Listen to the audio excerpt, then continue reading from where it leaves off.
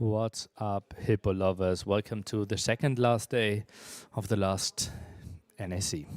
NAC 5 semifinals, and everything is shaping up that this could be one of the best days in Age of Empires history.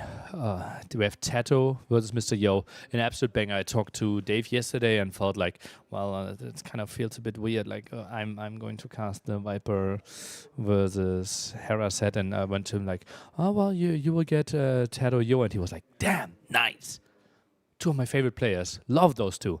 And got really pumped up. Dash just arrived as well and said he's looking so forward for the day as well. And it's going to be absolutely awesome. And we can take a quick look at the meetup that's going to happen as well. We have a live stream running there. As you can see, 450 people there. We have 4 different screens. You see 2 in the background, 2 here at the right-hand side.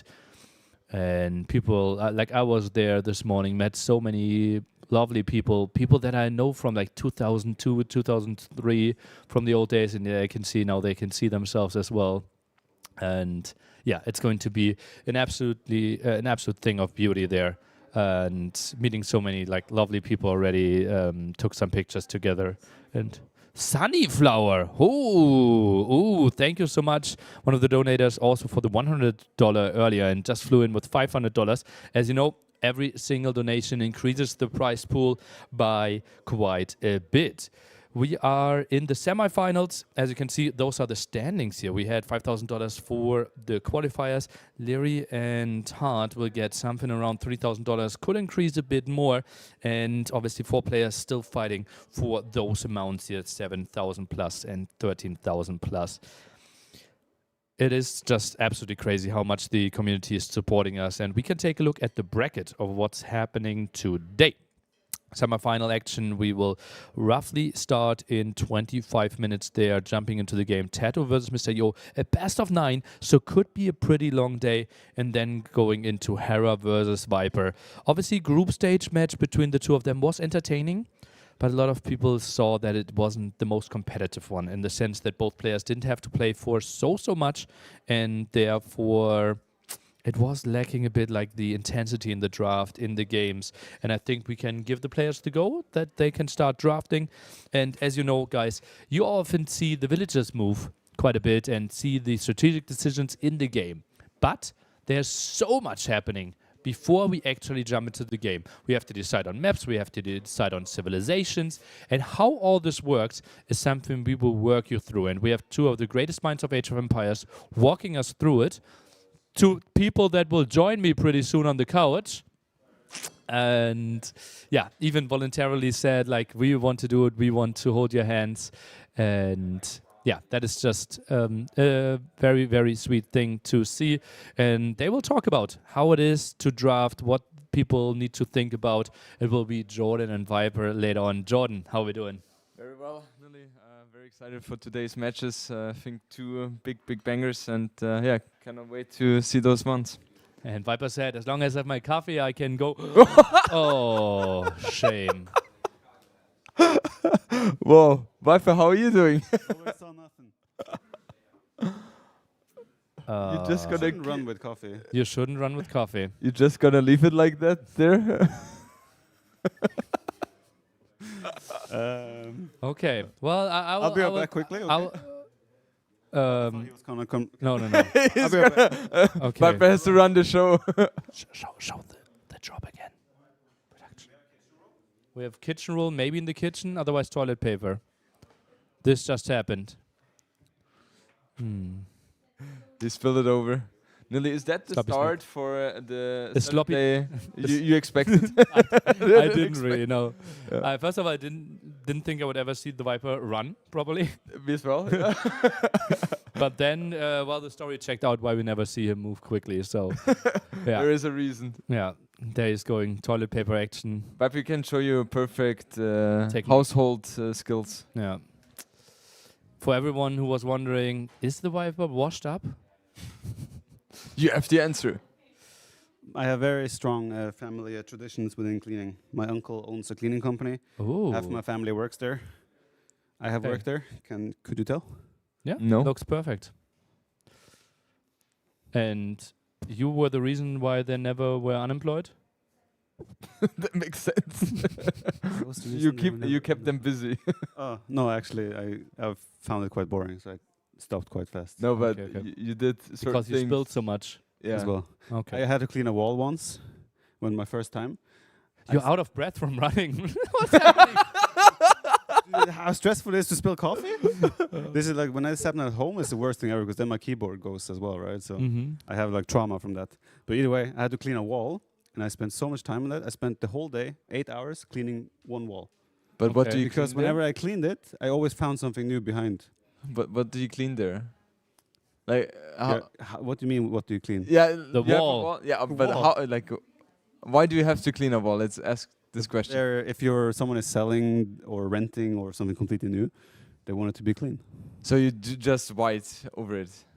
That's what I White did, but color. I was never happy. Like I thought it had to be perfect, right? I was never happy. But anyway, the draft has started. Let's talk Yeah, about something more focus. important. Best of 9 semi-finals. Let's. I see one meso. One meso. Oh yeah, TaToH was hoping for Mesosivs to be automatically banned. Yeah. And he got And Aztecs. and no Bohemians. Oh, TaToH's not too happy about that one, I guess. He wanted all 3 Mesosivs, Bohemians. Cumans is automatically banned, though. Then again, TaToH likes Cumans? Cumans as well. Yeah. Is Byzantines there? Monsieur absolutely loves Byzantines. So yeah, TaToH was hoping for Aztecs, Mayans, Incas, and Bohemians to be banned. He only has one of those 4 civs banned. So yeah, I guess he's not too happy. So that way he has to prioritize which ones he should ban. What would you go for, Viper? Honestly, I mean, this random bans are actually insane. There's so many good civs in there. Yeah. Look at that. Slavs, very common civ. Burgundians on Arena. Yeah. Armenians has been used quite frequently. Japanese, Aztecs, Cumans, Persians. Every single civ here, unfortunately except Dravidians, is drafted every single draft. Yeah. It's actually a crazy random ban. Yeah. Wow. I really want it, and especially this time, it's a best of 9. So there are a lot of different civs going to be picked here. And I'm really curious if we could see civs which we haven't seen yet, like Sicilians or Bulgarians. Sicilians? I think it's unlikely, but it could be, right? Yeah. I'm wondering, do you think there's a conspiracy theorist in me? Do you think this is fixed by Nili? The bans? He told me something earlier that he wants to fix something, but don't tell it to the others, please. Okay. Yeah. Do you know what it was? No. Okay. No, I stopped listening. When he told me it's secret, then I usually don't listen to it. Yeah, this is actually sick. Yeah. Yeah, like crazy. So I would say 11 of those civs are A and S tier civs. For sure. Yeah, especially on those maps, right? They excel there. So, what do you think Missio will pick as home maps against TaToH? Because I think in their opening stage he had Dry Graveyards and Arabia, if I'm not mistaken. I just wanna Nili? What's happening? Just keep talking, John. Yeah, I keep talking. Yeah. So. Yeah. Okay. We just had the wrong chat available to us. Okay. So Okay. that's what I noticed. Yeah. Wow. You're Uh, crazy. So what maps do you think Mistio is going to pick? Honestly, with the amount of bans here, like, I think he's gonna pick Outcrop. I think it's very likely. Like he picked it. Okay, so we have TaToH. He banned Northern Crossings as his first ban, and Yo banned Fortified Clearing. So Yo, seeing Cumans gone, Burgundians gone, wanted to get rid of a in quotes clown map. Yeah. So he had what was the Northern Crossings banned by TaToH and Fortified Clearing. Okay, by Mistio. Yeah. So we have Outcrop now as a confirmed home map for Mistio. So good guess there, Mr. Viper. What else? Desert do we have? Void from Desert TaToH. Void. Okay. They- I mean, it is tricky against Mistio because for both players, right? Both are exceptionally good on every single map, so it's very hard to pick there. Yeah. It's also like you see they're both taking their sweet time when it comes to the map picks as well. Desert Void and African Rebus now, he's spending his whole countdown to pick the map. So that tells me a little bit that they're not 100% sure how to approach this given the random bans. African Rebus as TaToH's second home map. Yeah. And this is also what makes this tournament also so hard to play because initially before you set up to play against someone, you cannot make the plans 100%, right? Because it is so dependent on all the different civilizations which are going to be banned. Yep. And then you have to adapt on the spot. And Viper, I don't have to tell you how important it is to adapt, right? Oh, it's all about adaptation, Jordan. You know that. That's been my motto to you. I Just know. adapt, bro. I know, just adapt. Cannot be that hard. Yeah. You're going for 2 more, let's say, open-ish generic maps, Arabian Drive Graveyards, Yeah. followed by TaToH picking Langanati. Langanati. Langanati, indeed. Yeah. So Yo so far are going only land maps. TaToH has put Desert Void. Like Yo has picked 3 very standard maps, honestly. Yeah. TaToH has picked Desert Void, which is very tricky because you have, I mean, you see it in the image, right? Wood lines are only around your base. You have gold outside of your base, it's very exposed. African Reedbeds, kind of a hybrid map, tricky to play. And Langanati as well, very different map. So TaToH is the one who's picking the unconventional maps, and Yo seems to want to play more standard. Yeah. I mean, Mr. said himself he has not practiced as much as maybe other players for the tournament, so maybe he feels more comfortable on these kind of maps because they're kind of straightforward. TaToH, we know him. We have played a couple of games with him. Oh, yeah? He loves to prepare, and therefore he goes for more the trickier ones. And very interesting as well, Rocky Forest, because Mr. Yo banned Rocky Forest most of the time very, very fast. It was actually my home map against him for the first pick. He banned it. I was a little bit annoyed about that. But okay. Yeah, I mean, it makes sense that it's a home map for TaToH. We saw how he did against Hera on Rocket Forest. That was a crazy good game. So for sure. Copenhagen, Yo's last map. His hometown. Best of 9, Copenhagen. Viper is already calculating when am I going to start today. How much time do I have? Is it going to be 9 or 10 p.m.? Well, to be fair, if Yo plays like he did against you, I'm gonna not have too much time. TaToH, you know, that's true. That's true. But I think, you know, I asked him yesterday, how did he? Oh, Viper is enjoying this one a lot right now. Yes. So, thinking about this now, which civilizations do you think are going to be in the top 2 picks here? Because it is so hard on 9 different civilizations. I mean, Malians is still out there, right? Malians, Incas. Mayans is not taken. But keep in mind, both players have 2 bans as well each. So that's going to eliminate 4 more civs before they can pick. So I think Malay has to be in there. Malay for sure. What about honestly, outside of that? It's, I mean, you have like Bengalis, Berbers. Copenhagen is there, right? So I'm thinking towards that. Bengalis, Berbers. We have seen Koreans there even. Honestly, like maybe we even see a civ like Britain's played. Where would you see Britons? Could be Copenhagen, honestly. Could be Arabia. Could be Outcrop. Ethiopians is another civ that suddenly becomes an option. Bohemians is not banned, right? Bohemians is not banned, but that's usually a civ ban in this case. No, TaToH has to ban Incas and Bohemians. I think that's like the 2 main. TaToH knows that Yo loves Bohemians as well, so and Outcrop is Yo's first pick. So exactly. And yesterday he had Outcrop against me as well, and the first ban I have was Bohemians, and he's like, "Oh fuck!" That was so funny. Is that the same reaction he had after the King loss, right? I was about to say. So, guys, Mr. is not the kind of person who's like very emotional in terms of how he expresses it. But yesterday, when that thing happened in game 1, and I was focused something completely different. I think I was blocking his scout to get more HP up, and then all of a sudden I see my game stopping, and in the same time he's like, "Oh fuck!" And I'm like, "What has happened right now?" That was hilarious.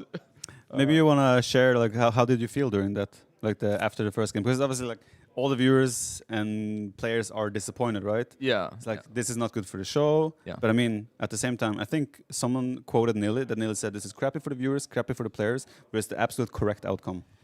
Yeah. How do you feel as you being the player in the situation? That was the thing, right? Rationally, for me, it was clear it is my win. There is no debate about it because according to rules, I won, even though it is, it doesn't feel right, but that's how it is. But emotionally, I felt super bad for him. And I had a really hard dispute with myself how I should react as for myself, right? Because for me, it's always important that things are fair. And even though the rules are like that, I was really debating with myself, should I take the win Yeah. or should I not, right? Yeah. Because I want to win in a fair manner. Mm. That's why I had a big debate with me internally. And then I felt like, okay, I'm going to ask Nili about that because I feel like a lot of times we have the same views on things. Yeah, yeah. And yeah, that's why I wanted to consult him there. I see people asking what happened. For those who aren't aware, Yo against Jordan yesterday, game 1 was Copenhagen. It is played as regicide, which means you start with a king. And if the king dies, you lose the game. Yo was using his king to scout. He ran into Jordan's castle, and the king died, so the game ended after like 2 minutes. Yeah. So that's like, yeah, it's not a great start to a best of 7 if you're a player. But yeah, I think every single player we have spoken to here all agree that that's the correct result. Yo as well agrees it should be a win for Jordan, and it is. Yeah. Bohemians first ban for TaToH as predicted. Saracens for Mr. Yo. They're both kind of taking out the favorite civil, the opponent. Yeah, it makes sense. Saracens, I feel like Saracens has never been like the top tier pick throughout the last years, but I guess because of the camel buff, they have gotten so much stronger. I don't know what it is. Maybe also with the monk changes, that camel civilizations are a little bit stronger now nowadays. Therefore, they are definitely.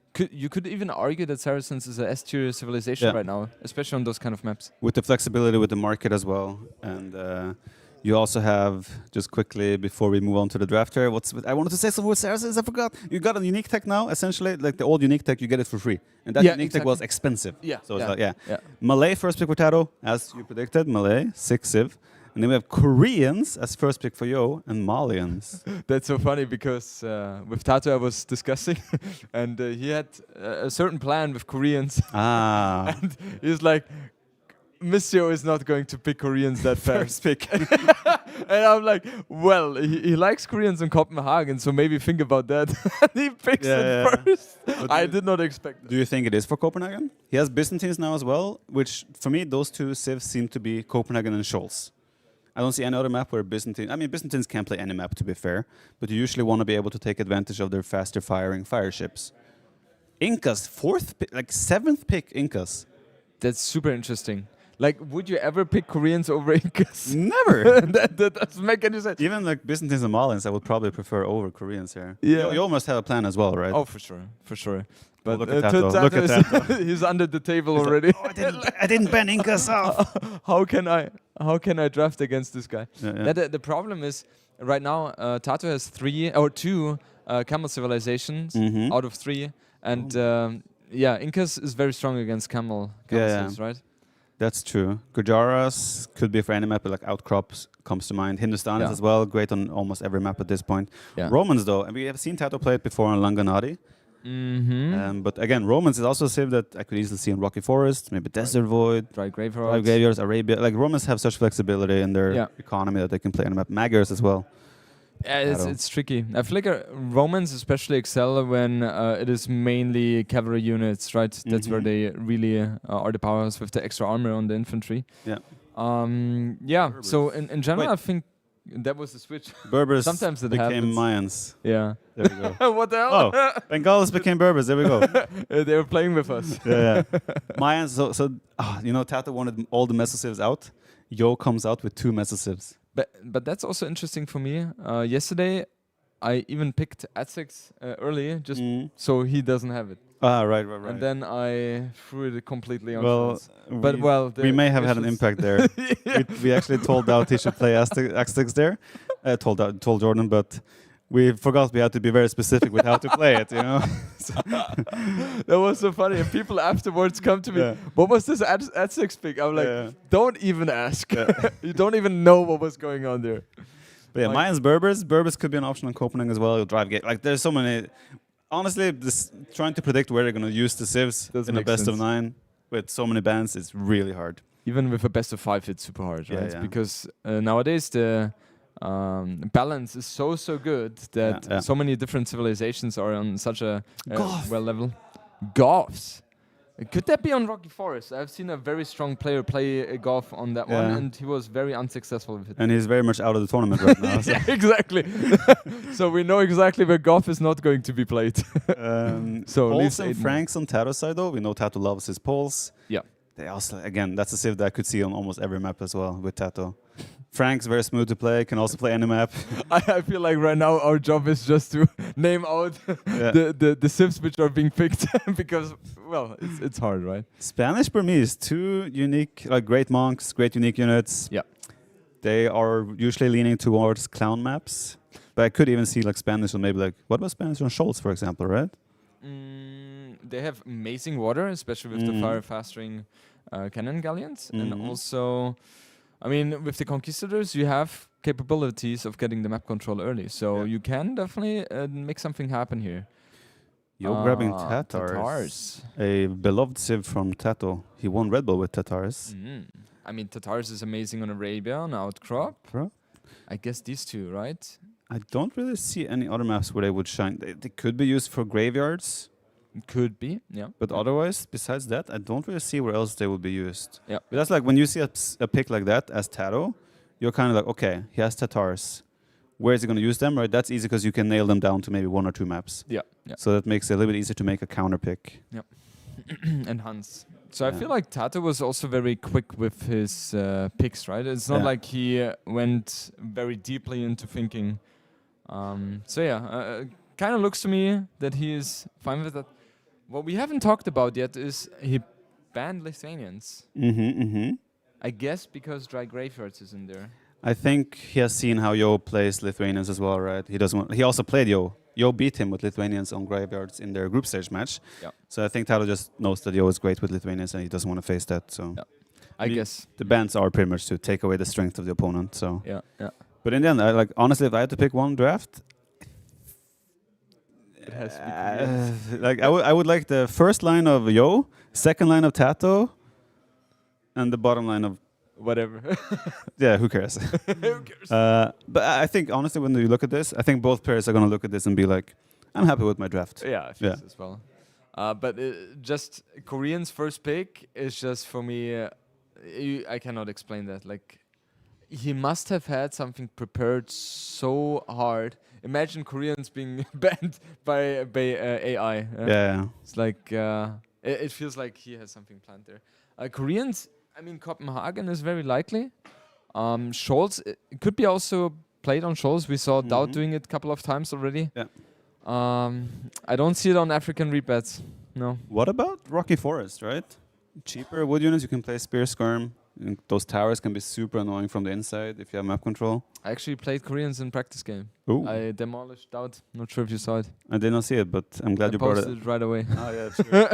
My wins are posted right away. No one has to ask me. So you would say no one has a clear advantage in terms of the draft? It's gonna be like, it's so hard, right? Because they're also gonna have to now like you might now on your own, like what would you do? You would put, okay, I want to play this civ here, this civ there, this civ there. So you make a list of the maps and you put all the civs you want to play on the maps. And then you have to start, okay, where's my opponent playing, right? And then you try to predict his, and then you might change your own picks based on that. So it's like the whole process now is probably the most difficult part of drafting. Yes, and in my shoe, I do that process, and then the last step is consulting you out, and then everything is thrown out of the window. Like the only thing I get from them is just like a head shake. Yeah. Like, oh. It was funny. I think was it the first day or the second day? Where we came to give you advice on your draft, and we switched every civ except one. The whole draft. It was the first day, And then we went on to win 3-0, so I think it worked out. That was so good. And the second day was exactly the same. And I think, was it the third or fourth? No, it was the fourth day, where I also had a draft. You came, and you asked me, do you want input? Yeah. Like, no. You said no. And I saw in your face, like, 3-0. Good luck, bro. You cannot win with that draft. There was one civ in particular where I was like, oof, do I really wanna use that? Which one was it? I don't recall right now. Was it? It may have been Scholz. where you used Byzantines or something. Hindustanis, I think. It could be. Because I plan to have Hindustanis on Scholz. Yeah. And I saw that face, like. Yeah, maybe it was because there was more because of his pick, I think. Do you really want to do that? Yeah. But anyway, no matter what, we're gonna have a banger of a set in front of us. Best of 9 between TaToH and Yo. Yo had a very slow start to the tournament, right? He lost the first 2 sets. Well, he was against very strong players, arguably, but You put my train of I had to interrupt because I know where they had to go. But either way, like these guys have shown time and time again are the two of the best players in the game, right? So Yeah. best of 9 between these. This could easily be a very long set, and I might end up playing very late. So Viper, what do you think is going to be the outcome between the both of them? I feel like TaToH is just such a beast these days. Yep. Like honestly, TaToH should have beat Hera 3-1 in the group stage as well, right? That arena game I was agree. insane comeback. Agree. So I think TaToH is looking really good, and I have a hard time seeing past TaToH. But then again, Yo beat an okay player yesterday, so he has decent chances as well. Yo is a scary animal no matter what, right? He shows up every time in a big tournament, and he always delivers. Yeah. I can't remember a tournament where he wasn't top 4 last couple of years, right? Yeah. So we'll see. Viper, I would have beaten you yesterday. I agree. Doubt should have beaten me yesterday. See? You know, Even Leary would have beaten me yesterday. Oh, nice. But Doubt managed to fail. What's your prediction for the set? You didn't say overall the score, right? You only said TaToH is a beast. Okay, TaToH is a beast. 5-3 TaToH. I exactly go for the same one. That's 5-3. boring though. We should next time we do it. Be preparing beforehand, right? Okay, yeah. What is you against Hera? 5-0. You don't think you win one game? No. Not if I play like yesterday. We'll see. I have to see how I feel later. Once I know that. Well, I keep you busy so the time flies by. Let me try and get a cue from Nilin how much longer we're covering. Okay. What else is there to talk about? We have an amazing viewing party here, actually. What is it? It was 9 minutes past opening time, and there was already 228 people at the watch party in the ABBA Hotel, which we see in front of us right now. Oh, hello, everyone. Beautiful people. Hello. Wow. I hope they have sound, else this is very awkward. It feels like no one is watching us. Wait. Now we Everyone see. is watching Let's the see if they're screen. responding, because now they should have sound. Oh, yeah, they're celebrating. Okay. Yeah. I don't know if they can hear us. Guys, can you jump if you can hear us? Yes, it's a bit of a... 30 seconds? That's Okay, a bit of we a will- delay. Let we me will see. hear it a little bit later. Let me see. Everyone's on their phones. I mean, this day and age, the kids these days. Let me see. Yes! Oh, yeah, jump. yeah, Yes, thank they're you. alive. Okay, They're they can there, hear yeah. us. We have sound. So Confirmed. sound is working. We got the confirmation. Yeah, perfect. And I think overall it should be around 450 people there. There right? are So 450 chairs. 450 chairs. And they have like 6 different screens. It looks insane. It is a beautiful buffet. Yeah. But yeah, I'm a bit disappointed, guys. I only saw like 4 of you jump, so thanks But for okay. that. The day is still young, and I'm pretty sure people are going to warm up. Oh, Membi's there. Oh, he will get the energy in here. Why did he not jump? I don't know. But yeah, anyway, Go we're ahead. going to have a beautiful best of 9 There he is. with some beautiful casters as well. We have... Jordan, you want to do the introduction to our amazing casters for this amazing bit? I was already going, okay. By the way, if you want to surf... No, I'm not going to do a surf shark here. I know someone on the desk who does a good surf shark sellout. Anyway, best of 9 between Yo and TaToH coming up. It's going to be casted by the beautiful Dave and Dash, the double Ds. Take it away, guys. Thank you so much, Viper and Jordan. Viper called me beautiful. That's enough for me, I think. Yep. And as they mentioned, we have an incredible best of 9.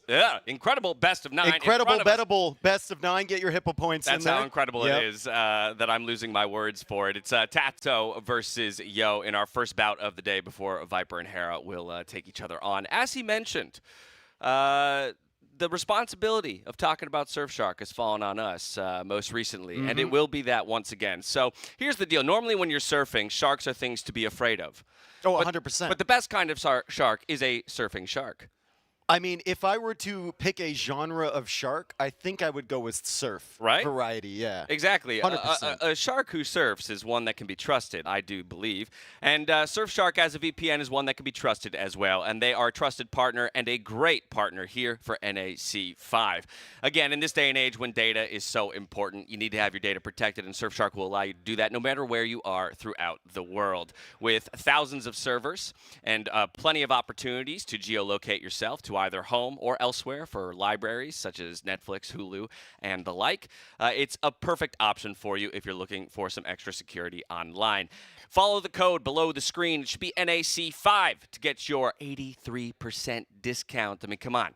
83%? That's basically free. And then it comes with a 30-day money-back guarantee if you don't like it, but I can pretty much guarantee that you will. As you can see here, plenty of use cases, connecting to popular websites, easily accessing and unblocking streaming platforms, getting past geolocation, and the whatnot, changing your location virtually. Hey, if you want to compete in a hidden cup-like fashion and confuse people as to where you are, then you could use a VPN to do just that. I didn't know people were tracking me and betting on me like that. Dave, that's how I spend my evenings, my friend. How do we know this is Dave? Well, he has 15 hours of Age of Empires content watched in the last 24. Follow the pings. Yes. Yeah, where are the servers going? Either way, Surfshark has been an incredible partner and allows us to put on incredible events like this, get everybody into the same place, and even celebrate in person like that big viewing party that Viper and Jordan were just gushing about. We'll be there later. Mm-hmm. So watch out for that. But first, we got to get through this incredible best of 9 between TaToH and Yo. And speaking of, Dave, probably the most insane draft of the whole tournament. Crazy because draft. of the 12 random bans that were generated. Yeah. We were sitting there, and we watched the random bans come in, and it was God tier Civ after God tier Civ after God tier Civ. And it's funny, ACCM came along, and he couldn't quite see the draft, so he looked at the maps and he kept suggesting civs, and I'm like, banned. Banned. Yeah, not What an about, option. Yeah, not what an about, option. Mongol banned? Yeah. Oh, what about Persians banned? Like, everything's banned, and we were having bets on whether we would see some really off-meta civ picks, like Sicilians. We were really hoping for that one from TaToH, because I know he had mentioned something involving that. No one knows what it is. Saving it for the finals. Yeah, baby. exactly. Saving it for Maybe the finals. cooking something up here for the later set, and there would be only one later set. But here we are in our semifinals. It is a best of 9. Now, if you don't watch Age of Empires all that often, best of 9s are Grueling. not well, they are grueling, yeah, but they're not an extremely uncommon thing for our scene. However, NACs is really, really focused on finding the best, of the best, and best of 9 is a perfect way to do that. So many games in front of us. We're going to open this one up on Shoals, and we're going to have Yo playing as the Byzantines. We're going to have TaToH playing as the Spanish, so TaToH with a home field advantage here. Yeah, very much so in that sense. But Yo, using one of his earlier picks in the draft here, Byzantine's very strong pick at that, and wonderful on hybrid maps. Shoals, of course, having that water there.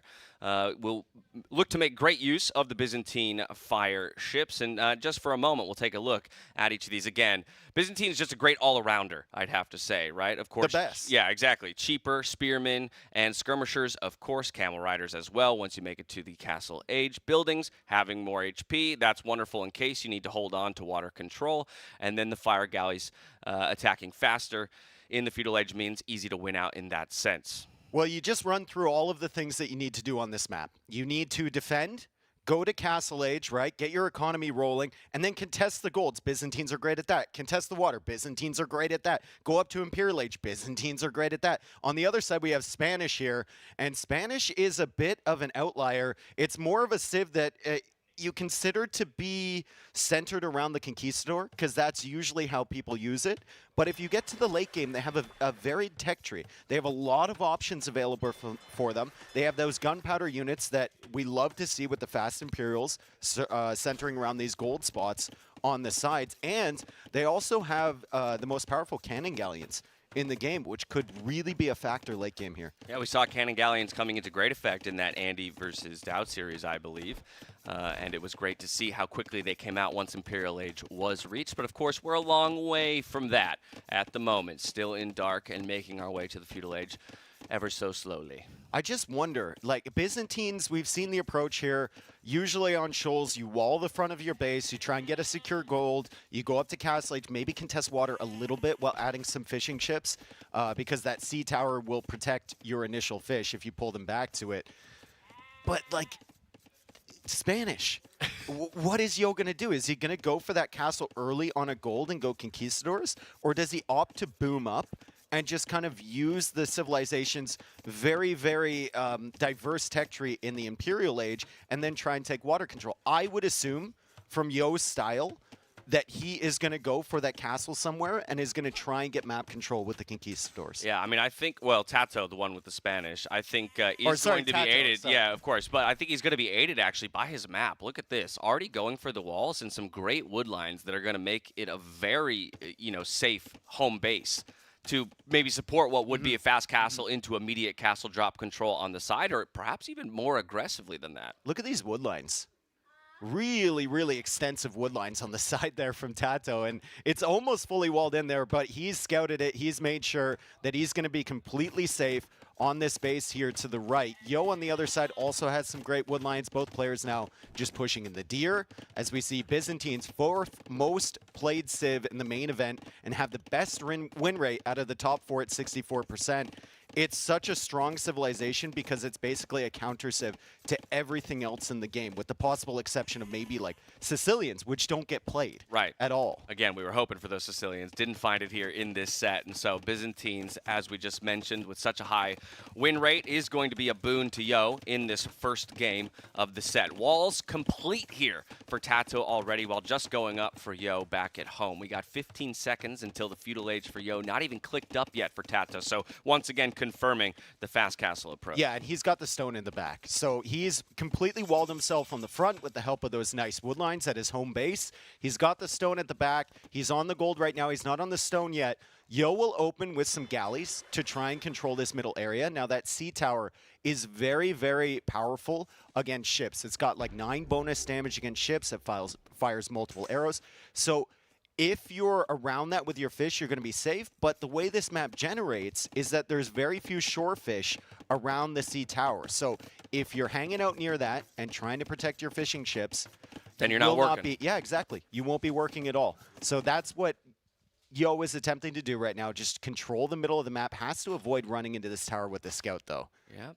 So far avoiding any of the arrow fire. Running perpendicular, man. You love to see it. Use that geometry. He did. He got hit right at the end. And now he loses the scout war if TaToH gets the feudal age. Now, Dave, some people might be wondering, hey, galleys in the queue. Didn't you guys just spend all that time talking about how powerful the fire galleys are for the Byzantines? The reality is, in seeing that TaToH stayed Dark Age for so long, he knows he's not going to be in a water battle. Galleys themselves are more effective at taking out fishing ships. So given that that's his main goal at the moment, and does already find one with the first galley on the field, it's no surprise that he did ultimately go for that ship, even though it doesn't have a bonus. It gives you a little bit more utility, too. Like, if you want to deny a dock, the villager building the dock can hide behind it. Fire galleys can't take out that vill, but with a galley, you can snipe it from over top of the dock foundation. Also, later in the game, if you want extra scouting or controlling unit positions in the center, galleys are going to help, and they're cheaper on gold. Yeah. So, Yo still has a decent economy behind this, should be able to click up soon, but TaToH, of course,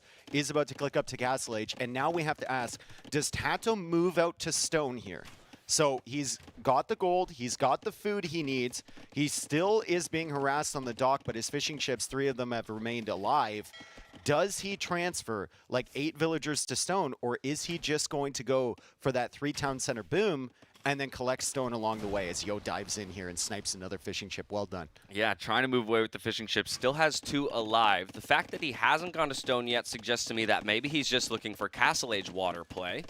And we did already have him invest in 2 fire galleys in the queue, as well as some eco upgrades to start to match those of Mr. Yo. Oh, but Yo added in a fire galley too. Ooh. So he added that in perfectly on time. He's there right as TaToH's fire pops out, and a Byzantine fire galley, feudal age, against a regular Castle Age fire, it actually almost wins. Okay. It's very, very close. So, I mean, from Yo's perspective, with those 2 galleys behind, TaToH's going to have to keep investing into those.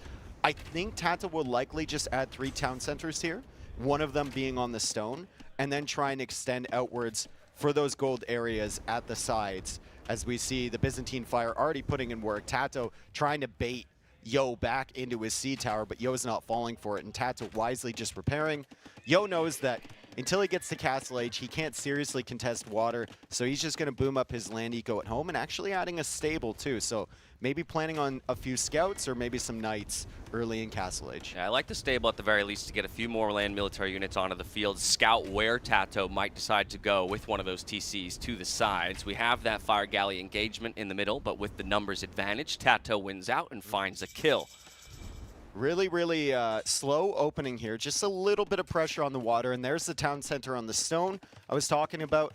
I wonder how long it takes TaToH to go for that castle. Does he go for that third town center? Does he go for the fourth town center? Ooh. You usually only want 3 at your main base because you want that fourth one on the gold. You want that control as soon as possible. You never quite know when your opponent is going to stretch out there. And the worst situation is running out of gold in your main base, going out to that side, and it's already taken. And then you have to make the huge journey either across the water or back towards your base to the other side. Yeah, I think then the question becomes, right, which side do you go? Which side do you want to launch an attack on eventually towards Yo as And well? that's scouting, right? The wood lines on the right-hand side of the map are very odd. Yep. See how they curve all the way in towards the middle? Yep. It's like such a narrow pathway, almost a defensive structure in and of itself for TaToH. Might actually decide to leave that there and go to the more open side here in the south. Well, I mean, and that's part of the water control that he wants. He wants to be able to control his movements along the shorelines. You mentioned it, that right side, if he doesn't have water control, extremely difficult, almost impossible to push out that way. The bottom, a little bit more attainable, that's also further away from his base and closer to Mr. Yo. Right. So TaToH keeping his scout alive is huge. He's going to get some scouting. That Yo is going for that stable, has made an additional scout here, and Yo will be in Castle Age shortly, but by the time he reaches, I mean, TaToH's already going to have 3 town centers. He's getting heavy plow right now. His economy is going to be looking fantastic. Yeah, off to the races, to say the least. Tied up in villagers now, but keep your eyes at the top of the screen. You'll start to see those numbers climbing for the blue player overall. With that third TC coming up just on the gold and the wood line, he's got great protected resources for the time being, not needing to extend outside the walls of his base just yet. Fishing ships do get targeted, though, and this is a good find for Mr. Yo, right? Any damage you can deal to the economy of TaToH when you are the player trying to catch up in the boom is good damage. Now, an interesting little tidbit here about TaToH. We all know he loves his demos, and there's a thing you can do on this map where you can hide the demolition ships behind these rocks, and they don't have an outline. So there's multiple ones of those, and every time TaToH and I are watching this map, as TaToH tries to come in here with the demo, C Tower will be firing away, and Yo will manage to take that out while taking a little bit of extra damage. Wow, how about this? Already jumping to the third TC on the gold. Yep. Beautiful, and that's because he had the scouts there, right? That's why he added the scouts. Yep. So he knew exactly what TaToH has. He knew that TaToH would be playing defensive, and he knew he would be secure over in that south. But like I was saying, every time we're watching this map, me and TaToH, we're looking at those rocks and we're thinking, okay, potential demos. Like, he's already lining it up in his brain. Yeah, I'll go a step further. Every time this map loads up, Dave, the first thing he does is he counts the number of rocks, and then he turns and searches for TaToH in the room. He goes, TaToH, 5 rocks. 5 places that you could hide a demo. And TaToH always does the same thing. He looks and he smiles and he like nods his head. Yeah. And also, they're not just thinking about, okay, strictly number of rocks. They're also thinking about the position of which the demo needs to face in order to be properly hidden. Vertical or horizontal. Yeah, Some rocks you need a horizontal demo. Some rocks you need a vertical demo. Exactly. TaToH's going to be thinking about that stuff. We better see it now, though, right? Now I just need to see it. All right, so we got that scout. Still, I love the addition of the scouts. It might have delayed Yo a little bit going up to Castle Age, but look at this. He knows TaToH is not there in the north. TaToH isn't in the south because he's attacking that wall. The wood line extends all the way to the edge, and he knows there's no possible way that TaToH could have moved out there without him seeing. So he can go for that town center in the south in safety and start collecting the stone outside of his base and start thinking about getting one of those Byzantine castles. Castle at home for TaToH. Yeah, and he this needs to. goes exactly to your point, right? He just doesn't feel like he has permission to go to the wings, doesn't have the military to support the villagers, so he's going to go for the safer option. This will allow him to get conch production up and start looking for raids and that little chip damage towards his opponent. But even still, his long-term prospects being stuck in this corner are not great. Eventually, TaToH is going to have to move out. Not a lot of pressure from Yo. He's still got a few fires, but he hasn't gone for that war galley upgrade just yet. He's still at his fishing ships, which have actually, over time, even on the very limited gather rate of those shore fish, have brought in quite a bit of food. He's got a decent economy himself, but TaToH is still at 70 villagers. But look at this. Yo is preparing to go up to Imperial Age. Byzantines get Imperial Age cheaper. He's kind of stalling out his military production right now. He's banking gold, he's banking food, and I believe he will have the building shortly to click up and then try and take advantage of that uptime. There's the university there. I think the monastery went down. Yeah, he's got monks on the field already. Yep, there's archery ranges too. And Byzantines, we were talking about the Spanish cannon galleons. They can add Andromans to range the castle potentially from TaToH if Yo has water control. And he doesn't need to get chemistry for that. So as soon as he's in Imperial Age, which he's queued up behind a villager, he can go for those and start harassing TaToH. TaToH is going to be stuck here in a second. I was going to say, Yo's calling all of TaToH's shots. While, of course, the Conks are going to find the scouts and look for some damage. Got to have them. Look at the aim on those guys. How do they hit that? What? Okay, I've seen them miss a villager from one tile. I've seen 8 conquistadors miss a villager from one tile away. Yeah. And suddenly, they're just absolute snipers over there. Promote those two. Send them to sharpshooter school, for real. Scout snipers, if you will, on horseback. Either way, I think Yo has such an intelligent approach here. As you mentioned, already going to the Imperial Age. He's got monks on the field, which are a perfect answer to those Kongs. He's already invested into Elite Skirmisher and is getting Bodkin on top of that. Another great answer to the Kongs. So I'm not certain Kongs are going to find much damage. And you can even see, I think TaToH will probably at some point choose to lessen his investment into that unit and maybe look to make it to the Imperial Age himself so that he can contest more in the tech tree. I like the initial skirmishers here. Maybe doesn't want, 40, 50 of them late game, but it's a great addition with ballistics to control the movements from TaToH. TaToH still hasn't gone out to the gold. He's playing this so passively, and this looks intentional at this point. It's not just in response to what Yo is doing. This definitely looks like an intentional strategy from TaToH, where he's just going to take all the gold he can at home and then go out right as he needs to, as more conquistadors make their way in here. Yo, once again, excellent vision on this south side. All the upgrades now coming in for TaToH, like Cav, in addition to these conquistadors, and Yo is looking for his first castle placement. Yeah, how far forward does this come, right? He does have the skirmishers to protect, but he wants to make sure that he doesn't have a throwing moment, right, by being over-aggressive. So here on the shoreline, out in front of the gold. Ballistics is in. It's going to cut TaToH off, and with ballistics in, these conquistadors have to retreat. Imperial Age 2 seconds away from completing, so castle up, or not up in time to have the Treb on the way right away.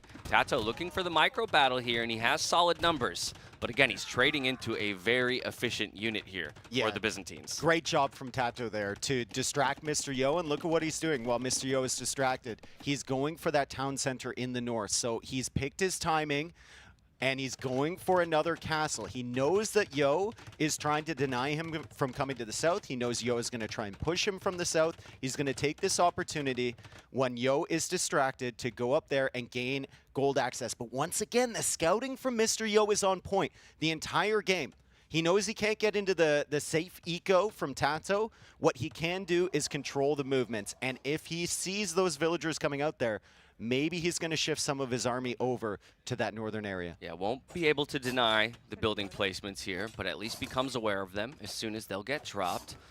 Well, actually, I say that. He will have to reposition that scout, but I'll trust that he'll do so in due time. We also had all the Konks and Lycav rotating this way. Yep. So TaToH may be looking for some counter pressure, right, to make Yo think twice about centralizing his whole push here in the south.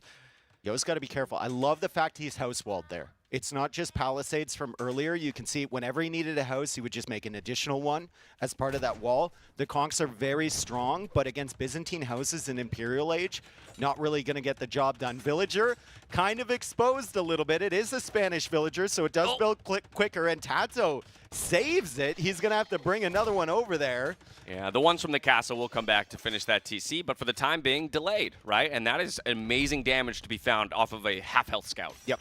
War Galley now coming in for TaToH. Those Trebs are quite close to the water. Yo's still trying to attack that castle. Still no Dromans out, which is interesting. Maybe Yo's afraid of maybe some fires coming over, but it feels like you have a pretty good position underneath that castle to sit with one if you have the resources. The Conquistadors haven't gotten into Yo's base just yet, and the Skirmishers are there. So good movement from Yo to continue to track those Konks, and he gets a big fight over there. 4 of them already dying. That's incredible damage. I mean, Dave, I'm starting to worry about the Imperial Age composition here for TaToH. Like, what do you play into Byzantines. You Demos already into Trebs. That's what it, you're right? playing. Yeah. Demos into skirms. I'm like, you got cheap camels for Byzantines, you got the skirmishers, you've already lost the race to the Imperial Age, so you're behind in siege overall. Like, it doesn't feel like Spanish have that many great options in this matchup. He's just going to try and hold. He's just going to try and hold. The fires are coming over. Yo needs to back up with these Trebs. The demos are coming over, of course. It's TaToH. He's pushing forward with another Trebuchet, but boom, one Trebuchet goes down. There's still 3 fires here from TaToH and a really lonely looking fire galley heading over from Yo as 3 more demos are on the way. Will the castle survive? The castle very low HP, but the demos are in. Boom, boom. Trebuchet's dead, and TaToH will hold on to this position for another day. However, he's still in the Castle Age against an Imperial Age opponent. Yeah, tons of food floating. Still needs gold if he wants to click up for himself. Wow, 2 conversions coming through here for Mr. Yo on the Knights. But it's still good to see TaToH looking to pressure forward. We do have a conservative castle being placed defensively here for Yo, trying to hold on to that economy. But now we'll get another look at how weak at that the castle train of demos coming in. Yep, if these Trebs are left up for another moment, that castle goes down. And that's a misplay from Yo to put the Trebs right beside the water. He could have put them a little bit further away, still within the general area for that castle to protect, and he could have sniped down that castle and then made his way into TaToH's base. But unfortunately, he did position them by the water, probably just right-clicked or set the gather point from the castle onto TaToH's, and TaToH takes advantage of that. So he'll take that win. Still massing up Knights, still massing up Conks, and Yo still rolling along the shoreline with his Trebuchet. Yeah, not learning from his mistake there in the previous run against that castle, loses another Treb. And once again, now TaToH with room to breathe is making his way to the Imperial Age. Still a minute and 30 to go, but he's dropped his siege workshop in the north. Could just be looking for one surprising punch to the gut. Does he go with another Treb along the shore? I feel like we're in Australia or something. The shoreline is not safe. It's not safe. Has he learned? No. It's coming out of, it's on a different trajectory here. It's good. taking a different angle. Ooh, look at this. TaToH pushing forward with villagers. He's 50 seconds away from Imperial Age. He's got Rams, he's got Conks, he's got Knights, but Skirmisher Heavy Camel should be enough to stop all of this. A Droman over there would go That hard. would be so hard. As yeah. well. But Yo, he takes a little bit of time to get into that unit before he thinks about it. Wow, and TaToH just seeing those 4 heavy camels, right, decides, you know what, I'm going to back up in terms of the castle placement once again. So he doubles his castles up over here on the northern side. We've split the map 50-50. He's there again. He's on the shoreline again. A camel and a galley the Trebs will not protect. I'm sorry. You need to do something. He's got 2. Oh, demo rafts and war galleys on the way. Okay, maybe Yo's cooking. Maybe Yo's got something planned. Fight fire with fire, they say, right? Explosives with explosives. Demo against demo. We'll see if TaToH can find a way to remove those Trebs, as once again, he's repairing a castle with just 2 villagers. In fact, this castle will go down. Supremacy, hoardings, chemistry. Fast fire. And I don't think that TaToH's going to forget about how good cannon galleons are on this map. Yeah. I think we will see those from TaToH if he's in a position to make them. Good demos from Mr. Yo. He clears up the fires. The Trebuchets are still wondering where to go on that side. TaToH, pretty firm control over the gold in the north. Yo, pretty firm control over the gold in the south. And I believe Yo is adding in docks as he goes for the fast fire research. My question for TaToH is, if the Byzantines get full water access, how are you ever going to fight up against those Byzantine fast fires? Super powerful, right? Yeah, I can't imagine a good way to do so, especially when you've lost your castles that are on the shoreline, right? That would be maybe the positioning that you're trying to bait your opponent in, use that castle to your advantage. We've got a bit of a fight on the shorelines here, and the Supremacy villagers come out to make quick work of that camel, get themselves back onto gold. But through all this time, now Mr. Yo is going to start to extend here in the north and look to push his opponent back. Elite Conquistador is kind of wild. It's not an upgrade we see very often. It will give them a lot more HP and 2 extra attack on those Kongs, but usually the Spanish will switch into something else. However, on this map, there's plenty of gold access if you can hold it. Maybe you can keep the Conquistador production up, and the Byzantines will have to make like 2 or 3 units to counter those. They don't have a singular unit that's going to be enough to provide the punch for Mr. Yo against that army. Yeah, the big issue is no matter what TaToH makes, I feel like the current army composition of Mr. Yo is what he'll be bit, happy yeah. to stay on, A right? little Like bit. he doesn't need to make any more tech switches. He's on the shoreline again. He is on the shoreline with his trebs again, but he is killing villagers with the camels. I think TaToH tried to push across the middle water here. Byzantine Fire's getting some value. No demos there from Mr. Yo just yet as the camels try and raid in the north. Yo is trying to push 2 castles. He's got 3 trebs targeting the castle over at TaToH's main base. He's got another trebuchet targeting the castle in the north. But these conquistadors, if TaToH keeps up the micro, are so deadly. And TaToH is coming in for the trebs again. Oh my Mr. goodness. Yo, at what point? Well, he doesn't Do get you the sights stop? just yet. Will the castle fire be enough to take these fire ships down? We've already lost one of the trebs. The second one will fall as well, but still one remains to fire away on that castle. We do have 900 stone in the bank here for TaToH, so he's happy to repair to the end of days here as he removes yet another trebuchet. How many resources have been lost on that shoreline? 1, 2, 3, 4, 5, 6, 7, and like 8 Yeah. trebs? Times 400 resources per. Yikes. Woo! Oh my Woo! goodness. 3,200 wood and gold down the drain, lost to demos. But once again, we refocus on the northern side. It is a trebuchet on his shoreline, but this one a little bit better protected underneath the base of the castle. Drummins, there we go. He's got them in the queue. He's also got Shipwright coming in. We saw him get Shipwright yesterday on Brood War, and everyone was like, surely that's not worth it. But it is definitely worth it here, as that will reduce the cost of his ships, and the Dromans are on the way. The fires are on the way. Yo's still holding that southern area. TaToH attempting to hold the north, but you mentioned it before. Byzantines just have all of the answers. He's learning! The trebs are set up away from the water. Got the memo. The Dromans and the reposition on the trebs. Okay, bombard cannons on the field. This is going to be TaToH's best answer at this point to the trebuchets. But like we said, there's really only one player attempting to make forward progress. TaToH is full defensive mode, and Yo has entirely, permission to move forward. Yeah, Yo is still pressuring that main economy too, and that's where you have all your farms set up, right? It's a really valuable piece. It takes a long time to get the infrastructure, the food infrastructure working. Yo's got 44 on food, TaToH's got 41, but it's going to be a lot less if that castle falls and this army is in his base. He's going to have to shift everything to the north. And remember, those wood lines, very, very awkward for TaToH to move large numbers up there and to get his farm set up. So great push from Yo at the south here. Greek Fire coming in for him to help out his fire ships. I believe it also helps out the Dromans as well, right? No, it does not. It's double only check the real fire quick. ships. Extra splash damage for Dromans. There you go. I knew there was something. I absolutely knew there was something as the castle falls and TaToH finally can't defend this position. Even Bombard Tower from Mr. Yo. Just going for it, full sail, researching 100% of the tech tree. That's the new challenge. And just as a cannon galleon comes out onto the field here for TaToH, it goes down to heavy camels of all things. With that castle position falling, that means the main eco is under threat. It's a whole bunch of elite conks up in the north still trying to defend this position here for TaToH. So again, very stalemated game, but inch by inch, Yo is clawing forward. Yeah, and I mean, maybe inches at the top, but it's like miles here at the bottom, right? As he pushes into that farming eco. TaToH now down to 31 on food. TaToH's cannon galleons that he made, we saw them run right into camels. There's just too much going on to micromanage every single unit. The Conquistadors are incredibly powerful. They're very, very strong. If Yo takes a fight against them, that guy is dead now. Good shot from the Drummond.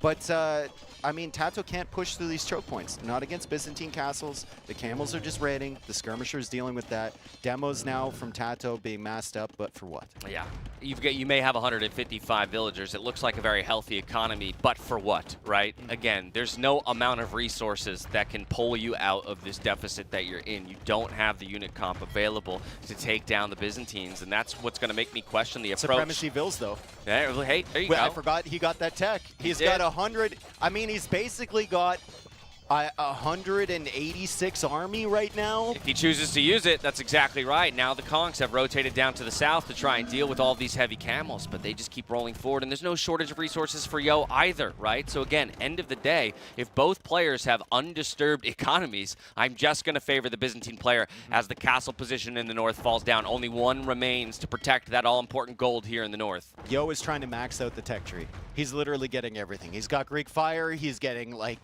dry dock block right now, Cap Ram, He's getting Thumb Ring, for Tower. no ranged units. I mean, Dash, just in case. Just in case, That bro. was coming in from TaToH. Just passing? Oh, they want the Dromans. They want the They want the Dromans. Dromans. They want the highlight They play. want the Dromans. They want the Dromans. replay. Let's Yo's go. on the run. Will he find it? No. Nope. Ah! Oh, those fires are doing. Those fires are doing good work. Man, we totally just baited everybody. That could have been so epic. Those fires are doing great work. But the fires are from TaToH are on the way, as Yo is finding it difficult to push against the Supremacy Villager Conquistador stack on this side. However, he's got those bomber towers set up. Still has the Dromans working well on the castle. Demo comes in here from TaToH. He's going to get at least 2. That's a great find right there when it comes to the demo shot. Small wins here for TaToH in the end.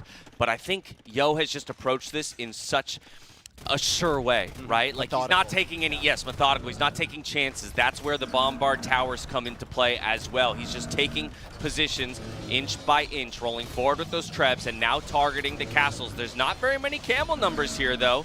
He does target the trebuchets. 2 of TaToH's will go down. Now the 3rd to be targeted as well. Conks doing the best they can to clean up these heavy camels. We'll have to micro them back in the end. I think the problem, as we see the damage dealt by this Conquistadors, and they had like 70-something kills, 64 kills now on the Conks, as a few of them went down. The problem for TaToH is going to be stone here. You see he's still buying stone. He's buying stone for 158 gold. That price is only going to go up and up and up as he continues to try and repair those castles. Feels like he's been repairing most of Castle Age and Imperial Age at this point, as Yo has never let up the pressure. I'd actually love to see how many trebuchets Yo made this game. I think it might be in the 20s. Oh, yeah. Actually, it might be approaching that, right, with both the northern and southern positions. We even saw siege ram research there for Mr. Yo with only a couple on the field, but it just feels like that's going to be the killing blow.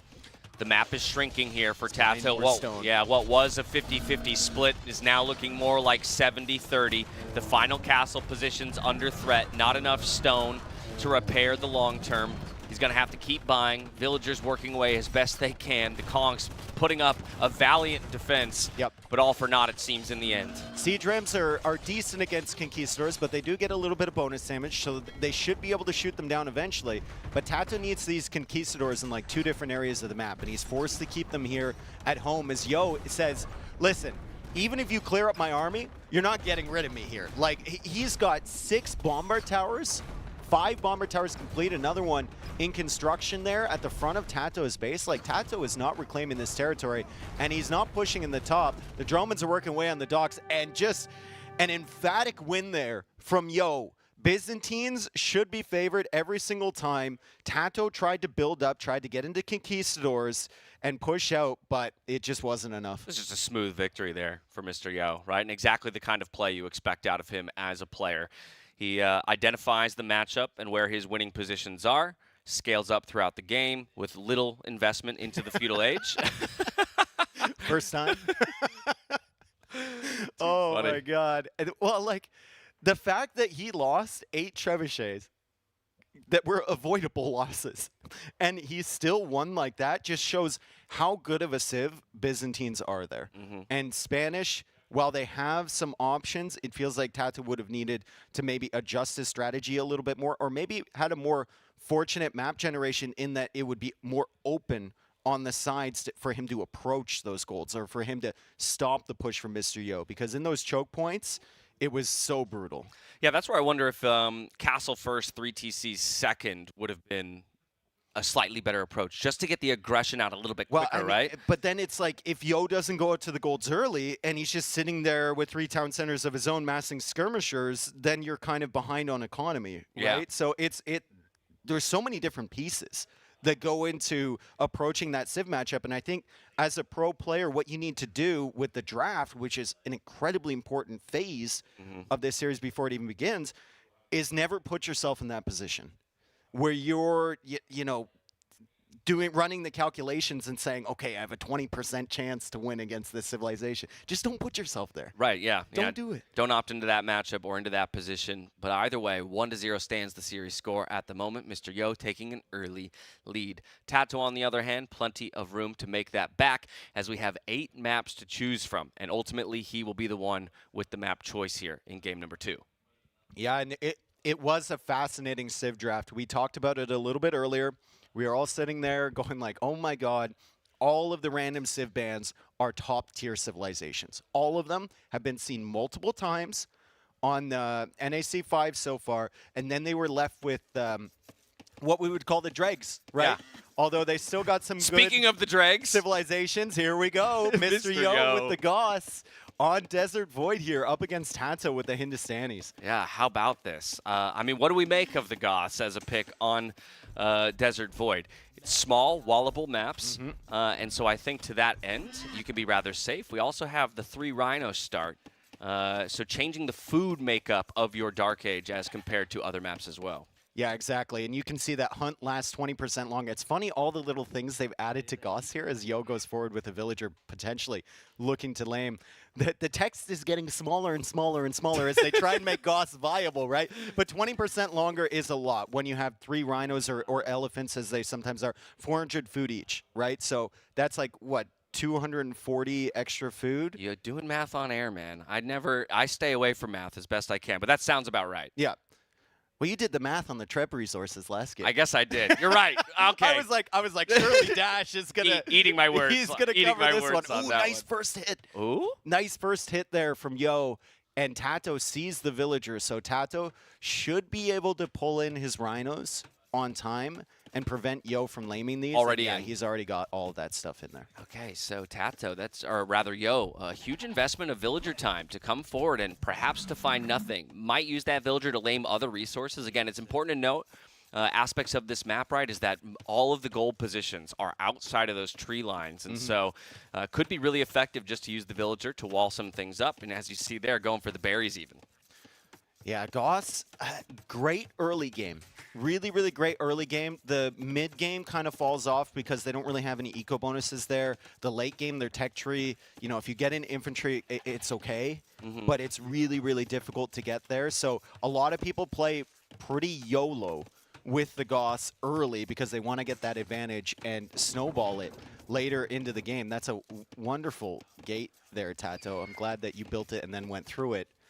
We'll have to see what he's cooking with that one. Yeah, I think that was just to deter Yo from walking through the center of the base, right? We kind of saw just that palisade wall as well, making Yo think twice about diving under the TC and getting trapped in some kind of unique way. Instead, we'll make his way back outside the wood lines and start the laming of those golds. Yeah, and the gold and the stone in the front there, kind of an annoyance for TaToH. Where is his other golds? There's a question. Where are TaToH's golds? He's got one over here, which is very, very open. Now, this map script was changed a little bit from the qualifiers. The golds used to be at the back. People would full wall, and it would be kind of like a knight or a cav archer approach. These golds being shifted forward has changed that somewhat. And you can see Yo will be over here with the scout. Will he be able to spot this? Yes. What does he do now in response? Well, Now that he knows. we have the militia in the queue and on the way. Feudal Age as well, coming in about 1:15, but TaToH will beat him there. I think TaToH tracking this militia as well isn't going to be surprised, and even went for the pre-walls. So melee unit's not going to find too much damage Right around the goal, but that into the villager, lion. oh, no. Right into the lion. Classic lion behavior Bill's coming right there. forward. Bill's As the coming villagers are going to join the militia and the scout, the other 2 militia will be on the way. And TaToH, I think he suspects that there's going to be some sort of forward. He saw militia. It's unlikely there's only going to be one. He knows Yo is going to be up to Imperial Age soon. And then the question is it an archer follow-up or towers? It could even be a forward archer range. Yeah, Spearman out on the field just to have a little bit of military presence, still tracking that militia coming forward. There spots the Vills, so now he understands that it's towers coming forward. Yo goes for the forward range. And, Okay. and TaToH prepping the counter tower immediately on the gold as well. So he knows that he has to hold on to this gold position to have long-term chances, and he's going to invest heavily in doing so. There's enough gold in the bank for another archer there from TaToH. Sometimes building that tower will take your villagers off gold, and then you can't keep up the production. Skirmishers don't feel the greatest here either.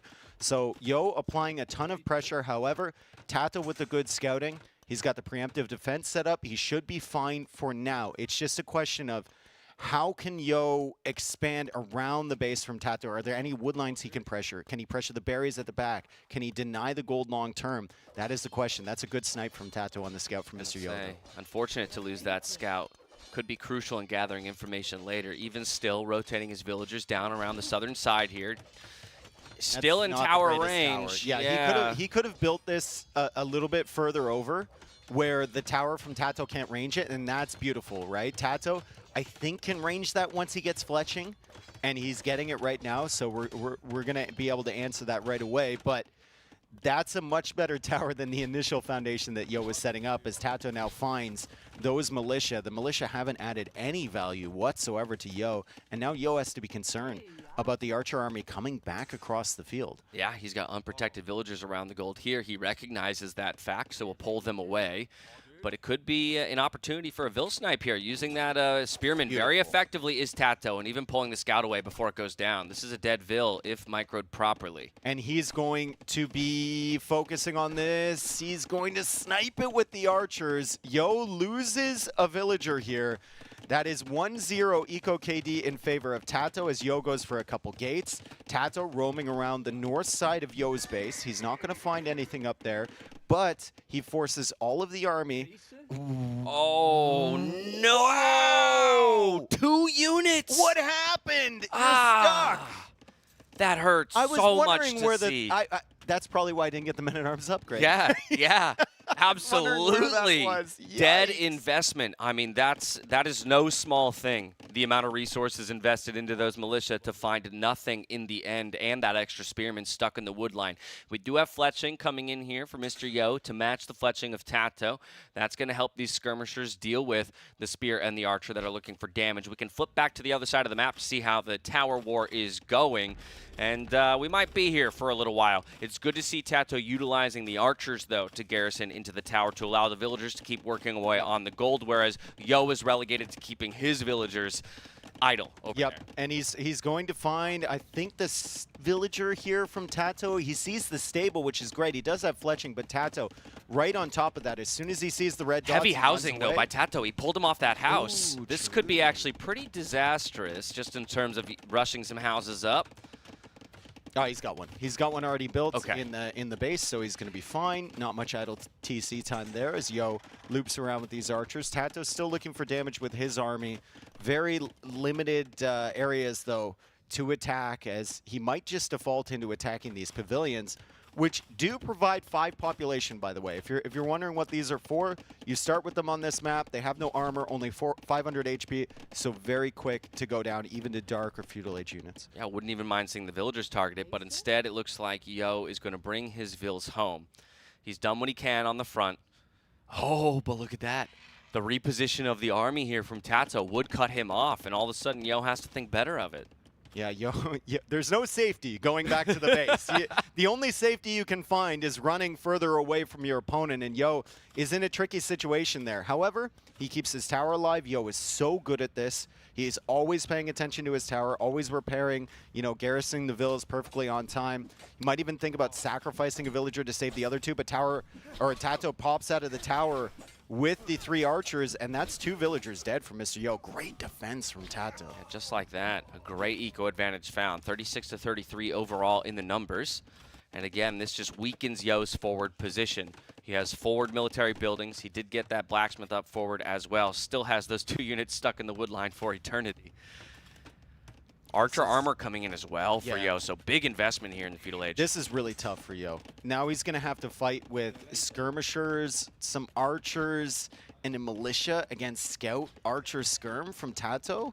The army numbers are there for Mr. Yo, but TaToH with those scouts, he's just got so much versatility, right? He can choose to pressure Yo's base. If Yo pressures TaToH's base, there's not really much damage to be found without the villagers to follow it up.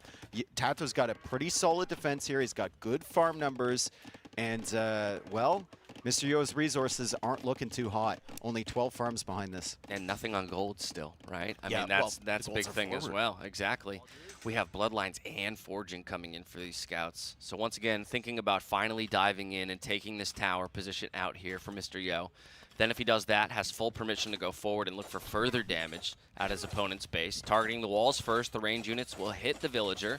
Makes it so she can't keep those walls up. And in the end, this tower seems like it's an inevitability that it goes down and that villager loses her life. I mean, it's Mr. Yo. He always finds a way to keep them alive. Even this one, it might be a little bit difficult. He's still got the army there, so TaToH has to worry about that. You can see the archers are kind of staying over on that left side, but the scouts do kill the tower. Mr. Yo loses that position. 2 more and now vills. he's going to lose 2 more villagers. It's going to be a 5-0 eco KD in favor of TaToH. Even Yo couldn't keep that one alive as he pressures forward now.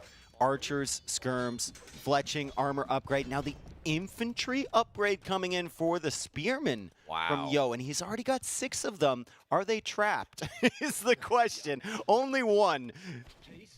Got to make sure, yeah, that gather point is set properly there out of the barracks. But TaToH now diving in for the engagement. Those scouts do have forging. They don't have armor just yet. 12 seconds till that comes in. The spearmen just got their armor bonus as we speak, but there's only 2 forward at the moment, and the range units can deal with them quite easily. Yeah. We had an attempted tower position. Like to see that from Yo because he is in an all-in situation, looking for damage, but another villager goes down, and the lead continues to grow for TaToH. Yeah, and this is just the reality of the Civ matchup, right? Yo felt like he couldn't fight with TaToH during the mid-game, really, so he wanted to put pressure early. TaToH saw that with the good scouting, and TaToH is completely destroying him. There's the armor on the scouts, bloodlines, forging, skirmishers are all dead. The villagers are all dead. That's another batch of villagers, and Yo calls the GG. TaToH responds with a win here on Desert Void, and that is just good Civ drafting from TaToH as well. Yo tried something. TaToH knew he was going to go a little bit all in, and he was able to stop it. The spearmen and the militia also not being on the field is really brutal for Yo. He didn't want to delete the barracks to free them. He wanted to keep that producing, and they were just stuck. Yeah, I mean, Yo took a risk, right? Just from the very beginning, bringing that villager forward, looking to deny a rhino somewhere. But again, TaToH, great understanding of the matchup and the possibility of that. Prioritizes getting all 3 rhinos underneath his TC early, making sure that he won't be denied that food. Got himself out to a gold, protected it brilliantly, because those are then becomes the weak point or the attack point of your opponent, and so navigates that one brilliantly in order to equalize this series at 1-1. If you're wondering about breaks for these players in a best of 9, I believe we have 2 5-minute breaks. Yes. After game 4? And 7. And Yo's already thinking about that. Luckily, these have been, I mean, game 1 obviously went into Imp, but both have been pretty aggressive and fast-paced, I think, to a degree. Particularly that second one. Now Yo, though, with his first opportunity to select a map. We have 7 remaining. We haven't necessarily walked through them all, so I'll read them off for you. Home maps for Mr. Yo: Copenhagen, Drive, Graveyards, Arabia, and Outcrop. On the other side for TaToH, it's African Reedbeds, Langanati, and Rocky Forest still remaining. A lot of land maps here, right? Tons. Like Langanati is kind of hybrid, but there's only so many fish in the middle. So you have Rocky Forest, Langanati, African Reed Beds. I consider a hybrid map now because of the fish traps. Outcrop, Arabia, dry graveyards, though. Yeah. Copenhagen, really the only one where you're mixing in the water battles. So very, very similar civs that can be used on all of these, and they're really going to have to think about potential matchups when they're choosing their civilization heading in here. I think they both know what they're going to pick on Copenhagen, but other than that, it's kind of a question mark. Korean's first pick. I mean, maybe he knows TaToH has a plan Somewhere. for Koreans. Yeah. Maybe he thinks Koreans are just unstoppable on Copenhagen, and there was no civs available to counter them. I don't know. Yeah, interesting, because he does have the other somewhat popular Copenhagen pick that we've seen at times in the Berbers later down in the draft as well. Yep. Malian's, of course, a favorite on Langanati, but we'll see where we go. It's going to be Arabia as Yo's choice for game number 3 here. Yo in the red, playing as the Vietnamese, TaToH in the blue as the Franks. The El Clasico of Age of Empires. We got Arabia Let's go. set up in front of us, and we've got Vietnamese for Mr. Yo. We've got Franks for TaToH. Both excellent Arabia civilizations, both with some really great eco bonuses. We know all about the Franks. Dash. We've got the farm upgrades for free, which really, really helps. The castles are cheaper.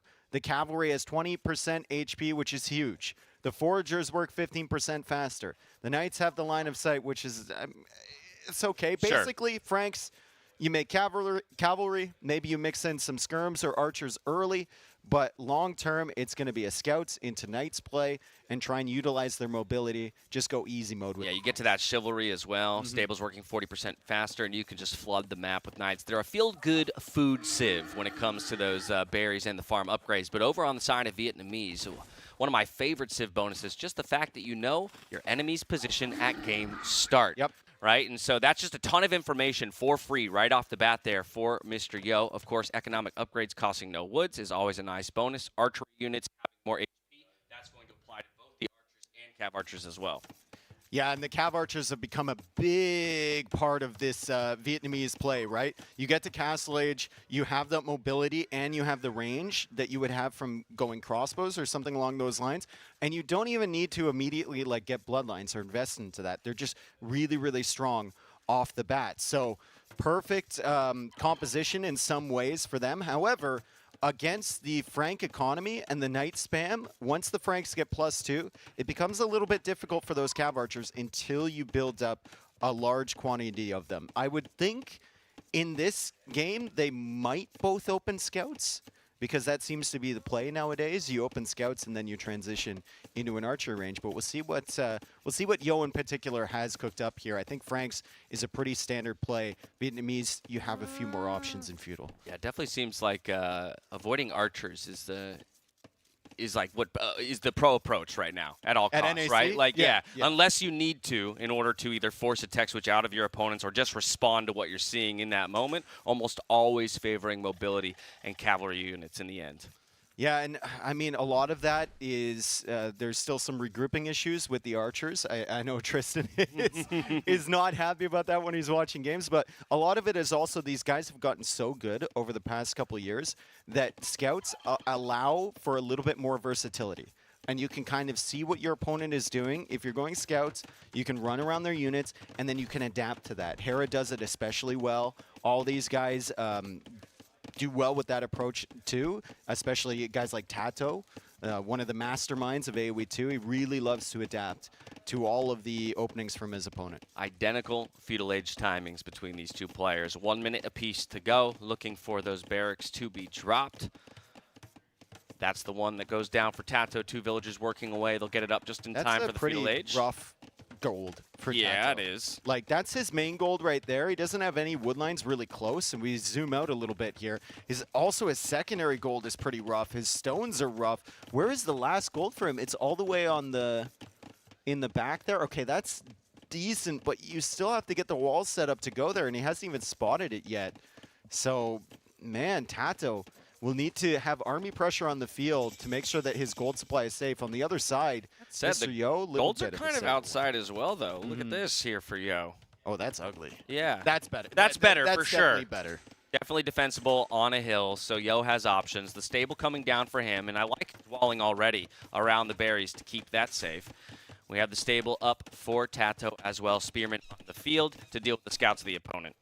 Yeah, Vietnamese, the most played Arabia Civ of NAC 5 with a record of 7-4. One of the losses is to Franks, however, and I think that just speaks to the way that the Franks can kind of snowball the cavalry, the scouts into knights, and you know what's coming, but you just can't stop it some of the times, as we see the scout now from TaToH giving him a little bit of vision. He's pushing out with the spearman behind. Yo is trying to wall to that gold. He's identified that as a weakness in his base. He's going to have a spearman sitting there in defense. TaToH will have the scouts following up, but with spear defense, it's going to be really, really rough for TaToH to find any damage. More scouts from Mr. Yo going to the north now. He's going to try and avoid just defending with his scouts. He's going to apply pressure to TaToH's base. As TaToH now comes in, maybe with the micro, you might be able to snipe a weak villager, but it feels like, Yo, he's got this locked down. Thinking about a cheeky split around in the end. Spearman will push away. Walls coming up here for Mr. Yo. My audio is dying. Yeah, Dash's audio is dying, so we're going to figure this one out, and I'm going to carry this one through for the time being until we can get that all sorted. So we've got scouts now in the back of Yo's economy and then the back of TaToH's economy too, but both players being super safe. Love the walls around the berries there from TaToH, keeping his villagers secure, and he doesn't need spearman numbers to protect at the side. He's also going for an archer range, extending outwards towards that goal. Continues the scout production because he knows there's no amount of early walling that can fully secure that gold position. He's going to need Army on the field. Army pressuring his opponent in order to keep himself safe. Yo now goes out to the gold. He's getting his farms up around the TC. Both players, obviously, with that farm upgrade, and they're just looking to play a little bit defensively, lock down their map, and then they'll make a decision as to whether they can push forward and look for damage. TaToH trying to deny the walls. Yo up to the task. So many spearmen are ready for him. 5 spearmen, a 6-1 on the way.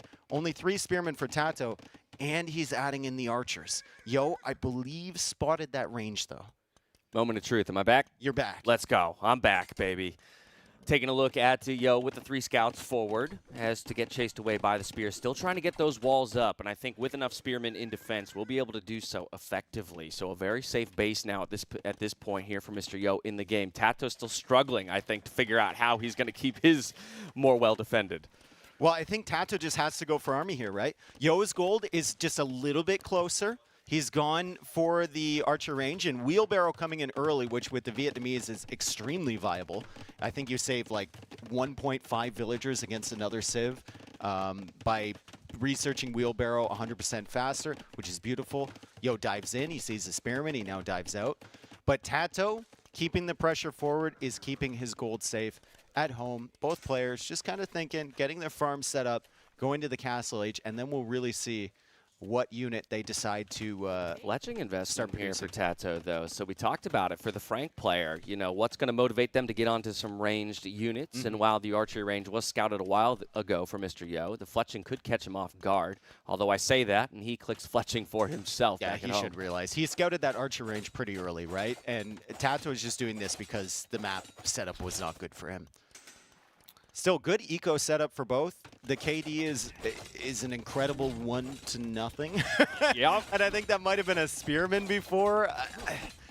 Oh, geez. This is a really stalemated game, but super active game at the same time. Both players moving military in all parts of the map, but just not choosing to engage yet. I like Yo's position, though, right? I mean, he's getting into the unit that he wants in terms of a second archery range up onto the field. Hasn't taken much damage. He'll be happy to find his way to the Castle Age and start Cav Archer production overall to match mobility for mobility, but having the ability to use that range and ultimately win out on fights. Spearman closing the gap, almost found a good set of pokes onto the scouts, but TaToH responds in kind and pulls his away. Great micro. I wonder if TaToH gets... I wonder if he wants to eliminate the archers early from Yo or if he wants to keep his mass up. Because sometimes, if you're playing the cavalry civ, you don't want to be going into these archers early, right? You want to take out the archers of your opponent with your own, and you don't mind losing the army so that you don't have to invest into like the crossbow upgrade.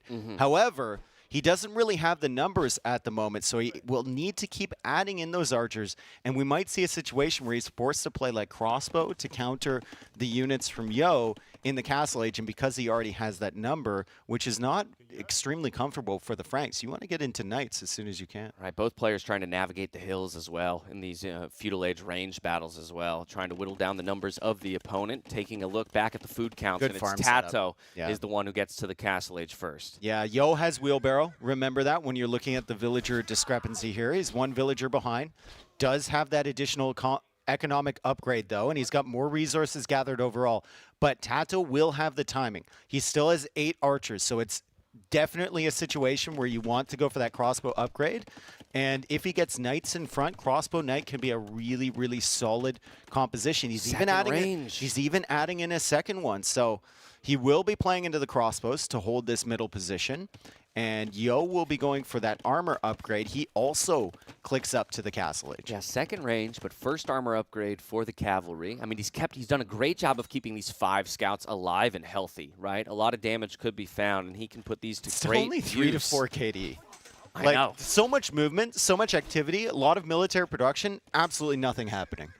It's a beautiful dance. It's a beautiful dance. Again, just navigating these hills, and what a map we have generated here on Arabia where there are these rolling hills between the two bases. Here you go. You ask for some more blood, and some more blood will be spilt as two spearmen go down to the archers of TaToH. Yeah, nice control there over the middle, and he's just going to extend that when he gets to Castle Age a little bit sooner. I think Yo will know that TaToH is up. He was probably monitoring the score, and he saw that drop come in as the score was speaking about it, flipping back and forth between the two of them. Archer number for Yo looking pretty solid. 14 archers, 13 archers for TaToH.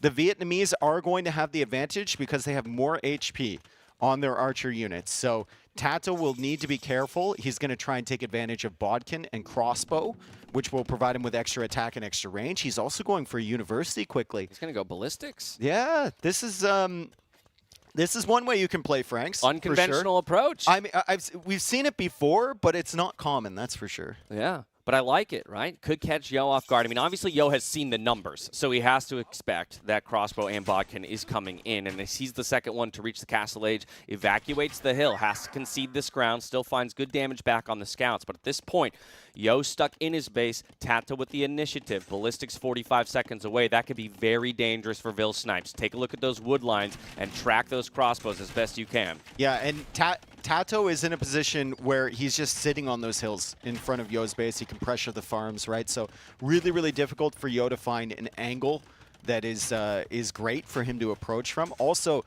Yo might be surprised that TaToH commits onto ballistics. It's a standard play for Vietnamese with two ranges to go ballistics, but Franks usually want those crossbows only for the beginning part of the game, and then they're transitioning into something else. So as Yo loses these units, he's going to know for sure that TaToH has ballistics, and he might be surprised. Bit of a risky move to move out here. Again, when you were second to the castle age, and look at this positioning here from TaToH, just taking 3 of his crossbows and rotating them around to harass that wood line. We do have both players extending to a second TC, so it's not all in military for either player. Yo still doesn't realize he has ballistics, I think. He's not like dodging, he's just running away, tanking the shots, but he does take the fight here as ballistics comes in for him. And the beautiful dance begins between the two of these guys. I would give the slight advantage to TaToH, but Mr. Yo giving a good account of himself. There's still a raid on that wood line there that Yo has cleared up. Yeah, hill advantage, though, for Yo, right? He was a little bit higher up, and HP advantage, so he wins out in the crossbow battle, but the scouts there that TaToH managed to keep alive all throughout the feudal age might equalize this in the end. Yo still doing his best to micro it back onto the hill, and in fact may keep a few of these alive. I mean, that's just a great engagement for Mr. Yo. Impressive. And now TaToH is in a really rough spot where he's still adding archers. And now he's forced to add skirms, and Mr. Yo is like, I do this thing better than you. I'm perfectly satisfied with that. I just took map control. I'm even so satisfied, I'm going to throw away the rest of my archers I don't need into your army. I'm busy with other things. Sorry. I don't need these, but I come back to TaToH's base layout, and this could really bite him in the long run, right? Just doesn't have the safety, and it's not a slight on TaToH. It's a virtue of the map itself, and you can see him now trying to wall up around that goal just to keep it safe from these melee units that come streaming in. A couple of scouts and a knight on the field here for Mr. Yo. More crossbows coming forward. Ballistics still for both players, so the micro will be important, but having to evacuate the goal position and back to the TC, this is getting dangerous here for TaToH as he tries to jump to a third TC on that secondary gold. Yeah, that town center is like the only place he can put it to. Like you said, there's a lot of hills on this map. You can't place town centers on hills, so you really, really got to find a spot. It's far away from the wood line there because it's the only flat area. It will prevent Yo from pushing in on that side, but Yo wants to go right through the center of TaToH's base. He's got that siege workshop coming up in the center. He's got villagers now on stone, so definitely thinking about a follow-up castle, maybe on one of those forward hills. And he's also getting a third town center place, so he's going to be competitive with the economy from TaToH. Look at the total res collected right now. It's still ahead for Yo, and a big part of that is the early wheelbarrow, courtesy of the Vietnamese. Yeah, he's also first to the monks, like you said, first to the siege workshop. We've got our Frank player stuck on crossbow and skirmisher of all things in the end. Only 11 on food, light years away from getting back into cavalry, if that's the switch he eventually wants to make. So just an incredibly tough position here for TaToH to navigate his way out of. He's committing onto the range units, though. He knows that it's going to be a hard switch to go into cavalry from this point. Maybe now that he sees that Siege Workshop, he'll make that switch at some point, but it's likely that he's just trying to get his farm set up. He's trying to get his eco rolling, and then when he's comfortable, he will add the extra stable. Sees that Mangonel needs to back away. Mr. Yo is coming through the middle. Mr. Yo also has a Monk on the field, so might be thinking about grabbing the relics. We see one coming back right now, another one in that center area. Yo is extending his control. He's playing the macro game, and things look pretty good for him. And TaToH didn't notice this raid. One villager down. Yeah, surprised a bit at the back of his base. Responds after the first villager goes down, though. Won't lose too much in the end. Getting a Siege Workshop up of his own after he scouted out the one of his opponent to make sure that he has some kind of defense to mount against the Mangonels that are now rolling forward. Continued investment, though, into ranged units with the second Archer armor here for our Frank player. This is just classic Mr. Yo. Adds the Siege Workshop late, just keeps a constant stream of units coming forward. He's got some units at the back. He's got some units at the side. He's got a Mangonel at the front. He's going to add in a Knight. He's going to add in another Mangonel. And he's just going to keep the attention of TaToH all around his base. I think TaToH and I were talking about Yo's approach to the game, and we both agreed that he's so good at knowing exactly where his opponent is paying attention to. And if you know where your opponent's paying attention to, you can attack them where they're not paying attention. So it's some sort of Sun Tzu approach, but TaToH doesn't fall for it at the back there. He clears up that army. There's one headache gone. Yeah, great find for him there to lessen the numbers of the military of his opponent. And just like that, he's sporting twice as many military units. So this could be an opportunity for TaToH to find his way back into the game, get some breathing room, and make the transition onto the unit that he eventually wants to play. That's the key for me here, is when does TaToH manage to get himself out of the skirms and crossbows and back onto Knights? It's an uphill fight, though. Literally. Uphill fight on every single angle, right? Yo is just comfortably sitting on that hill. TaToH, you need to be careful, my friend. You cannot patrol in like that against Mr. Yo when you know he's got the Mangonels. From TaToH's point of view, he can definitely see both of these Mangonels. He's got a defensive one of his own, but unless he gets the greatest shots of all time, he's not going to be able to deny that castle. And Mr. Yo, with that castle up, can start thinking about maybe Imperial Age. TaToH's resources looking pretty solid too, but he doesn't have stone. No stone. No stone. 33 on wood at the moment, floating quite a bit. But like you say, no opportunity to respond to the castle just yet. He realizes, drops the mining camp, but it'll be a while until he can match the castle for castle. Yo, though, needs to get his gold count up if he does want to hit the Imperial Age. But either way, he's found a great forward position. Here we go with the attempted snipe on the Mangonels. Doesn't find it, does TaToH, and a great response from Yo to pick it off. That's always so frustrating. You're TaToH, you attack ground behind because you think Yo is going to move his Mangonels, and then he just doesn't touch him. And he avoids the shots anyway. Gets another Mangonel there. The splits from TaToH, the double split to avoid the shots.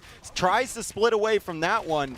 Doesn't make it work fully, but still TaToH is trying to hold on to this position at the front of his base, and he is the first player to click up to the Imperial Age with 90 villagers. On the other side, 90 villagers from Mr. Yo as he starts adding in Ratans. What an even matchup we have here. The only difference right now, well, for Mr. Yo, forward position. On the gold from TaToH. For TaToH, it's going to be Imperial Age timing, and he's going to try and push this back with the chemistry upgrade and the bombard cannons because he doesn't have that stone supply just yet. He won't have the castle up in time, maybe.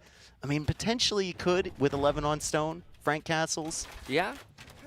He's by the time Imp comes in, he should be able to get there. Yeah, but where's it going to be? It's not going to be on that stone, probably. Yeah, that's a tough call. Well, there was the hill right in front of that stone. If he has the military to support it, and since Yo rotated to the northern side, that might be the permission that TaToH needs to get some semblance of a hill position for his castle. He is finally dropping those stables, and we saw the second armor upgrade come in as well for the cavalry units. So while he is taking some more pressure here on the northern side, he'll be the first to the Imperial Age, first to that next set of techs, and might have his opportunity to strike. Yeah, the cavalry upgrades in for TaToH, but none on the field. Absolutely nothing on the field. He got the second armor upgrade, no knights, no light cab, nothing. He's adding in the stables now. Still on the stone there. It is amazing to me that the Eco KD is still 1-to-1. And it's 30 to 30 military. The villagers are 103 to 100. The overall KD is 39 to 39. The population discrepancy is 4. This is ridiculous. That's Such high-level play out of these two players here. We do have 4 relics at home, though, for Mr. Yo as well. So through all of this, he's had great focus on that extra tool to utilize in the long run in terms of gold generation. Has a great hill position for himself, so still very much the initiative, and even looking to establish another forward castle to give him a launching point for an attack. Diving underneath the TC with the Knights is Yo. He will find the snipe onto the Mangonel at the cost of those Knights' lives. Eco KD doubles. Just like that. Just like that, but I think we might be going for quite a few more here in a couple seconds as TaToH comes in with a sneaky little counter raid that could distract Mr. Yo. He's got that castle up, like you said, and it's at the front of his base. He's an Imperial Age first, but he doesn't have the hills. Now, it's worth pointing out that Vietnamese have some of the worst castles in the game. They get hoardings, but they don't get masonry or architecture. So if you're involved in a trebuchet or bombard cannon war with the castles, it's really not the optimal civ for that. No, and I think that's why it's important, actually, that he doubled down with 2 castle positions, right? He can catch up in treb numbers if needed. He has a secondary castle position to fall back to if he's unlucky enough to lose his first. Again, it's TaToH with the Imperial Age initiative. Cavalier 2 seconds from completing. Chemistry on the way as well to start that bombard cannon production. But yeah, it just doesn't have the numbers. Trebuchet now working away. Yo should probably give up that castle. I think even if you're pulling villagers to repair that, they're going to be way too vulnerable. You can see him trying to save the Mangonel over on this side as TaToH takes it out with a Cavalier. Tiger trying to get involved in the fray, not able to really do anything. The Elite Rattan Archer upgrade is coming in that castle. Fortunately, it's quite a quick upgrade because as soon as that's in, that castle's going to be gone. Yeah, castle will go down. Upgrade will complete, though.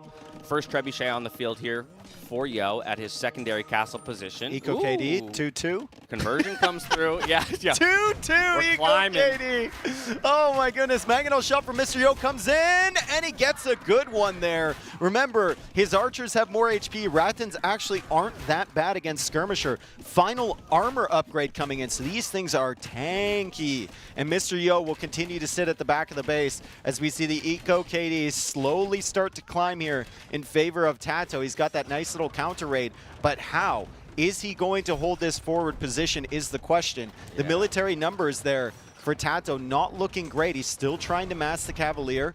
Does manage to take out a trebuchet from Yo, which is great, and he finally manages to clear this archer army from behind his base. Yeah, both players able to clear up the raids that were streaming into the back of their base is going to allow them to put their focus back onto these castle positions. Bombard on the field, though, here for TaToH. TaToH targeting the trebs of Mr. Yo before he rolls forward. He hits both shots, but the repairs are there. He's going to hit him again. He's going to hit him. They come in batches. Watch. Oh.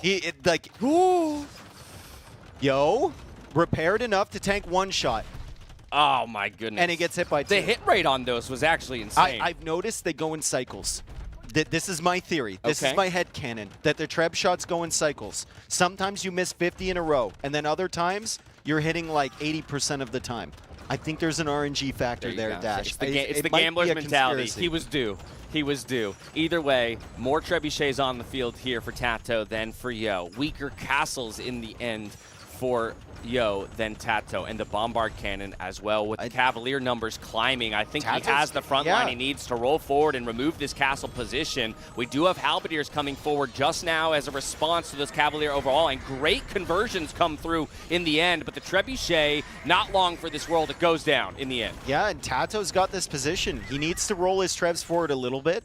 Halb, Rattan Archer will be difficult for TaToH to deal with, but he's done a phenomenal job against the control that Yo had in the center. He played range units against range units, Franks versus Vietnamese. 5 archery range. He got his eco up, he got the castle up, he got the Cavalier coming out, and he's got access to that gold once again.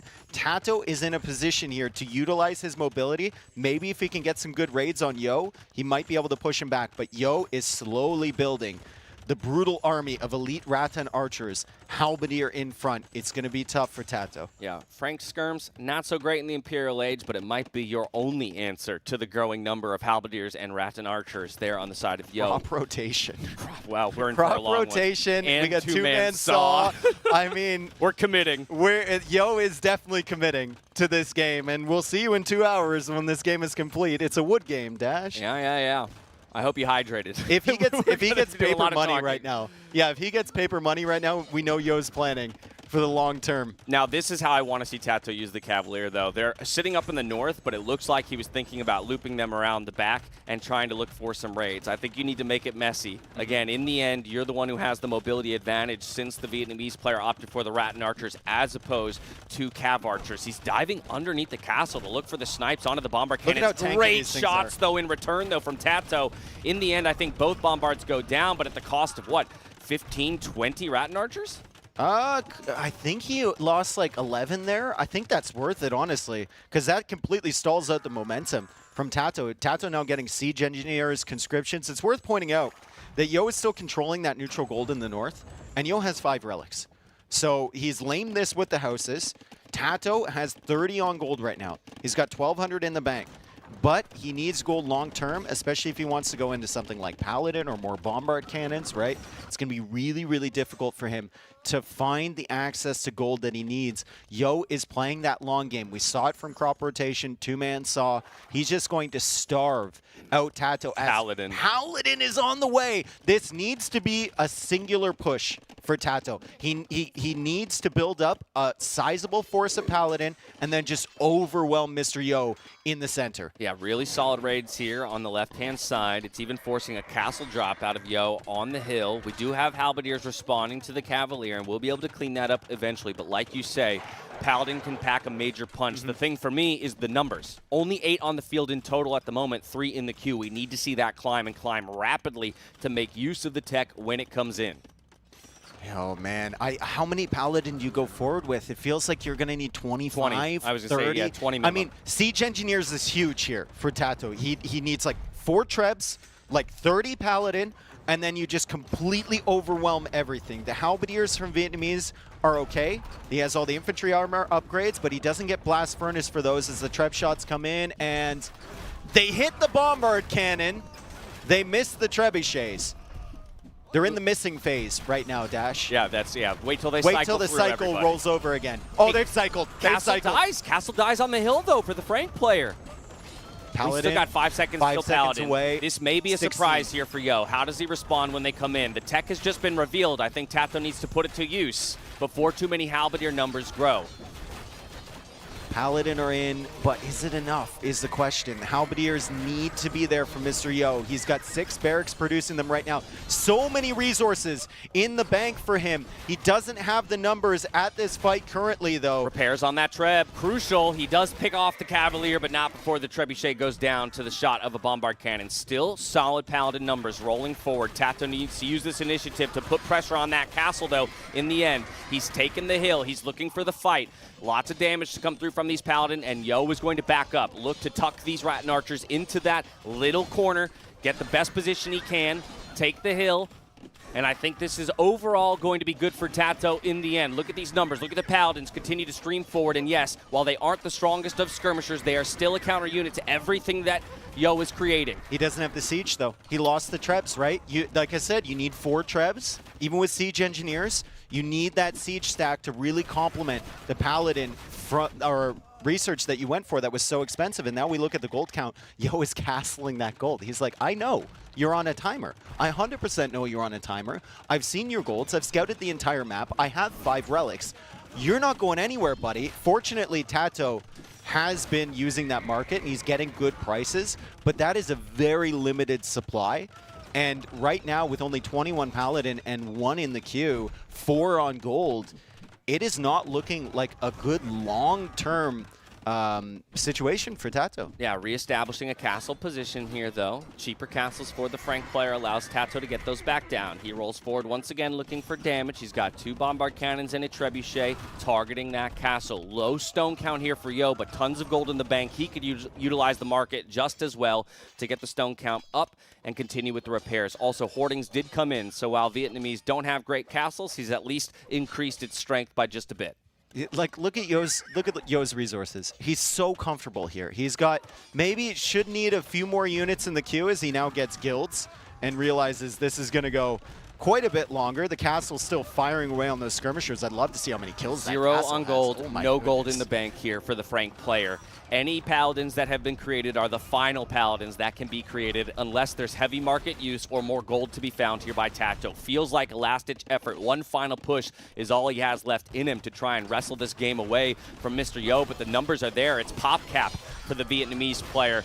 TaToH trying to get up to that 200 number. He does have 64 military units on the field, and they are powerful units at that. A solid reposition on the Paladin behind the Rattan Archers. They're going to do big damage, but they still have to be able to roll forward and take this castle out. Even still, Yo looks good, and the Halberdiers stream in to remove the Paladin. No more gold units on the field, and he took the fight before Blast Furnace finished. Yeah, like Yo takes this fight all day. He's fine with that fight.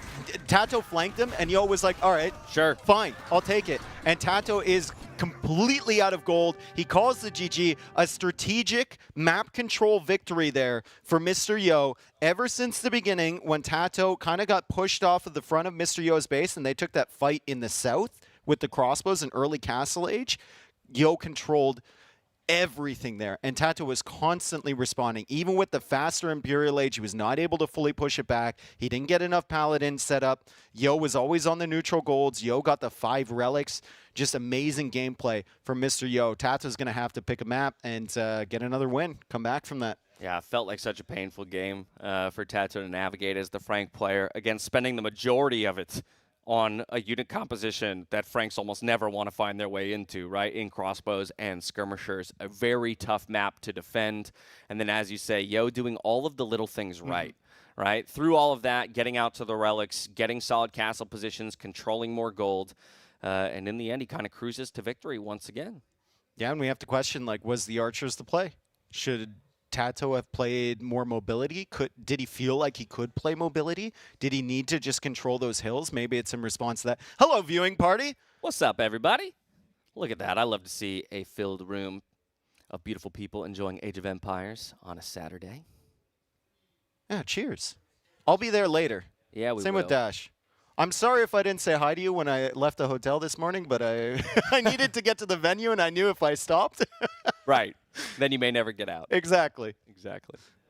All right, so Yo is really, really thinking there. TaToH took a little bit of a break. He'll be back in the room in a second. Yeah, onus on TaToH, though, to choose where we go next with 6 maps remaining in the pool. Down by 1 point in this best of 9. Again, we got a marathon ahead of us.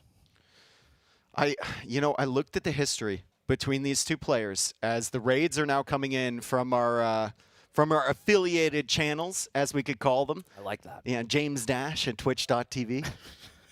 There you go. Nice plug. Thanks, yeah, bro. Yeah, Thanks, man. bro. If you want to follow Dash, that's where you can find him. Welcome, Raiders. I was looking at the matchups, and out of the last 7 times they've played, Yo is 6-1.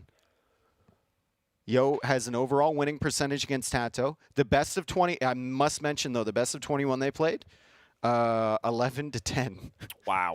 So again, if that doesn't tell you, yeah, the margins we're playing on here in this series.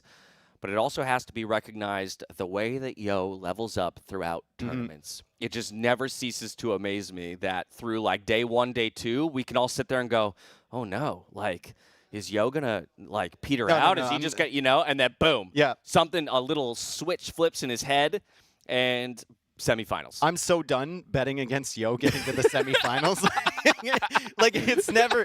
That's just not a good bet. Yo will always make top 4. Viper mentioned it this morning. He's like, when's the last time Yo wasn't in a top 4 with a major event? It's crazy. And we got a little bit of a reasoning, a little bit of an insight into why that is. Yo coming into the tournaments, doesn't practice a whole ton, doesn't prepare a lot of strategies. He's always playing Age of Empires, but not really the settings that are involved in these tournaments. And then he gets there.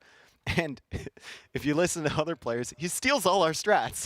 Like, he takes all of our strats. I like to think of it as he's absorbing the strategies, but work smarter, not harder, bro. Yeah, exactly. All right? Someone else can figure it out. Yo's been around the block a time or two here in Age of Empires, so yeah, he'll happily let someone else do the work and borrow from them later. But again, don't conflate the idea that he, quote-unquote, doesn't practice as much with the fact that he doesn't play he's that playing much. all this the man time. invests so many hours into Age of Empires 2. And so that's, I think, part of why he can see a strategy played out by somebody else and quickly adapt to it. Yep. Quickly pick it up for himself and utilize it to great effect. So TaToH's back here. We're getting ready for Game 4. Where does TaToH go? We've played one of his home maps, Desert Void. We played one of Yo's home maps. So far, they've gone to the defending player. And we still have African Reed Beds, Langanati, and Rocky Forest here for TaToH. The civs are still kind of a question mark here for me because so many of the good ones were banned early by the random civ bans. It makes the mind game so much more difficult, right? There's a few civs that you still kind of want to immediately, call out, like Malians, Langanati, right? It's so often used there. Malay on Copenhagen potentially, right? Could be really, really good. Or like Romans on Rocky Forest could be great. Yeah, but Gajara's also potential there. Gajara's on Outcrop too. We'll see. Here we are in Copenhagen. Yo, we'll be hoping for a different result. And Vodka immediately goes to the king from Mr. Yo. He's like, I'm not going to miss it again. I missed it once, and that's enough. And Yo puts it in the tower. I love it. I love it, man. This is so great. He's not even going to tempt fate this time around. He has an advantage in the series. He's not looking to throw it away with a random king death into a castle. But away we go on to Copenhagen. It is Yo taking his first pick Koreans to this map, while TaToH will reach for the Malay. He doesn't need the king. And he said it yesterday, too. He said he was really nervous going into Game 2 yesterday after he lost that king. He couldn't believe it happened. And he was like, why am I scouting with the king? He's like, I don't even need the king to scout. I can get all the information with my own scout. It's fine. The resources are generally in the same place every single time. I'm not going to use this thing. I'm not going to take that risk again, and that's a good learning experience for him. Once again, playing as the Koreans. TaToH playing as the Malay. The Malay having the faster uptime here really, really helps them, right? You're going to be ahead in villagers because your TC spends more time creating vills, less time going up. Karambits are very cheap and very fast to produce. Mobile unit. The fish traps, if you take control of this top water, getting a fish boom set up there is absolutely ridiculous. Yep. And that's why Yo is going up so quickly to the feudal age here with Koreans. He wants to win that top water. Yeah, you can see the investment into a quick feudal age also bear out in the eco numbers, right? Already 20-16 in favor of TaToH. So if Yo doesn't find damage early, that'll be a very, very nice situation for TaToH overall. Can't be understated as well with Malay because of those faster uptimes. Generally do create an eco advantage regardless, just by virtue of getting to produce villagers again that much quicker. You know those scenes in movies where they shut the door and then they close like 15 locks behind it? That's the image I got when Yo garrisoned that king. Like, just shut it, and then we got the bolt lock, and then we got, yeah, exactly. He nails it closed. He's like, this thing is never leaving. 2x4s all over the place. It is so comfortable in there. You have no idea. Let's see here. It's galley production immediately here for the Korean player out of 2 docks, and 2 dock galley production for the Malay as well. So hyper-focus onto the water here in just a moment as those 2 militaries start to collide. Okay, so Yo will go for the water pressure. Galleys, of course, for TaToH. He's got defender's advantage, though, so by the time Yo gets there, he's already going to have his production up. And then the 2 extra galleys from Yo will take some time.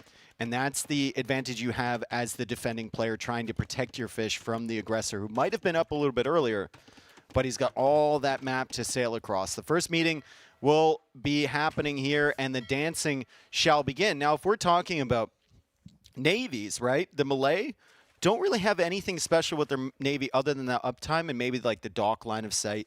Obviously, harbors later is great, but that's out of mind right now. Koreans are saving wood on their navy, so that's a really, really beneficial bonus to have. However, they do not have access to demolition ships at all. They only have turtles, which we will not. Will we see a turtle here? No, I don't think so. Are we on turtle watch? No. Oh. I'm taking this off at Turtle Watch. Okay. Yeah, I think that's a stretch too far in the end. Although I'd be happy to be surprised. Let me just say that. 4 galleys apiece here for either player. 2 more on the way. Fletching coming in here for Mr. Yo. So the first one to go for that. If TaToH recognizes, he'll want to turn tail run and get back into a defensive position. Here we have the first of the engagements. This could be dangerous for TaToH if he doesn't respond. Now getting chased away and more damage found here for Yo overall.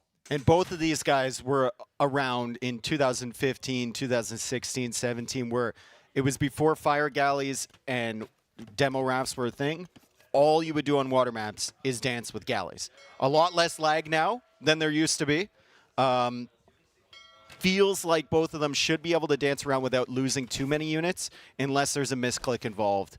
As we see Yo getting the initial hits, but TaToH with defender's advantage. Numbers advantage, should be too. having the numbers advantage and should be able to push this back. Yeah, matches the fletching, and now it's 6 galleys to 5 overall. So the Malay player with proper micro should end up taking a lead. 2 more galleys out onto the field, needs to group those up, and that'll give TaToH the permission to roll forward. But in the end, it's actually Yo who finds the first snipe in the galley micro. 1-0 KD. Really heating up. Pack it up, boys. It's over. It's over. Look at the resources collected, though. Again, just something we have to come back to. So the onus really is on Yo to find damage. Otherwise, that will continue to build in favor of TaToH overall, already having a 600 resource advantage in this game. Yeah, that's massive advantage there for TaToH. And he's going to go up to the next stage faster. So he's going to be able to boom up with additional TCs. We see 3 fishing ships versus 2. As Yo continues to push forward here. Once again, I don't see either player extending for that bottom pond. Maybe that's the scout there from TaToH. We've got a spearman laming the deer, which is a nice touch, because that's usually where you want to go for your town center. Exactly. Yeah, those corner wood lines Yeah. is usually the first town center position when you reach outside your walls. Of course, both players in fetal, so no opportunity to do that just yet, but great heads-up play by TaToH, thinking about the long term. Once again, 1-1 KD. Big. Huge engagements here on the water. It's going to go from, like, 1 unit lost in 10 minutes to suddenly 10 units lost in 10 seconds. Yep. As soon as someone has a significant advantage to the next stage or a positional advantage, they will just push in. All the Navy will be gone. Yo wants to avoid letting TaToH get full access to that water at the top. TaToH wants the access for the fish traps, so it feels like both players will be investing into this water battle for the foreseeable future. Yeah, TaToH with a big numbers advantage, though, currently. It's 11-9 overall, and so as you mentioned, there's the opportunity to snowball out of control if he starts to find the proper hits onto some of those weak galleys and push through to eliminate the fish. Yo trying to mount the defense, ends up losing one. And both players are going to click up around the same time, but TaToH will be there significantly faster. So TaToH goes up to Castle Age here shortly. Yo should click up soon once Loom is in. Lesser numbers for Yo, but he's done better on water. Look at that. Now the KD 3-1, still keeping those fishing ships alive. Loom coming in for Mr. Yo. Castle Age clicked here for TaToH, so 1 minute and 20 seconds till that comes in. Can invest that either into galleys to make sure that he wins the water, or just immediately invest into the eco and the expansions. I think Yo lost a spearman at the bottom there. I think he was trying to scout around. Yeah. Straight up lost a unit, or maybe it was TaToH lost his scout. Okay, TaToH lost his scout, and then Yo lost the spearman. He's coming out with a villager to that pond in the south. However, TaToH still with a great position here, pushing in towards Yo's docks. He's going to be Castle Age a lot faster than Mr. Yo, as we see the villager take a fight against the spearman, which he's going to handily win. But TaToH will have the knowledge that Yo is attempting to go for the dock in the south, still dancing around with the galleys. Yo should realize, though, that it's probably not going to happen as far as controlling this water when he sees that Castle Age timing from TaToH. Yeah, Castle in, Bodkin's the first click. Again, it's Yo being the only player to move out to the southern pond as of yet. Another spearman rolling forward from TaToH to make sure he scouts that position out. Might even take the fight, but the walls come up Nice just walls. in time. Nice walls. Now TaToH is going to feel a little bit of pressure to come down to that other pond because he knows Yo is already there. You want the dock up down there before there's Navy on the field. However, at the top, significantly better positioning here for TaToH. As Yo is in the corner, there's nowhere to run, there's nowhere to hide, and he can't even pop out any demos because he doesn't have access to them. He can't go War Galley because he's not Castle Age yet, but he's still holding on. Mr. Yo at the edge of the earth, at the ice wall dash. Holding on for dear life, he is, but War Galley 15 seconds away from being completed for the Malay player. Castle Age comes in, Fire Galley's in the queue here for Yo. That's going to be his response to the galley pressure that he's receiving. TaToH going for 3 TCs back at home while all of this happens to further extend his eco advantage.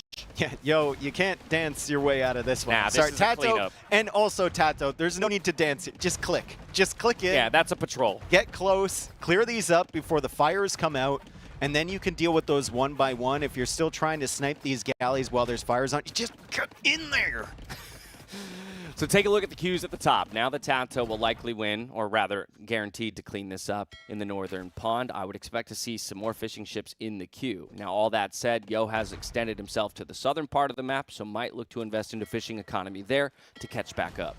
I want to see how much TaToH goes for on the water in the north, right? Because I think there was a matchup with, I can't remember which player it was, maybe Leary, where he won. He invested so much to win the water, and then he didn't make a single fishing ship after that, right? With the Malay, which you think, you know, why bother adding farms if you have excess wood, if you have a safe control of that area? But Horsecaller is coming in for TaToH, so maybe he feels like, you know, he won't have the wood supplied to go for the fishing ships and the fish traps. He can't keep it secure long term. He's just going to keep adding farms at his base. Yeah, and while TaToH will be happy to have won the water battle in the north, still contested though. It is important to note here by Yo as he sends fire ships forward to possibly look to snipe some fish. Yo, with the control of the southern pond, also has access to those 3 relics. Something we need to consider now is the transition onto land. We have that first TC up outside of the walls for Mr. Yo, a 3rd TC overall to match in the TC numbers. Now TaToH's thinking about coming out to the southern pond with 2 villagers to contest, but it's being tracked currently by a spearman. It's kind of interesting how both of them lamed the deer out there. Like, they both made a spearman, and they both lamed all that extra hunt, which is just a development of the meta on this map. And it's beautiful that they're doing that while they're mixing in the galley micro in the north. TaToH actually did add in a couple extra fishing ships, but Yo taking advantage of his War Galley upgrade with these fire ships now and just running in and sniping them. So maybe the correct call from TaToH. He felt like he couldn't get away with those fish safely. As Yo is already here with the War Galley, this is what you wanted to prevent, and he's already going for the stone walls to that wood line. So really, really solid play from Yo. I mean, a turtle ship would have gone hard here, but the wagon is going to go crazy. Wagon and galley is enough, I think, to deny this dock. I mean, TaToH's going to tap, tap, tap away. He's got to have the clicks if he wants to guarantee this to go down. I think click harder. Still, click. It won't go up. So a costly investment by TaToH, just the timing of those 2 villagers, the lives of those 2 villagers, and ultimately that dock is denied. So TaToH is now in a position where he won't have any fish in the south. He's still kind of at risk of losing some fish in the north, although I would assume he's going to start adding them in now, which he's doing.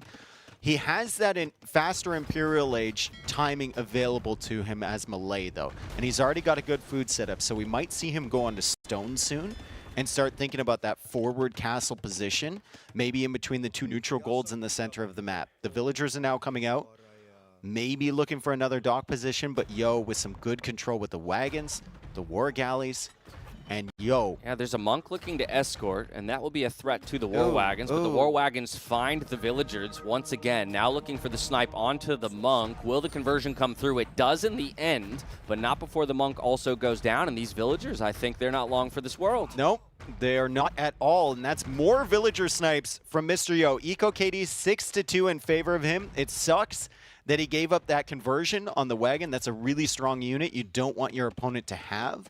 But still, a good situation overall for Mr. Yo. He's behind in economy right now, but he has way more map control, and he should be able to defend against any forwards from TaToH. Yeah, he's walled up that right-hand side to help kind of funnel any engagements towards the middle of the map. We do finally have the cleanup complete in the northern pond, right? TaToH now with full control over that. The fish boom can really take off if he chooses to invest into it. We see wheelbarrow coming in for both players. University at home here for TaToH, and archery ranges being dropped. But still waiting to see which player will come forward for the first castle position. No villagers on stone yet for TaToH, only one on stone for Yo.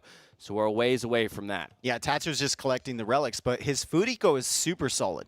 35, now 39 on food. For TaToH, he's grabbing the relics in the center because he knows he won't be able to get the ones in the bottom. And I'm really loving the fact, I thought that king was actually coming out to the side. I was a little bit nervous. We know Yo's king isn't going to move once this game. True leaders lead from the front, Dave. Exactly. As we know. Exactly. How do you inspire confidence? Follow me into battle, dear friends. The attempted conversion here from the monk. The war wagons will slowly roll away. But I love this as well. TaToH just going to make his opponent second guess everything, right? Targeting those walls, opening a small hole for raids possibly in the future. And rechecking in with the economies. You see Imperial Age food count already here for TaToH. A little bit more gold, and he can click up.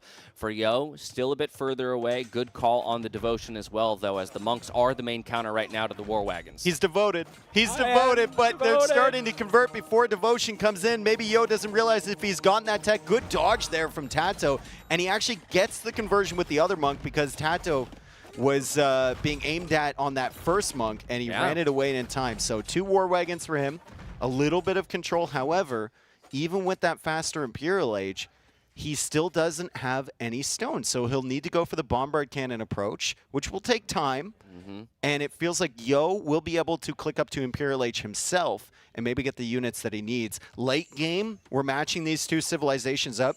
Koreans are definitely favored. If you have equal economy, and if you can get into your full tech tree, Koreans are definitely going to be the better civ here. Yeah, if I'm TaToH, I'm happy with my eco setup.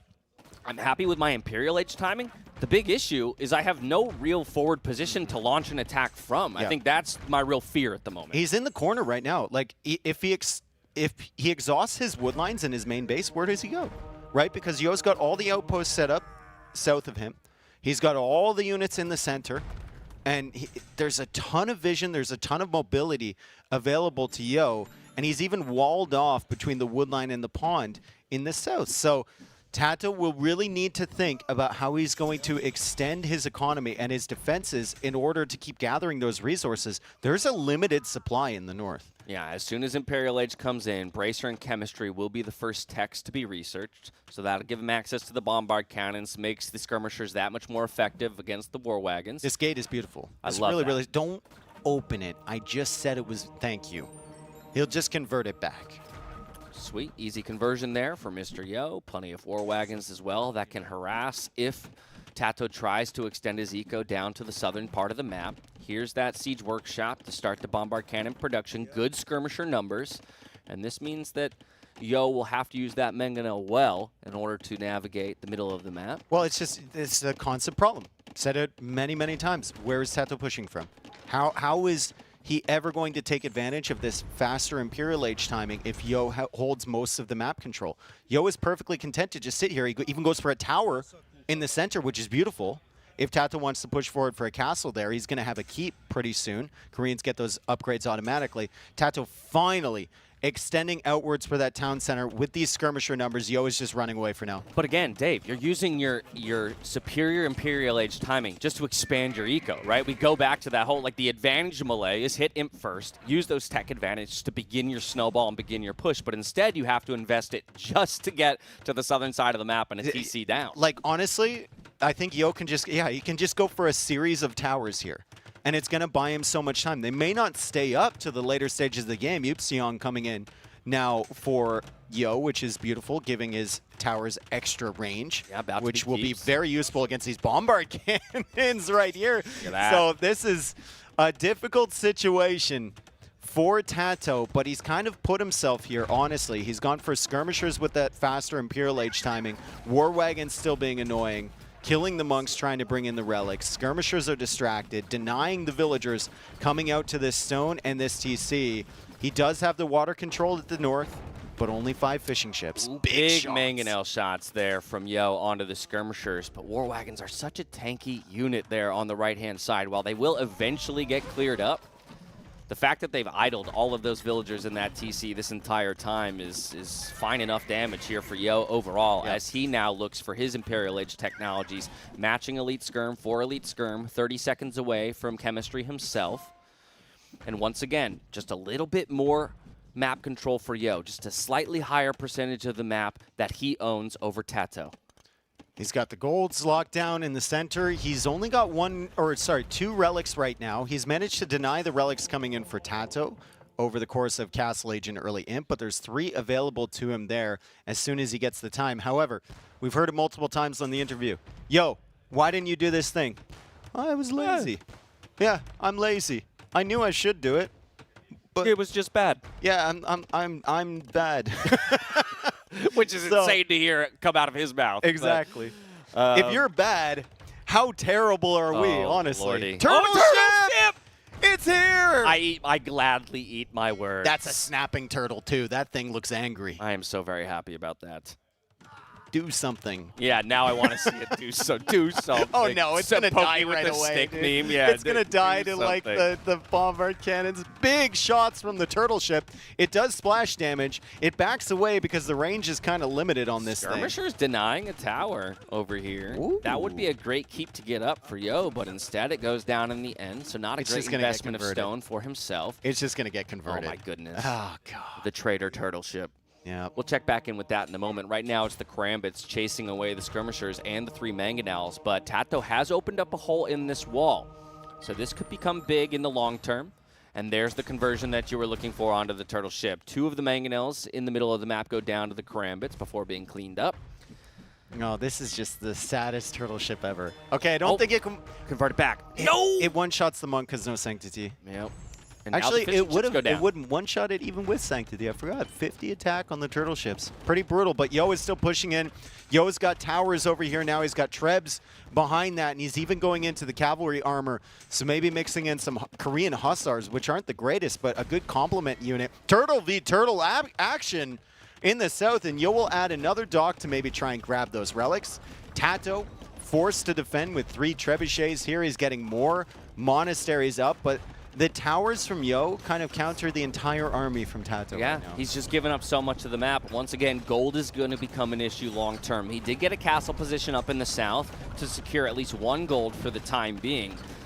But Yo is very happy with the position that he's wrestled away from TaToH in the middle of the map. That trebuchet does go down. Good find there from TaToH, but all about the bombard cannons right now in the late game. Is the control there? Is the micro there? The Karambits come rolling forward to look for the snipes. The keeps are trying to play defense, and I think a couple of those bombards will go down in the end. There's one, looking for a second and a third. He's going to get him, but he has plenty of gold in reserve. TaToH starting to try and push out here. The keeps are the main thing that are stopping him from doing so. He needs to clear those up before he can go for follow-up buildings.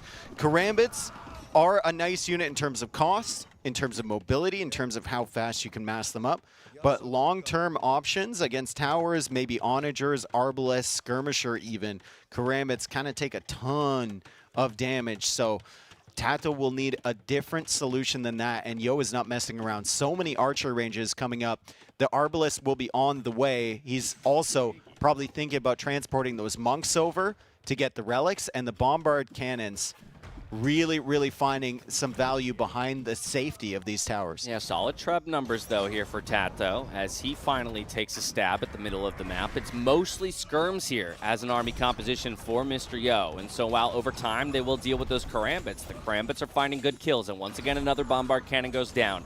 A second one to follow. The keep positions are falling. This is starting to look good for TaToH in terms of the push. Yeah, Yo hasn't gotten his tech switch in yet. He was trying to go into Arbalist. He had skirmishers in front, and TaToH's done a wonderful job now. He started with the bombard cannons, realized those weren't working, went to the trebuchets, and the trebuchets are outranging the towers and taking them down. Look at the military population now for TaToH. Fantastic job from him. He took his time, but now he's pushing. If this goes really late, though, it does not look good for Malay. So TaToH needs to do something in the next couple minutes with this 81-39 military advantage. And he agrees with you. Another castle position forward, securing more gold. But in the that's so meantime, annoying. Yo is doing his best to extend his position on the right-hand side. Luckily, that castle will snipe the villagers going for the stone wall. It's Karambits and Elite Skirms here for TaToH. We need Onager, buddy. That's everything he has to throw at Mr. Yo. For Mr. Yo, still looking for the tech switch into the Arbalest to deal with the Karambits, but the Skirmishers are the counter unit there.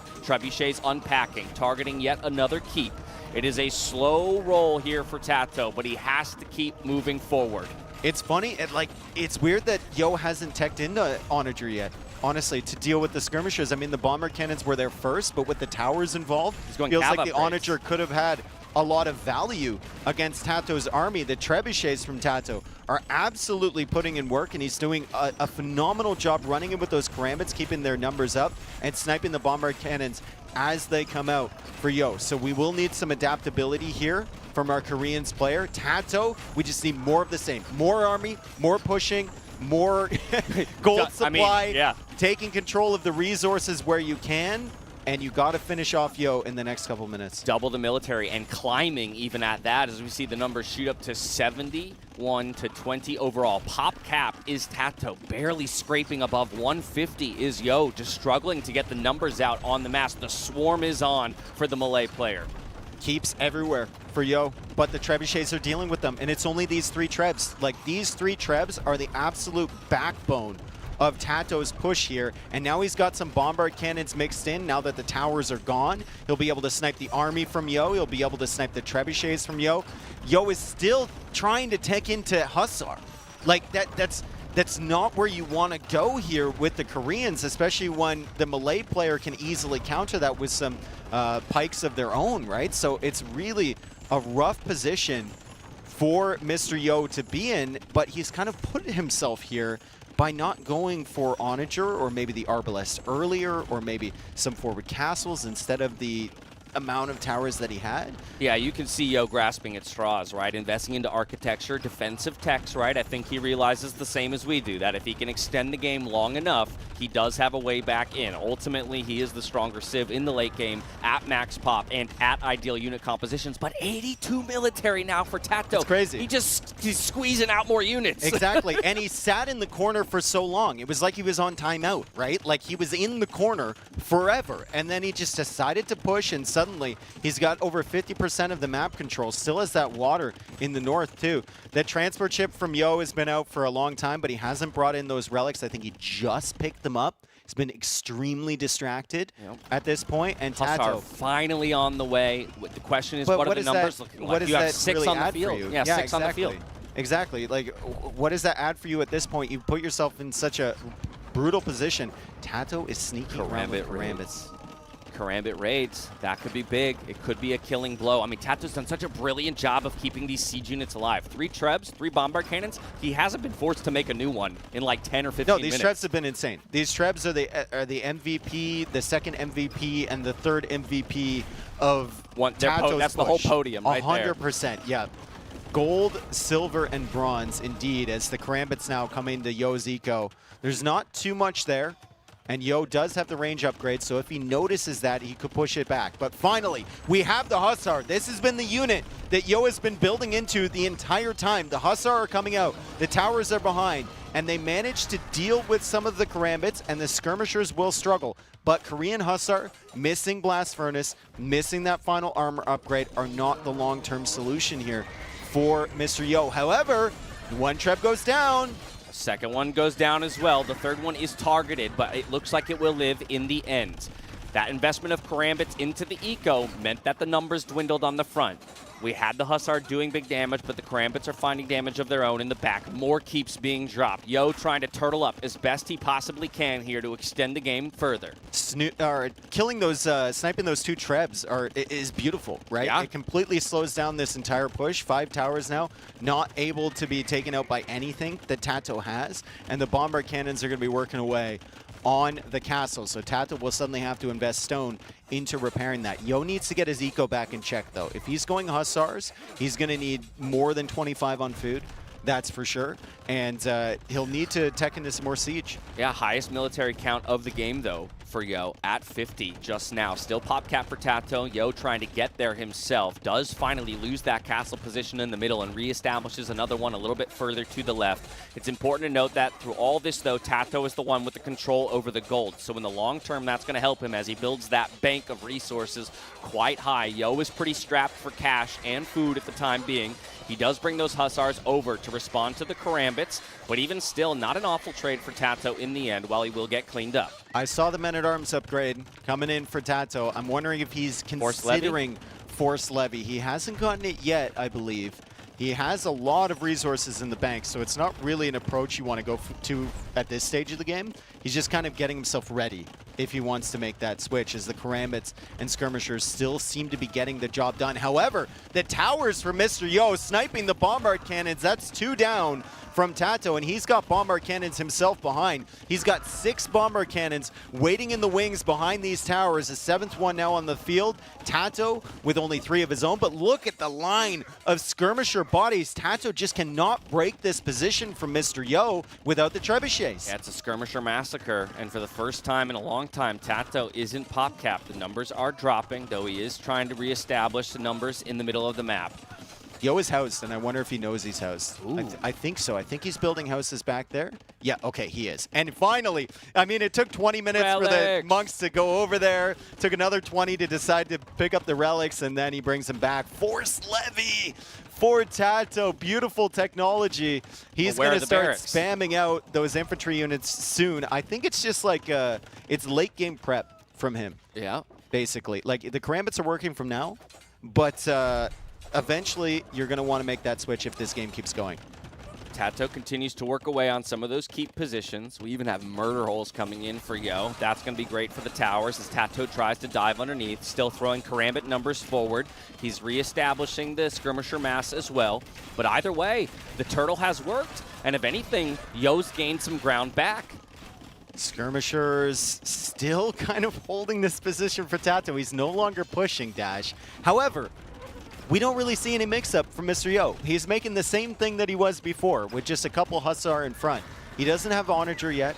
He's just got the towers and the bombard cannons. He snipes another Treb from TaToH. Keeping these Treb numbers low is great. Oh, another one goes down. It feels like Yo needs that one extra thing.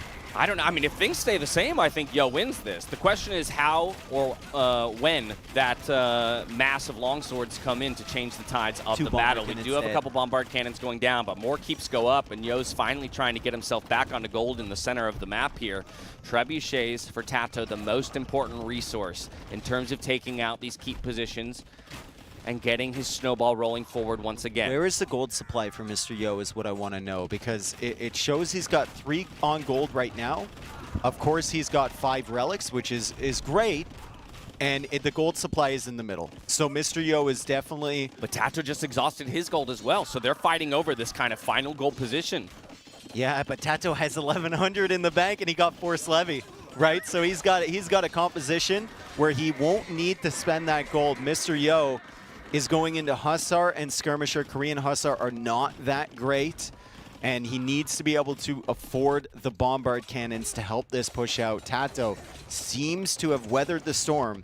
It seems like he's going to hold this position for the time being and then start pushing Yo's main base. I also love TaToH's patience to not show the longswords yet, right? Like Force Levy, he's invested into this for so long. He's dropping the barracks behind the castle, hasn't even produced any just yet. As you mentioned, a late game insurance policy is going to make sure that when he starts producing and reveals them, it is a killing blow. Not having siege engineers this entire time is so brutal for TaToH. I just assumed he had it. Great quick walls around the trebuchet. The Hussar are coming in here to try and snipe them. They're missing that final armor upgrade. Maybe they might go down before the Treb does, but the bomber cannon finishes it off anyway.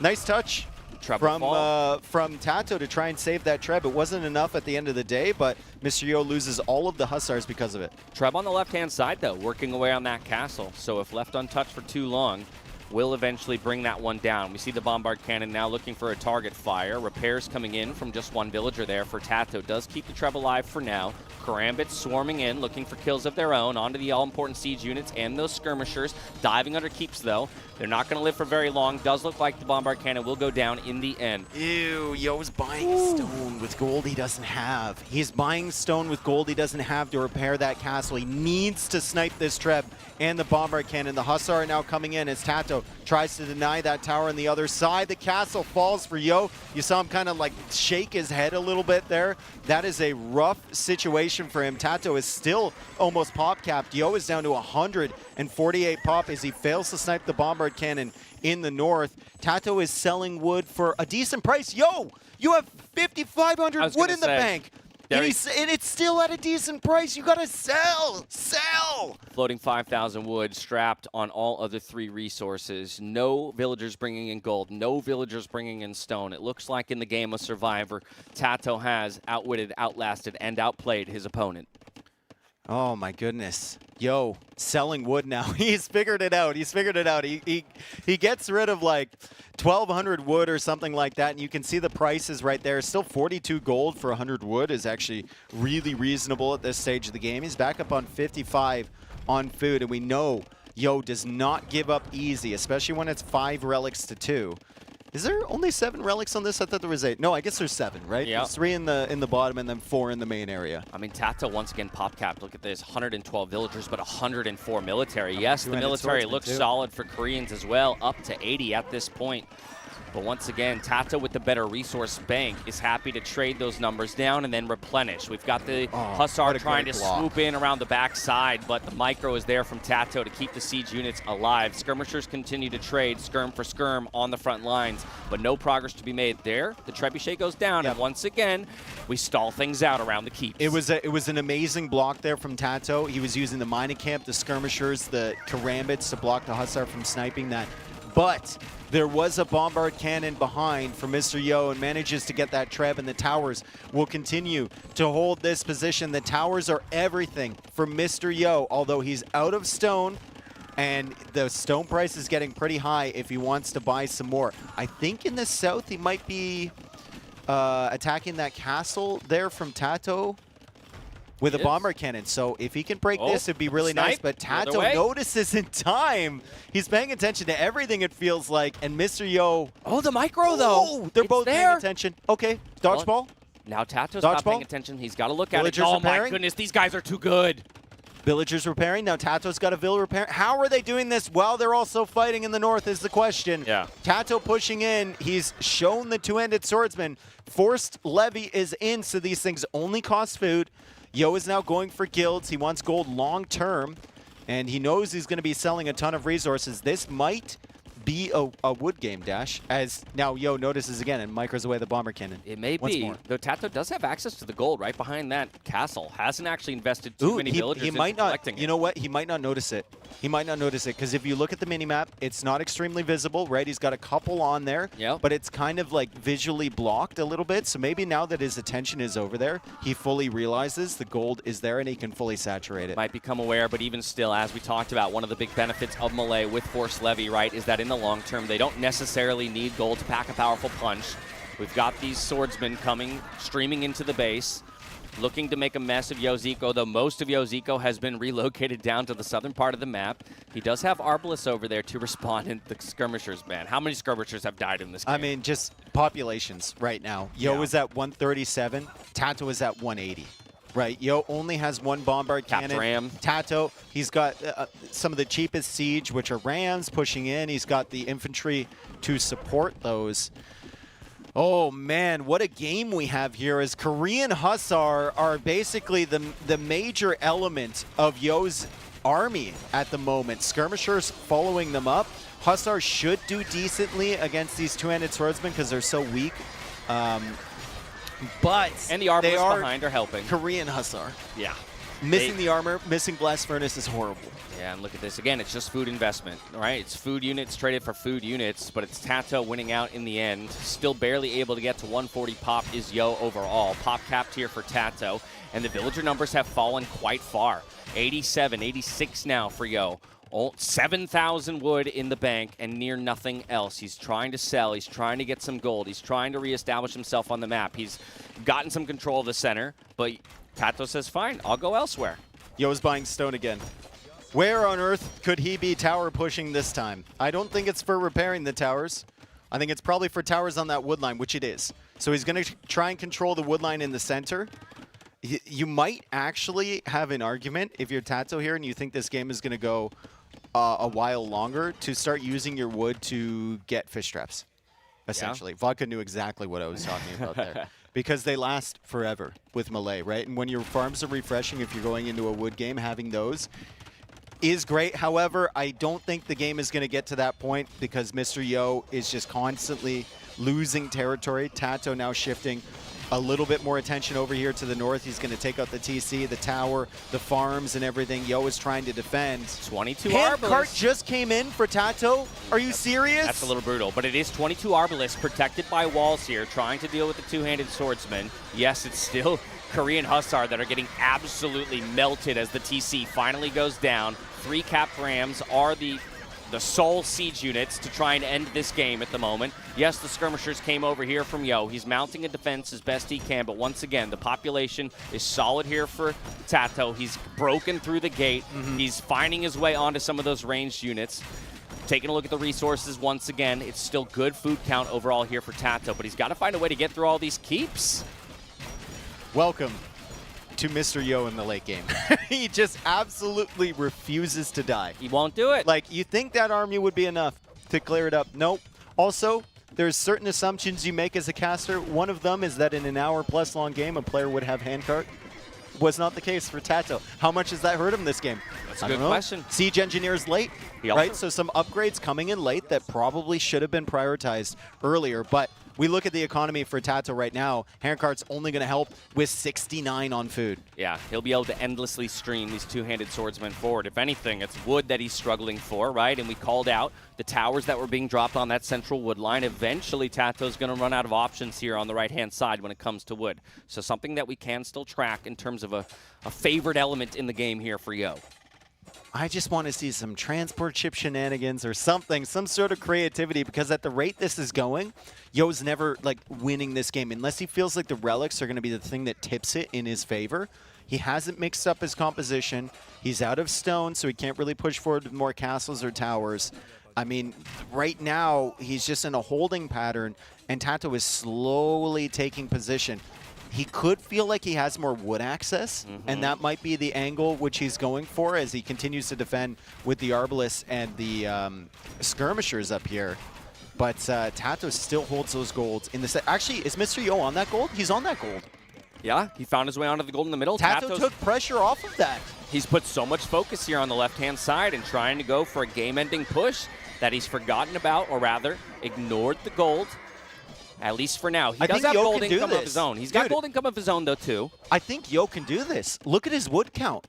8,000 wood. TaToH is 37 on wood right now, 300 in the bank currently. Sapper's even coming in for him. And Yo has the gold in the middle because TaToH took his attention off of that.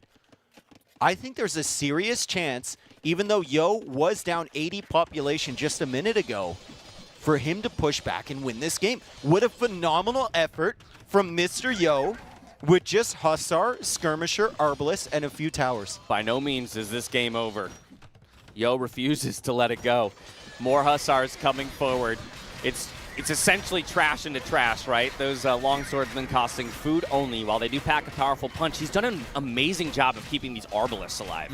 He's been sitting at about 25, 27 Arbalests this entire game. Well, it's hard for TaToH to kill them, right? Exactly. Like the skirmishers are in front. You can see the damage dealt. 5,400 damage or something like that. Disgusting. And the skirms are trying to snipe them, but Yo is sniping the skirmishers from TaToH, and he's constantly paying attention to these. TaToH has done a wonderful job this game, but he's running into the defense that is the Koreans right now, and he's running into a player that just refuses to give up, as TaToH has now gone for a trebuchet to take out that tower in the center. Yo's even repairing that tower. TaToH's like, bro, I want that wood right now. He needs access to wood back. He does. Yo has eclipsed 1,000 kills in this game. Crazy, dude. Let's go. And look at the resources collected. It's actually pretty even. Resources destroyed fairly even too. The Hussar is still pushing. The Arbalists are still behind, although limited numbers. So TaToH doing a great job sniping those. And now hand cannons being mixed in from Yo now that he has that gold supply in the center and the 5 relics generating the gold behind. Yeah, we wanted the highest level of Age of Empires play, and these players have delivered through 4 games of the set so far.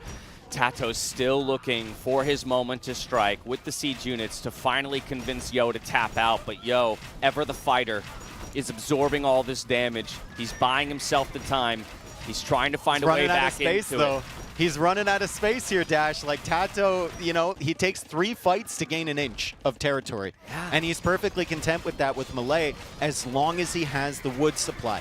The Q was looking fantastic for skirmishers earlier. He's got 32 on the field, which is great, but the Q is down to 2 right now, and now he's fully focused on producing those 2-handed swordsmen, which Yo might be able to counter if he still continues to have the gold supply. Ooh, Karambits. 9,000 wood in the bank for Mr. 9,000 wood, not enough food. He's dropping more stables to get the Hussar numbers up, but I don't think he has the farm count to support that overall. That said, he cleans up the Rams once again, and we're back to a stalemate position. And Viper and Hera are just kind of like, guys, Yeah, excuse me. This is only game 4 of a best of 9. We have things to do later tonight as we eclipse the hour and 12-minute mark for this game.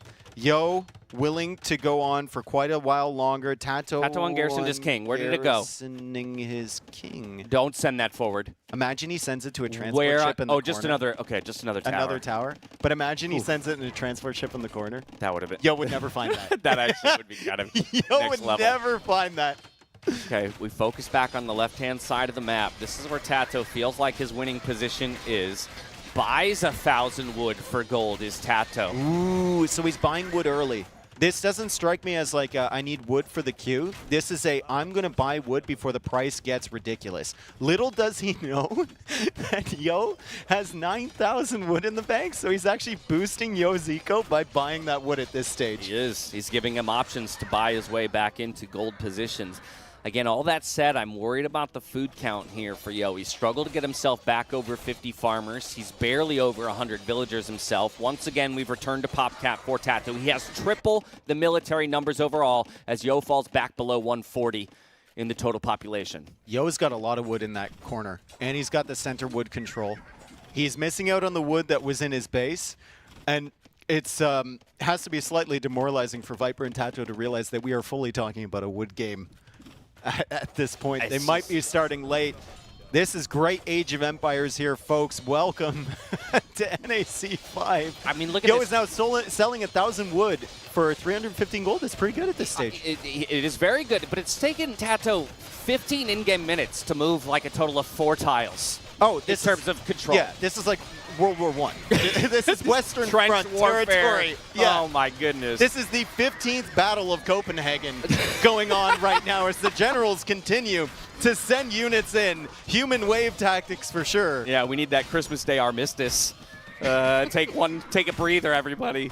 We might have a breather soon because Yo just got a big clear up on units. TaToH still streaming in units. We look at his queue, 82 two-handed swordsmen in the queue. Yo, still a pretty solid food count, but the Hussar are absolutely being just chewed up as they head into battle.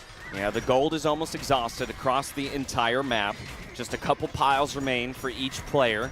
And once again, TaToH, he's trying to get those siege numbers up. He does have 7 Rams at this point, 1 Treb, another one on the way, and a Bombard Cannon at his disposal. He has 58 longswords in the queue, or two-handed swordsmen, I should say, with 38 on the field.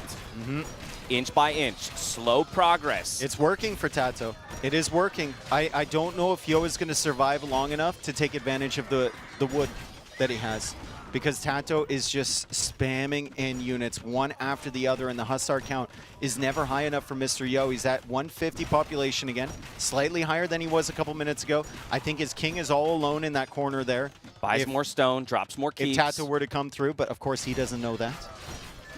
It's still keep defense, but once again, I'm taking a look at the farms. He's slowly losing space, slowly losing the opportunity to bring food in and keep those Hussars up.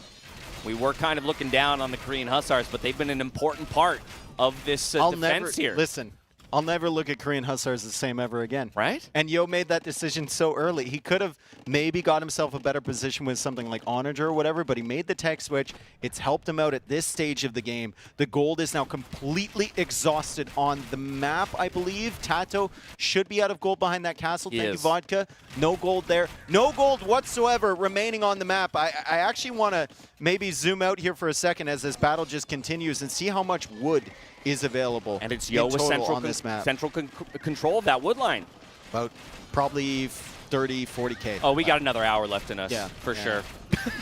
Because there's some additional random wood lines left, I think, in Yo's base too. Capped Rams pushing in once again. 106 villagers. Solid count for Mr. Yo. Still 45 on food, but if he loses this position, he's going to lose so much space for farms. Dave, 10K wood in the bank. Look at the resources over there for TaToH. Still 74 villagers working away on food. That means that the two-handed swordsman spam can keep up, but eventually he's going to struggle to get wood units onto the field. He's still selling wood, and TaToH has to be looking at these prices like, how much wood does this guy have? Right?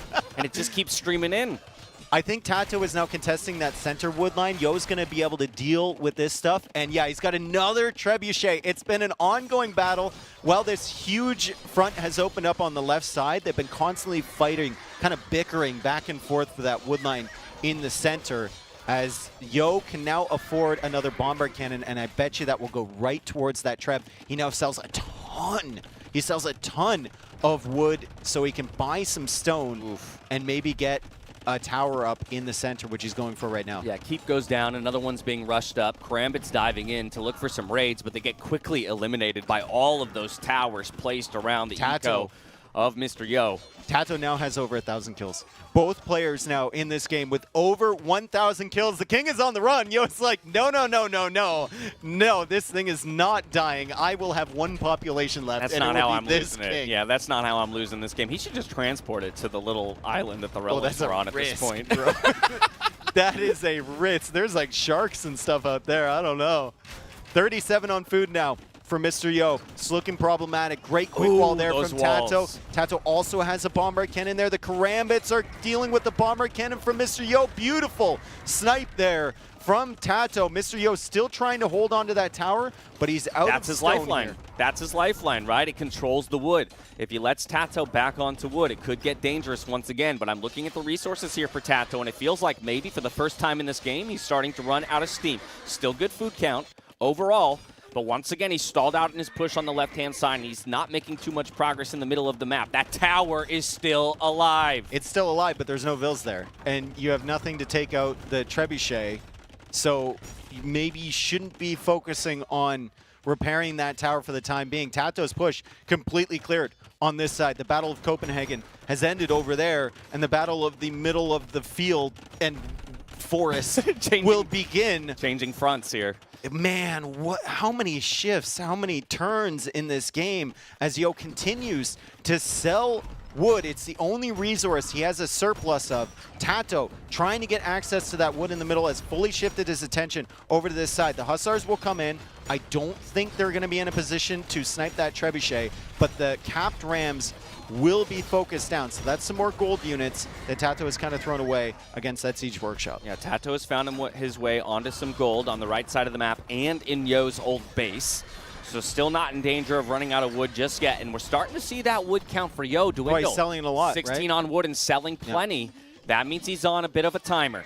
Yeah, he's still got wood in the back of his base. Also, we should mention the 49 units in the queue there for TaToH, the 12 skirmishers, right? The villagers as well. He's back up to 134 villagers at this point, still pop capped. Mr. Yo has really struggled to get over about 150, 160 population for the last section of the game. He's going for another bomber cannon to try and defend this area. I do like the fact that Yo has prioritized chopping this middle wood rather than chopping the wood at the back there. He's trying to take as much away from TaToH as possible, and he's got that in reserve if he needs it. Pushes in here with the Hussar, trying to take out the Trebs. He's going to get one. Yes, but he doesn't get the second. Okay, that's a lot of Hussar lives lost, but of course he does remove an important gold unit from the field. Still one trebuchet, though, for TaToH to work with and defend. in the end, we take a look back at the populations, and Yo up to a healthy 175, better than he's been most of the game at this point. He's finally got room to breathe, right? Like, Yeah. well, I mean, TaToH's still pressuring with a couple trebuchets from each side as he goes for another quick gate. Great Beautiful job there from TaToH.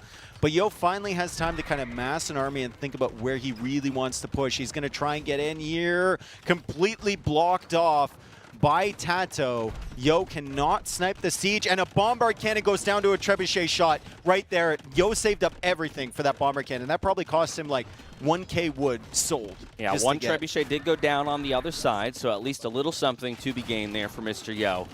But you can feel it. You can feel like TaToH has control over this game as he finally moves villagers back to the central wood line. Yes, the hill advantage, though, is there for Yo when it comes to the ranged units, and he's making it messy. The tenacity here from both of these guys. TaToH's like, can you die yet? Just give up, bro. Yeah. Yo's like, make me. It's game 4. Yeah, true. Yeah. I mean, if I was in there, I'd just be leaning over like, game 4, dude. Yeah. You're already up. Like, come on. Oh, trebuchet will it be saved? It's going to be safe. It will. Beautiful save from TaToH. Why are we still here, Dash? I was going to say, I mean, like, we're running out of things to say, largely because... I ran out an hour ago, bro. I've just been on repeat. I've been on loop. Yeah. But again, these players refuse to die, and it speaks again to, 1, their ability, 2, the pressure of the moment and the importance of this series, a semi-final. And every game could be the difference If that maker. trap goes down, that's really good for Yo. It does. Oh my god, that's so good for Yo. Now look at the swing. Look at this swing. Yo finally advancing past this wood line for the first time in a very long time. TaToH's He's gonna pop capped. Yep. Yo is pop capped again. How did that happen? Pop capped again. TaToH making up to 130, 35 villagers. He doesn't have the space for the army, and for the first time in forever, Yo has the military lead here over TaToH. I can't believe it. I will lose my mind if Yo somehow finds his way back into this game.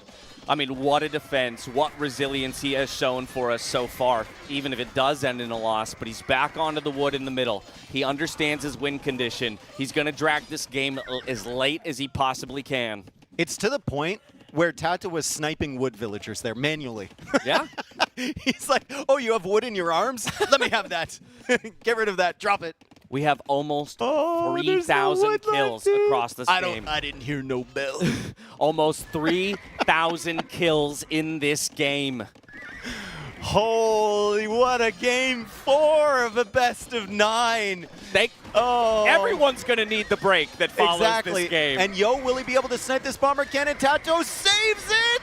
Oh my He saved it! goodness! TaToH holding on. It's not just Yo. There's no bell for the Spaniard either as he continues to push forward. Bombard cannons now ranging the castle. We've got two-handed swordsmen behind the skirmishers. Hussars coming in, getting eaten up by the castle there without the bought final more armor stone. upgrade. And TaToH will manage to save this bomber cannon again. He's out of gold.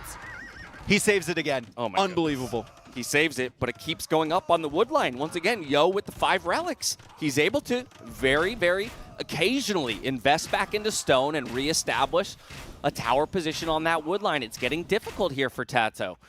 And Holy. And now we have to question, TaToH, why didn't you set up the fish traps earlier, he just bro? sold 1,300 food for 200 gold. I mean, he's got 74 on food. Imagine if he had like 30 fish traps set up right now. That's true. Like, obviously, he would have hit the timing with the farms.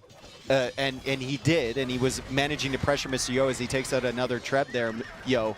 But if he had set those fish traps up earlier, feels like he'd have a lot more wood in the bank, and he'd have a situation where he didn't need to quite pressure as hard. I just cannot believe that we are now in a position where TaToH is on the defense. And he is the one where's getting the wood? pressured. Where's the wood? It's only in the middle. It's completely Like, out. I think there's nothing but those few scraps and the ones that are in the back of Yo's base. TaToH has 1,600 wood right now. He's still chopping somewhere. Yo is pushing him for this bombard cannon. I think Yo's done enough. This is to some of the win most this game, Dash. the most incredible defensive play I have seen in some time.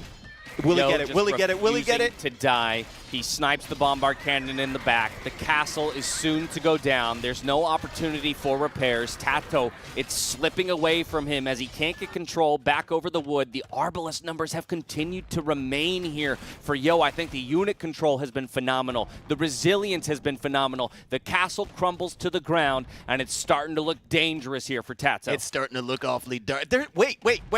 There was a wood there. I don't think he realizes 1,700 wood.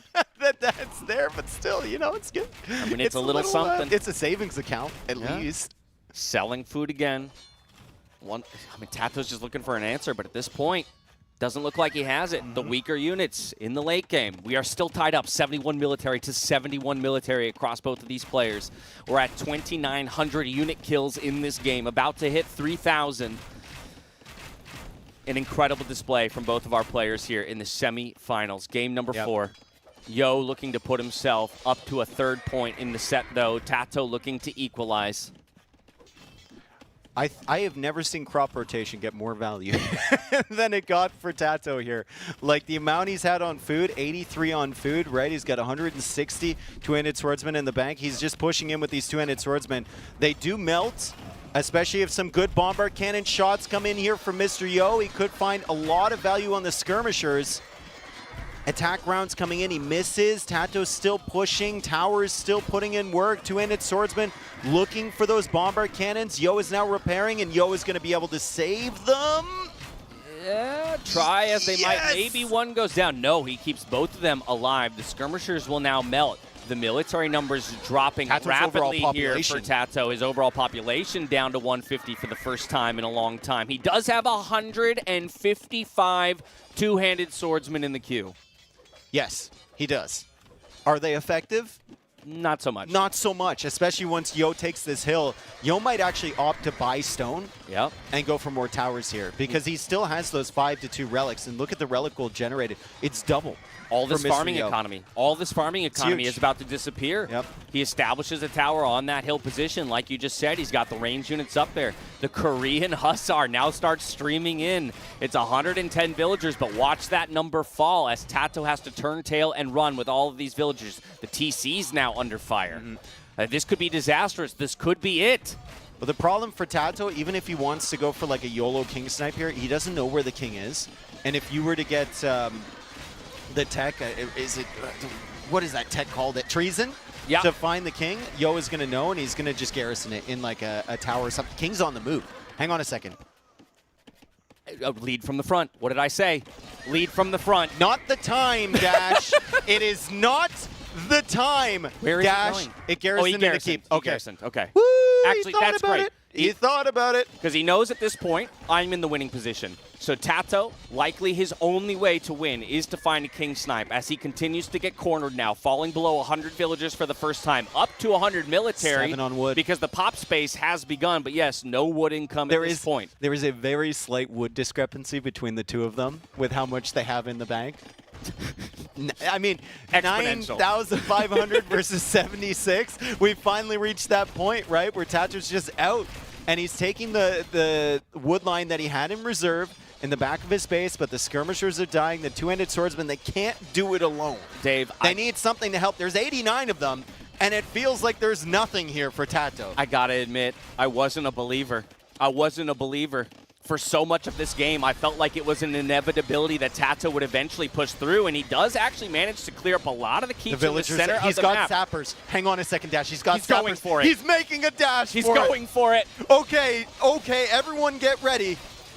Including Yo, especially Yo. You have to keep your eyes on this. The two-handed swordsmen are coming in. The villagers are coming in as well. He has sappers to do extra damage He's to the got to buildings. locate it, though. And look, every keep has garrison units. Every keep, Yo is trying. Yo is so smart. Absolutely trying to bait TaToH into attacking the wrong towers. TaToH doesn't know where the heck this king is, and the Arbalists are coming back, and now the population is going to drop once more for TaToH, and that two-handed swordsman queue is down from 160 now to 73, and it's only dropping. 57 on food, up to 11k wood is Yo, so he's got the resource bank to continue the fight for quite some time.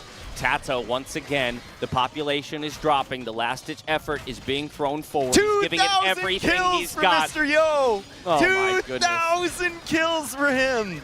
Oh my goodness. Can we get a double click on the towers and see how many kills they have? Holy, 54 just from those. Unbelievable defense from Mr. Yo. 105. He's looking for it. He's looking for the King Snipe. He's going to target one tower at a time, and he's going to try and work his way through. He's playing Where's Waldo, rather. Waddle. With the King. I mean, the King the King waddles. A Waddle. He's back out of a tower. Where is Waddle? That's the question TaToH needs to ask. He's not giving up. He's not giving up. Whoa. He doesn't see flags. There's no flags on the towers, no flags on the TC. So if he's looking there, he knows not to get distracted with those two. He's hunting. He's searching. And he's on the scent. He's on the trail. Yo's got to respond to it as well. You can't leave those two-handed swordsmen Transport. unchecked. It's time for a transport ship. Siege towers now coming from TaToH. Is he going to try and just run in with skirms and snipe this king in siege towers? TaToH is not giving up. He doesn't want to lose this game. Imagine being in his position and losing this one. Like, you don't invest 2 hours and go out without like trying every single thing you can, right? And so, boom, he dives to the back of the eco. He checks the corner. No king to be found. So where could he possibly be? He's trying to eliminate options. In the tower there. I mean, that's a lot of two-handed swordsmen, and he pulled a lot of military to the back. Yo doesn't have much here in defense. Make a transport right now, please, Yo. Make a transport. That's the safest place he can be. I will is on the water. There's 13,000 wood for Yo, and there's 0 wood for TaToH with 0 villagers chopping wood. You cannot lose this game. It looks like no more in the queue. There's no more in the queue for TaToH. There's it's only all villagers. or nothing. He's targeting each of the towers one by one. One goes down on the front. There's 2 more towers to target, but the Hussars arrive back just in time. The and there's Arbalest in defense. I think Yo's got enough. The siege tower is trying to make its way in, but Yo with 78 military to 69 may have done enough to finally hold on. The tower is under attack. You can see Capture Raid's freaking out. It's losing its mind. But it's not going to happen, Dash. I can't believe it, Dave. How did he do this? How did he do this? Look at the military count here for Yo. He's finally got a position. And Yo, I think TaToH realizes, he tries to relocate to the remaining wood, though. He doesn't want to give it up. You don't give this up. You give it every ounce of energy you have. And TaToH realizes he's finally done. What a win for Mr. Yo. He held some more. TaToH tried to push. Mr. Yo is victorious. Drink all that water, my friend. It's a much-deserved smoke break for him. Oh my God, what an incredible game. The most insane Copenhagen game I have ever seen. Mr. Yo showing us the fight, showing us the resilience, and TaToH left to wonder where he went wrong. In a 2-hour game, nearly every single resource exhausted on the map, over 3,500 kills between the 2 players. What a battle. Yo gets a round of applause when he runs through. And that's just crazy. That's an incredible hold from him. He did it in an unorthodox fashion. Towers, skirmishers, Korean Hussar, carrying the brunt of the load there for Mr. Yo. TaToH has got to be really frustrated after that one, right? I think TaToH played an incredible opening too. Like in the situation he was in the corner, to push forward like that and take that much map control, maybe against any other player, he wins that game. Not against Mr. Yo. Just refuses to give that one up. First pick, too, for both players, right? Like, so much riding on that game, both in terms of momentum, in terms of confidence, in terms of fatigue, right? For Yo, he's now 2 games away from taking the set with 5 more maps to go. TaToH, his margin for error is dwindling. It's small. Yeah. It's small. Oh, my goodness. Oh, that was hey, crazy. guys. Hi. Hi. We started out sitting about an hour into that game, and then we slowly started leaning forward. And then at the end, we were like this, both of us. Just losing it. Crazy. I mean. Oh, man. Do we get the Game 4 break, too? I might need a bathroom break. Yeah, true. Okay, maybe Nilly will swap in for me for a quick moment. Dash needs a bathroom break. Jesus Christ. What a game. I just got lucky. Oh, my It was pop 110. Yeah. And we had Pop 200, Yeah. TaToH, and ACM on the couch. ACCM like this with his phone. And there's Like a TV everything- right there. and he's- Full body moving. And he said, you'll win. yeah. And I said like, do you want to double your prize pool money? Yeah. And he's like, and everyone was laughing. No one was taking me seriously. And luckily, he didn't want to go for it. Damn, he should have taken the bet. That That was crazy. I think it took me until TaToH was pushing in outside of Yo's main base, and I looked at the wood count, and I was like, whoa, what is happening here?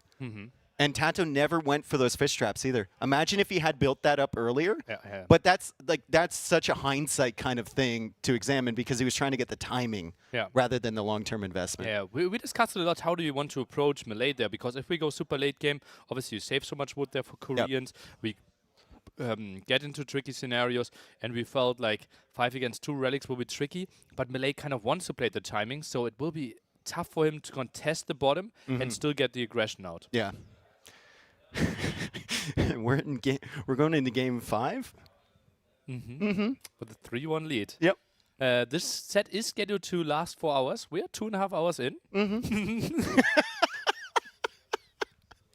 Not even halfway through the end. If we go for the full distance, maybe we have 2 scheduled breaks for 5 minutes each after game 4, after game 7.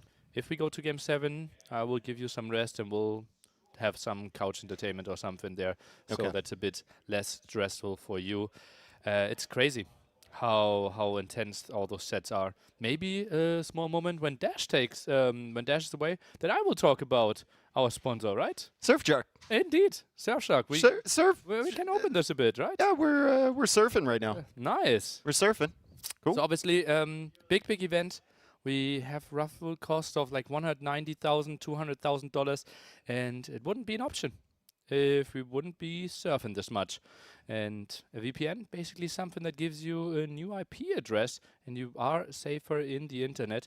God, I'm so aware in my head right now. And Surfshark. what is this VPN called? Nilly? Surfshark. Surfshark. Surfshark. Ah, Surfshark. right. And they're great. A sponsor Great for show. NAC. And listen, if you know you need a VPN, Surfshark does it just as great as anyone else, if not better. And they support NAC. So if you're choosing VPN to support, Surfshark is your They're way better. yeah. And 83% off, all the links down below there as well. Hashtag NAC5. Yep. Or the NAC5 80% off, right? 83% off. 83. And yeah, they wanted to give me 80% off, and I said, not enough. Not enough. Not enough. And they said, 85? Yep. I said like 83. Okay. And then we came to terms. And if you go for 2 years, I think it's 6 months off in addition to that. And if you're not satisfied, 30-day Money back guarantee. Look at that. Bob. Absolutely beautiful. Surfshark. Oh, look at that. Oh, so many countries. Yeah. Nice, nice, nice. Cool. Great set. I will hand it over to Dash again. Thank you so much. Thank Dash? you, Nilly. You know it was an insane game when there's a massive queue for the bathroom. Yeah, I saw you run back, and I'm like, what is he doing? Nobody wanted to miss the potential end of that game. Yeah, And so as soon as it ends, everyone was like, to the bathrooms! But all right, we're refreshed and ready to go. I wonder how the players are feeling after all of that. I as think well. Yo is feeling great. I honestly, TaToH, I don't know how you kind of recover from that, but he's been through this before. He's going to have to figure it out either way. And I just hope for the best for his mental state going into the next game. Adding to that is he lost another really, really tough long game earlier in the tournament to Hera, right? And 2 of those now, right? You got to wonder, is there a little voice in the back of the head that's eating away at him? That was my opportunity. That also, was my way in. It's like, it's not only kicking yourself, man, I should have won that game. It's like, what the hell do I have to do to kill this guy? Right? Yeah, how do I get rid of him? Like, if I can't kill him from there, how am I going to finish him off? The refusal. Yeah. The utter just like indignation. You know, I was just like, it ain't happening, bro. Yep. It's too good. The stretches come through. The players are back in their chairs. Need to mental refresh. You have to forget completely about that game. If you're TaToH, if you're Yo, you have to have that game on repeat in your mind. Just be like, yeah, I did that one. Oh, but they threw everything they had at it, too. They did. And I just love to see that fight, even for TaToH when he realizes it's slipping. He goes for the king snipe. He's searching for that king in the end. And that was such a great play to look for that, too, because it was exposed back there, and I think he knew it was exposed. And he got close, man. There were only a couple towers remaining at the end of that game when he ran out of gas. I think if he had gone before sending, like, 3 or 4 waves, obviously, forward looking for the king, if he had gone for that siege tower play with the skirms early, he might have been able to get it. But he didn't know where the king was. Known for great map understanding. I think we just need to add like immortality. To that. Just known for refusal to die. And again, TaToH, off meta strategies. I think also just creativity is another way to say that. And again, speaks to him searching for every possible win condition, even though it did ultimately escape him in that 4th game. It's 3-1 now of the series score. Let's check back in with the civs and the maps here for a moment before they dive in, if possible. Get a refresher on what's still available in terms of tools for each of these players. And there you have it. TaToH will have the selection opportunity here between Dry Graveyards, Outcrop, African Reed Beds, Langanati, and Rocky Forest. If it was any consolation, that was Yo's home map. That's true. So if it's any consolation for TaToH, he didn't lose on his own home map. He was in a winning position, but we go on to the next. I think he'll probably want to go to one of his own here, get a win, something he feels comfortable with, probably something like Rocky Forest. Could be a good option, right? I think you change the pace, right? You go towards I like Rocky Forest because of how aggressive it can be. Yeah, and it's just a completely different style of map, but he goes to Outcrop. Okay, so here we are. Yo playing as TaToH, TaToH playing as Gujaras here on Outcrop. And these are 2 civs that we've seen here before on this main event. Outcrop is a very open map. You don't have stone up at the top, but you can wall yourself in quite easily around these little wood lines. Yeah, typically easy to wall. Talking about some of the advantages of TaToH, obviously make great use of the hills that can extend through the center of the map there, as well as the herdables containing an extra 50%. And there's a lot of extras on this Lots of extra herdables around on the sides, and we'll see scouts dive out there as quickly as possible because as the TaToHs can make great use of them, so can the Gujaras, right? Looking to bring those herdables back, garrison them into the mills. Look at that, a little bit of a scout engagement. Yeah, the Camel Scout is not as effective against the regular Scout in the Dark Age. Once it hits Feudal, it's kind of ridiculous. In the Dark Age, though, if you get that first hit, you're pretty confident with your regular Scout, as we see TaToH just kind of perusing the map, looking for those cows to be brought in. More to deny them from the TaToH player than to garrison them in the mill, because that once you get past the threshold of like 6 herdables, that food income does not really stack up. I remember once I had like 57 sheep garrison in a hyper random game. Yeah.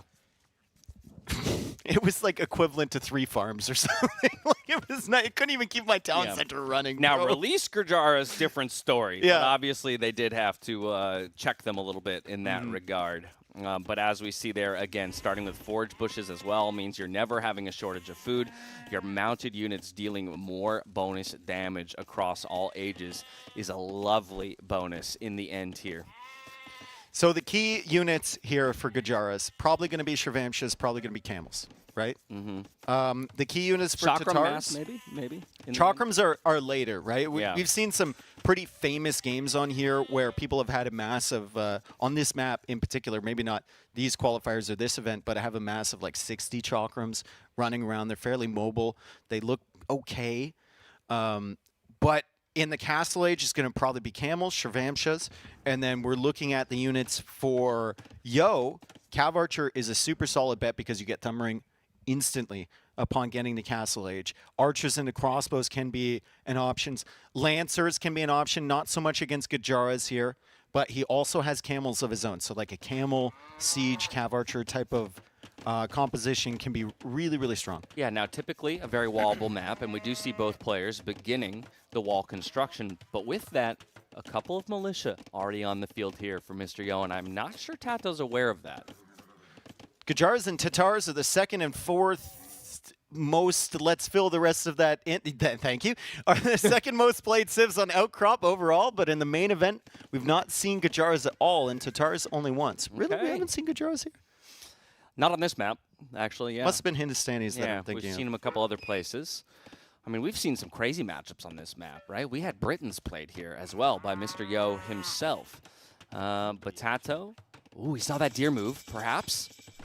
Just getting the goat lamed, and now we'll run away with these 2 villagers, so.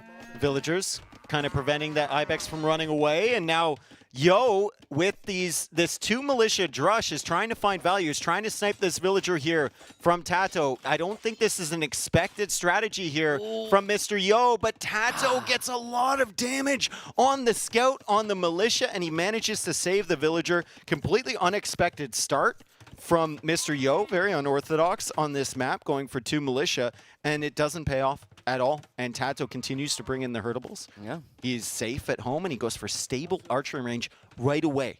Not one building into the other, both at the same time. Very, very unique opening from both players. I mean, kind of forced, right? I mean, like, TaToH obviously surprised by that movement there from Mr. Yo. Mr. Yo trying to kick the game off on the right foot with an early snipe, but instead it gets turned on its head, and he loses a lot of health. Trying to rotate these militia around, but now with a weak scout and a weak militia, probably not much damage to be found. Villagers would be happy to take this fight on their own. Oh, thank you for the dino, or dino. I'm dino. Tired from last game, dude. I need time to recover. Ivik with the support. He's been around for many of these NACs. Love to see it. Yeah, again. and it's Thank important you, to note everyone. that all donations add to the ever-growing prize pool for these players. So if you're appreciative of the display of skill that these players have put up for us so far, the entertainment that they've provided, every donation is greatly appreciated. TaToH goes range stable right away. That's crazy. Usually it's like you start with 1, you build up a few, you add in the range later. But TaToH with a little bit of a later uptime with those extra herdables, generating food for him, and the extra berries, which can't be overlooked as an additional food source for the Gajaras at the beginning, is able to go to multiple production buildings. And he's got 3 scouts, 2 archers on the field. We see only 3 archers, 3 spearmen on the field for Yo. And he can finally afford that wood upgrade, which I think was, he was a little bit strapped for cash earlier going for those militia. So the militia didn't pay off, basically at all. No, absolutely not. And now we have the counterattack rolling forward here for TaToH. It's about 3 scouts and 1 camel scout. If they get forward before the walls come up there for Yo, could find some counter damage. And while the walls were initially made to be very messy back at home for TaToH, he's now had permission to extend. I say that, we've got 3 archers looping around the left-hand side before that villager has completed the walls. And I think Yo is aware of it. Scouts it with the spear here. TaToH sees the spear, tries to fight it away with the villager, but now he probably knows, I don't have permission to go for these walls just yet. I'm going to need some protection. Yo has such good fundamentals. Every single time TaToH's hanging around his base with scouts, there's always at least 1 spearman waiting there. Or if there's not a spearman, it's pre-walled, right? And he knows that he can punish TaToH because TaToH's going to go for the greedy walls because he cleared out the militia early. Yeah. So he just loops around that very small army, finds value against that 1 villager. Eco KD is 1-0 currently. Yo is still ahead in terms of resources gathered. And fletching comes in at what seems to be almost the perfect timing. He's still sitting on that wood line. TaToH doesn't feel like it's that threatening. But with fletching now, Yo can just turn around, clear up the skirmisher and the archer, and then maybe think about sniping these vills. Yeah, at least there is fletching on either side and more skirmishers coming back to help in the defense. On the other side, the scouts are still probing for damage, but the walls come up in a brilliant fashion here for Yo to keep them out, at least for the time being.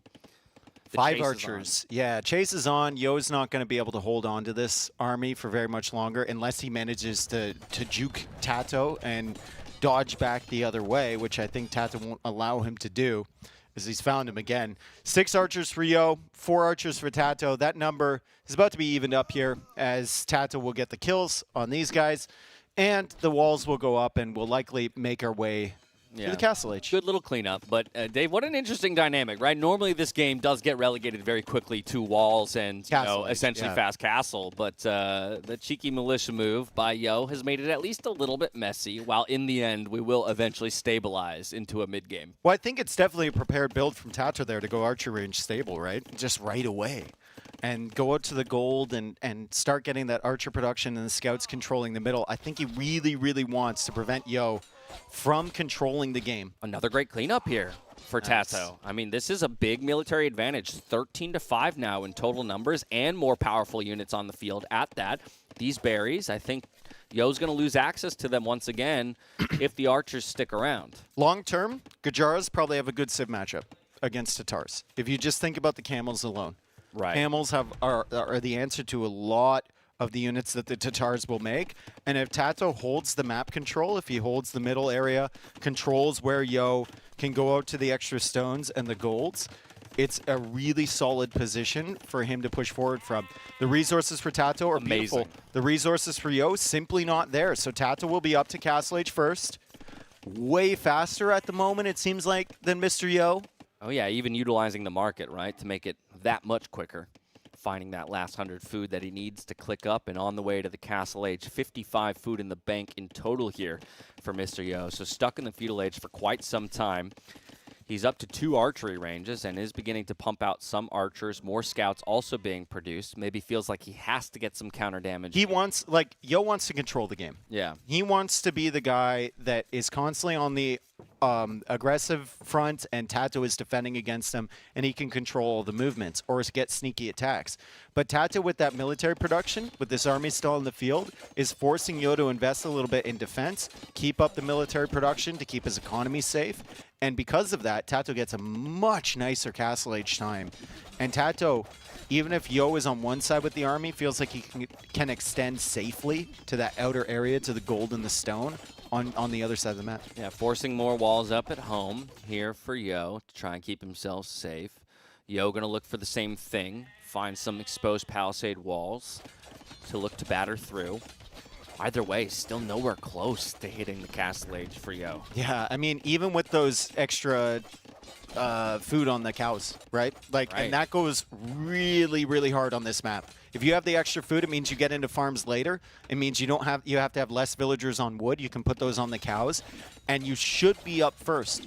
But TaToH is reaching Castle Age at around the exact same time that Yo is going to click up to Castle Age. So Yo realizes he's in a really rough position. Crossbow upgrade coming in, Bodkin coming in. Yo needs to pull all of these units back and help defend his base and try not to lose them to the early Shirvamsha potential or maybe Camel potential from TaToH. Gonna say, and as soon as he pulls those units back, TaToH reaches out for a second TC. Fully in the driver's seat here is TaToH when he needs an all-important win in this series to keep things close. I just wonder, like, what's the response here from Yo? Because Yo isn't really the guy most of the time that will make 3 ranges and just go YOLO cav archers. But we could see it if he feels like he needs some sort of pushback. Maybe he just extends outward for TCs and tries to defend this with some siege and some towers along the way. TaToH still will have a big eco lead. Once Yo gets to Castle Age, I think he's going to have evened up the villager count already, and he's adding a 3rd TC as well. TaToH will have the map control lead, and TaToH will likely still have the military advantage too. Yes. Although Yo is going for the flank. Okay, look at this. Yeah. Will the archers be enough against crossbow? Well, I think the scouts might be enough against the Nice. crossbows. That's probably the key element there. Yes, some of his feudal age archers do go down, but he will get the cleanup in the end. Of course, while that's happening, TaToH intelligently rotating around the other side with crossbows to once again look for damage and throw up a 3rd TC back at home, extending that eco lead. Great map control from TaToH over there, though. He's got the crossbows roaming around that left side. Yo was able to take out one army. Still has to be worried about the other one. TaToH bringing the scouts back. Still just kind of adding in crossbows one at a time. Until Yo gets to Castle Age, there's really no threat to TaToH at all. So once he sees that Castle Age timing from Yo, that's probably the moment where he needs to start thinking about adding extra production or adding a siege workshop or something along those lines. The eco balance feels a little strange here for Yo. He's got 800 food in the bank. I mean, obviously, he's going to invest a bunch of it into That's the upgrades cows, right dude. now. Yeah, it's the cows. That's the doing cows work, man. with the TARs, and the fact he had to stay in feudal age for so long producing archers. He's still at the farms, he's still at the cows, but he was making a wood gold unit. As he now goes for the university, crossbow upgrade comes in, Bodkin upgrade comes in, still no cav archers, so he's just going to play crossbow. Forward siege workshop would not surprise me from Yo, but he's going to have a tough time affording ballistics and that siege and the crossbows. Right, going for ballistics first, very clearly, because of the university being rushed up. Here with a forward army as well, though, just making TaToH think, right? You definitely don't want to let up or give your opponent too much room to breathe. Is that a university or siege workshop from TaToH? There's one in his base there. Okay, it's siege workshop.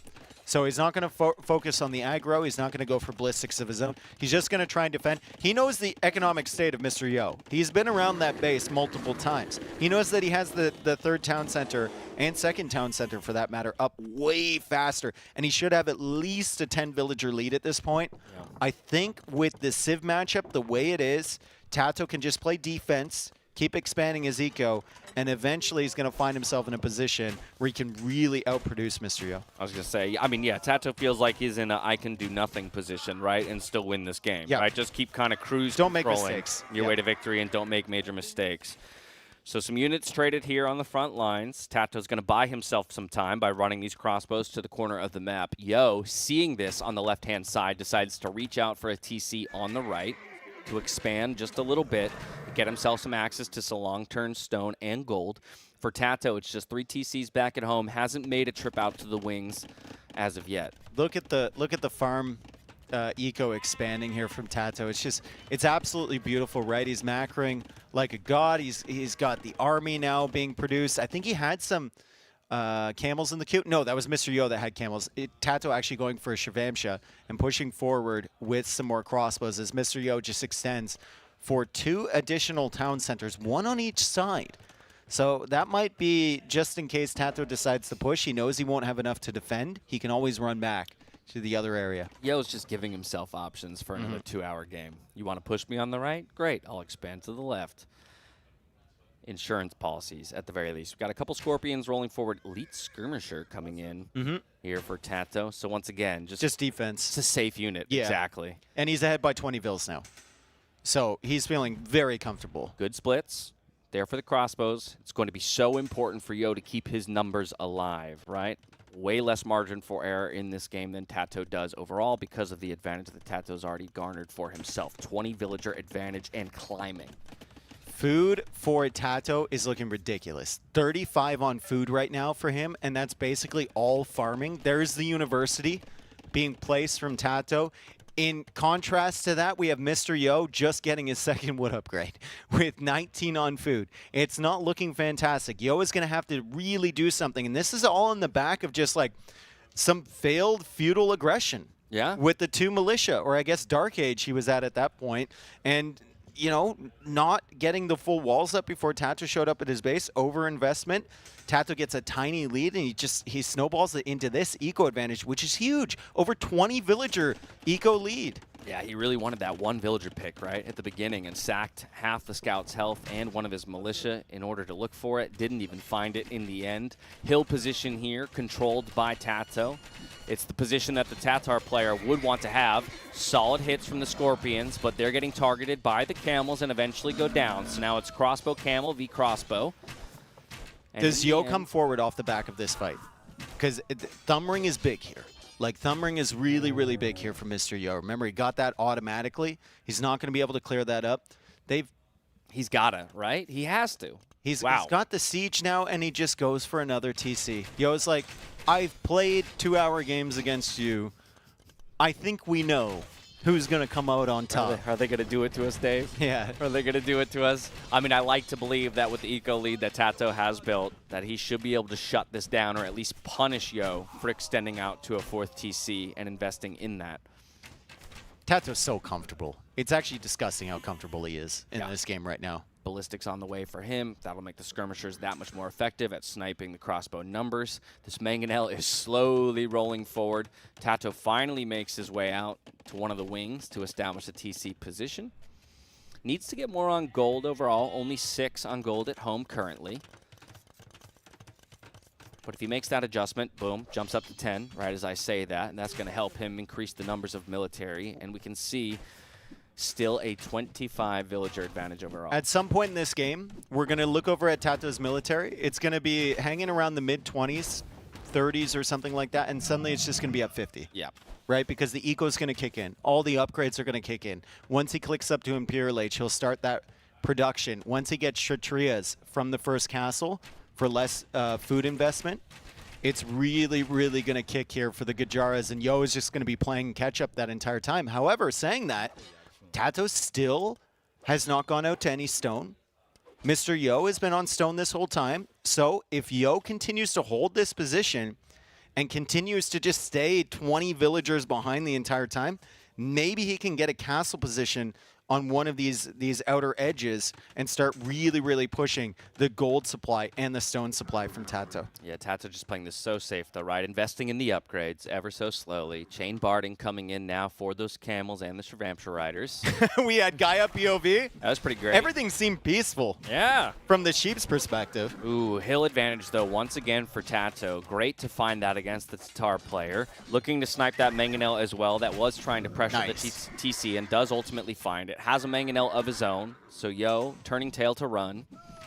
It would be so Yo, right? So Yo. It would be so like Mr. Yo right now to just go for a castle on that right side, like on TaToH's face, while TaToH is busy over here. I don't think it's going to happen, but he does have an outpost, and there is a gold over there, and he almost has enough stone. It doesn't feel like you can get away with a castle aggressively over here, and if I know Mr. Yo, he wants to be aggressive in this situation. Yeah, Mangonel finds contact and does ultimately get the kill. It's sniped in return, though, for either player, so no more siege to work with for the time being. Yo continues to retreat.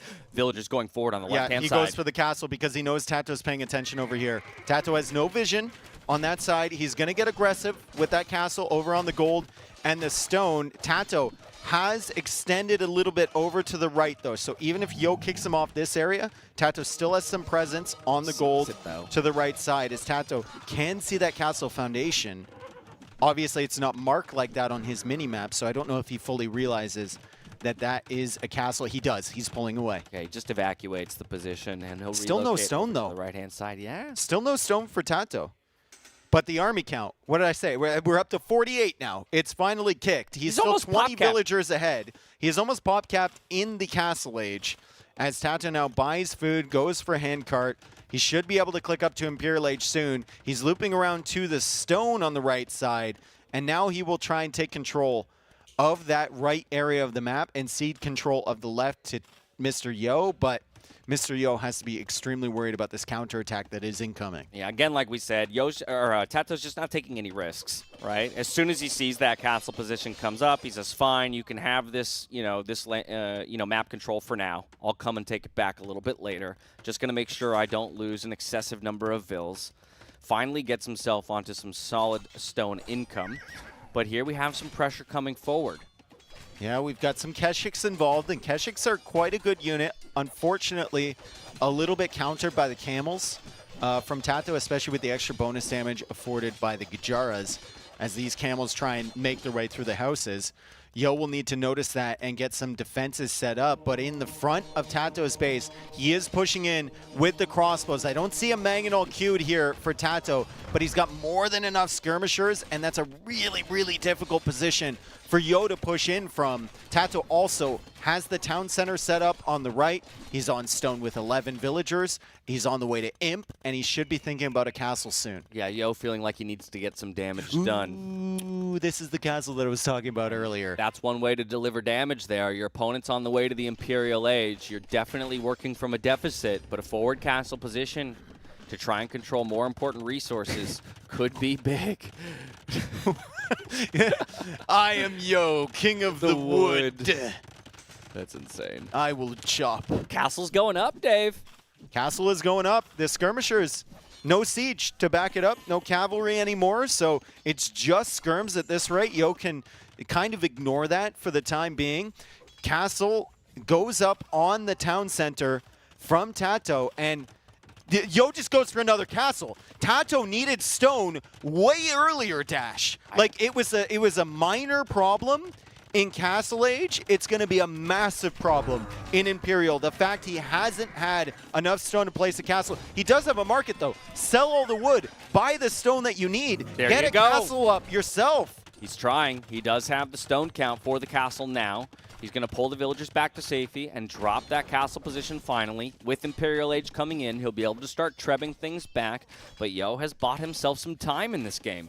And while we talked about it's, you know, TaToH doesn't want to take too much risk. He wants to ensure himself a victory in this game. You give Yo too much room to breathe, like we saw in the last game, he will fight his way back into it. Yeah, and suddenly there's a corridor of castles in between your town centers over there on the right. After you lost the position on the left, like, that's not the situation TaToH wants to be in. He still has an advantage in this game, but Yo has made it messy enough to get himself comfortably up to 120 villagers. He's going up to the Imperial Age. He's got a Mangonel get on the hill with TaToH. Mangonel shots on the skirms. Boom! Ew, Mr. Yo! 20 units fold like paper in that moment. And just like that, the military numbers equalize. Yo has clicked his way up to the Imperial Age. 1 minute and 45 seconds till he gets there. He's got a lot of castle positions which he can sit behind and try and buy himself the time. He was so far behind, and the population is almost even. Heavy camel will continue to be an issue for Yo. That's what we were concerned about in this Civ matchup, right?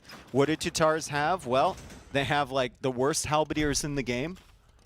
From the Civs that actually get halbs. Oh, we see the replay here. Let's watch it again. Let's see. Is Yo even paying attention? Wait, does he not even see? Oh, he's like, okay. oh, this is nice. He's like, ooh. And that was an attack round from him. That was not a right click. That was a nice attack round. He knew exactly where TaToH was going to be moving through. Look at this, though. 2 castles, removing 2 TC positions. Keshiks, they stream in. They're going to pick up some villager kills. They're also going to pick up some gold because that's one of the benefits of that unit.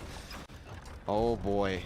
TaToH is still quite low on gold currently. He's got 29 on it right now, but he needs to afford more trebs, needs to afford his upgrades. Yo will get to Imperial Age, floating a comfortable amount of food and gold, has enough stone to repair this castle for a little while longer. TaToH still has the advantage, but Mr. Yo has done everything he can to pull himself into this game. Yeah.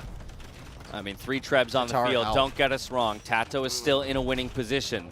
But at this point now, he's the one who needs to push the pace. We've got the Camels looking to dive in on top of the Keshiks and the crossbows. Solid numbers here for Mr. Yo, but the first castle position goes down. Might need to look to retreat. Don't want to fight into those heavy Camels as they'll make quick work of the Keshiks, and he sacks the crossbows in the Mangonel just to get out of dodge. I think the problem for Yo is going to be the tech tree. Yeah. Right. What do you do against heavy camel and then they mix in chakram? You're out of luck, basically. I mean, I guess you can go into flaming camel, but that is a unit that you can only use once, and you can only use against massed up groups of camels from TaToH. It's going to be really, really difficult for Mr. Yo to get anything going. He's going for crop rotation again. Oh no! It's like, I know how I can beat. Oh my goodness! I wear you into. Yeah, he's already marked all the wood lines, right? He's always like, oh my goodness. Halberdier is in, but those are going to get cleaned up by the Camels in large mass. We have another castle position being established here for TaToH, and Yo is getting shoved off of the right-hand side. He's thinking about a counter raid with those Keshiks, but runs into the open arms of a castle at home for TaToH as well. TaToH doing a good job of keeping himself safe. And if TaToH takes full control over this southern area, he can start pushing into the middle. And I don't know if TaToH keeps the Camels near the trebs. I don't know if there's really any way that Yo can clear that stuff. Boston meetup. Hello, Boston. We got a viewing party here. We got Boston. viewing parties in Boston. Boston. What up? Wicked. Europeans are like, what are they doing? These guys are clowns. All right, but see, look at this. I mean, Yo, again, ever the fighter. He says, yes, I'm going to lose ground on the southern part of the map, but I'm going to look to take some ground on the northern section of the map. TaToH's utilizing those hills so incredibly well. He's got a good mass of Keshiks and Halberdiers along with monks to protect those trebs. TaToH's going to keep creeping forward here on the southern side.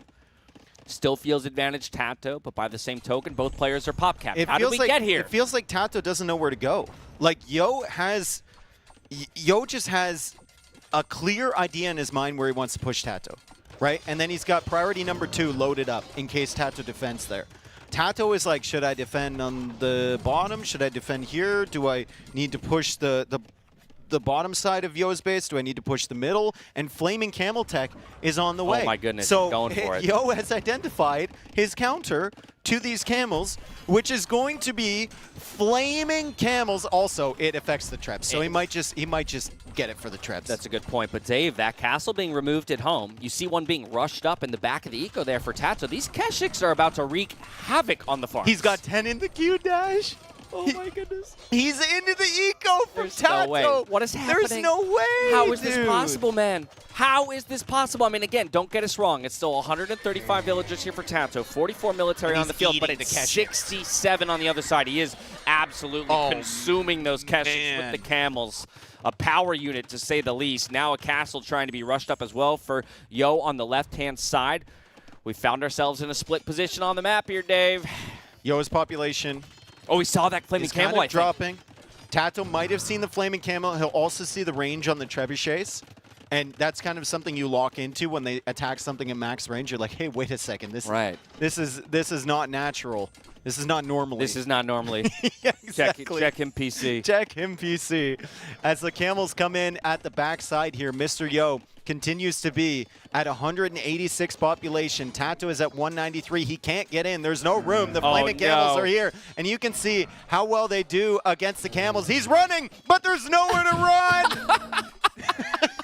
The camels don't even need. They just, Let me out! They're just cornering him in there to let the halberdiers do their work. And look at this, another castle position back at home for TaToH. Soon to go down. No military there to respond. It looks like we're going for a base trade of sorts. A little bit of a base trade. That's true.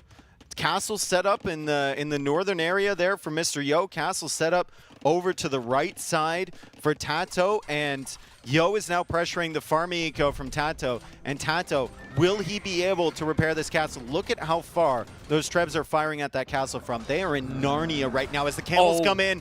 Solid hits. Some solid-ish hits, and the halberdiers are there. Yep, they're targeting the Trebs, not the camels. He wants to take the siege off the map, and he finds one. I don't He's going to get the know other if he'll get all three, but he does get two in the end, so that's a good little win. Oh, Keshiks against camels still. He does have halberdiers, though, too. You want to see those move He's got one flaming camel. We have camels versus flaming camels. And he's got more in the queue. At a certain point, I just have to sit here in utter awe of Yo's ability to extend games. Yep. From what feels or felt like a near doom position, Fuel Age onward, when it didn't go right for him early. And yet, look at this. TaToH's on the run with 27 villagers. on food. I was thinking, wow, Yo's food eco got hit hard, 25. I look over at TaToH, 25 on food for him now too, because he cut off the farms. And he's going to be getting gold from all of these engagements with the Keshiks. A lot of dead vills over here. Flaming Camels coming in again. They get some decent hits against the camels.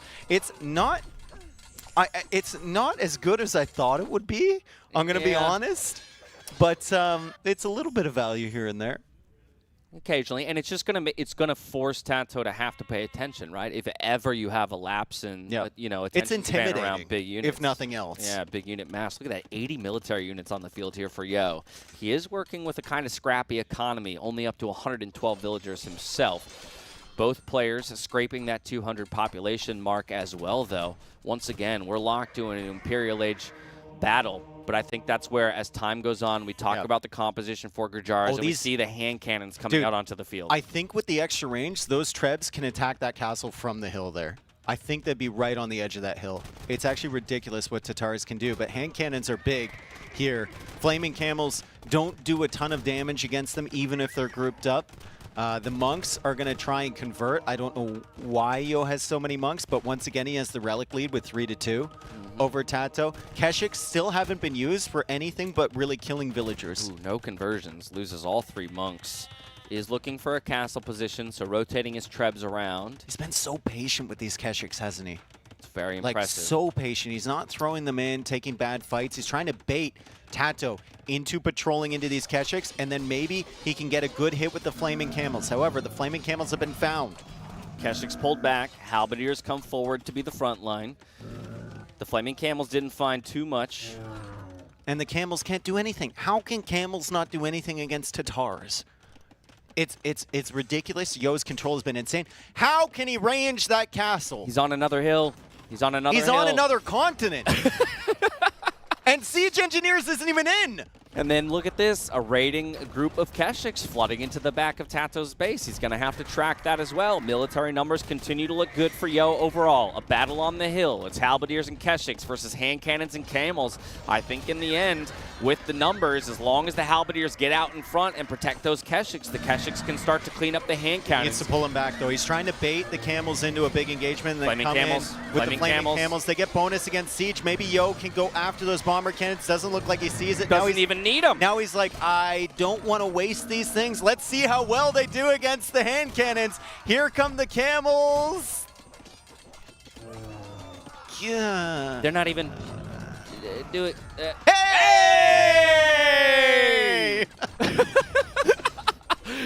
There's an element of it that's just so underwhelming, but I love that it's happening regardless. Oh my goodness. TaToH is at 130 population. Yo is at 160. I cannot believe the recovery. He was ahead by 20 villagers for 10 minutes of the game. Find me he a had better double comeback the army. He had double the army. Find me a He better just didn't comeback go on player. the stone on time, and Yo punished that. And Yo found every stone that TaToH was taking. Mr. Yo's too good at... He's crazy. Just too good at this game. He's wild. I mean, again, it's still not over. He is fighting Keshiks into a lot of camels here, and over time, the camels are going to win out. The queue is still there at the moment here for TaToH, though I say that, 40 on food and no food in the bank, only 6 on wood 61 as well. on food for Yo. Wow. 61 on food for Yo. And the Trebs continue pushing forward, and now they have +1 additional range from what they had before. So, you know, if you're in game here and you don't play at the higher resolutions, you're not even going to see where those things are coming from. Bombard Tower? When's the last time we saw Bombard Tower with Tatars? I couldn't tell you. I didn't even know they got that. What does But the also, architecture look like on that thing? I mean, Yo is just, he's falling into the rhythm that he had in the previous game on Copenhagen, right? He's setting himself up for the long game. The bank is looking good. He's got 2,500 wood in the bank, and now we're going to take a replay of these underwhelming flaming camels, closing the gap on the hand cannons. They do ultimately eliminate them. Let me at him. Let me at him. Let me at him. I'm glad we slow-mode that. Yeah, that was definitely worth a slow-mo. Back to real time. And the push is on. Look at this. I mean, again, 75% of the map here controlled by Yo. Bombard Tower. And Town Patrol is coming in. Not. Because Yo wants all the vision he can get. Look at that army of flaming camels. They're coming in, folks. Oh, now these could be some hits. Can't get value against them. Yo needs to just click them in. They can't be standing there with the chakrams behind. Bombard cannons are going to go down. They get the good engagements against the camels. And then suddenly, the Keshiks are going to be there to try and clear up the chakrams. Are there Trebs still alive in this area from Mr. Yo? I believe they're under the castle. They're working south. a castle down. That's absolutely insane from Yo. He's getting the Keshik number up again. He's up at 160 population, but TaToH on the other side has somewhat managed to stabilize. Those are the weirdest looking bombard towers I've ever seen in my entire life. And TaToH is at 175 population. What is that? It is strange architecture. I don't think I've ever seen that. But it's great map control here for Mr. Yo, right? It's going to make it very hard for TaToH to ever push out of his base. He's even forced to drop another castle back at home while he loses one in the south here, once again getting cornered on this map and strangled out of the game. 120 villagers apiece, 50 military apiece. It is still a very even game, but the Keshiks are now targeting yet another TC. Camels coming over to give them some reprieve and keep those villagers alive. Keshik's running. TaToH needs this win. He needs this. Oh, yeah. And he's trying to recover his position. Chakram numbers are big, though. Chakram numbers are great for TaToH. The unfortunate reality with chakrams is that they're slower than a lot of the other units you've been making, right? They have limited range, and if you fall below that number of 15 chakrams, they suddenly become generally useless against cavalry. You need the big numbers. You need them all in one place, and Yo's going to take advantage of that and raid in different areas of the map. The chakrams can't reach. He's disconnecting. Look at this line of bombard towers. That's the thing. He's disconnecting TaToH's base, right? Like, can we see Yo's line of sight? Honestly, because I don't think there's much he missed. TaToH goes GG! No way, dude! No way! What is going on, Dave? I mean, just Yo has found another level. He's ascended. He's hit his god tier. What on earth did he eat and or drink? Or what is going on with Mr. Yo? He looks calm. He looks collected. He's got a game plan. I'm going to take this to the late game, and I'm just going to beat you with experience. And it's like you're playing this way against TaToH, one of the greatest players the game has ever seen. I am beside myself. Yeah. I am literally having an out-of-body experience right now watching this level of play out of Mr. Yo. We talked about how we favor the Gurjaras in that Civ matchup. We talk about the awful start in the Dark Age and Feudal Age there for Mr. Yo, and even still, seemingly with ease. Yeah. He just strolled right back into that game and took it. He stole it away from TaToH. He didn't make that much more military than TaToH. Even in early stages of Castle Age, he was never able to push. But TaToH made one mistake. He did not go out to stone early enough, did not lock it down, and Mr. Yo did everything he could to punish that. That is absolute insanity from Yo, and I think that game, in many ways, is even more impressive than the previous game that he just won. I like the control that he had once he clicked up to Imperial Age. From that point onwards, he had control over every single area of the map, and TaToH was just constantly responding to him. Yeah, the player who was behind was the one dictating the fights, right? He was the one deciding where and when the fights would occur, taking those all-important hills, utilizing the Treb range to great effect. T90, Nilly. Ooh. We got some solid Jordan football players, by the way, in this group of people. Yeah, it's hard to really know when you have a bouncy watermelon beach ball thing. Solid. C9. Solid. Okay, control. let's go, boys. Ooh, control. Well done. Right back up to the juggle, over to Nilly. Leary. Ooh, with Back the to header. T90. Back to the double touch. Little interlude. Ooh, nice little. Look at us go, baby. Outside. Off the wall. Play the wall. Yeah. What can we just take a break from casting for a second? We don't have to cast this too. Oh man. I mean, okay. How does TaToH 4-1 from this? How do you recover is the big question. How do you recover? Because now no more mistakes to give. No more mistakes to give. That's what it felt like after last game. Yeah, that's true. But if TaToH wants a bid into the finals, he has to win 4 games straight. For Mr. Yo, it only takes 1. And the funny thing is, like, even if Yo wins this next game, we're going to be right on time with a 5-1 victory. Eustace. Eustace. Hello. Yeah. Hello, puppy. Sorry, guys. I just had to pet the dog. All right, let's take a look. Let's take a look here. I mean, TaToH still has 3 of his own home maps remaining. I think at this point, you got to go for one of your own home maps. I still like the idea of like a rocky forest. Let's go fast, right? These extended games. I'm really surprised he went to Outcrop there. Yeah. I'm like, because Outcrop's always going to be a longer game. It felt like something. I mean, maybe TaToH didn't want a super short loss, right? He wanted to get back his feel. Maybe he was struggling after the loss on Copenhagen, but still, Rocky Forest was just such a mix-up from what you just went through in the previous 2 hours. Exactly. It felt like an option. Might go to that now. That, of course, was one of Yo's home maps. TaToH will need to win everything coming forward. He will need to win the remaining home map for Mr. Yo, Drive Graveyards, and then all 3 of his own, African Reed Beds, Langanati, Rocky Forest. And we've got the confirmation. Rocky Forest will be the pick. Soon we'll be entering the game as we see the players with the fingers firing. Again, Yo has set himself up in such brilliant position to only need to take 1 game, to only find essentially 1 more moment of brilliance to wrap it up and earn himself a bid into the best of 9 finals, awaiting an opponent of either Hera or TheViper. All that said, you still got to get it done. And TaToH, ever the fighter as well, if he can string 4 together, it would be similarly one of the most impressive series comebacks we've ever seen. Lock it in, folks. Lock it in.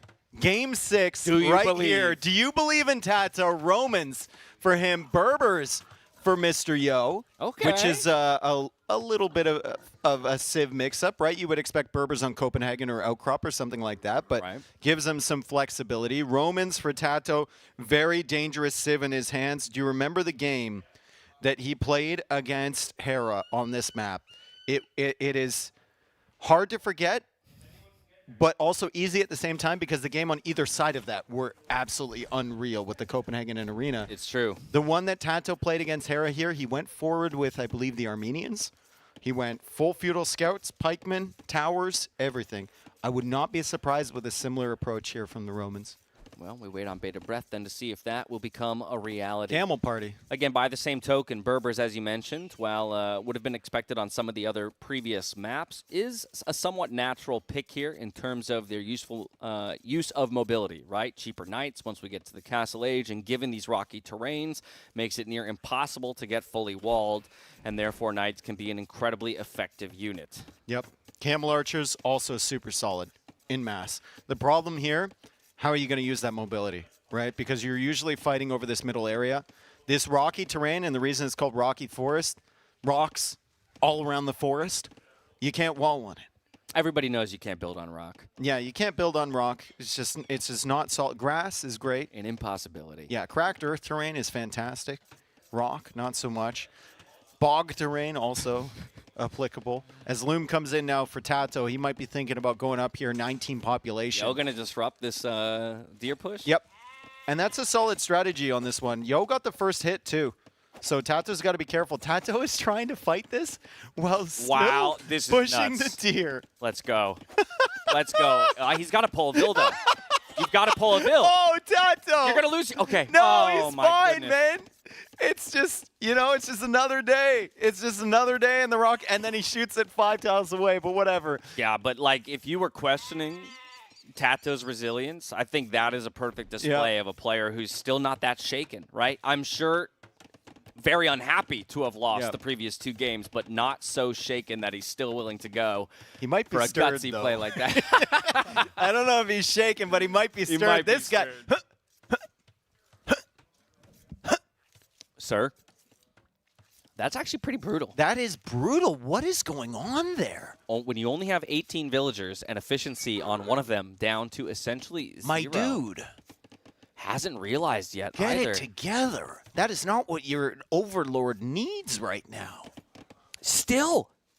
I guess, sorry, y'all. This is what we're going to focus on because it matters. I don't think I've ever seen that on Hunt before. Oh. There we go. She moves, and he finally gets it together. But that So tells you how something long about it was. She hit 35 food. 35 food, so that's minus 35 food for TaToH. That's brutal. That's absolutely brutal. I haven't seen that on Hunt before, not like that in Ooh. open field. Nice little snipe there from Mr. Yo on the scout. The opening, maybe not what TaToH wanted, but still not devastating.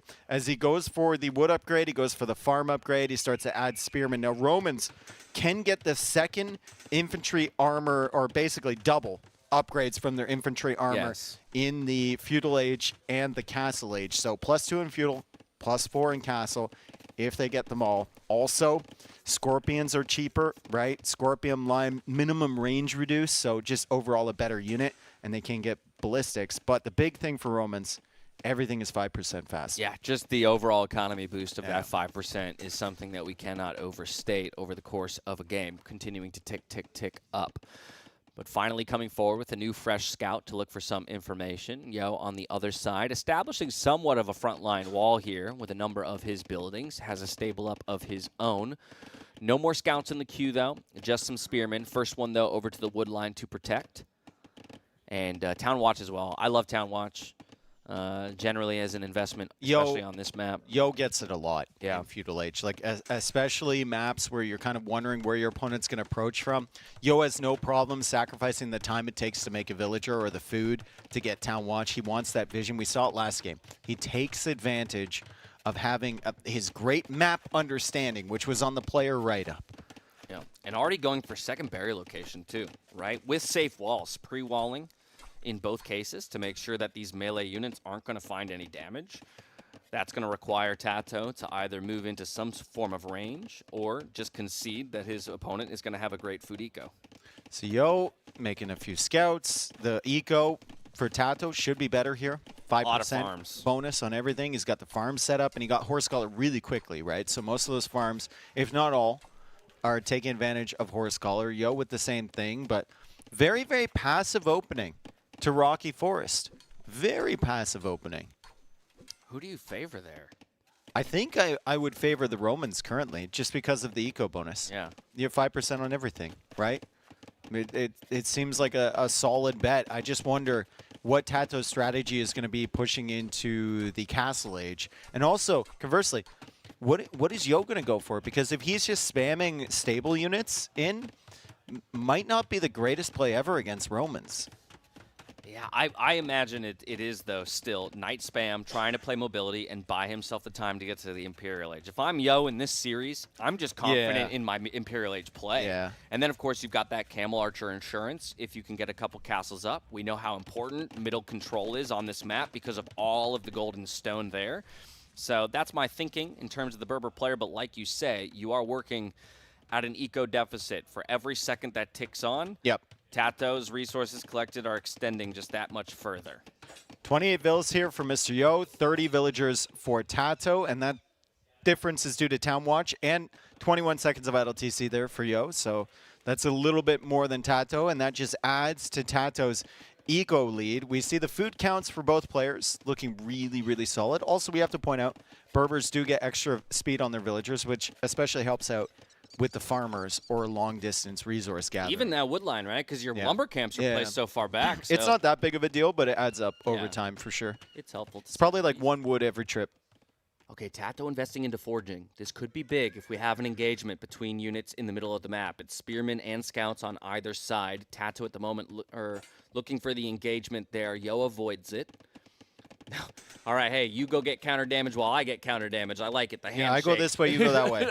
Forging will really help against the Vils and the Spearmen, though, from TaToH. Really, really help against them. Yo is going to show up here. TaToH's going to have that Spearman. Remember, if TaToH invests a little bit of food into the infantry upgrade, it will count twice for him. So his Spearman will be really difficult for Yo to take out. Though, is very dangerous. He only has one spear, a second one arriving. Good judgment, though. Fight. Great job by TaToH as well here to use his Spearman ultimately around the wood line while wreaking havoc with the scouts as well. Manages to pick 2 of the scouts off from Yo in the process while not losing a single one of his own. Yeah, that went so much better for TaToH. Yeah. That goes so much better. And there's the infantry armor upgrade right there. 8 Spearmen, now +2 armor. That's the equivalent of having the Castle Age armor upgrade for any other civilization. Here as Yo deletes the lumber camp behind.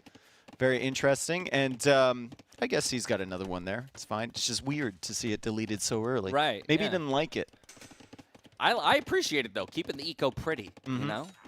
And does get through that rocky terrain so he can have a more efficient lumber camp at that. We also saw the market go down for Mr. Yo. So looking for eco balance. And again, looking towards the Castle Age. Way more food in the bank for him, while he does have less villagers overall working on food. Nice villager snipe there from TaToH. He finds one on the gold, but the scouts trying to weasel their way in there. The Spearman says not today. And the villagers are really, really struggling to take out these Spearmen. TaToH manages to take out a spear from Mr. Yo.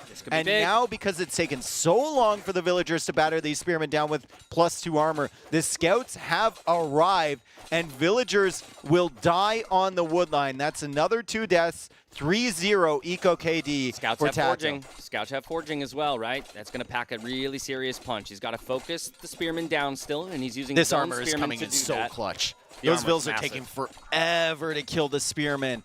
And forging is huge against not only the villagers, but also the Spearmen from Mr. Yo. It also affects TaToH's spears too. Yo is buying resources. Yo is getting up to Castle Age. But where are the villagers? They're all dead.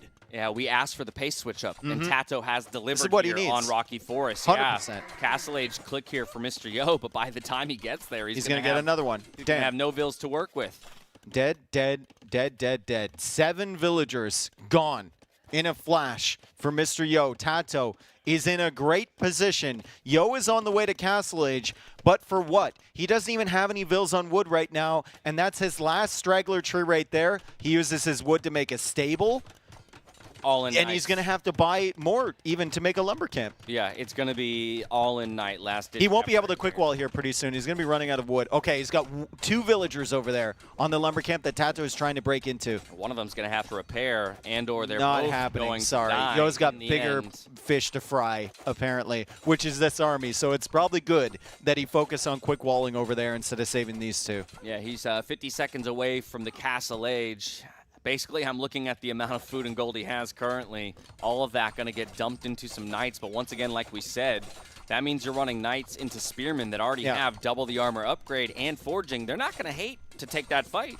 Where's Yo even taking wood? I think he went for another lumber camp over. He doesn't even have a lumber camp. Ooh, he's got to have so to buy wood. He was hoping those villagers had dropped off enough.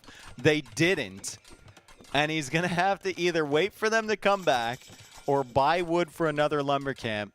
Brutal position, and he's spending some of that gold that he needs to buy wood with on more Knights here. But TaToH has a lot of Spearmen, so I don't even think Yo can clear that up. Now, TaToH is loving where he's at. If anything, it might be sending those Knights forward and trying to equalize in terms of damage. But as we say that, look at the line of Spearmen waiting for any counterattacks.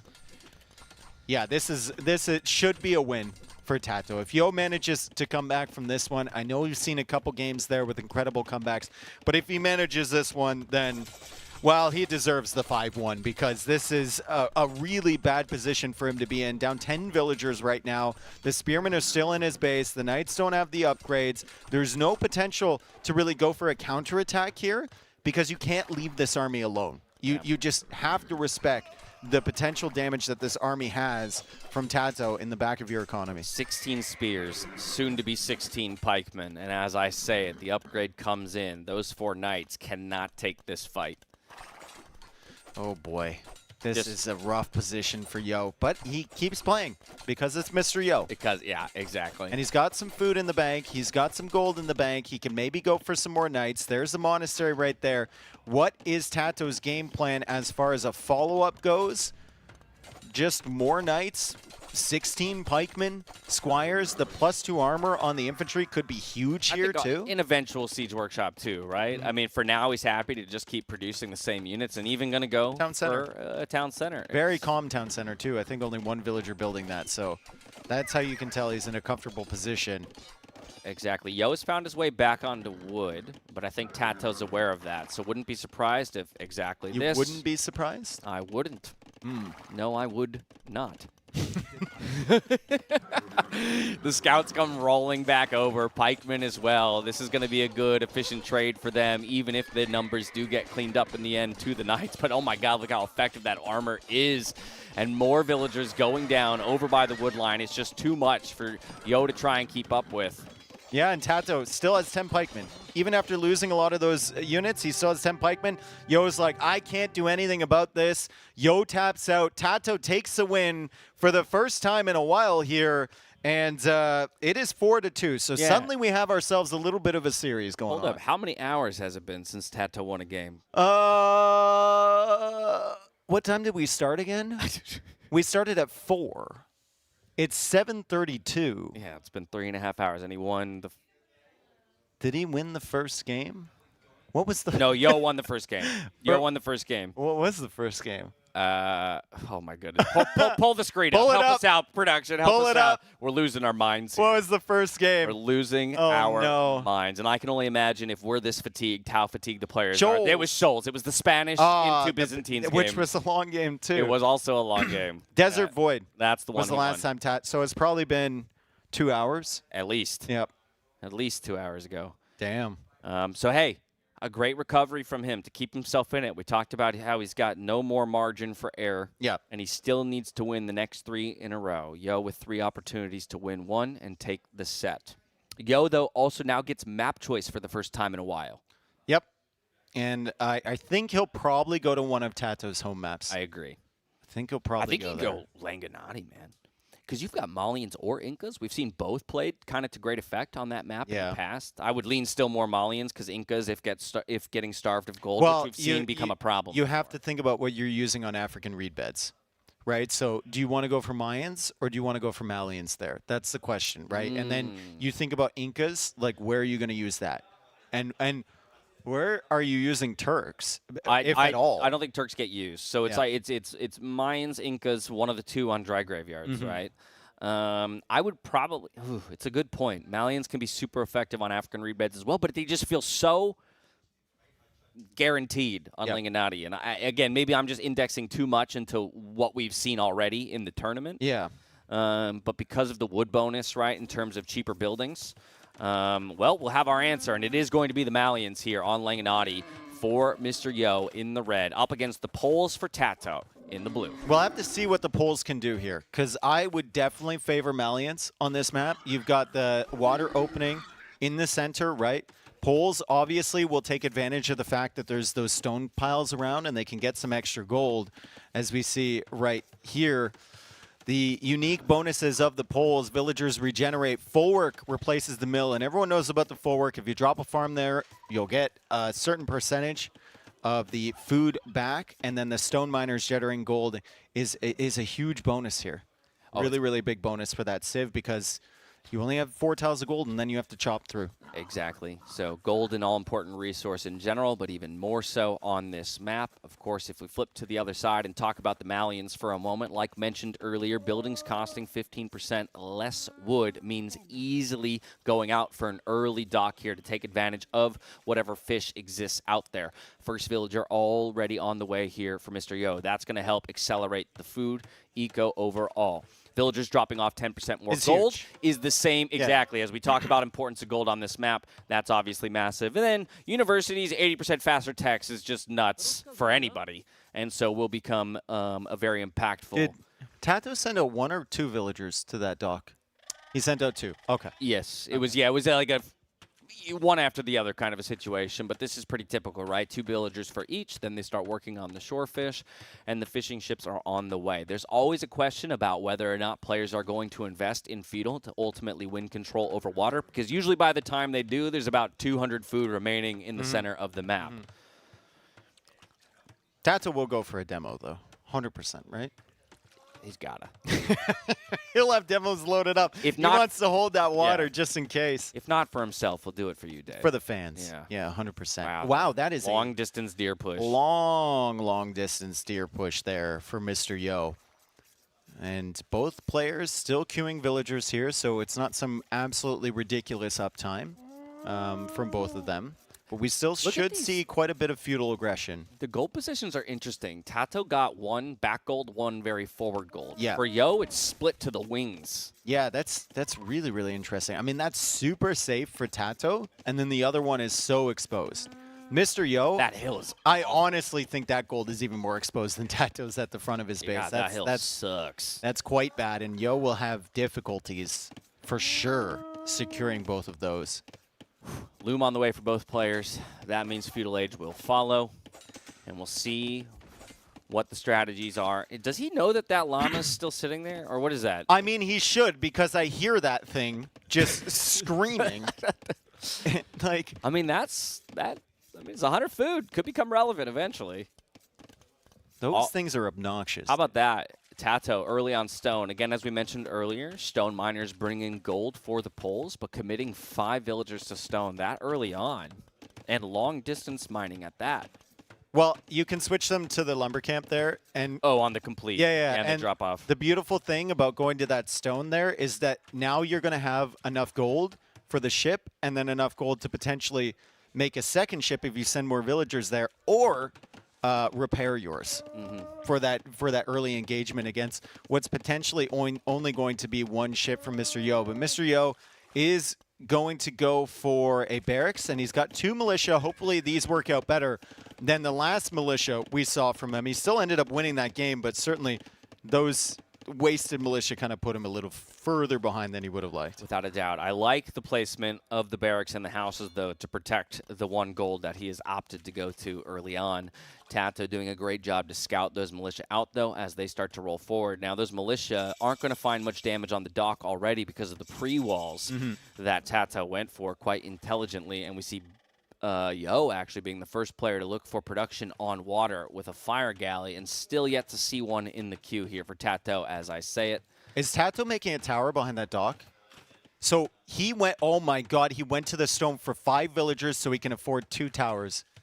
Exactly. I wonder.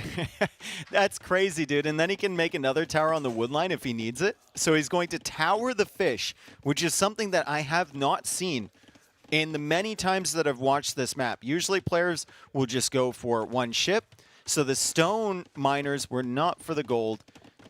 It was for the actual stone itself. I'm trying to decide if I like it. Like, it's creative, but I don't know. I don't think it like costs you that much. right? He's going to pull this stuff back to the tower, and it protects your vills, so you can just keep fishing there. That's a good point. That's a good point. You don't have to leave. Yeah, hoping he can turn the tides of the water battle there, keep the fishing ships alive, and establish a small eco lead. We have 3 men-at-arms forward there for Mr. Yo, working away on the gate. So eventually we'll force some repairs out, but shouldn't find any villager picks. The problem here for TaToH is that he's no longer on gold. So he is going to run out of gold to repair, and he won't be able to add a demo. But with Yo going archers, he can just go demo here, and he can go and repair that fire galley at will, essentially. So he doesn't have to worry about any of that stuff. That said, TaToH, ooh, almost gets that fishing ship. Repair it. No, but Yo's like, there's so little fish there. Give it to me. Come on. How much fish is left in that center area? There's like nothing. The men-at-arms still working away on the gate.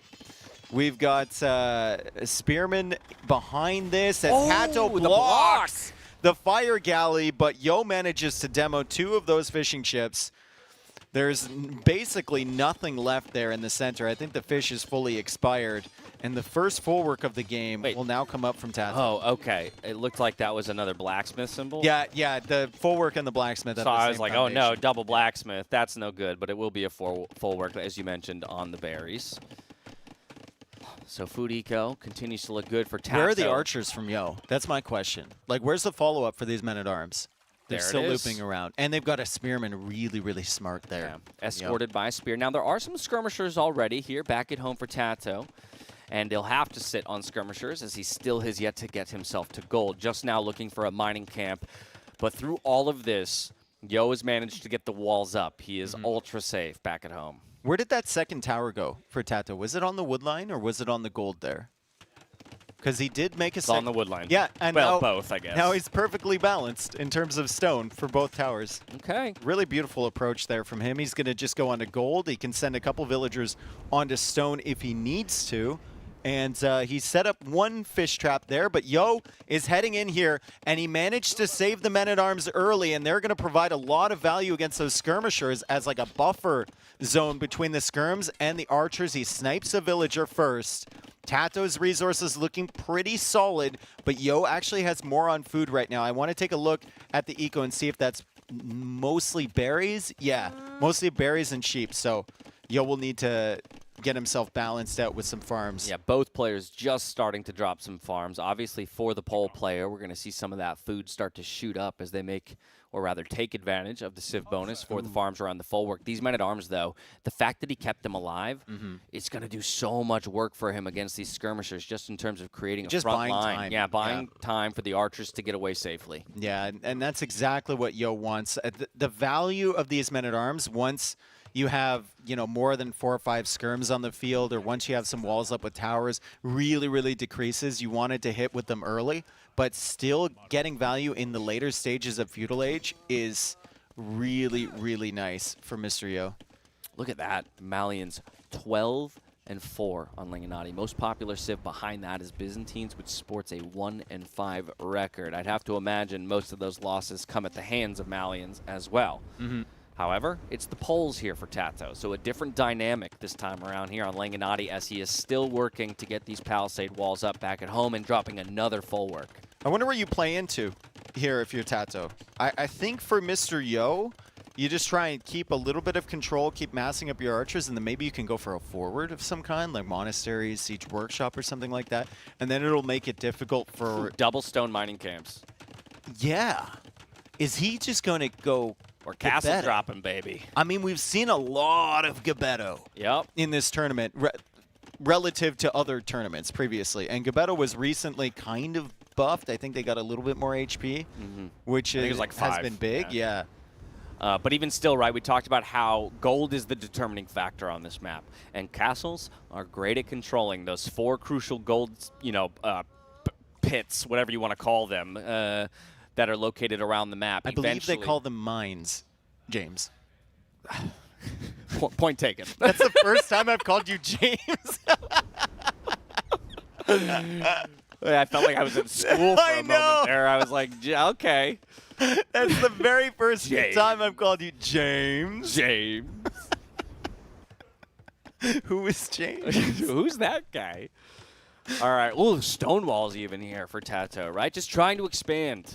Give himself room to continue building up that farming economy, drop another full work or 2. and really get off to the races. Still waiting to see which of our players will make their first move out to the wood lines that do protect those gold mines currently. Oh boy. Castle Age on the way for both, but way faster for Mr. Yo. Only 8 on food though, and 15 on food for TaToH. He's got the walls up, and you get nervous about letting the poles just kind of cook behind the walls. It's really, really dangerous if you let that eco get away from you. Another tower there from TaToH, so he's really focused on the defense. I wonder what he expects from Mr. Yo. He's playing this so safe. 590 stone in the bank here for Yo right as he reaches the Castle Age. Crossbow coming in. Town Watch as well. He's knocking controlling on the the game walls. again, though. Yeah. He is. Like, TaToH's doing everything he can in defense, but Mr. Yo is controlling the movements of TaToH's army. He's got all the vision forward. Town Watch comes in again. He's got a knight on the way, and he just goes for a town center out on that gold. Now, you can't place the TC in between the wood line and the rock terrain. There's not enough room there. That's a change that they made from the initial versions. I'm almost surprised that TC and Castle aren't coming all the way forward when you're the first one to the Castle Age. I mean, if you think Geppetto are a good unit in this matchup, which they probably are, then you want the castle just for the unique unit, and your castle also does double duty in kind of protecting your base. Yeah, that's a good point. So you can always follow up later with another castle, especially when TaToH tries to extend outwards for those gold mines. James. Yeah. I keep expecting, like, well, David. Is it weird that hearing my own name in it's your super- voice, it's like super weird. It's like grossing me out. Yeah, in a yeah. weird, It's I'm like, it's kind of uncomfortable. I've never shuddered at hearing my own name. I feel violated. Okay, Knight coming forward runs into the archers, and so we'll have to micro that one back. TaToH, as he hits the Castle Age, is also going to come out for a TC. Now, I think quite randomly has chosen the same side as Yo, as he just now scouts out this TC and Castle position from Yo. So TaToH is on the defense. Again, Men-at-Arms are still alive and still providing value. Just kind of exploring, making sure actually TaToH's wild. not over there. And that's just another example of Yo's excellent use of map vision to determine exactly where he needs to pressure. So he knows that TaToH is likely on the other side. He's going to see this army here. That's a lot of value that dead knight bought him, essentially, so he can track that. Geppetto still haven't been produced. He's putting the resources into the economy first, and only now is he starting with that Geppetto production. Crossbows, attempting to hide from the skirmishers, but TaToH says, I know where you are, and he's going to trap him in the corner. So that's a good find by TaToH, doing a great job to track the military units. Also being the first player to move to 3 TCs. Ooh, he's really got him trapped in there, doesn't he? Oh, yeah. Oh, yeah, you're not going anywhere. Let's see how Yo can micro his way out of this one. Over-under number of TaToH units that die here in the trade? I say, like, TaToH doesn't lose more than, like, 2 units. 1, 4, 2.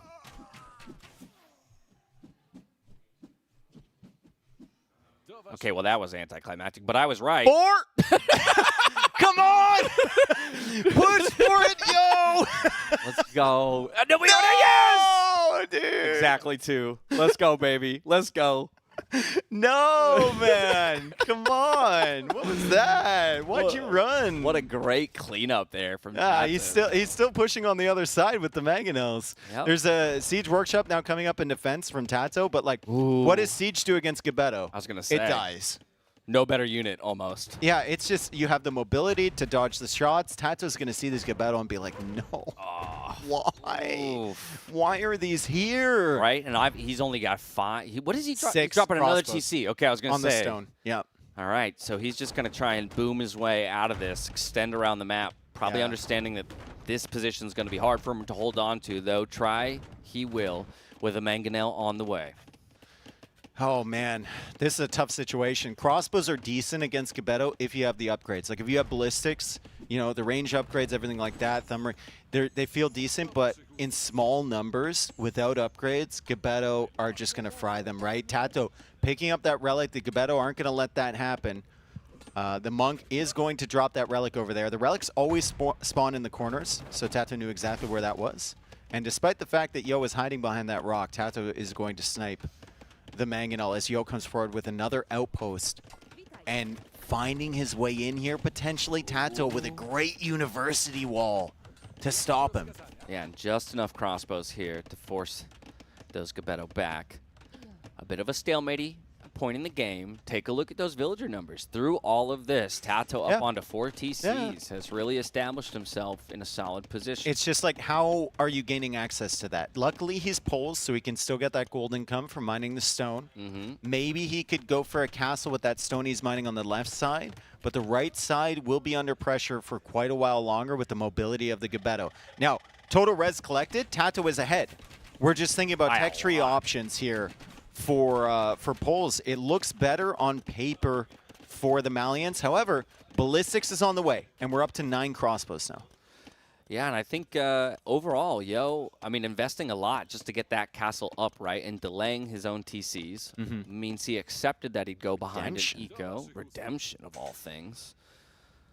You've got how many monks on the field? 2 on the field here for TaToH. Still looking to pick up those relics, but also looking for the defense against the Mangonels. And Yo only has 6 on stone, so unless he wants to buy himself a castle, it's going to be a while longer before he can push forward with the castle. So he would probably try and push forward with Siege. And here he comes again with the Mangonels. TaToH might be able to counter that with his redemption monks. Yo has not seen any monks. TaToH hasn't been showing them to him, and TaToH is going to surprise Yo by trying to convert this Mangonel. He backs up a little bit. The Gebetto still really utilizing the mobility. Nice splits there from Yo. TaToH getting some good damage with that town center fire. Still unable to convert the Mangonels. A second Mangonel coming in here from Mr. Yo, but TaToH almost has enough stone for a defensive castle.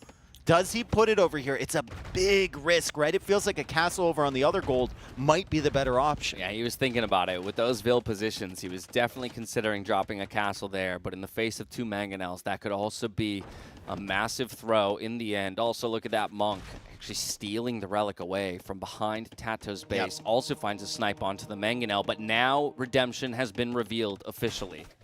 We need to be devoted here, Yo. Ooh, great crossbows. Castle comes up, but the Mangonel was retreating. I think there's enough crossbows here, although he does take a big hit to the face. Redemption attempt. The delete comes through for Yo. That was necessary, but ultimately this castle is going up. Yeah, and now it's tough for Yo to push from this side, but he can also loop around from the back side of that gold with another castle once he gets the stone. You don't have to fight for this specific position. You can fight for the other side of that gold and still control the income there from TaToH. But look at the resources right now. TaToH has a ton of gold in the bank. Yo's going to him. As Yo gets the big shot, that could change the game. That could change the game. TaToH still has a decent amount of crossbows, but he can't push forward anymore. He can't apply any pressure to Yo. Did not expect that. And while Imp is on the way, Dave, if you needed any more permission to come forward and drop that second castle, killing half those crossbows was all the permission you needed. Really, really nice. Yeah, we see a replay right here. I think TaToH didn't expect the Mangonels to still be here. He thought Yo was retreating and gets hit with a massive shot there. Still has some crossbows, still has ballistics, has the defensive castle. Going up to Imperial Age, but Yo has already clicked, and Yo has enough stone for a castle. Where does this castle go? Also, can we appreciate the fact Yo has units once again on that left gold? He's just, he's back here again. Scouting, looking for raids. He's going to find damage. the stone. He'll find the stone unprotected. Yes, there's a TC there, but I'm sure plenty of it. What a response What from a TaToH. great Come response on. from TaToH. He's locked in, dude. These guys are just so ridiculously good at this game. He's locked in. I would have lost every villager. Yeah, all right. So 3. Honestly, small price to pay, right? In the end there for TaToH. TaToH also, I think, very aware of another possible forward castle position. He had his crossbows kind of patrolling around that gold as well to protect against a forward castle. Yo it can just run got in. dropped. Like, Yo can run right into TaToH's base, and that could be disastrous. Like, TaToH, House if he walls. sits under that castle, could be a problem, but he's brought the crossbows back. Unfortunately, the crossbows are not on the other side. So the castle will go up uncontested from Mr. Yo, and he will be up to Imperial Age first, and I believe there's some hills he might be able to sit on as he brings a knight over. Wow, he's even getting away with the mobility of these Gebettos. I thought with ballistics, maybe they'd all get cleaned up there from the they're too crossbows, but the chase is on, and the Gebettos will live in the end. If we flip back to the other side of the map, we'll see this castle go up just in time for Imperial Age to come in. That means 2 castle Treb production here to threaten the only available gold position long-term for TaToH right now. But TaToH still has a sick eco. He's still got a sick eco. He's 114 villagers. He's on the defensive right now. It's only 91 for Mr. Yo as TaToH tries to extend outwards and chop more of that wood line on the left side. He's also coming forward with more villagers to really, really saturate that because he knows that it might be a limited amount of time that has this gold in the north available to him. Saving grace for TaToH might be the stone mining, bringing in gold as well. Yeah, it's huge. Here. He's got 800 in the bank currently. You see that slow trickle continue. Crossbows clean up the Scorpion on the front. They might look for a little bit of raiding damage over the wall, but the first Treb is on the field, and that castle is soon to take fire. Look at this. Yo just continuing to fortify his position. He wants the game to be decided here. Yeah, he wants to finish the series on Langanati here. He's got himself a good position, but TaToH isn't that far behind him to Imperial Age. TaToH now getting chemistry. Yo's chemistry comes in super quick with the Malians, so he should be the first player to bomber cannons. He's definitely the first player here to the trebuchets, and he's still kind of controlling those crossbows pushing in on the other side, but you can't count out the poles. Look at the farm eco that's being set up here from TaToH. He's getting crop rotation. He's going to try and take this late. However, Yo has been winning every single late game that we've gotten into. And I know a lot of people are thinking, oh, there was 76 on wood just a moment ago for TaToH. That's ridiculous. Well, the reason there is because he's trying to free up more gold for himself. Yeah. It's less about the wood generation, and it's about getting access back into that gold. For now, dropping a ton of stables and a ton of farms. It could just be Light Cav, Hussar as the play. I mean, we've had 6 games. TaToH has not won a game in Imperial Age this entire set. It was Feudal Age for one and Castle Age for another, right? Yo has had 2 incredible comebacks here, and now suddenly he has the positional advantage in this game. He's got the access to gold, which TaToH has been struggling for, and he's even got a scout over there denying the stable as the castle goes down in the north. Can TaToH manage to utilize the better eco, get his techs in, and push Yo back? Right now, it's looking fairly difficult. Yeah, it is a healthy 165 pop here for TaToH. Down to, it wasn't unpacked. Oof. That's so brutal. Yeah, he has a little bit of gold income here. He's going to try and hold on to this position as long as possible, at least until he can free up the gold on the other side of the map. We see more TCs being dropped in the south by both players, and so eventually we might see the focus start to shift. But for now, Yo feels like this is it. I can centralize my push here in the north, maybe hit the main eco, and win it before TaToH ever gets access back to gold. I mean, the beauty of this is, if Yo ever runs out of gold on that side, TaToH's just chopped himself access on the one he just took over. That's true. Right? So he can shift his way up there, and then it's going to be 3 golds kind of under his control if he pushes this way versus just 1 from TaToH that he hasn't even chopped through to. And having scouted out all those stables being dropped, look at the tech switch here for Mr. Yo. He's going to go into the heavy camel riders. He's dropping the stables for himself. And so, well, yes, the food eco of the poles is nothing to be trifled with. Ultimately, you're now indexing into playing light cav into camel. I think this is like this might be a little bit too early from Mr. Yo's perspective, because we still have all those crossbows there for TaToH. Guard tower research is one that he loves, and that's coming in. Unfortunately for him, these might just go down right as soon as he builds them, even with those bombard cannons there. Good pressure from Yo. One of the towers goes down. Bombard cannons now coming forward. Yo trying to pack the trebs up. One of them, if not 2 of them, will fall. Oof. How much? That's like 1 health on that treb. And he gets away. Impressive. He gets away. 2 health. I stand corrected. Gebetto are coming in. Heavy Camel research is in. Cavalier research is in. That's much better solution to the Arbalest. Heavy Camel will do really, really good against the Light Cav and potentially the Winged Hussar. But TaToH now starts a push on the other side. The Gebetto are pushing in. They take out 1 bombard cannon. They're going to take out a second. They might take out the third, but they leave an absolute trail of death behind them as TaToH manages to save that 1 bombard cannon, snipes the Treb that was weak from before, And Yo still hasn't fully taken control of this gold area while TaToH is knocking at the door at his main base. Is this the game that TaToH can actually win in Imperial Age? TaToH's trying to make it messy. He's trying to make it messy. He knows that that's his only recipe for success, having mostly sacked the right-hand side position. He's got tons of Arbalest coming forward. He's got Light Cav there to help support and one Trebuchet. Not enough Cavalier just yet here for Yo to feel like he can take the fight. Yep. And already another tech switch now for TaToH going into Pikeman and the armor upgrades. I think the Cavalier needed to come in before the Camels, honestly, because TaToH still had the Arbalest.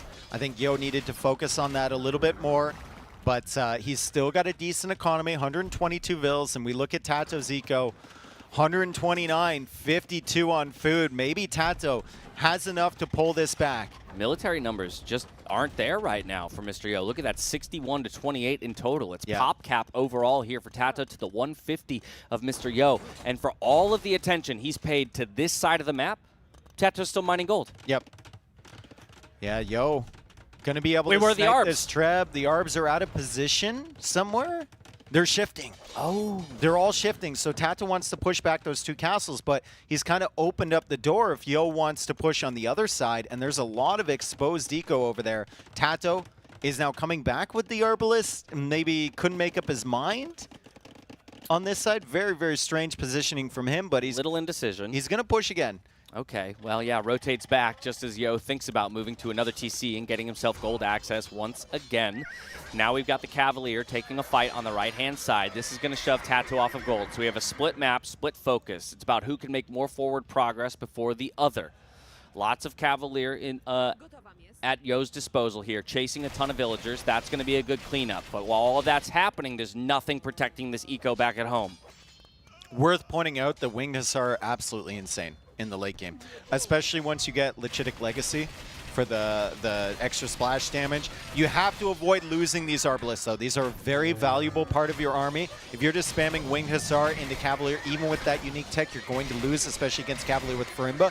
With the Arbalest behind, though, gives your army a nice little punch, and those Winged Hussar can act as kind of a meat shield in front. I was going to say, the meat shield is there, and it looks like it might just be enough. While a lot of units are going down, the Pikes are arriving, and that moment, the micro for TaToH is there to try and pull back and find as many kills as possible, but Farimba packing a very serious punch. The chase is on. Didn't even have Iron Casting, right? Didn't have Blast Furnace, so the Winged Hussar kind of struggling in that engagement, not really doing the damage that they wanted to, and Pikemen are now pushing forward in the Arbalest. I don't know if they're going to be saved, even with the Pikeman production. Yo seems to be on the case. He's got more units moving forward after this. He was still raiding in the north there. TaToH is down to 105 villagers. Yeah, Yo is at 136, and TaToH's been cut off that gold. He's only got the gold income, it looks like, from the stone miners and maybe a few villagers that have chopped through there. What a great couple minutes there from Mr. Yo. Yeah, barely back on gold on the left-hand side. Every Arbalest that dies becomes that much harder to replace in the end. TaToH now trying to make it messy, send some Winged Hussar into the back of Yo's eco, force him to chase, force him to split his attention. But by the same token, Yo is keeping the pressure on the front. It's cav into cav and a couple pikes here and there. Yeah, Castle's protecting a little bit. Yo trying to protect his home eco. I would really love to see him get a wall set up all the way across the map. This is a good find. Because this is how TaToH comes back, right? He sends in the Winged Hussar. He gets all the value he can, and he tries to raid Mr. Yo to death, and Yo is trying to do the same thing to TaToH, as Yo, I believe, drops 2 Siege Workshops in the north there. Ooh. So he's going to try for a push from this side. You got to be careful if you're Mr. Yo to not spread yourself a little bit too thin. Yeah, without a doubt. Also, we've got Gabetos now trying to take a fight against Arbalest. That's ill-advised. Yeah. Cavalier numbers starting to build back up, looking for another engagement. The Pikes are there, though, to play the front line. Finally gets the clear up in the back of his own eco to get back onto the farms and bring that food count back up. There's no way we're in this for another, like, extended game. Oh, 1,000% we are. 1,000%. I think the only way we get out of this game quick is a TaToH victory, because maybe Yo, with room to breathe in the series, decides to give it up at a certain point. But TaToH's not gonna give this one up anytime soon. I like the combination of the Cavalier and the Gabeto going back into the base. So it feels like TaToH's going to need Arbalest to deal with that, but all of his Arbalists are forward. He doesn't really have that many in production. He's queuing up a few more here. The Winged Hussar and the pikemen aren't going to be able to clear that combination, and there's a lot of exposed eco around those fullworks and on the gold. So that's a good raid from Mr. Yo. He goes for the defensive castle at home, and I'm not sure that TaToH has any. He doesn't have any siege on the field, actually, so he can't push that. That one castle is going to defend against what, like 50 military there? All Yo needs to do is send those Geppetto over to the gold, and he finds so much value. But he's leaving. Well, and we talk about that's. I mean, we have the slow-moving army coming back to defend here from TaToH, right? But we talk about the biggest strength of Yo as a player is how he plays the map, and mobility serves him so well in that. We see those 2 siege workshops coming up in the north as well, supported by a few cav. That could be a deadly push if left unchecked. It's incredible. The Arbalists come back to deal with the Cavalier, but the Cavalier have done a good job of making a mess of TaToH's eco. Now pulling these pikes off to the side. To great effect. If Yo just sends the Cavalier in there, then TaToH keeps pushing with his army. But instead, Yo pulls all his army away, Geppetto Cavalier forces the entire mass of Arbalists back, and then goes for a castle at home. So even if TaToH wanted to dive his eco, he's going to lose everything. And he's just defending himself with forward positioning of units as Fortified Wall now comes in from TaToH. TaToH is still holding on. TaToH has the population lead, but without the siege, he really hasn't been able to push here, and it still feels like the emphasis is on the attacks from Mr. Yo, and TaToH is just kind of reacting to all of that. Fortified wall as a response to the ram that's trying to push through here in the northern side. These are capped rams in the end, but only 2 on the field. We'll need some military to support that, though, or they'll go down quickly to any response of TaToH. There's a bombard cannon. So we talk about the need for siege in terms of TaToH making any forward progress. But like you say, another big tech coming in here for Mr. Yo in the elite Geppetto. Winged Hussar is fantastic against siege. They'll make quick work of that ram, but just in time, some more cav arrive to the fight here. The Chittick Legacy. Mr. Yo. There it is. So we get trample damage from the Winged Hussar. Really, really solid stuff, especially for a unit that only costs food, right? It's an extremely powerful option in the late game if he can get into the eco, which he's doing right now. Finally, TaToH has incorporated some siege into this push. Mr. Yo still trying to get something done over here. The Rams aren't as threatening as those 2 bombard cannons would be. Oh, man, who can outlast the other? Yo has been a god in Imperial Age this set, and here he comes with Elite Geppetto. He's going to try and get in close. He's going to try and snipe the bombard cannons.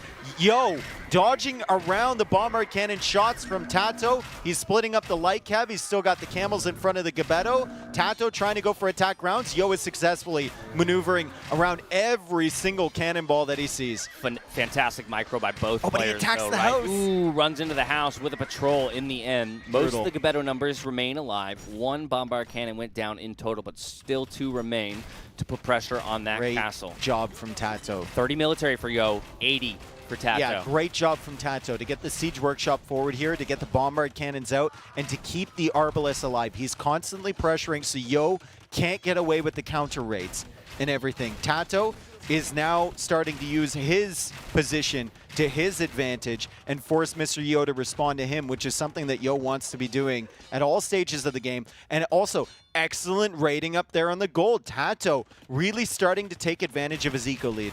Yeah, he's doing wonderfully with that. 86 military to 48. We've equalized the bill counts on either side. Architecture coming in here for Mr. Yo to try and hold on to the castle for as long as possible. The elite Geppetto are going to do fantastically against the pikes, but not so great against the Arbalists. We need more cav to deal with the Arbalists. We see some light cav looping in from around the backside. And TaToH needs to hold this position, right? If he gets kicked off of this, it's going to be so bad for him. This is allowing him to go for those raids on the sides. He has limited numbers here. He's done a great job so far, but he needs to get reinforcements in front of these Arbalists, and it looks like they're on the way. Yeah, 19 villagers on gold, only 300 in the bank. So again, Arbalist numbers need to stay strong in response to the elite Geppetto. He's done an amazing job of keeping these bombard cannons alive. Bombard falling cannons here back from Yo now. Any moment that he sees them come through. Great target fires onto the Arbalest there for Mr. Yo. The Winged Hussar won't find purchase onto those siege units, and more light cav come rolling over looking for the snipes. Oh boy, the light cav are coming in. They have Farimba. Remember, the Winged Hussar also have a bonus against gunpowder, but TaToH is going to be losing the bombard cannons and all of the arbalists, and he has to back it up again. The Winged Hussar have been raiding this entire time in Yo's economy, but the villager count still 107 to 104. Incredibly even. Game number 7 here as Yo tries to close it out and TaToH tries to claw his way back into the series. Just so impressive by both of these players. And you can see TaToH now falling back to a more defensible position. He needs to get those Arbalist numbers back up. And we do see 17 rather, in the queue with 24 on the field. Does he snipe him? Winged Hussar come flying in, looking for the snipes onto the bombards. One is found so far. A second one will follow. Does he retarget onto the third? No, they will get cleaned up. So one remains here for Yo. I mean, but if you think about it from TaToH's perspective, these Winged Hussar are free, essentially, right? He's got full works, he's got crop rotation 57 on food. He's just producing Winged Hussar like a madman up to this point, and sniping those bombard cannons is an incredible amount of value, and the Arbalist number is here again. Great job from TaToH to keep up the production. The question is, can he deal with the Gebetto? If Yo has enough gold, if Yo has enough food eco to keep producing these things, can he deal with these units that seem incredibly powerful at the moment? Also worth noting, Tigui is in, so the raids are going to have a little bit more trouble from TaToH finding value. Yeah, absolutely. Love to see that tech come in there for Yo to keep his eco just a little bit safer. But as it stands, it seems like the Arbalists are a solid answer to the Elite Gebetto. We haven't gotten enough of a mass, and once again, TaToH is going to push his way forward. Gotta keep making bills for both. I think TaToH is doing a great job of that, keeping the queue alive. Mr. Yo is losing villagers here, and you need to make sure when you're getting counter-raided, when there's Winged Hussar or Light Cav in your base, you're just constantly making villagers. You only stop once you realize you're at like 150, and then you can always delete. Yeah, down to 97, 3 more in the queue. Again, 140 pop in total here for Yo, while TaToH keeps encroaching towards that pop cap level. Beautiful raiding job from TaToH. He's been on the woodlines, he's been on the farms, he's been on everything. He's kept his Arbalist number constant, and he is constantly pushing over on this side. Mr. Yo has been forced to hold, and I don't think I've seen a counter raid from him in a very, very long time. He's going to try and push in the north again. I think I see a couple trebs on the way. Looks like he wants to pull the attention to the other side of the map. He realizes he's losing in the straight-up battle when it comes to military and military numbers. So once again, looking to play the map as best as possible. TaToH doesn't have any siege here, so while he's gained ground, he can't make much more progress. I wonder if there's an argument to be made for like Onager or something from Mr. Yo. I mean, it's really tough when Winged Hussar are on the field. On 98 vills, I don't think so. How are you going to protect that? Yeah, I mean, he's still got a considerable amount of gold. He's getting his food eco sorted. Again, he's continuing to add villagers here. The 50-50 on the map control, right? One player has the right, one player has the left, some neutral territory in the middle, and now the Trebs finally pushing over here. So Yo has opened up a new front. TaToH might need to focus on this with his Winged Hussar production, and that gives Yo an opportunity to go back and clear the army in the south. This has been a long set. It's been a great set. These players are once again in an hour-plus long game, I think for the third, fourth time in this series so far. Crazy best of 9. The stamina required, the endurance, the mental fortitude required to keep pushing forward in this series by both players. To never say die, to look for every opportunity to win. That Colt's almost gone with Malians. That's just nuts. No. That's just nuts. I mean, luckily there's still plenty of gold left on the map for both of the players to find. But like we said, Yo decided to take the fight elsewhere. I'm losing on one side, fine. I'm going to disengage and bring my focus to the northern part of the map. And this is what happens. This is what happens, right? And if TaToH doesn't have siege here, the push is done. Like, if Yo manages to clear up this siege with the light cap, which he's not, because TaToH is doing a great job. One more hit. That up? No. If Yo ever manages to clear the siege there, that army is really ineffective. And then you're wasting 40 or 50 population from TaToH. Kind of the same thing over here from Mr. Yo, though. And TaToH is pushing in, and he gets both of those Trebs. Big loss for Yo in the north there.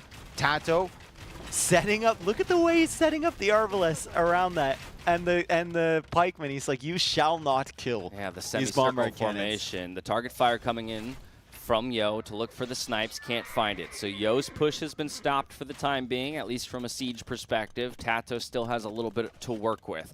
End of the day, though, for the first time, we were like perfectly equal, both players approaching pop cap. It was TaToH who had military advantage for the majority of the game in terms of the overall numbers, and now it looks like Yo has finally made his way up to a stable position. Oh, it's going to be a well-deserved finals appearance for whoever finishes this one off. Oh my goodness, TaToH's pop cap. Yo, 182. He's getting hoardings now. I think both players have hoardings in this game. Yo's still trying to push in the north, but TaToH constantly has winged hussars making their way into his base.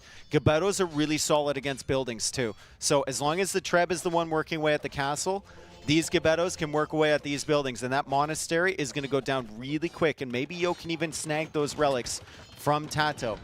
2,300 gold in the bank for TaToH, though. Yeah, the dance continues on the southern side of the map, or rather back at home there for Yo. We did have the monastery go down, so taking 2 relics away from your opponent is a small win. Even still, repairs for both players on either side of the map to keep their castles alive. Ooh, do the winged this hussar could be get bad. in? It looks like they do. Yeah, they do. And the bomber cannons are there, and Yo is just too late to react to that. He's going to lose both of these bomber cannons, but that means that the bomber cannons from TaToH are exposed. So Yo is looping in with Lycav in the bottom there. They have Farimba. The Arbalists are still here. Will he be able to clear up these bomber cannons? He gets one. He's not going to be able to get a second one. TaToH saves it again, but there's still more Lycav there. If the siege disappears from this side, TaToH won't be able to push, and he saves it again. And like you said, those Gebetto are slowly working their way through each of these production buildings. It's slow moving, but it is still effective. And he's got good numbers. Lycav as well, playing a meat shield to that. The Arbalists, again. Oh, I think TaToH I think he did it again, Dash. I saw him like lean back in the camera like, God. And I just saw the handcart tech coming in. Oh no! He's doing it again, man. Remember that Copenhagen game? That can be brutal. Yeah. And yeah, you're kicking yourself because it brings back memories, as you said, of a game that maybe could have been yours. Another one over an hour long. And you let slip away. And even still, inch by inch now, Yo is starting to push forward. TaToH has completely conceded this push on the bottom side of the map. He didn't have the siege, and he felt like he wasn't going anywhere, right? And that's actually so good for Yo because we see Yo with 0 on stone. So I don't know how long he can continue repairing that castle. TaToH has identified the fact that if he doesn't do something about this push in the north, he's going to be dead soon. The Gebetto and the Trebs are just so brutal here. He now has 0 on stone. He's got the Arbalists up in this area. We have a massive fight brewing in the north. We've got tons of Arbalists here from TaToH, but he simply cannot take this fight. He's going to have to spend his gold to buy more stone to keep repairing this castle. And the bombard cannons are here from Yo. Will they be able to kill the Arbalists? No, not yet. He buys 500 stone. That's how important this castle position is to him. And it's going to disappear so fast. It's the difference between a won or a lost game, extending the series or it ending right here, right now, in favor of Yo. He gets one fantastic Treb snipe. That's going to give him a little bit more room to breathe, but still has another one to deal with. Villagers are repairing away. Camels are diving under, trying to look for a surround on these Arbalists. But I don't think that's a fight you want to take. No, he can't quite find an angle to shoot at that second Treb safely without getting sniped. He finally gets one, but Yo has 2 more Trebs in the queue as the Gebettos are coming in. Nice snipe there from TaToH on the Treb, and he's managed to defend at this point. Treadmill Crane even on the way from Yo. Full tech tree attempted from him. Lycav's still coming in, and all the focus is here. I don't see any counter raids really happening, just 2 winged hussar in there, couple working away on the mining camp, a lot less than earlier in the game. We've got 82 military here from Mr. Yo, and I'm pretty sure 99% of it is sitting right here. Yeah, most of the military for both players on this screen. So now it's just about which one packs a more powerful punch, which player has the better micro in the moment. Yo's diving in, looking for the bombard cannons. Now the Elite Gebetto push in. They're going to do great work if left untouched, but the Arbalest is the micro there from TaToH. Once he gets rid of these Lycav, he can push back once again. And he manages to snipe both of the bomber cannons from Yo, but 2 more Trebs here, and both his bomber cannons went down. How is he sniping the Trebs from Yo? How is he getting rid of them? Especially if the Gebetto are just kind of hanging out there. Look at the Gebetto, 88 kills on those units. They are absolutely insane once they get their full upgrades in.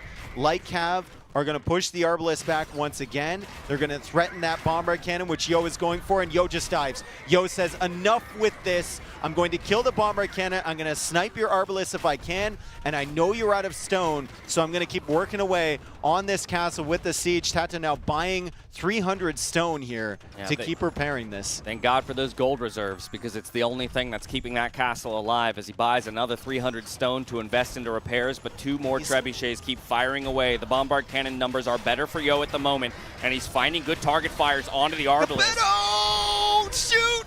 He doesn't get it, dude. He doesn't get it. Ooh. Bombard Cannon from TaToH gets sniped. He's got 1 more on the field, but the Gebetto are going to come over and wipe that one up. The siege numbers are looking good here for Yo, so now it's about keeping the meat shield in front of them. For the first time in a long time, he's got the greater pop on the map. This could be the final push, the final castle position that TaToH needs to hold on to. And for Yo, this is what he feels will break the Spaniard in the end. And it's almost pop capped here for Yo. 181 population back for TaToH.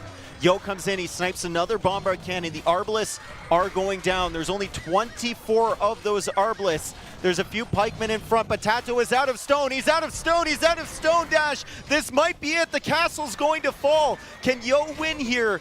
5-2 over TaToH, the first place player in the group stage. The population is dropping like mad. The castle crumbles. TaToH, he's still playing on. Yeah, 10 Arbalists though. Dave, that's the big thing for me, is for so much of this game, he was sitting up above that 25-30 mark, and for the first time in a long time, he falls below 10. Yes, Winged Hussar are going to dive in, look to eliminate the siege, buy himself some more time to get those numbers back up. Treb rolls forward. Yo thinks he's found it. It's his bid for the finals appearance. 5-2 is his goal. He doesn't want to go to another one. These have been long games. These players have been pushed to their limits. And while TaToH doesn't want to give it up, he'll look for every possible avenue back into the game. But he's housed. He's housed now, and he's falling in population. Still keeping that production up, though. 27 Winged Hussar in the queue. Gold count, really concerning. And the fact that he hasn't been chopping that gold in the south. He's been way too... I can't blame him. I mean, he's been way too busy here. You can't look away from this fight. We can't look away from this fight. He surely can't. And his gold access is really, really limited at the moment. Yeah, falling back to one final castle position here. Yo re-centralizing his units, grouping back up. He's going to threaten more of that food eco. It is a healthy 128 villagers for TaToH, though, through all of this, but he's fallen below 50 military. More Arbalists in the queue, up to 23, looking to get to that 30 once again, having to micro back against the Gebetto, and does so effectively, but there are still Trebs on the field. Capped Ram again. Just capped Ram again, pushing, and TaToH doesn't have the units to come in and snipe these. It takes so long, right? Yo's fine with throwing those units away as long as he's getting a little bit of damage every time he comes forward. That's not a lot of gold left for TaToH. That is not a lot of gold, and the smaller it gets, the less villagers you can have on it. He has at least broken his way through to that next gold mine. If he decides to relocate, you see Desperation, Eco Expansion, TC in the south, along with a ton of farms. But Eco's one thing, military's another, and you win games with military in the end, and Yo has plenty of it at his disposal, now up to 85, still pop capped, but while I say that, TaToH has seemingly found his way back up to 200 as well. He's trying to do everything he can to get this siege off the field. The Winged Hussar trying to loop around, but they get eliminated just like paper. They're getting chewed up. They're getting chewed up by the Gebetto. The Arbalists have been doing so well for TaToH in reserve, but he needs something in front, something that's not going to just die right away. Also, his production buildings are falling here, so he'll need to make sure he replaces that. Finally chopping away and the gold in the south, but it's still a ways away from having access to that. Yo, let's take a look at his economy right now. 70 on food. That's kind of ridiculous, especially after all of those raids earlier. I mean, he's chopping all of the wood on the map. Yeah, he himself is running out of gold in his first position, but has already extended to the secondary position. TaToH's doing the same raids in the south. Yeah, that's fantastic to see. Again, trying to put the stranglehold onto his opponent. He's wrestled about 20% more of the map away, so in solid position and still very much in the driver's seat. Gebetto's still pushing. Trebs behind, Bombard Cannons behind. TaToH has been constantly trying to snipe those with his Winged Hussar, but we can see only 8 Winged Hussar on the field. 32 on food for TaToH. He just doesn't have the supplies that he needs. He's got the Arbalists, but the Arbalists are only good for holding. They're not good for pushing back, and you can't fight this mono unit like varied unit composition from Mr. Yo with the bomber cannons, the Gebetto, the light cap, the Trebs, everything. And just like that, the Arbalists can't push forward because they don't have the Winged Hussar in front of them, right? You mentioned dropping now to 26 on food in total for TaToH. The wood stores are depleted. The gold stores are depleted. He's buying more stone after selling 2K wood. And he loses the castle anyway. That is so brutal. When you buy stone, you look back and the castle's crumbling in your face. Absolutely brutal. Production buildings will go down. Castle will go down. Yo did end up grabbing those relics inside TaToH's base. So, I mean, he's got 4 of them. And TaToH calls the GG. What a performance from Mr. Yo. Mr. Yo, 5-2 in the end. It was a marathon of a series, but he shows us what he's made of. Scaling throughout this tournament, TaToH, what a valiant fight. What a display from each of these players. Mr. Yo, though, books a trip to the finals. Mr. Imperial Age. For real. Oh, Mr. Late Game. For real. Mr. Start off slow and end with a bang. Holy. Woo. Cannot believe that TaToH looked so good in the group stage. He looked great today, and it was just a couple minor mistakes. Every single time he made one, Yo completely capitalized and absolutely crushed him in the late game. Yo is a beast. Just strategically on fire. Yep. On fire. Again, there were games where we're saying from a worse Civ matchup, he's navigating his way out of it, you know, from a Dark Age that doesn't go well, right? And still finds his way back in, looking at that outcrop game, rather. Wait, it's been a long set for us, too. And it's a marathon, dude. And imagine if that went to the 9th There's game. another That would best have of been 9 crazy ahead of us. I mean, luckily, we don't have to cast that. We get to enjoy that one. But I can only imagine how Yo's feeling, and I'm going to go find out in just a moment. As I see him diving onto the couch, I'll go join him for the interview. Thank you, everyone, for being here. Mr. Yo through to the finals. TaToH out in the semis after an amazing performance in the group stage. Me and Dash will be at the viewing party soon if you're there right now, but after that set, we want to know what Mr. Yo is thinking, and I bring it over to Dash and Yo on our couch. Thank you so much, Dave. Yo, that's where I'll start. Just what are you thinking right now after that set? I'm quite happy, of course. It's been a long time since I think ever entered the final, and I'm really happy I can make this time.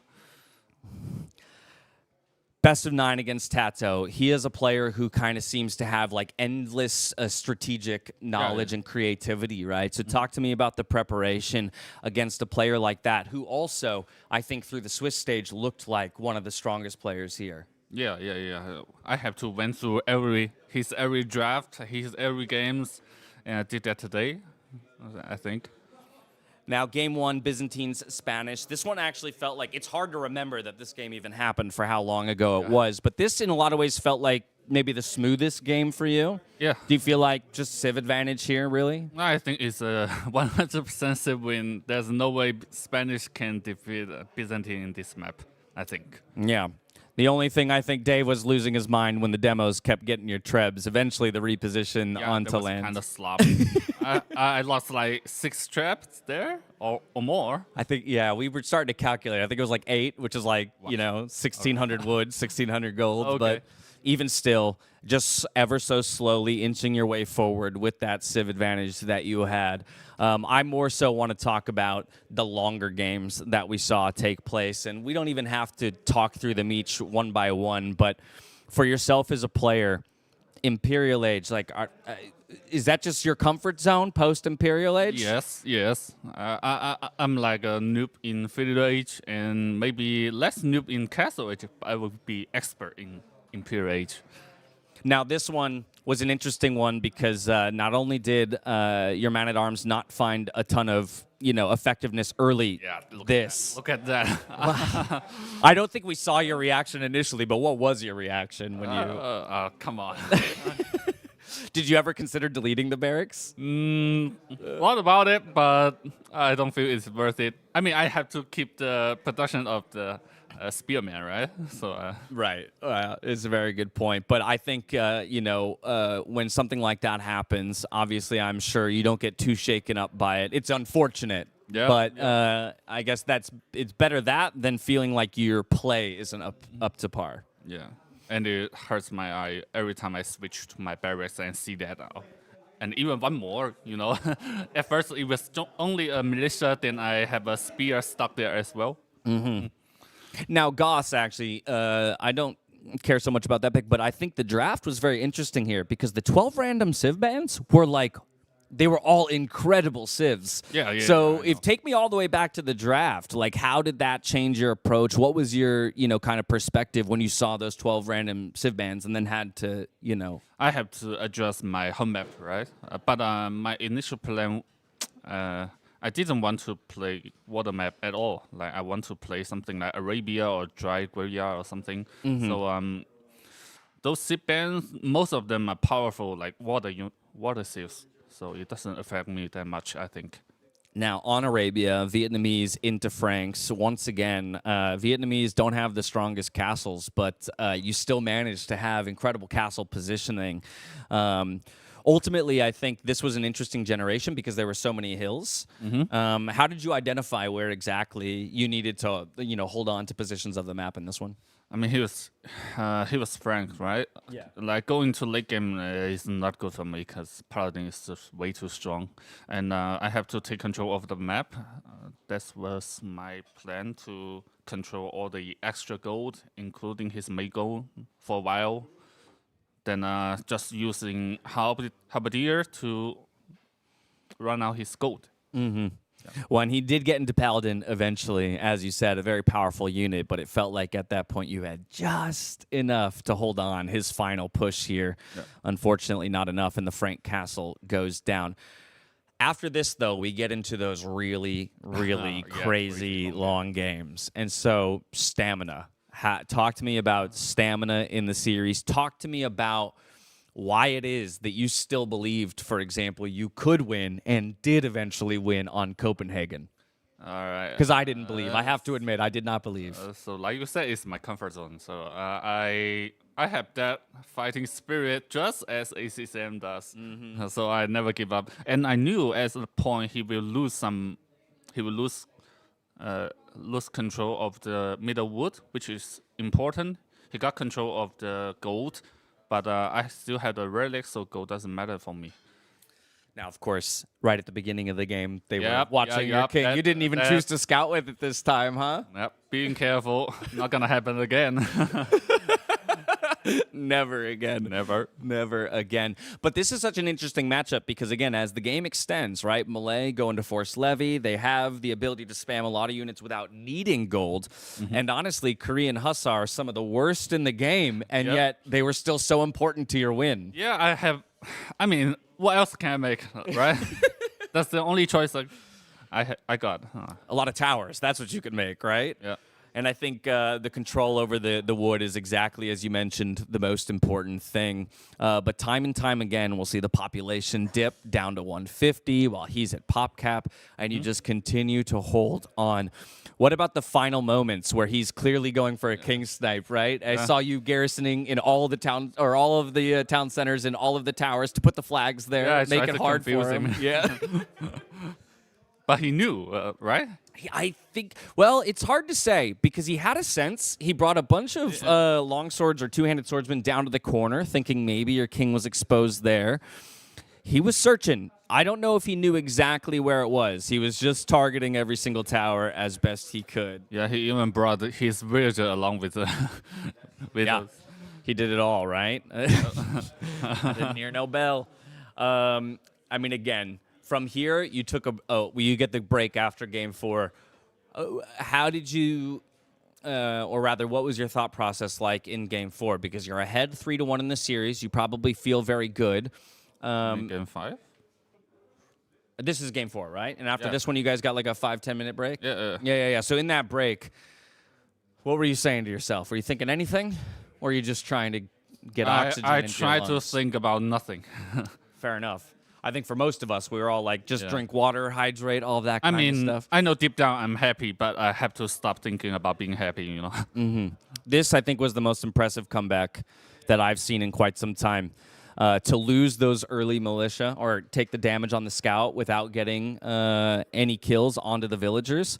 You'll see here, it's a 20 eco lead. Did you feel like you were behind in this game? I knew I was behind. Okay. Like I took a really bad fight in TaToH, and I have to like go all in, keeping the pressure to be able to find a chance to come back.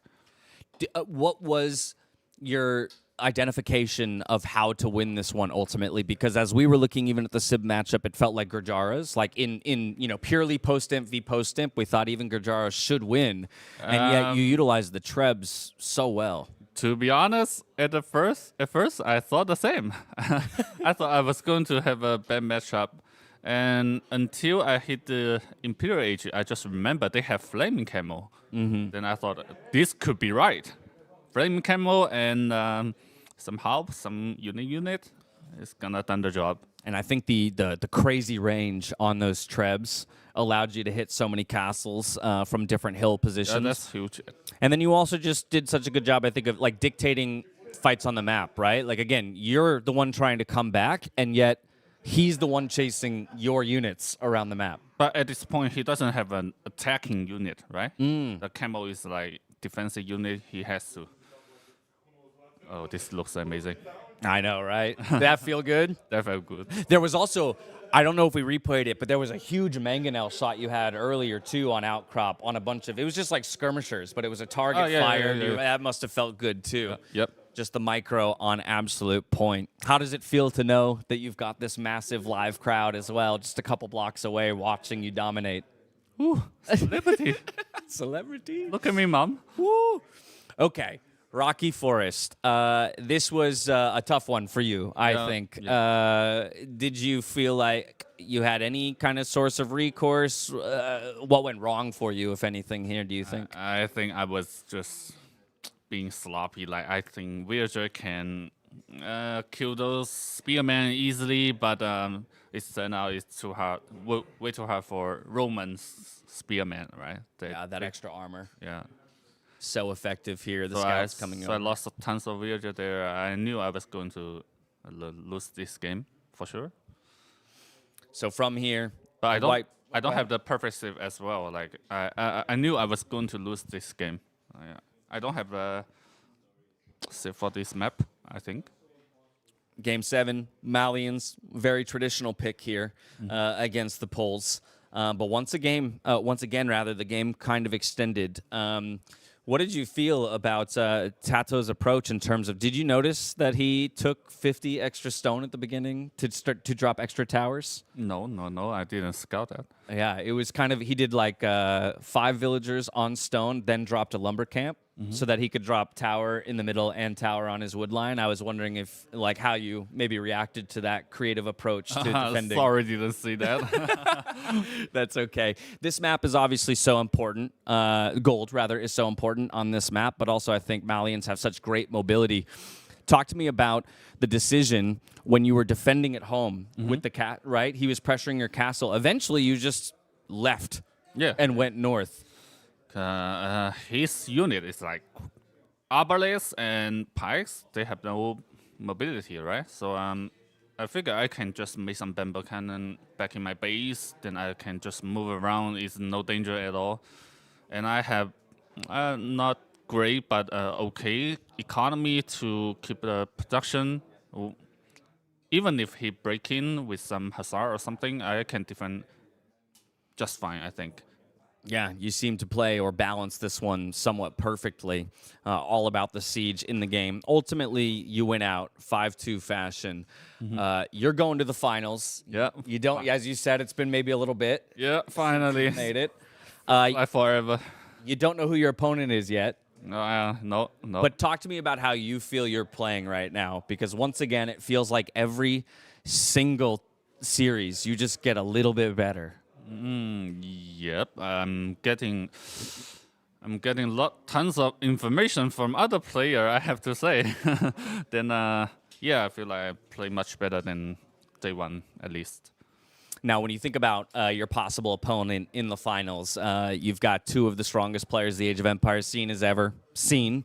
Hera and Viper, they're about to play next. What are your thoughts on both of them as players and that series matchup? They are both amazing players, but I'm kind of the Viper generation, you know. We are the similar age, so I hope we can see the GOAT again. All right, all right. Is that your prediction, or is just your hope? Let's say it's my hope. Okay, The it's his petition is gonna go the other side. Sorry. What's your plan now? Food, rest, Yeah, food, cigarette, rest, watch, and learn some more. yeah. All righty. Sounds good, my friend. Well, once again, congratulations on such an epic victory. 5 phenomenal victories out of you in this set, and what a display of endurance. So I'll let you go rest and recover. All right, and with thank you. that, I believe we're going to be handing things over to Nilly and T90 to start moving our way towards the second semifinal. Amazing words there from Yo. Are we bigger than we normally are? We were cut off. Now we're smaller. Okay, that was a little jarring. I don't know. Anyways, amazing words from Yo. It was amazing to hear his interview. Even amazing to watch. More amazing to watch his play. And he is waiting for the winner of this series, which is the series that I think most people had at the top of their list for the day. And it is Hera versus the Viper. Should be amazing, Nilly. We've already seen this matchup in the group stage. Viper won 3-1 there, but we all have to agree it wasn't the 100% set. Yeah, we yeah, didn't yeah. see them at full force. Not a lot to play for in the group stage there.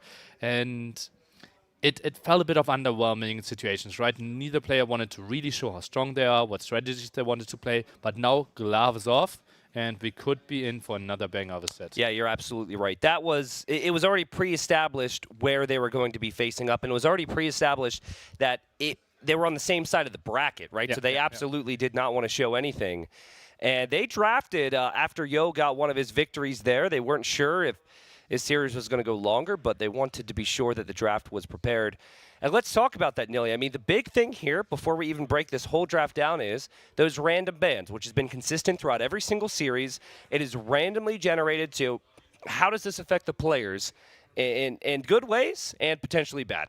Well, in good ways, it is they have more diversity, right? They can play more civilizations. They can get a bit more creative. They can enjoy the full beauty that Age of Empires is with 45 civilizations. The problem is that if they have a prepared strategy, let's say they wanted to go for Georgians on one specific map, and we see this was randomly generated banned.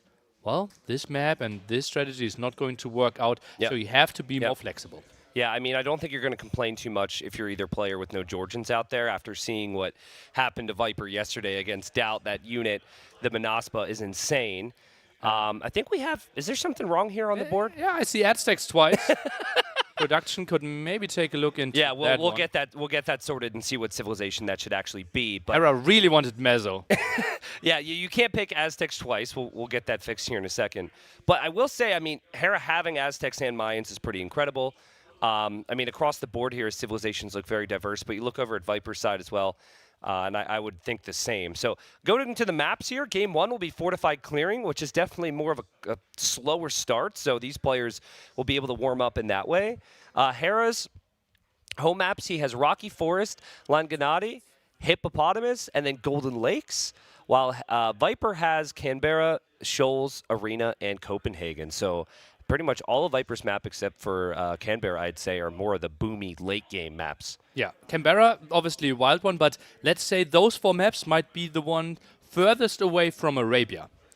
That's what I would believe, right? Shoals, very boomy. Arena, we are starting with Stonewalls. Copenhagen, we're starting with Stonewalls. Canberra, we are walled as well. Some water elements, some gimmicky stuff. We have seen tower rushes. So this is kind of the clash that we want to see, right? Hera, the master of execution when it comes to micro, macro, and Viper maybe with some sneaky strategies. Yeah, so we're told that since we have double Aztecs on screen, we're told that one of those Aztecs is supposed to be Romans. Mm-hmm. Very easy to confuse the Aztecs and the Romans. I've done my history homework. Neighbors there, basically the same territory. Not unreasonable at all. Oh boy, the Viper against Hera. Ooh, I'm starting to get nervous. Yeah, seriously. I mean, listen, this is the this is very frequently finals, right? There was a tournament prior to NAC with the same settings as NAC to get players warmed up, and I believe they were in the final together, and that was a best of 7 where Viper then won 4-3. Yeah. So these two favorites probably as well if they were to win here and go up against Yo, even though Yo's been playing amazing. Two of the biggest names in the scene. We've got Viper, who won so much over the course of a decade, and then we've got Hera, who's been getting better and better over the last few years. And here we are, start of the series. We've got Viper in the blue playing as the Berbers. We have Hera in the red playing as the Bohemians. The map is fortified clearing. And buckle up, folks, because it's a best of 9. It could take us quite some time here till someone wins 5 maps. We've just seen a bang-up set, 4.5 hours in the making. Hera there. Probably with a slight advantage, we would think, right? He likes to play the long sessions. He is in favor of best of 9s. In one discussion, even wanted to have the finals best of 11. Yep. Viper, really happy with the best of 5, best of 7 format. Best of 9 will be very interesting to see. Yeah, I mean, absolutely, right? You look at how Hera's age compared to some of the others here, and that's absolutely been a factor. And at NAC, especially when the first series can be so long, the start time can always be a factor as well. I sat next to both of these players for a period in like game number 2 or 3, and they were both discussing like, how long is this series going to go? Because Yo would never die. And so they were both kind of alluding to the fact, well, we might be playing pretty late. But man, to the civilizations here, I have to say, Berbers was not on my list for a closed map civilization here for Viper. Yeah, typically we try to go for civilizations that have strong eco advantages, right? We are starting with stone walls in one direction, the rush distance on the outside really long, and therefore something with Malay, with Bengalis, where we have more villagers, are really likely picks, something with strong monks. Berbers, neither of those advantages really. Yeah, so I mean, you could see it's suiting Viper in some ways, because he'll love his mobility, and you can use that on this map with utilizing the sides. Hera already walling up here, most likely going to be a fast castle for him. Viper has been going for quite a few fast castles himself here, but maybe a feudal age build could be an option. But to me, civ-wise, Hera's civilization is way better if he can get to Halb Hufnitsa, and you can see the Hufnitsa on the right. Even the Hussite wagons actually could be really good against the Berbers. It's just that late game for the Bohemians, so strong. So many bonuses that flow together nicely for closed maps. I think this is going to be the first time. Actually, Stat Guy can get to work. I would go as far as to say this is the first time Berbers has been played on Arena or Fortified Clearing, not just in the main event, but also the qualifier. Ooh. That's just a. I'm going out on the limb here, but Not unreasonable, not unreasonable. Well, we see a $50 donation flying in. Thank you so much. And Bohemians, well, I think this will be really interesting. One of the main advantages is getting chemistry in Castle Edge. Therefore, we could see hand cannoneers. We could see maybe some early aggression, and therefore getting to those bombard cannons a bit earlier. Viper plays pop 20 and only has 50 gold. This could be a bit of a delayed loom. Interesting approach here. yeah. So Viper going feudal age, which you can do on this map. Hera isn't walled yet, but Hera's kept his scout at home. It's kind of funny. Hera's left a hole there, so I think Hera will know now, and just double checking that, we'll send out a villager. Hera's playing it safe. He knows that if Viper were to go feudal age, that one scout would kill the Vill.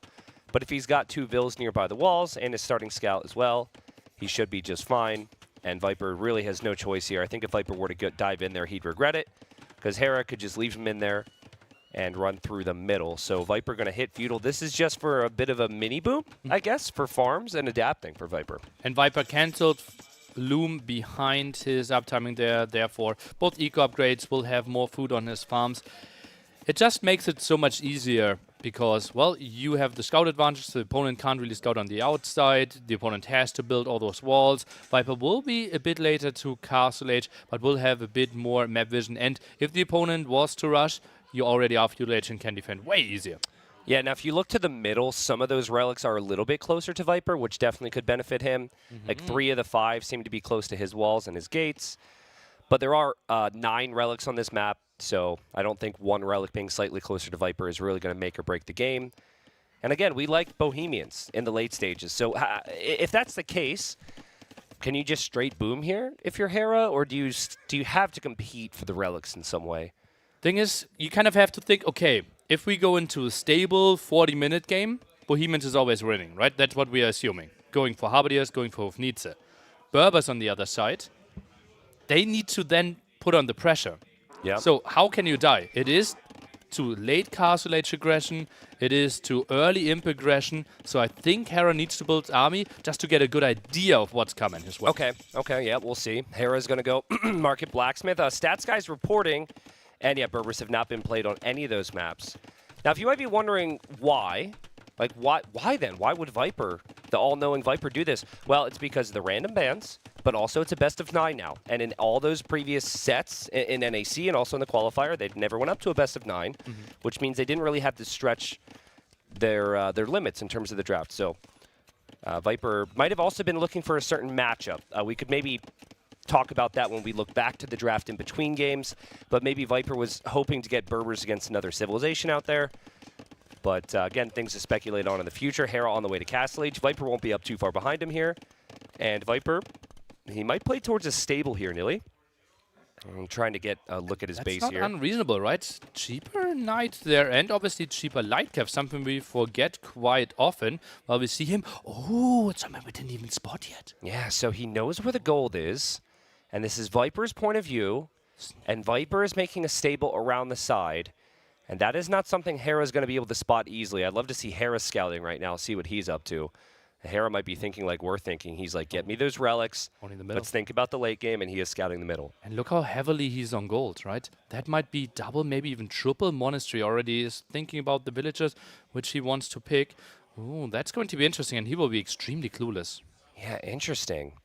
So double Monastery in the middle, with some siege to back it up, could be incredibly strong, especially if Viper doesn't have scout production in the middle. But then if you get pushed on the outside, it could be problematic. Now Hera's going to add a barracks here. So this is probably for a few spearmen to protect any villagers and to protect any monks in the middle. But again, that villager, she's just walking along the edge of the map here, and that's probably for a forward siege workshop from Viper. Oh, and that's something that we very rarely see. The Viper clicks to Castle Age and adds a market behind it. Yeah.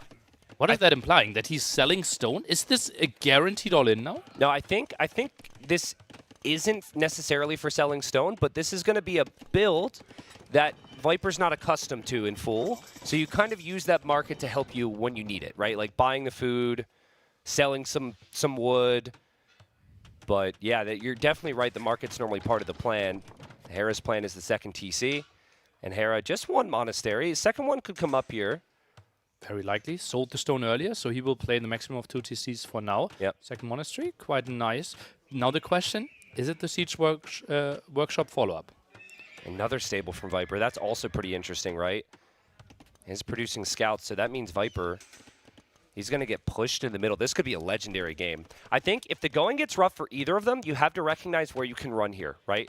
So if Hera pushes into Viper's base, Viper has to recognize that he can run to other golds outside of his base. He doesn't have to be that stubborn. And on the flip side, if Hera gets pushed on the back side of his base, he can actually go to the middle where he has gold right beyond his stone walls. Corner check. I think the one at the bottom, it's gold, stone, and some deer together, right? Look at that. That's a beautiful way to expand. Yeah, exactly. But this is in the moment when you get hit with pressure you do not expect. Very rarely do we see both players not expect what their opponent is going for.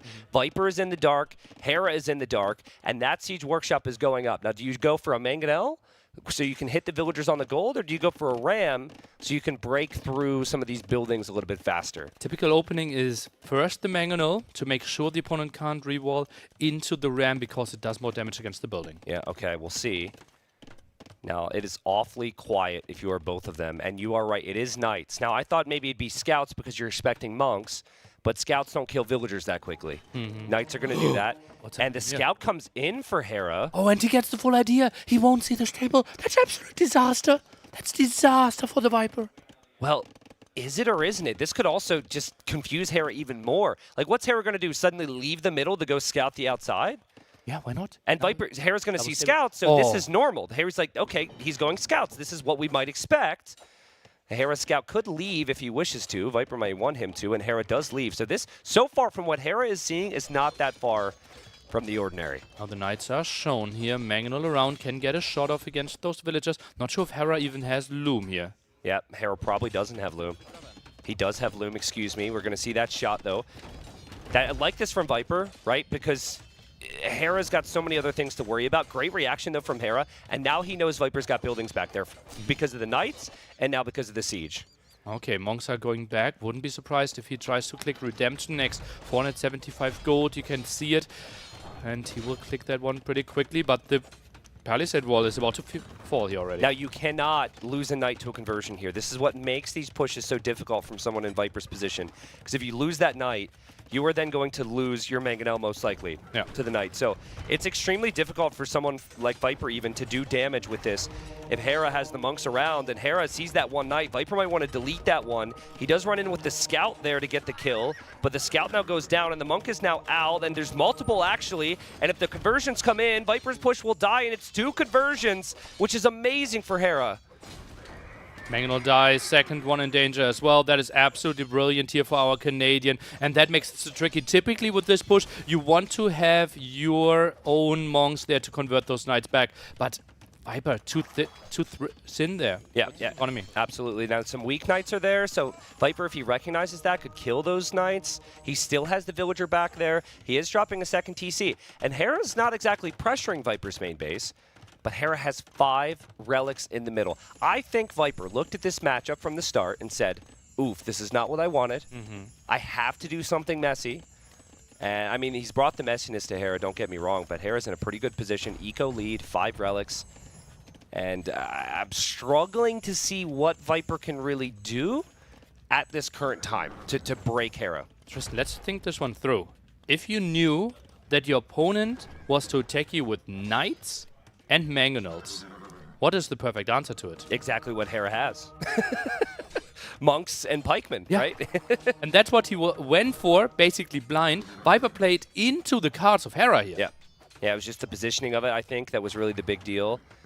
Viper does add his own monastery now, but to your point, Nilly, I don't think it's ever really that comfortable with Berbers. Their monks are so weak to add that at the start. But Viper, he's going to clear out the monks here. Not bad. He has lost a lot of his siege, but great value, actually, as he kills the monks and will still be able to pressure Hera from this side. Okay, next Mangonel in the queue. Walls behind it.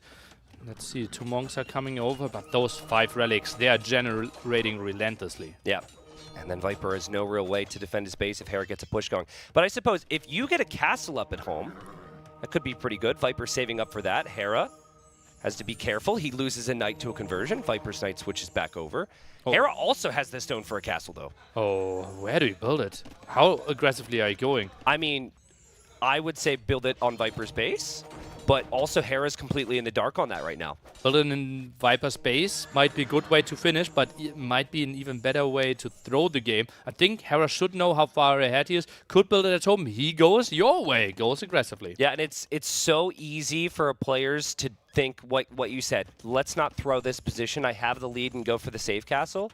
But this is excellent awareness from Hera on the situation that his best way to make it so Viper can't pressure him as much is to attack him here, and Viper has absolutely nothing there. Viper, I don't even think knows that castle's coming up. So Hera will get a castle up that could pressure Viper's walls. And yeah, Viper was going to need to go for a defensive castle once he sees that. And look at the resources. Defensive castle would mean Viper would like to try to go into a trap war, but that is impossible against Bohemians if they're up so much earlier. Now archery ranges being dropped, could even be a chemistry follow-up behind this, but most likely Hera will go him first. Yeah, Viper still pressuring though. Hera has to leave the back of his base where his gold is, which is not the greatest feeling. Viper wants to leave his base to drop a castle in the same spot that Hera is, and he is just one step behind, so now he needs to drop a castle. But if you do that, that means that it will get trepped down. Hera's build is perfect here. Absolutely, crazy counter there, and over 1,000 gold already generated. Scouts are coming in, still couldn't afford the light cap, and the base is so tight, this is so easy to defend with if you're Hera. Yep, this is amazing for Hera. Hera just needs to ensure that he doesn't take big losses. Bohemians getting the the first and second gold mining upgrade for free when they arrive to each age. So Hera's gold mining's been insane on top of those relics. Hera's collected 1,500 more resources. Hera had the town centers faster. Hera will be an imp faster. Viper, I think, is going to try and do the same. I think Viper knows what type of game this is. It's common when it's castle v castle for players to idle their TCs, but Viper's still so far from clicking up here. And even then, right, let's imagine we get chemistry in there. Like, the trapper won't be pretty if bombard cannons are joining the party as well. Luckily, the castles are close enough together, but it doesn't even matter, right?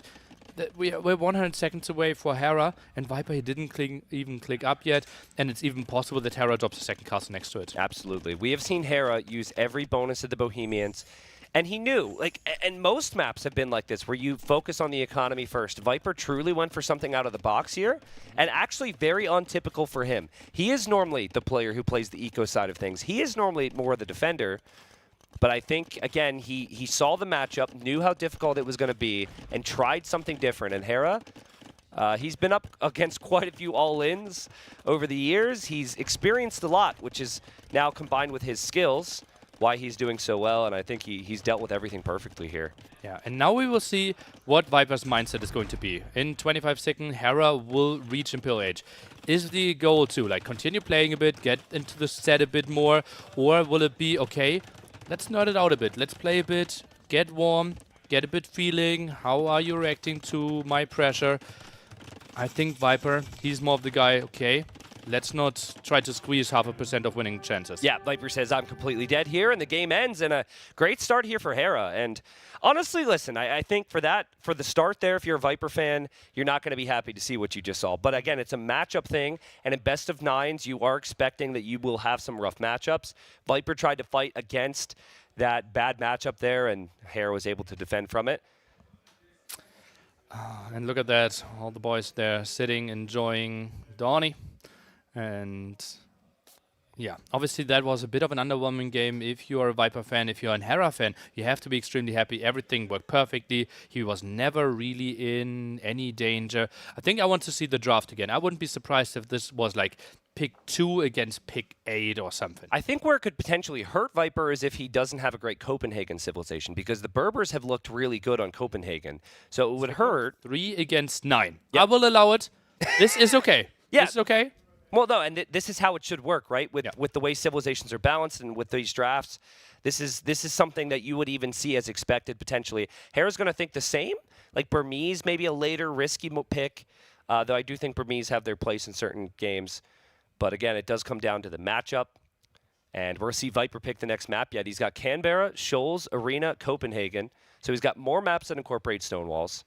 A very quick game to start off our series here. Yeah, and if you're a Hera fan, this is exactly as you would have expected it, right? One of the early picks, one of the things that you thought, okay, this is something I prioritize heavily. And then against a very low priority pick there by the Viper, this was a must-win scenario for Hera, and everything just went very, very smooth for him. Good start to what could be a really long set. Yeah, so Viper went 2-0 down against TaToH yesterday, and then he had to really pick it up a notch. TaToH played incredibly well. TaToH's strategy was really solid. Viper said in the interview, now I didn't hear everything he said, but apparently he was very clear that he felt that was one of the worst sets that he had performance-wise in a long time. He was very critical of himself.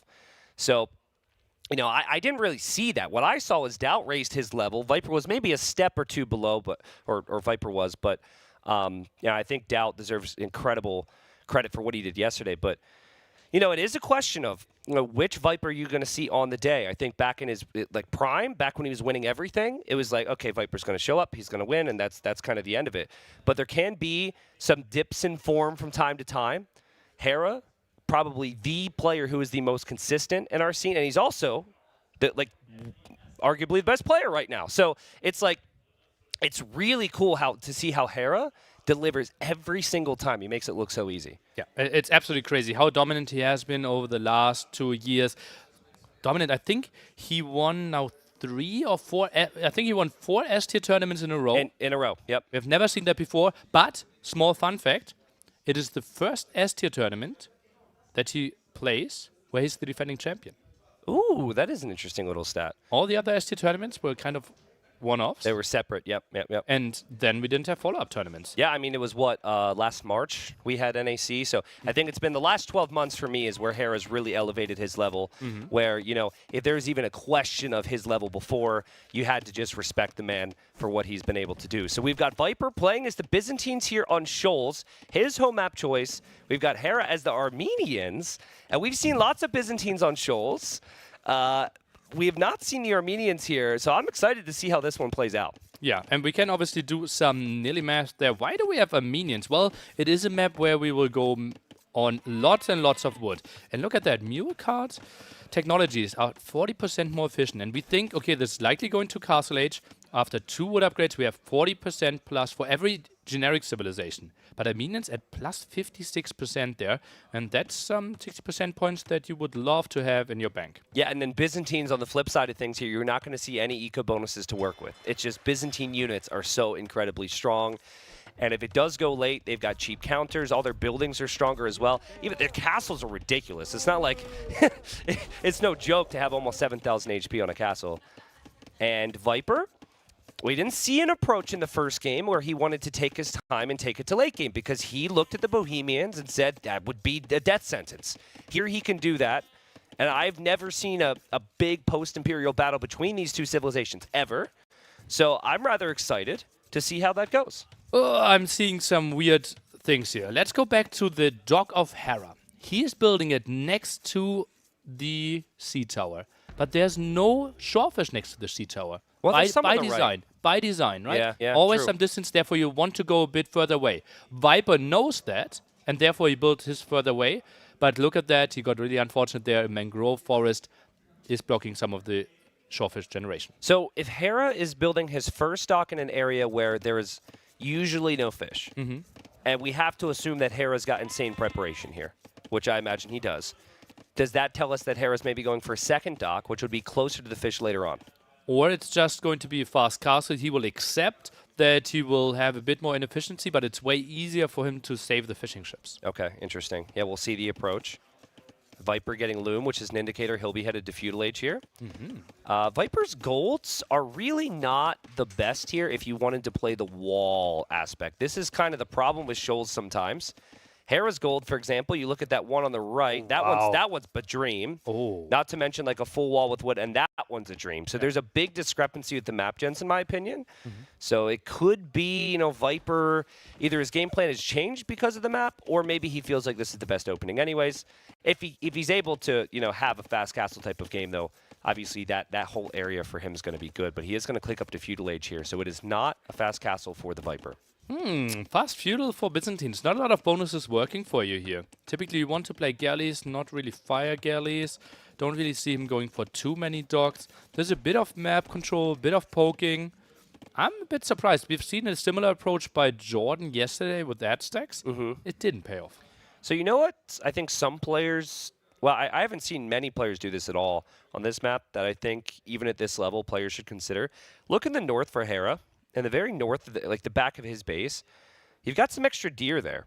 And I think even with other civs, you could build a mill. But if you look to the corners, you're almost always going to see extra deer. So sometimes players are going to build mills there. I'd like to see maybe a mule cart. I think Viper pushed those, or somehow it's just one.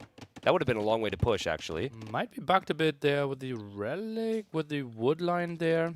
But it could be good, and even next to the gold, right? Like in some ways, there's going to be deer. So if you're going out to TC, you can grab the deer right before you hit Castle Age and then drop the TC. It's just like a small thing that I think can really help players. Yeah, and we have seen that approach often when people went for Mongols here, right? Getting the early uptime, getting all the aggression, and then with that, trying to control the hunt. Viper goes for the second dock, and he opens Fire Galley.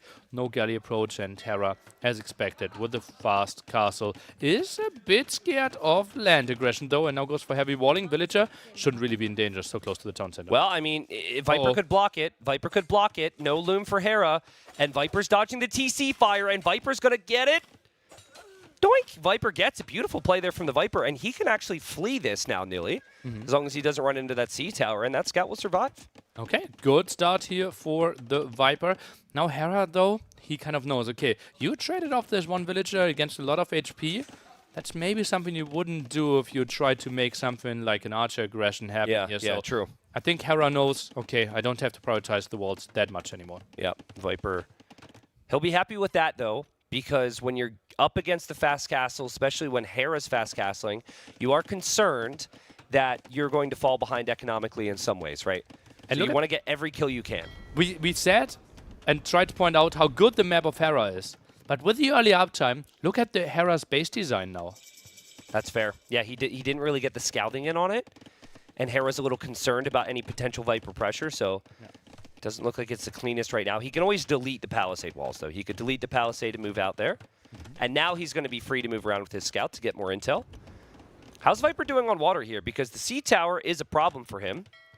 I'm surprised he's gone for a fire. I know he's Byzantines, but when Yo was playing this, Yo actually went 2 galleys first and then switched into fires later on. Yeah, and it's easier to defend with galleys. Obviously, Byzantine want to benefit from their bonus as well, and that's why Viper is following it up with the galley. Yep. Yeah, I see people so excited about this series. People getting here maybe for the first time this week. This is the second time that Hera is facing Viper as a GL player. Actually, they did play in the group stage. Hera recently joining GL.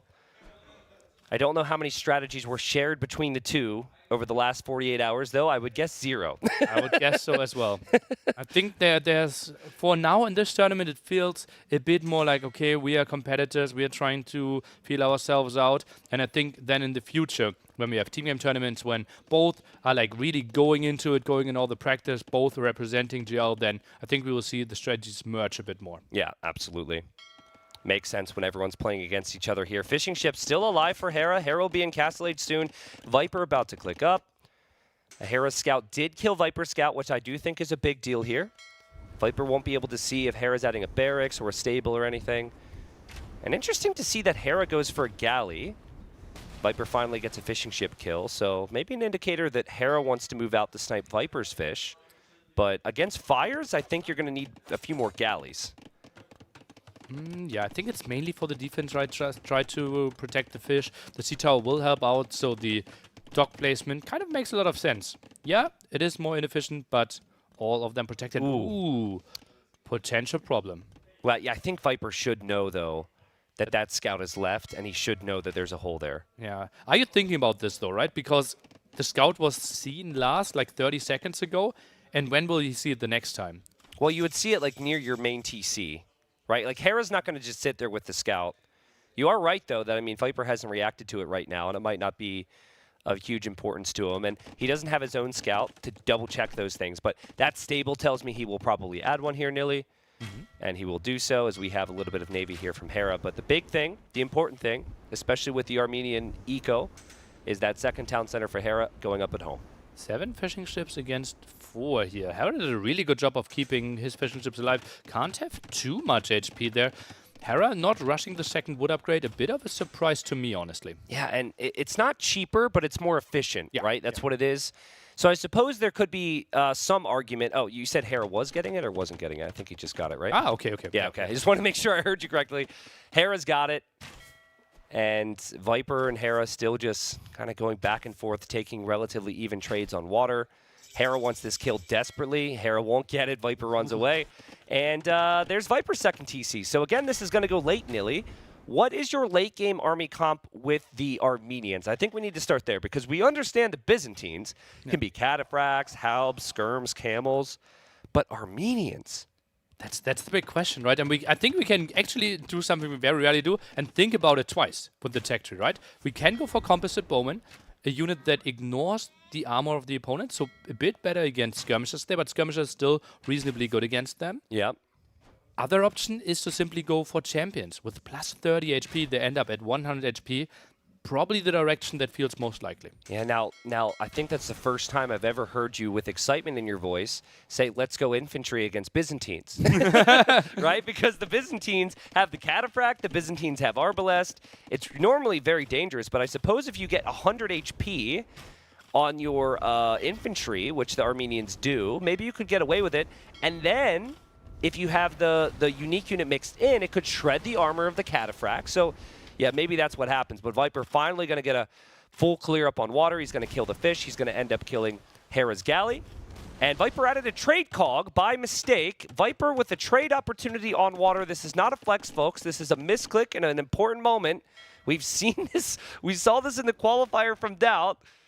And Viper is moving forward with his trade cog to try and trade. How much gold, Tristan?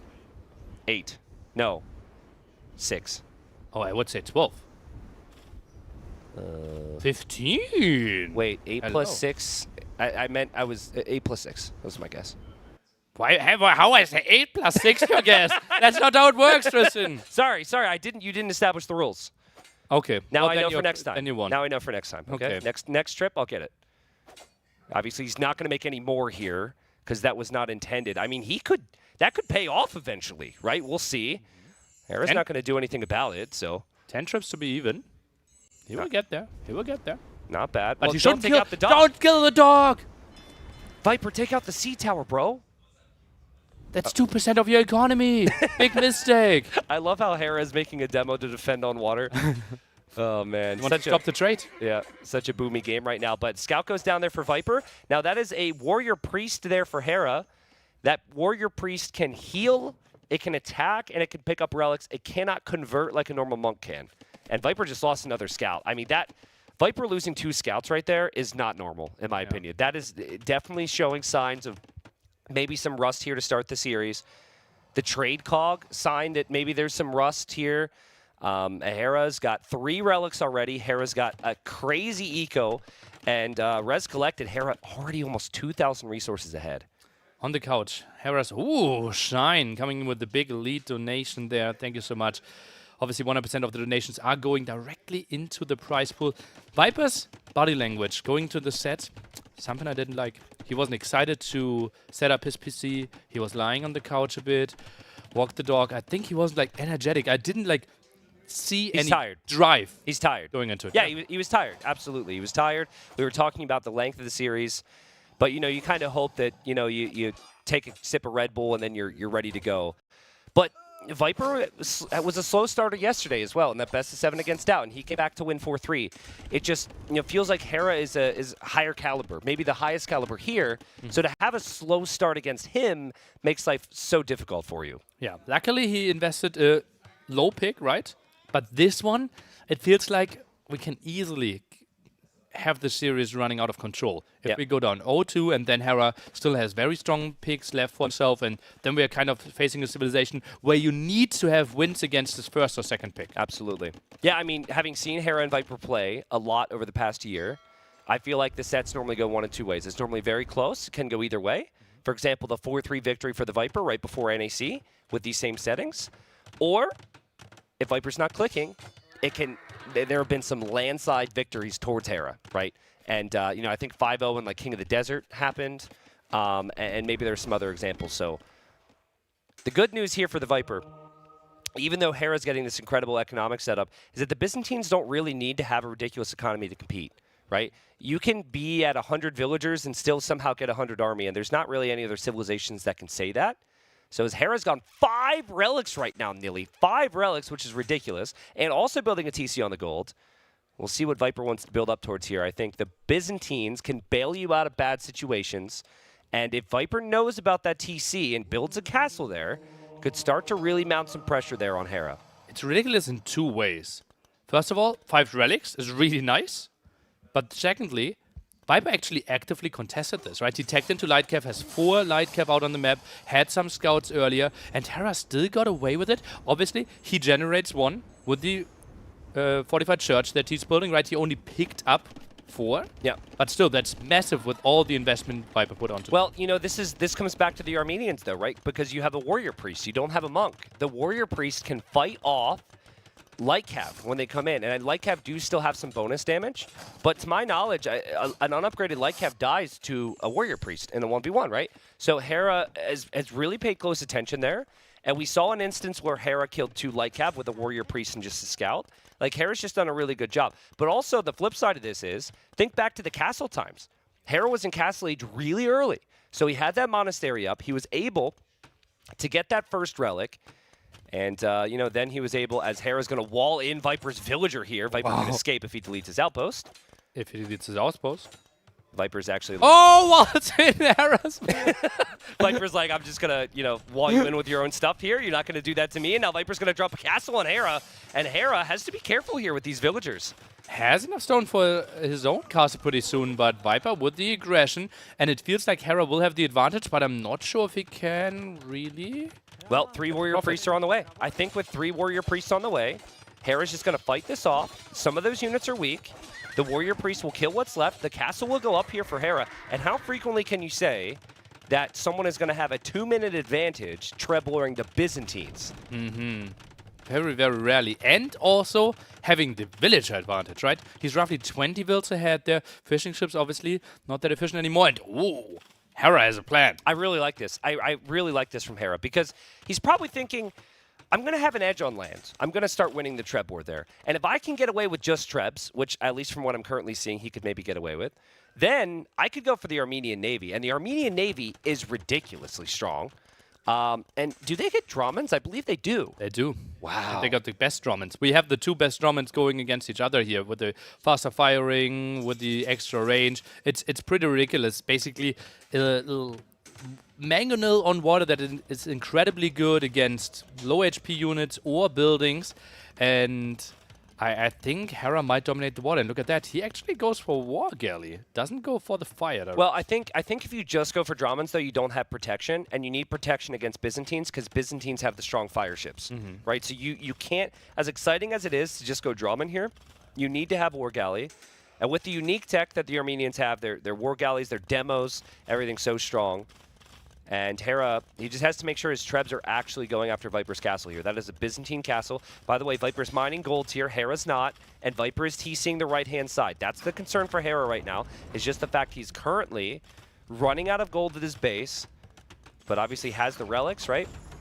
Having the relics is a big factor, and feels like he's in a pretty good spot if he gets this castle up to be able to take the gold here away from Viper. Wood income not really fair right now. Viper sits at basically 120% from the generic income. On the other side, 156%. Therefore, I would expect Hera to get onto a big fleet way quicker. Yeah, and Viper just forgot Bosal here, or maybe didn't have the resources for it. Because, you know, he spent so much wood in Feudal Age, maybe it didn't feel natural. Most likely an upgrade that he's just simply forgotten at this point. But this is just, are you clicking, right?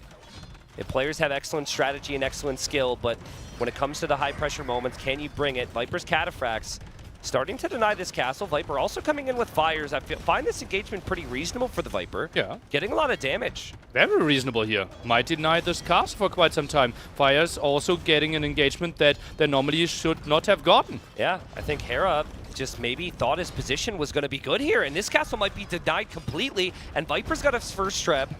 And Viper's still going to be stubborn on the left side here, Nilly, while having access to gold on that right area. Oh, look at all those upgrades that are now coming in. Heavy demo. We also get shipwrights, so better demos.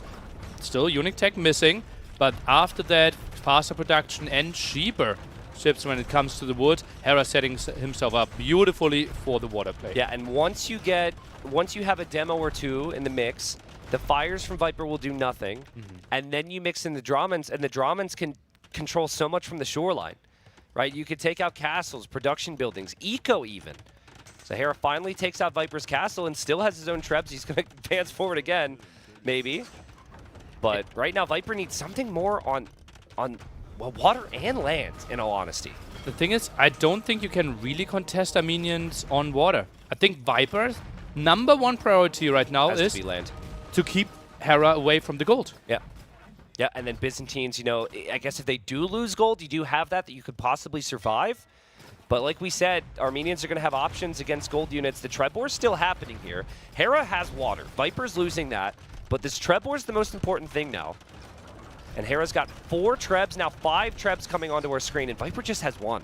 Silesian fleet. Better demos there, better Drummond. This is absolutely crazy. Bombard cannons, they have to dictate this fight. Yeah. I think those are the heroes. No! Oh! That is horrible for the Viper and incredibly fortunate for Hera. I mean, you've got to make your own luck, Nilly. But the way Trebs are, sometimes they don't hit the exact spot you're looking for. And Viper's got another bomber cannon coming in. See if Hera notices this. Was this a ground attack maybe by Hera? I don't know. We could look for a replay. Now Hera notices this, right? So he's clicked, and Viper's going to micro. And he is dodging the shots here. He's still repairing his castle. This bomber cannon, the most important unit for the Viper right now. 5 traps out there. Bombard cannon needs to micro. More trap shots are coming in. Composite bowman going in deep. Not really protected by the castle. Viper, he needs to keep this bombard cannon alive. It feels like he has to back away though, Nilly, which means the Trebs from Hera could still go after the castle. There's another cannon coming. Hera doesn't have any units to really push in with that are melee here, but I do see him getting stable techs. So he's thinking about a stable switch. Keep in mind, Hera has full water dominance and can do so much with that. The Dromans are sitting there, could be ranging cannons pretty soon. And Viper, no! Viper almost loses that cannon. Really, really close there. Both players going for crazy numbers when it comes to villagers. 165 against 148. Yeah, it's insane, right? Because at this point, like, you're just spam villagers, micro, mixed in some army here. But I'm really liking Hera's army. I like the upgrades that he's flying in with. He'll have the armor, he'll have the attack. And look at all those stables going up. And he's even using the scout and out-microing the castle fire. Nerd! So he can take out that trebuchet. Wow! Yeah, obviously Trebs from the right side were still taking out Viper's Treb, and Viper had no resistance. So we applaud Hera for that, but I think Viper just doesn't have enough right now. He's going skirms against Lightcav. Yeah, sounds horrible, but you wouldn't really expect our minions to go for Lightcav, right? Monastery here, I think that was even intentionally getting those relics out. Viper, he sees a lot of pressure. Military count, not pretty for him. No, I mean, the series has not been pretty for him, Nilly, to be completely honest with you. The first game, he went for a YOLO strategy, and perhaps it was the Civ matchup, but here, Byzantines, I mean, they've done so well on this map throughout this tournament, but the approach from Hera has been way better, and his eco has been superior, and now he can flood the map, and he's got the composite bowman, he's got the light cav, and look at Hera's resources. I mean, he's not finished yet, Nilly. There's so many techs that he could consider yet with the Armenians. I love the play from Hera here, right? Sees, okay, I'm winning the left-hand side. What is the way how you can maybe come back? If you get enough gold and maybe can get to a crazy army to kill me, that's why I'm taking map control on the right side. Yep, and this map is very frequently boom towards him, right? And Hera just fully accepted that. 4 or 5 town centers, got the relics. He didn't do anything really fancy towards the middle, but he's so good and he's so consistent. And I think the Viper right now is having a moment very similar to that moment in the series yesterday against TaToH, where he's realizing he's dead, he's going to be 0-2 down, and he's going to have to somehow find something in him to turn this around, because this is not the Viper that people were expecting to see today. He has more time, right? Yesterday against TaToH, it was a best of 7. Now we have a best of 9. Viper's body language clearly saying how unhappy he is with his games. Hera in full cruise control. Yep, and this is what we said. Hera's so consistent. He has brought the level that you expect from him every single time. There's our live viewing here in Berlin. We will be there. I think some people, I saw Mem and freaking Andy and others there earlier. You and I will join them later on. But right now, maybe the crowd there is a little shocked at what we've seen here, but not shocked by what Hera's brought to the table, that's for sure. No, that's exactly what we expected, right? The highest level of Age of Empires.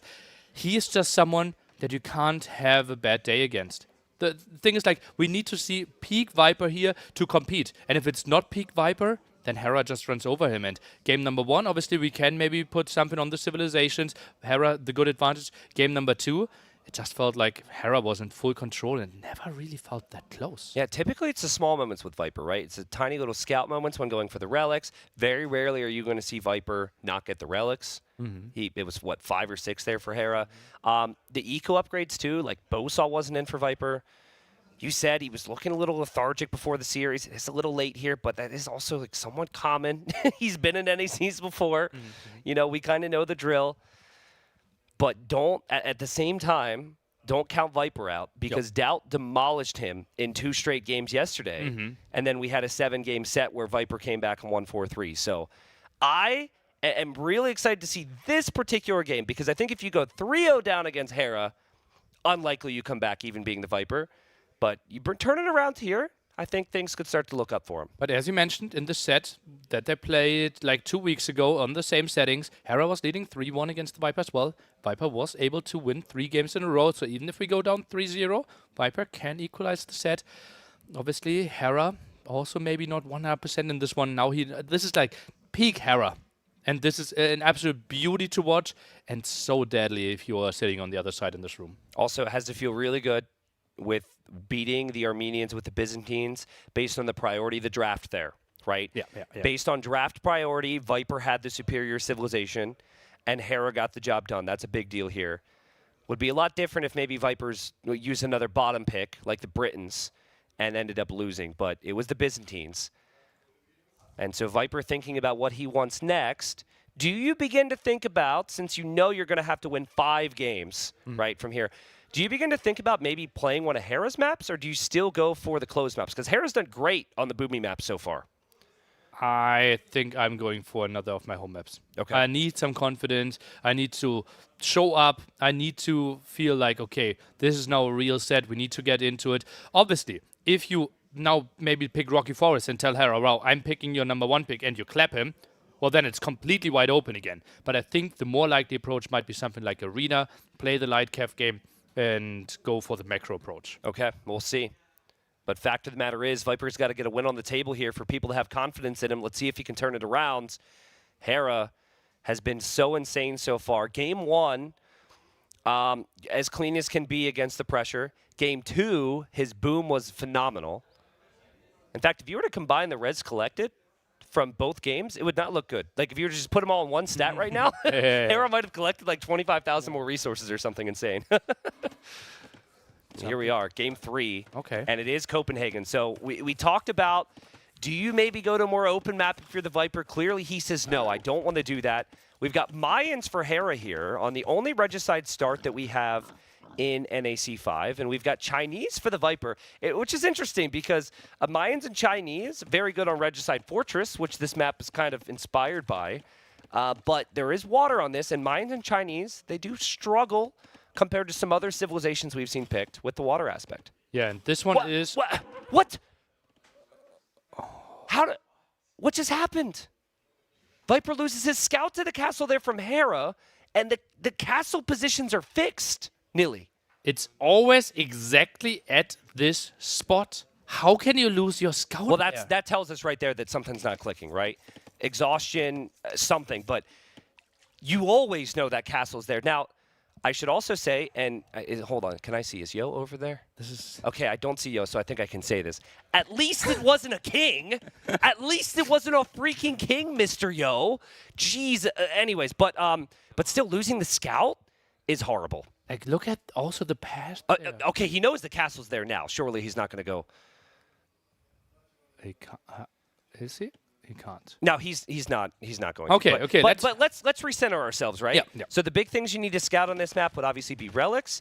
Other aspects of the map are fixed, like the water. But you know that water on the right-hand side is not what both players are going to prioritize. They're going to prioritize the left, and it is going to be water opening for both. We've got the Mayans with the plumed archers and the eagles. Very hard to stop if they can get to a big mass of plumes and eagle warriors. Chinese, though, they start with extra villagers. And they have the Chukunu, and then pretty much everything else you would want. Their infantry could be an option. Their cav could be an option. You pick Chinese for the discounted eco, and then the options, Nilly. So having seen this matchup a lot, not necessarily on this map, I find it quite close. Yeah, the big question will be are we going to see Onagers, right? Onagers can be really nice against plumed archers, can be really nice against the Chukunus. I'm curious to see if that will be an option. Obviously, Eagle Warrior feels like the craziest unit here, especially once we get Eldorado and they suddenly jump to 100 HP. Yeah, it's really interesting. Now, this is going to seem a little off topic. They're both making galleys, and we'll be fighting each other here in a second, though. But, you know, just to Viper's shape right now, I remember hearing Leary, who is probably one of the big surprises here at NAC 5, the fact that he was bottom 2, giving an interview, and he was just saying, you know, I feel like I'm playing well. He's like, but I just showed up and I played this series and I wasn't there. It didn't click. And he goes, that's like the first time ever for me. And I'm sitting on the other side and I said, he didn't hear me. I said, welcome to being a freaking human, right? Because I can relate with that every single time I play.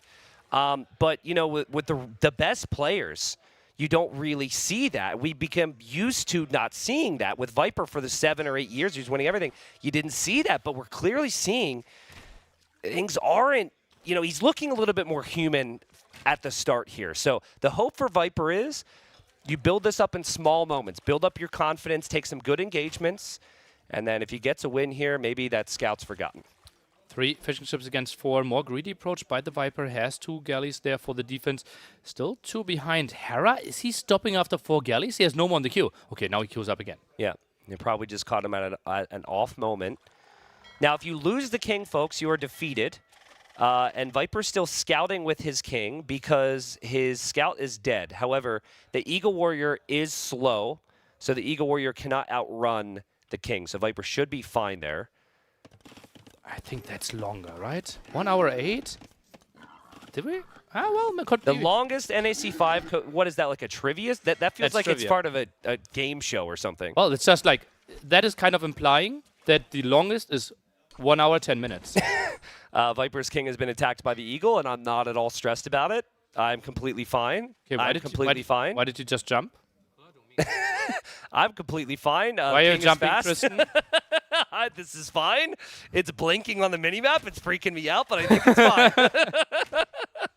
Oh, that would be brutal. But yeah, like we said, if that's a scout, if that's a unit on a horse, then that could actually be problematic. But that dude can run pretty quick for a guy with no shoes. But I think he's fine. I didn't even know he didn't have shoes. Well, I don't think we need to zoom in on its feet. That would be a little weird. Might increase Oh, I think Tarantino might tune in. Tarantino. All right, Nilly. I like that. Oh, man. Well, okay, so both players a little sloppy with their scouts there. I think Hera probably should have kept that Eagle alive, but they're macroing. They're setting up their eco for Castle Age, and so far on water, it's been very close. And now Hera okay, third try. Viper moves out with his king again. Because he now knows, okay, the Eagle is dead, and he wants to confirm if there's actually a dock at the bottom. Hera sent out a spearman, but actually, wait. Did this spearman kill the hunt? It did, yeah. Okay. So Hera. So I was just going to say that Hera brought the spear forward. This has actually been a relatively common approach because you do start with the barracks on this map, and he just used the spearman to kill the hunt. I think everyone should be doing that, Nilly. I don't think there's anything that really stops you from doing that. And I think it's a good move. Small thing here as Viper moves out to dock. There are wolves, and players should know this. Every generation is going to have wolves, and there's a villager being attacked on the shoreline, and Viper has wad the wall in his villager here. So you know the wolf is there, but you hope to have a scout to help your villager. He walked in the wolf. And he walls in the wolf. Well played. He's got 4 HP, so he has to be careful if there's a spearman out there from Hera. And still they micro here on the water. And then I also think Hera's spearman was just saved near the castle against a wolf. So there's actually a lot of small things that have happened. Yep, there we go. That's an unloomed villager, and he went out there. Yeah. Yeah, it's a little greedy, right? But, you know, when Viper is firing on all cylinders, you begin to expect that, right? He can move out without loom. He can get the quick walls. He can scout the whole map with his king and be fine. Right now, KD for the Viper, 4 kills, 2 deaths. He is going to be faster to the Castle Age as well, so this is a good position. 3-1 KD here on water. Remember, both players lost their scout or eagle, respectively. 6 galleys only for Hera. He will give up water here. I was going to ask you, at what point can you just stop investing here to water? Because like, yeah, if you give up, your opponent can fish, but there's not that many fish to begin with anyways. So I actually really like Hera's approach here. I think you could maybe try and get past Viper to try and kill his fish before you die. But ultimately, if you look at Hera's wood count, I wouldn't even mind him buying, you know, some stone, go instantly for like a 4 TC boom or something. Yeah, not unlikely, right? We start with an awkward amount of 150 stone here on Red's side, and that's why maybe sniping the fish? No, dodge that one. And that's why the instant 3 TC is not an option. Hera now docks at the bottom, wants to contest this area with the 3 relics. Yeah, Viper's going to get War Galley. We'll see if Viper, remember, he doesn't have a scout, so we'll see if he makes any navy there on that pond. He's actually making a galley, which is designed to stop any docks from going up. So he's going to find out the hard way that Hera's already there. And again, we expect players to add TCs, but man, I mean, if Viper builds a TC out of his base, he doesn't have the hunt anymore. Hera does. And Hera, knowing Viper is invested more into water, is going to try and get by here. He's going to try and kill the fish, but Viper's going to deal with most of this. Well played. Oh, yeah. And one gets by with 8 HP, will easily get chased down. And Viper, now the question is he adding fish here? He's heavily on stone. 6 on stone already? That is kind of weird to me. This is super weird. This is super weird. Like, typically, you know, you can go for the 2nd to 3rd TC and have the stone a little bit later. Going to stone now makes me think that Viper might want, like, a castle in the central area for map control on a faster Imperial Age or something, but it does not feel like the natural Chinese game we've come to expect on this map. Is this maybe a 2 TC aggression, but we see Viper maybe with his wolf again? Sees this one, walls him in, nice move, but he's going around. I like the graphic here. This is actually making it way more confusing. Okay, we got the same highlight all over again. Good. A for effort, though. A for effort. Okay, here we go. Villagers now. It traps so. Okay, all right, we get it. We get it. We get it. It's all good. We get it. We appreciate it. Viper had a great quick wall against the Wolf like 10 minutes ago. And Plumed Archers are out for Hera, which I think is a really important unit in this matchup. But not so much against that War Galley there. So Hera's going to need to add some fires. What's the play here for? What, is the on gold there without the mining camp as well, the Viper?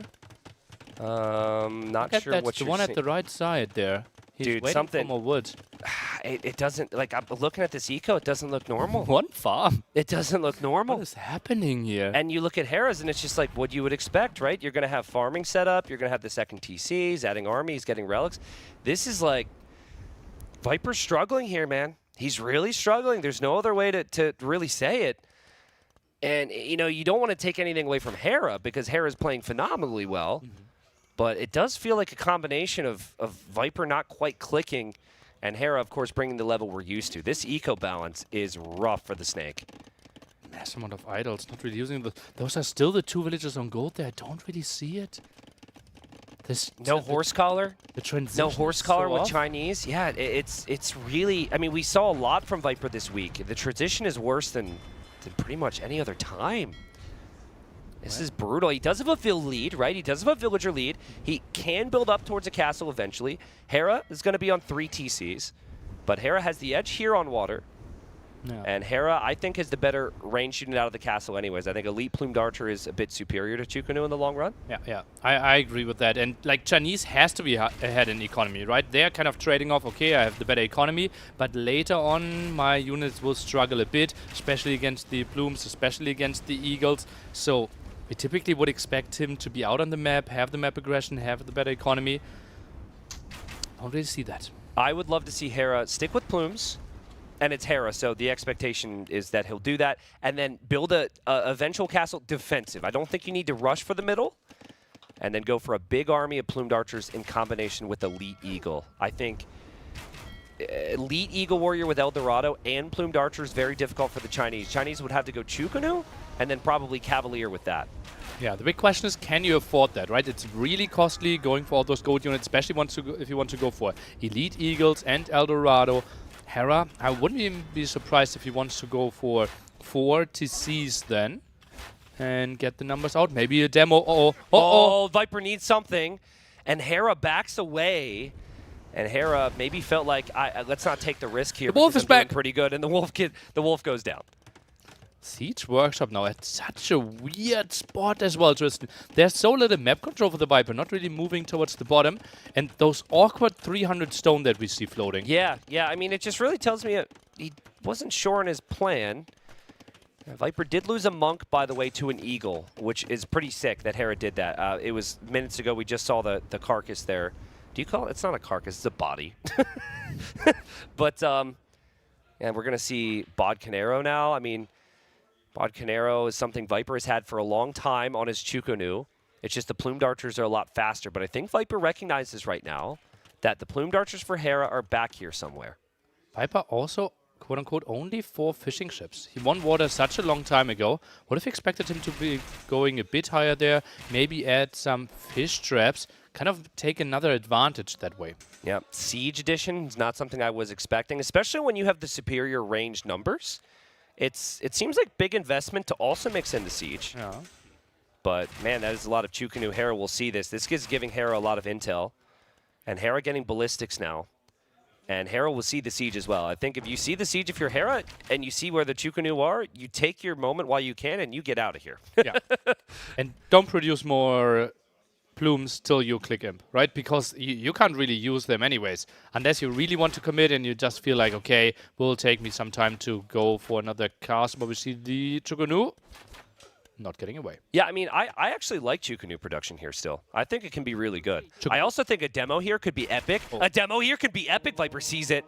Viper sees it. It should never happen. And it does do damage, but the Chukunu survive. That's quite some damage, right? Didn't it do like 200 damage here? I think we need to get some healing. Next fight would be pretty horrible here for the Viper. And going through there might be tricky. Yeah, exactly. Do you want to break that gate down? I don't think you want to break that gate down. I mean, I know it feels natural, but You just saw what the demo did a couple tiles away from the shoreline. House feels more natural, right? We have 2 there. You're also getting another Come on, advantage. Viper, don't go through there, dude. He's going to have confidence in himself to shoot the demo down. Yeah, no, he's too scared. Okay. And rightfully so, I believe. Yeah. Well, this is giving Hera time to think about that next castle. And I feel like that general area we're looking at right there is the perfect spot for the castle. Tristan, close your eyes. Why? Give me the relic count. Oh, well, I mean, with how this game has gone, Hera probably got 2 in the middle and 3 from the pawn, so I'm going to say 5 for Hera and 1 for Viper. Very reasonable. Oh, it's 6-1. even worse. 6-1. And Hera knows where Viper's army is, so he doesn't have to be anywhere near it for the time being, and he actually goes for a middle castle. If that castle goes up and he can make trebs out of it, Viper's castle will likely go down. Monks here, not too few by Hera. Could he maybe even stop this army? Castle in the center. That is interesting. That he feels like, okay, he can go that aggressively. Yeah. And right now we only have 1 Mangonel out on the field. Yeah, it is interesting to me. I mean, it's actually pretty epic if Hera can defend from this now, because I would have thought build a castle where he just built that siege workshop. Yeah. Right? And then you maintain your eco lead, you have safe plume production, but now you have the forward castle, and Viper, he wasn't able to do too much to Hera because Hera added his own siege. And yet again, this has been super clean from Hera, but he's got to be careful here. And he does split away from the shot. He has ballistics. Viper does as well, though. Hera has to be careful here. What on earth is this? That's really weird. Did he think, okay, I did the damage with the demo earlier, I can take this engagement, but against the Mangonel, that's unnecessary risk. Yep, absolutely. Hera with a bit of a misstep there. He didn't lose that much, though. Still has the forward castle. And he will be able to treb down Viper, and Viper is building another castle here. And Hera's going to make another castle here. Well, we're going to have a crazy treb war. Where's the Mangonel? We need to see where the second Mangonel is. Is he sending it towards the bottom? Oh, it's around here. That castle should not go up. At Viper's point of view, Viper's Fog of War would be great to see. His Chukunu automatically start attacking this. Hera with another castle, which you might not associate with him. He normally plays very safe, but he's going for the kill here, and the Mangonel from the Viper just misses. Viper still intent on getting this castle up. Good micro from Hera. Again, Plumes feel superior in these engagements, and Hera's pulled the Vills away. He is getting imp upgrades, and I think this castle will go up for him. After Bracer's in, most likely. Viper, I'm a bit surprised that we don't see the second Mangonel there. Oh, but now full Chukunu numbers. Not so sure about this castle anymore. I really like Bracer here. I love Bracer on Plumes. I think Hera, with his own siege on the way, could maybe be okay. I mean, I can understand what you're thinking, Nilly. The more I look at this, actually, it's looking pretty risky. Viper's still not allowing it to go up, which means that trebs can't be produced from this castle yet. We have double castle there for the Viper, still heavily on stun. I wouldn't be surprised if he tries to build a counter castle pretty close next to this one. Oh, this is really intense early for a Copenhagen game. Yeah. Hera wants to finish this game fast.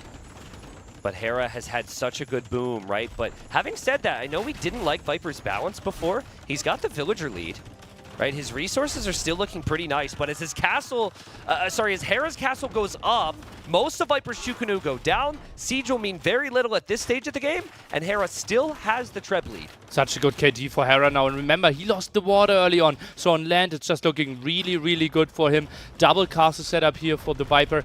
Where's the third one, or does he want to save the stone for the repair? Yeah, I think you have to. I think if you drop the third one, that's just another castle you could potentially lose here. Both players are prepared to sink 1,000+ stone into repairing these positions. Viper is closer to his own eco, which means that he could, in theory, pull more villagers. Hera has a villager problem because he only brought so many. So Hera might lose his castle before Viper does. And if Hera loses both these castles, you could say goodbye to really healthy Chukunu production. Yeah, well, if Plumes. Plumes. Yeah, I think if Viper loses both his castles, the game is over, right? The only way how we have a long game here is if Viper makes the defense happen, right? Now he's looking at 4 traps against the 4 traps of Hera. Masonry comes in a bit earlier. He must hold this position. Yep, and right now, there is a decision to make if you're Hera. Well, actually, I don't even think it's a difficult decision at all. I was going to say you could choose to try and use your trebs against Viper's trebs, but when you're the offensive player here, you obviously want to go for those castles. And that's what he's doing, and Viper's using his trebs against Hera's trebs. He hasn't killed one yet. And Viper's castle there, I mean, that castle is certainly going to go down, right? We're down to 4 traps now. He's still repairing with everything. 400 HP, that's tough. Oh, yeah, likely to fall. Maybe 2 more kills against the traps, and then the castle might live. I mean, this is ridiculous. As Viper has clearly done the math here, folks, because that castle is still not down. Don't ask me how. It feels like if he had 1 or 2 less villagers, the castle would have fallen, but he still can't take out Hera's traps. Hera was switching targets there for a moment, tried to go for the traps. Is going for the castle at the top. Viper has to switch his repair. Yeah, and now same deal now. We just shift on to the next castle, and Viper's villagers just move on to the next one. Like, are you kidding me? Hera's Plume Micro will take care of the Mangonel, and Plumes are still superior to Chukunu. Oh god, what an intense timing, and that's what we see if both players heavily rely on units from their castle. Viper somehow tries to hold if this castle is going down. How is Viper producing anything? Yeah, and you know, right now, he still feels like he's got a slight chance here, Nilly. He's taken out some of the traps from Hera. Hera only has 3 now. Viper's got 5 or so sitting there. And the Plumed Archers can't be used against the Trebs either. Hera has to micro against the Mango. But maybe Viper can do this, but he's running out of stone. Uh-oh, and now he's housed. Yeah, that's tricky. He needs to buy stone ASAP. Buys 300 for himself. Wants to make sure. Hera, he loses another Treb. Are you kidding me? Viper's not dead yet. Viper has a villager lead. Hera's brought more villagers, but this time to repair his castle. And I think Hera is accepting that he is not going to kill the Viper here. Viper holds on. Oh boy, and oh, is he holding on. Hera's macro slipping a bit behind us. Food and gold floating quite a bit. Could be a nice setup, though, for an Eagle transition. Listen, this has not been a clean game from the Viper by his standards. It just hasn't, Nilly. But if you get the win here, if you turn it around, you forget about it, and this can be the momentum swing that we've been waiting for the Viper. Hera, it seemed like he could have gone for mass plumed archers, switched into eagles, gone for this crazy eco play, but he's lost castles, and he's now 20 villagers behind. He does still have the relics, but Viper could push him soon. Only 2 archer ranges here for the Viper. Goes for the stables and all the upgrades. That's some kills on the plumed archers. Skirms are helping out quite a bit. Monks tried to join the party. Viper still with 5 traps. The next castle there could be in danger, but Hera is preparing his traps for the defense. Yep. Now, when do you switch to eagles here? You're seeing primarily archers and skirms from Viper. Can you do it now, Nilly, or do you have to wait? I think so. Why plumed archers not really adding anything right now, right? Eagle switch should be in here. I'm actually a bit surprised that it didn't come earlier. Now the first upgrade for the eagles. Okay, so if you're doing that, you need to get Eldorado, which is a unique tech. That's pretty expensive. You then need all the armor upgrades, then you need the barracks. So I think Hera's a little far removed from that. Viper, though, clearly expects it because he's getting these stable upgrades. But both players, again, 5, 6 upgrades and the production buildings and the units away from that really being a factor, which means that maybe Viper could feel confidence to just continue going Skirm Chukunu. It's got to be tempting. If you see Hera sitting there with that castle, you've just pushed 2 castles. It's got to be tempting to continue this push. Yeah. And Viper now showing the stable there at the front. Is building or added some stables further in the back. Viper trying to loop around, trying to find a good angle. That is a nice defense there. The setup with the traps beforehand. Love it. Yeah. I wouldn't even mind like a 6th and 7th trap here, honestly. For both players. This is so... What is this, a fat slob game? Absolute madness. They're both just unpacking their Bam! trebs. This is the meta we have, and Viper gets the better of the treb RNG. He also had more of his trebs in the same spot, so he had like, what, 5 or 6 shots there going in against 1. And Hera still just clicking Eagle Warrior. He hasn't even clicked Elite Eagle yet, Nilly. Feels like he's had so much time. Viper needs to tech into Cavaliers. I think he's taking into Lightcav first. Maybe he doesn't feel like he has enough gold. I don't think Lightcav alone will do the job. Terra now happy to take the trade here, which is quite questionable. I don't know about happy. I don't know about happy. He's probably not happy about it, and he clicks the lead eagle now. Now, there's so much gold in the middle here, and Hera's been able to get a lot of it, but if Viper can get his hands on it, then he can justify Cavalier. I just wonder if Viper right now feels like Cavalier's too expensive, but I'm with you. I think you need something more than Lightcav. And Cavalier could be that option. Well, Viper's so starved for gold, right? 2 of the gold spots are here in the middle. Relic gold, still incredibly nice for Hera here. Lightcav, it feels like the unit that he can afford, but against Elite Eagle Warriors with Eldorado and the last armor upgrade, I think he could get overwhelmed here. Yeah, but I think if Viper can take this castle out and then just fall back, he could be okay, because it gives him time for Cavalier. What he can't have is to not take this castle out. Yeah. So you take the castle out, you can pack up your trebs, you can move in with the Lightcav now. He's going to see the Eagles. This gives him a moment, Nilly. We need walls. And yeah, he needs to get out of here. This is Viper we're talking about, so quick walls to save the trebs would be massive. Some of these trebs are exposed, though. 100 HP on those Eagles. They will not die to a single castle fire here. And the Eagles are not diving in? What? I'm Huh? surprised that he isn't committing. Interesting. There's a lot happening. I mean, Viper's going to lose all of those skirms. Hera, I think, wanted to protect his own Trebs there. That could have been part of it. Cavaliers coming out from Viper, full armor upgrades. Viper's gold count is really low right now, Nilly. The fact that Hera's been mining all this gold in the middle is ridiculous. Viper's got that gold there, but like his skirm's starting to disappear now. Hera's up to 21 eagles. Hera's still mixing in plumes. I'm beginning to like Hera's position more and more. Yeah, absolutely. Full queue there of the Eagles. Look at that, 30 still on gold, still the 6 relics. He can produce for days and days. The traps trying to defend here, but the Eagle numbers just absolutely beautiful. Yeah, and Hera says, okay, the biggest weakness for my trebuchets is my opponent's trebuchets, so I'll just take all these out, and he's going to dive like he didn't do before, but simultaneously leave some of his trebs exposed to Viper's caps, so we might have neither player with trebuchets here shortly. Didn't we just have 6 versus 6 traps? We completely resetting this, and that means the Eagles can now dictate where they want to raid, and this will be tricky for the Viper. He only has 2 castles for the defense. Yeah, he's got, and he sunk so much stone into repairing, too. Right, so he's again at the limit as far as stone's concerned. Hera's brought more trebs forward. He's got 1 now. Viper has to dive. You have to keep that castle up. But Nilly, I'm just not seeing the numbers. Eldorado Eagles are insane. Hera's got 40 of them. Viper's just got 15 Cavalier, and he doesn't have the gold to produce these forever. This is looking amazing for Hera. Oh god, what a brilliant position Hera put himself into here. He is not really queuing anything right now. Feels like, okay, more Eagles would block my trap production. Now queues some more, maybe thinks about the raid. Viper, how is he getting to proper army? Still mixes in some light cav. It feels like he's not working towards the perfect Pop 200 army. I mean, when you're behind, and Viper might not feel like he's behind because of the score, but when you're behind, you sometimes want to try and raid, right? And so Viper has that opening on the right side if he chooses to do that. The problem is, if you're not showing Hera enough resistance, Hera's just going to raid you. Yeah. And if you don't have as many castles and you're up against Eagles, you're bound to lose more. Viper's going to make a move, though, around the pond. He does get through there just as Hera was going to wall it up. So Viper's got 1 treb there. There are kings on this map, so maybe Viper will hope for a lifeline here and find a way in to kill Hera's king.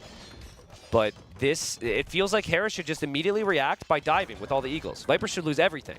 We see a lot of buildings there in front of that King's Tower.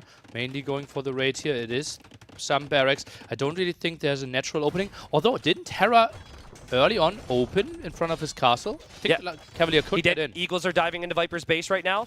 Eagles are diving into Viper's base. Viper is hoping that Hera opens the gate. Castle's down.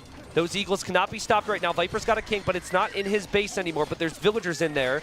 Viper's Cavalier now. There's got light cap, but the Cavalier are looking to get in. Hera should know, and Hera's king is still in a tower in there, and Hera's going to wall behind here. Viper will not get through. Oh, that was really important, and Viper wanted to go for the king snipe, not given to him. Yeah, and Hera gets the 3-0, and you know, back to what we said, that game was closer, right? Viper put up a little bit more fight, but in the mid-game, again, it was all Hera. Viper, he picked maps that were going to give him chances in the late stages, but it has been the transitional game from him that's looked very off today. Yeah, I think we would need to go into like the 15 to 20 minute mark to see what happened there. Viper, he had the fish advantage, didn't really get into the villager advantage. The 30C was late, floated a lot of stone, some off-timing there with the farm transition. Something as if some waypoints were wrong from the town center. It didn't look that smooth. Yeah, I agree. I mean, and it's one thing to talk about Viper, but then even just to talk about the top 10 and to go back to that eco for the Chinese, and you weren't expecting to see that here this week. Viper now down 3 games, and the struggle here is, guys, when you have such high expectations for yourself, when you have such an illustrious career, you hold yourself to maybe an even higher standard than we hold him to. So he'll know this. He's feeling it, but can he pull himself out of it? That's the complicated thing. This is obviously the pressure, right? You've been here for, what is it now, 7 days? Something like that. 8? We started last 7? Saturday. Yeah. And had 5 days of group stage yesterday. He had an amazing set against TaToH. Viper 3-0 down. Still some time, still some good maps for him. And if he gets back into the set, we have a lot of maps that can go either way, right? I think something like Young and Artie, both players incredibly strong, can be quite aggressive. And Viper, he needs... it just feels like the body language isn't there. Yeah. It feels so weird from an outside person to talk about someone like, oh, he's not feeling it. But we simply know. We have seen so many games from him. We know how laser focused he can be, how he's looking, how he's thinking through the draft, and we know if like the game is sucking him in. And here it just feels like I don't see it. Yeah, no, I agree with you. I mean, that right there is the look of a man who is dejected and he's frustrated with himself or wondering what has gone wrong. But it's not the Viper that we can sometimes see. Hera, you'll take what you can get. You're here for wins. And Obviously. there's been, and Hera's played amazing, right? It's not Hera's fault that maybe, we've brought his opponent's form into question here. But we just knew, regardless of who Hera's up against, he's going to bring a certain level. Yeah. That level has been brought here, and he's 2 more wins away from going to the final against Mr. Yo. 3-0 here. The Mayans game was just really, really well played. The plume aggression there. And then the forward castle. Something we very rarely see against Chinese. Forced so much reaction. Forced so much focus there on all those traps. Forced a decrease on stone. The problem was Chokonus were kind of off the menu then. Yep. Viper had to go for Cavalier. And then the Eagles just so incredibly well in killing all the army that Chinese can put on the map, right? Typical answers to Eagles are hand cannoneers, not something we can have with the for Chinese. Yep. Champions, we don't have supplies, so you have to play the full price, and then it's tricky when it comes to cost efficiency and obviously trying to chase those down. So Chinese, they need the full walled map then. Hey, live viewing people, what's up, guys? Did you save me a pizza? I'm going to be there after this series. Would you say there's, 4,000 pizzas? I think we're good, right? 2,000 per day, yeah. Oh, hey, Doubt fan. All right. Like to see it. Doubt's laughing in the other room. Doubt appreciates that. Well, a lot of people are in that room there, Nilly, and, it supported the event so massively. Last year, we had the viewing party, and the year before, actually. It's been so cool to conclude the day and go and meet fans who've been a big part of the growth of this community. Really looking forward to that. And we're going to have Hera on our left here again, Viper on the right. We'll see if Viper can turn it around here. I think they're about to start. And we'll see what Viper chooses. Because now we're even deeper into Hera's got home maps left territory. So, again, at some point, like you've got to go over there to the open maps. The closed maps haven't looked good for Viper. Maybe he just goes to an open map, tries to make it messy. Who knows?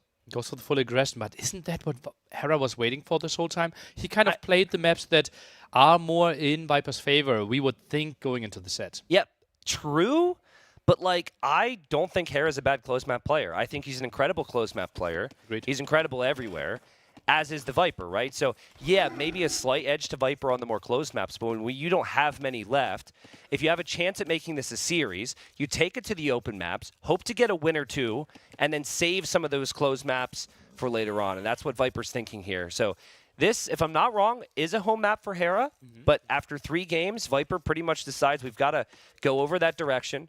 We've got the Franks for Hera on Rocky Forest. We've got Viper playing as the Incas. Both of these civilizations have discounted castles. That's kind of cool. Ooh, fun fact, indeed. And it is something that maybe you want to talk about. How much cheaper are the Frank castles, and why are they not as cheap as they used to be in Castle Age? Well, I mean, don't ask me for balanced opinions here, Nilly, because but at some point recently they did nerf the Frank HP in castles. It's now, or in Castle Age, sorry. The castles for Franks are now 15% cheaper. Wait. Yeah, 15% cheaper in Castle Age and then 25% cheaper in the Imperial Age. But the Incas, they have an overall discount on anything that costs stone. You'll see that there. They also have an overall discount on their military units, which is really what has shot them up in the rankings in people's minds. They're always good with their unit options because they kind of have a counter to everything, but it was that military units discount that really made them strong.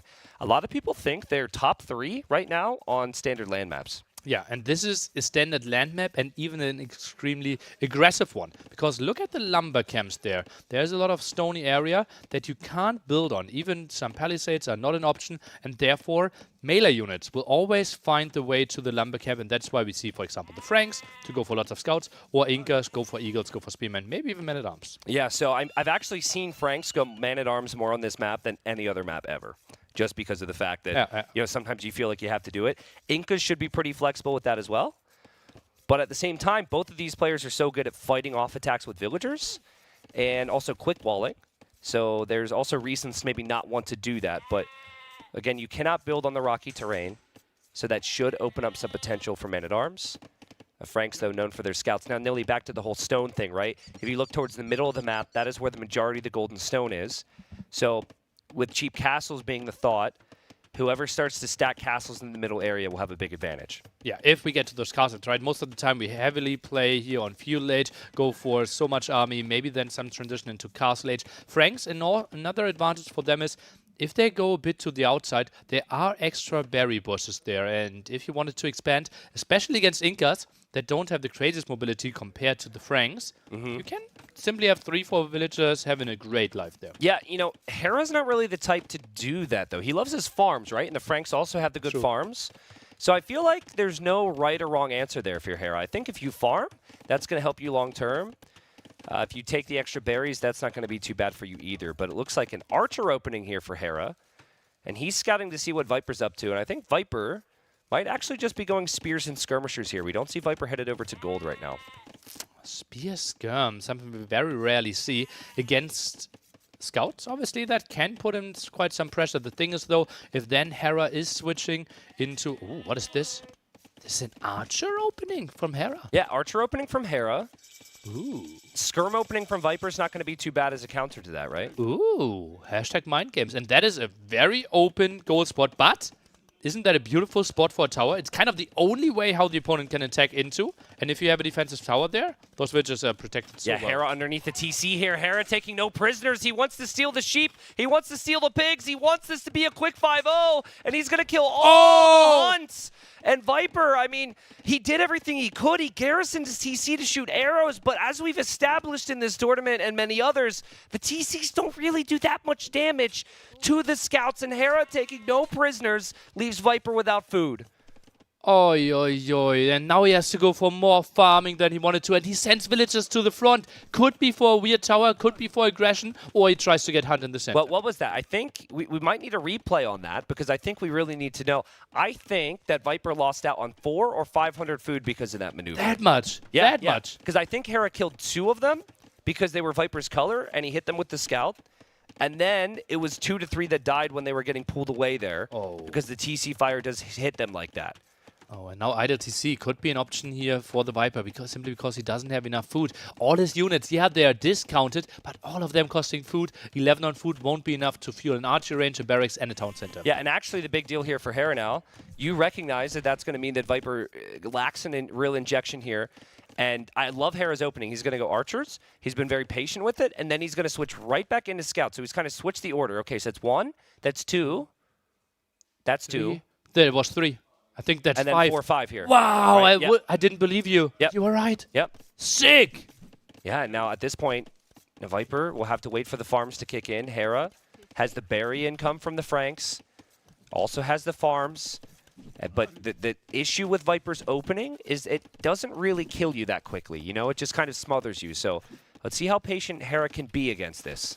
No fletching yet. Oh, he opened the stable behind. Oh, I thought he would go for... Oh, that could be that Will. Yep. Tries to run. Skirmishes obviously not that great when it comes to damage output. Try to block. Not necessary anymore. Villager dies. Yep, Villager dies. Viper, nice job. Really nice job here from the Viper. Listen, this series has not gone as he would have wanted. But if he could, you know, after that lame, if he can turn this around, could be the momentum swing he needs. Maybe a little bit of extra motivation for him. Though I'm not sure he needs that. Viper still taking the hunt in the middle. Res collected, still pretty close here. It was an epic move from Hera, but he did also sacrifice some scout HP. And Viper's eco still looking pretty good behind this. Viper would love to get fletching. Not really an option for him, though. 0 gold here after building 1 eagle. Archers, low HP. Viper, he just needs spearmen. This is a good fight for the Viper, I believe. Yeah, I think it is. I'm a little surprised that Hera's taking it. A lot of Hera's archers are weak here. But then again, as we say that, it's so close, right? And I think Hera's taking it for this reason. He recognized that he had just enough scouts to push those skirmishers away. What a brilliant move by Hera there. The micro absolutely on point, does the damage against the eagles. Skirmishers couldn't really close the distance, and that eagle is getting way less value than he was hoping. Yeah, a really good micro there. Also, Scout, Archer, we've said this so many times this week, much easier to control. The Scouts are fast. The Archers do more damage against things like Spearmen or enemy Scouts or Eagles. So Hera's on maybe the ideal composition for Feudal Age for the Franks. And look at Hera. Low HP Scout now being sent to the top. Brilliant move there. Knows, okay, that one can't really contribute too much in the fight, and he will find the extra berries for himself. We'll get an idea about the map for the long game, also about relic position. We're going to see a lot more Feudal Age army here, aren't we? Yeah. Like, there's a lot of reason for both players to make more. This could be 3 feudal building. I think this could be the second barracks or second arch range, and I wouldn't be surprised if Hera even plays double stable here. Okay. I mean, do you go double barracks or double range right now if you're Viper? I mean, maybe you don't. If you find this engagement, Hera's scouts are all split up from the main group. Hera's only got 5 archers now. Oh, let's take a look here. Tries to find some damage. Villagers still on the open there. And it just feels so rewarding for the Hera here. If he knows, okay, I can go for Feudal Age and can get those villagers, it just feels so likely that we will have heavy commitment. Wouldn't be surprised if we see like 7 blacksmith upgrades in Feudal Age. Yeah, it's awesome. It's a game of my dreams after all the Boomy games so far, right? And this is the type of scenario where people were saying that maybe Hera's preferred, but I think Viper could do pretty well as well. And we're going to see lots of units die here. The priority for Hera is to kill those spearmen. Honestly, it seems like kind of an even-ish trade, but Hera just comes out on top. Uh-oh, villagers have to run Eagle now in the queue. Oh, this is tricky. Not even at all. Not even at all. Viper's military count was higher. I was waiting for the units here. And Viper, he's going to bring in the spears, but he still has to be careful about those archers.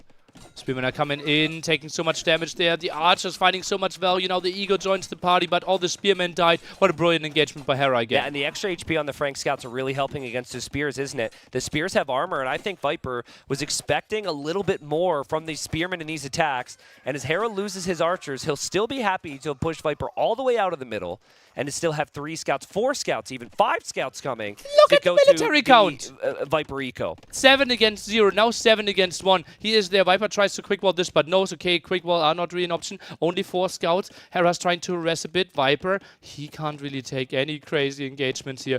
But, like, I think if Hera was to fuel all in, he could win the game right here, right now. No, I agree. Yeah, like if he had 7 scouts, if he had forging, it might be game over.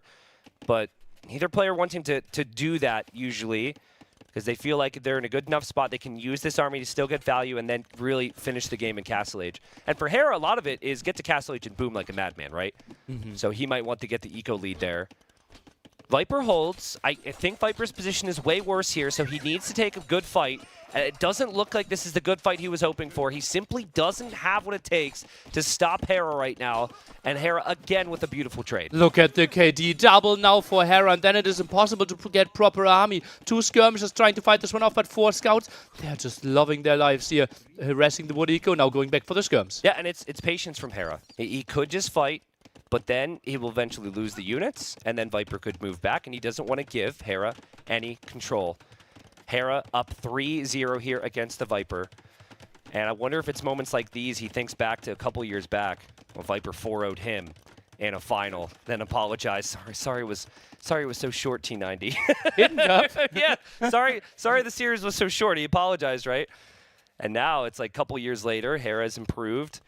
And, you know, that series as well had some massive lames, right? Yeah. And Hera was already up 3-0, had that pretty massive lame against the Viper to start off this one. And this is just, I mean, I'm looking for positives for Viper. I'm looking for it, Nilly. But I'm just not seeing it. Maybe the strength of the Eagle Warrior. That kind of has to be it, right? But Hera, he commits to more scouts, can be upgraded into Light Cav, has all the center control for himself as well. Viper collected enough stone to build another defensive tower, but still no market. And Mezzo, they really would love to play with the market and try to balance the eco a bit. Hera's eco is perfectly balanced without a market. He's adding more scouts. He'll have the archers. So we'll still have archers out there against any spearmen. Viper did drop a tower to protect the wood line. But it feels to me like, having seen lots of Hera games and being able to expect what he's going to bring to the table because he's been so consistent, Hera, even if he doesn't kill a lot, Nilly, he will be able to drop the second, drop the third TC, and maybe boom up a bit. But Viper still has a healthy vill count. He didn't lose much. In fact, he was the only one that killed a villager. Both players actually had a lot of idle TC time because of the micro. Where do we build the second tower now?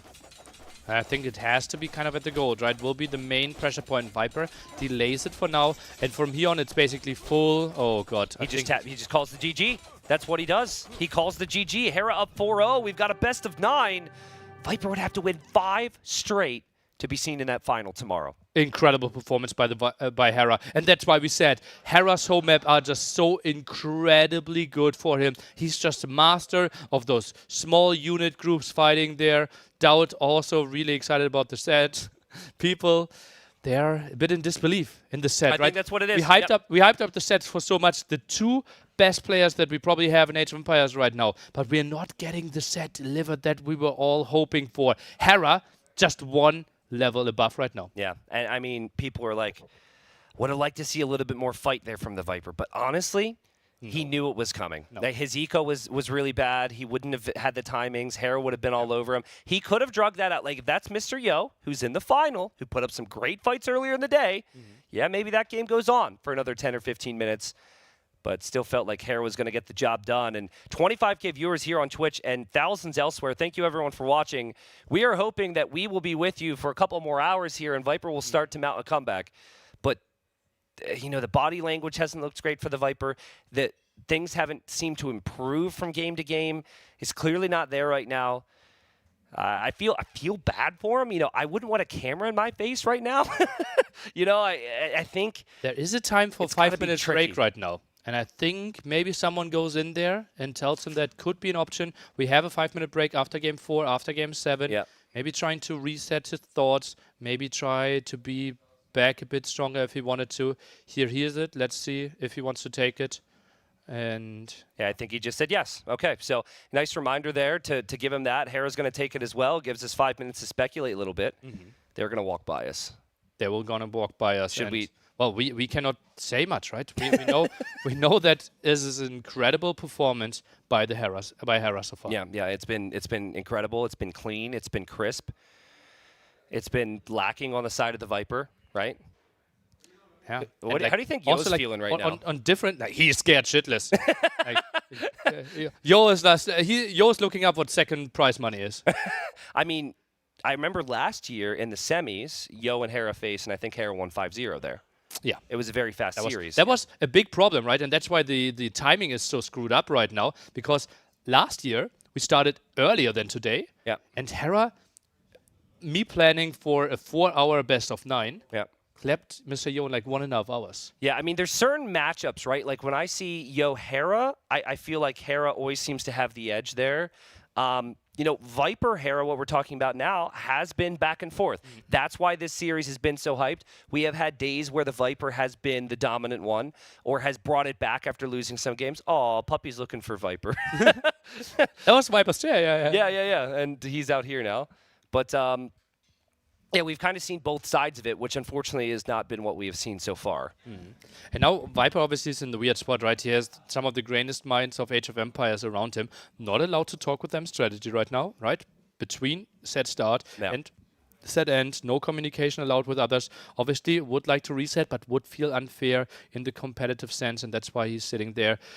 And, well, people are nodding around him. Maybe could say, okay, you got it. Maybe try to have some encouraging words for him. But right now, it just feels like Hera, he's relentless. It is, and I'm not going to lie, it does add a certain level of awkwardness to it as well, because he's looking at the screen that features us, and we are talking about this, right? So he can hear me. I mean, he's not that far away. So, you know, as we're going to see the dog. I think, hold on, dog can hear him. Eustace doesn't have the best of eyesight. He's getting so there. goes he's by. Okay, Hey, where's the Viper? This is what Viper needs right now. This is what Viper needs. Oh, look at the tail wag. Did you catch that? The tail started to wag. Oh, it's adorable. Daddy's here. Best highlight of the series so far for the Viper. Okay, you are now Viper's coach. You know, okay, it didn't go too well, 4-0. That's your coach approach? No, you said you are now Viper's coach, and that's okay. He's screwed. Okay. I thought that was like your advice. You're going in there, Viper. No. I wouldn't. I would not tell him that. I would try and think of strategy, but I'm not quite sure I'd have the strategy to help him here. But anyways, continue. my question would be like, what is the mindset? Like, how do you get yourself back into this one? I mean, you got to take it game by game, right? You got to take it game by game.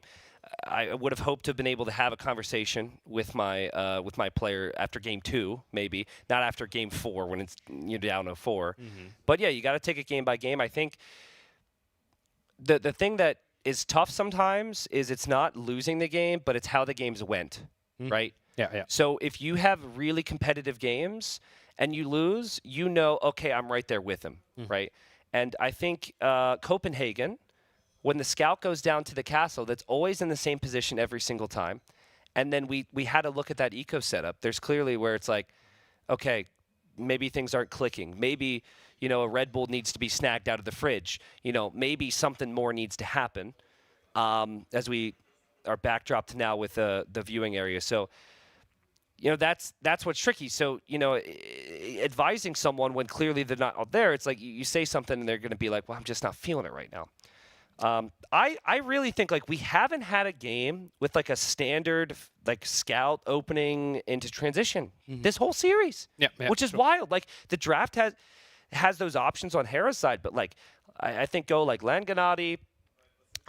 We just played Rocky Forest. There must be, I think there's another one out there. I think go Langanati, go aggressive. What about Canberra? And then. Oh, you want a standard game? Yeah, Okay, seriously, you want a standard game? You have to win those maps now. Yeah. So you go Langanati, and then you know, take it one game at a time. And I think if you win 2 games, yes, it's still a crazy task, but after 2 games where you're back in your rhythm, then it's just one game at a time. But right now, you're staring at the scoreboard, and it's this big daunting task. I think play your comfort zone. I think Viper's comfort zone can be feudal age attack as well. We actually, had to be like decades ago when I still was at GL, had actually mental coaching. And we walked through situations, how we can maybe, if like going into a set, if we are down, and an advice was there to envision you winning.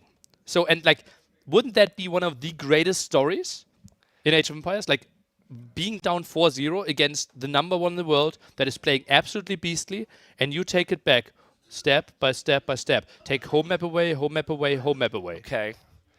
And then that wouldn't work on me. That wouldn't work on you? No, it's just like way too dreamy, way too preachy. Yeah. That would. It also wasn't working on Doubt. No, like I think. I mean, Yo has had an interesting approach. We'd asked him many times. Like he was winning, and he said, Dash was like, yo, you had this incredible performance. You won. You're 2 games away. What were you thinking? And Yo said, I tried not to think much. I actually. And that's funny. That's hilarious. He's like, I tried to push the happiness down, avoid my emotions, because he didn't want it to play games with his head, right? He didn't want to get too far ahead of himself, get too excited, whatever. I think you could take that approach. But, you know, part of that, too, is maybe that's kind of what we're seeing. He's kind of like, blah, you know. Maybe he's trying not to get too down on himself. But no, I think... You don't think big picture at all. You think one game at a time. And you look at your maps and you say, okay, where can I get this started? And I would say, like, Hippopotamus, super tricky map, you've got great civs for. Lithuanians, Japanese, I think those are probably his top 2. Go for one of those 2 and just go at him right now. Go at him. Save Arena, save Canberra, just get a win on the board and feel good about yourself again. Or maybe just play Portuguese, your favorite civilization, right? And just, like, enjoy the ride. Maybe that was missing a bit. Maybe he was like too much pressure. Okay, this was an exhausting set beforehand. He obviously would have like tried to jump into it a bit later. We had a solid like 45 minutes delay there. He was ready. Did Hera such a long time? Did Hera get up at all, by the way? Or did he sit in that chair the entire time? I think he Hera maybe doesn't want to change anything. Yeah, exactly. Hera's like, I don't want to hear what the casters are saying. I don't want to move around. I'm locked in, and I'm just going to stare at my computer and wait for my opponent. And that's kind of maybe he's constantly clicking like start the game. Maybe. I mean, he could be looking through some builds as well, but I think he's just trying to not change any circumstances, and he's happy where he's at. Maybe some build orders from his Discord. I would doubt that. Nilly, how many? This is gonna seem weird. This is not meant to be rude in any way. Oh god. Okay. Okay. Go ahead. No, I was just gonna say, like, did you play a lot of team sports growing up? Again, I'm not trying to make you look like a massive nerd here. This is coming from a massive nerd. Okay, I will just say yes. Okay. Okay, so did you ever have like a really important game No. and you Okay, well imagine you had a really important game, Okay. right? And then you like go over to coach and coach is pumping you up and talking about how important it is and getting the boys ready. And you have this big thing and you do your thing and then you go back out into the field. Well, sometimes when like the other team is like freaking standing on that field just staring at you like we've been ready. Ooh. Right? Ooh. That's like a mental sign that oh crap, we're in for a crazy second half, right? Yeah. And like that's what I kind of think about with Hera still sitting in that chair. He's like, I'm not going anywhere. Yeah. I'm not going anywhere. I'm ready. Like, are you ready? He has the lobby up. Viper comes back. He sits down. He goes to his Discord. The lobby code was posted 5 minutes ago. Yeah. There's no The mental map reset. selected. Yeah. There's no mental reset. I'm ready here, right? Yep. Hera told me he shadow boxes before games. He well, actually, no. What he did was he said, "T90, do you shadow box?" I was like, "What?" He's like, "Do you shadow box?" I'm like, "What do you mean?" He's like, "Well, like before a match, do you like get your self pumped up and like shadow box? You know, like you're going to war." I was like, "No." I was like, "Do you listen to Rocky music?" And he's like, "What do you mean?" I start asking specifics. I'm like, "How many punches are we talking about? Like, what are we doing? Are we outside? Where do we do it?" So I didn't see any shadow boxing from Hera, but apparently he does that from time to time to get in game mode. Yeah. He came to me and asked me, "Hey, Neely, did you ever, when you grew up, do a team sport?" What did you say to that? I was like, what are you trying to achieve?" Sorry, I didn't mean to try and make you look a certain way. It was just I wanted to make sure you knew where I was coming from. Okay. So, Would you be the coach that, like, trying to wake them up, give them a slight clap on the cheek? on the cheek? No. Where else? Nowhere else. I No, would speak. no. You said, like, not on the cheek. No. Nilly, okay? Don't try and get back at me just because you didn't play a lot of team sports, all right? Oh. All right, so what do we say? Langanati, Viper's got to turn this around. Listen, this is not what people wanted to show up and see. Very few people wanted to show up and see this. Even if you wanted one of these players to win, you wanted a competitive series. It has not been a competitive series so far. Let's see if Viper can turn it around. I think both of these civilizations are top tier. Viper has the Lithuanians, and then Hera has the Malians. And Nilly, talk about the start on this map. Obviously, there's that gold that you eventually need to chop through, but the middle is quite interesting. Yeah, in the middle we have 3 deep fish exactly, but not with a lot of food. I think 225 per deep fish there. So typically we're trying to dock a bit earlier because you can use that dock also to then go for the shorefish. Civilization that we have seen a lot is the Malians here, because they're not sure if they might be the best civilization on this, but it feels like they are never banned, they never have high draft priority, but they perform pretty well. Simply that the gold lasts 10% longer when we have so limited gold. That's pretty nice for them. Yeah, there's that on top of the fact that you save so much when you spend wood, which you're going to be doing a lot of with docks and other things. Viper here, 2 villagers to build his dock. Hera sees him. And we'll probably see some fishing ships from both. But for the Lithuanians, they start with extra food. And that extra food's really helpful at the start. It means you can maybe take wood earlier. And it leads to a similar dock time compared to the Malians. I think where Lithuanians become very strong is in a heavy trash situation, where if they're heavily reliant on spears, or if they're heavily reliant on skirms. But they also have very strong knights. The worry will be the Malians have camels. So if I were to think of an army comp for the Viper, he would want to have a combination of spearmen and knights. And Hera might want to go more for like crossbow or camels. Crossbow, obviously nice there with the gold and wood bonus. And look at the adjustments. Viper starts with more food, therefore sends another villager on wood at 5. Hera saves all the wood, and therefore can have 1 less, only 4 on wood. Yep. There's also berries around the TC here, which you can take. It is a bit awkward because you need to take a lot of those berries before you can farm around your TC. So I still am seeing difference in timings on that. It's kind of fun to look for as you're looking at everything else. But then players have just 4 tiles of gold near their main base, and the rest of the gold they have to chop through. So that is something that players will normally have to think about more so towards Castle Age. You cannot TC directly on the trees surrounding that gold. And then the gold, is that gold visible all the time? doesn't really matter that much, right? Yeah, And but it's only is it? your 2 gold spots. Yes, it is. Okay, so Hera's is as well. I didn't actually know that until now. This is, yeah, for the placement a bit, right? Okay, so it lets you know kind of where it is, so you Yeah. don't have to scout it. Okay. Yeah. But it won't really help you too much, right? Because you never get surprised, oh, my opponent is actually on my gold, and I didn't scout it at all. Yeah, so it's pretty much a non-factor. Makes sense. So I would expect to see scouts and spears here, and then players will eventually wall in around their TC, kind of a U shape. Viper building up towards that. We'll see his barracks here shortly, but again, kind of said it before, I'll say it again. You have to start small. 1 win at a time. I think if Viper wins this, he's still not going to be feeling great. But I think if you win another game then there's using process of elimination. You can kind of envision what maps are remaining. If you like your Civ matchups, maybe the Civ matchups feeling 50-50. Maybe how you win this game or the next game then starts to get in Hera's head a little bit. So there's a lot of different factors as Stat Guy is scared. Because the Malians are so incredibly good on this map here. As we mentioned, so many bonuses aligning for them and mobility clearly on their side. We have just seen Mr. Yo play a phenomenal game with them.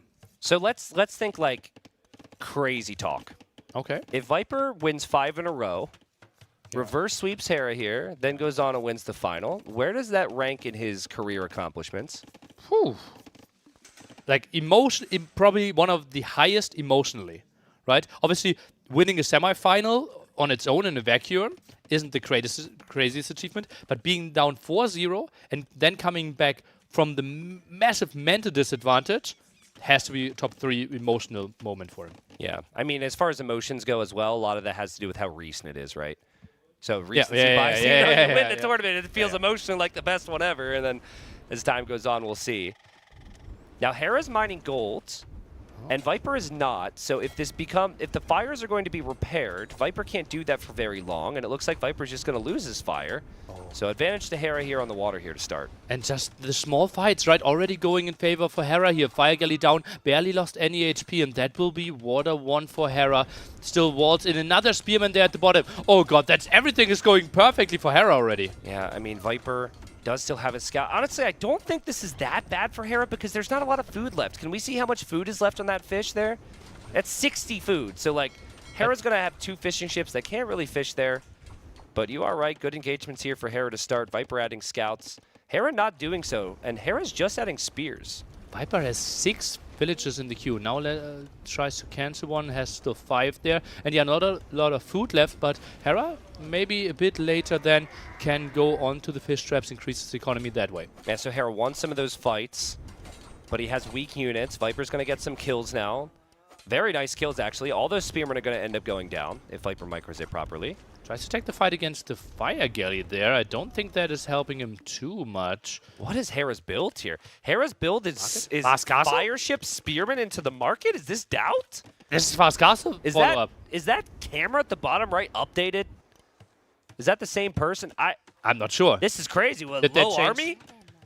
Oh man, and now he sees the market, and Viper, that was some reaction here. He knows, okay, that is a bit of a weird thing. Gets a villager kill though, and knows exactly what he's up against. Yeah, I hear Doubt laughing in the other room, so I think he appreciated that comment, but maybe not. Another villager goes down, and you just got to wonder, where's the follow-up from Hera?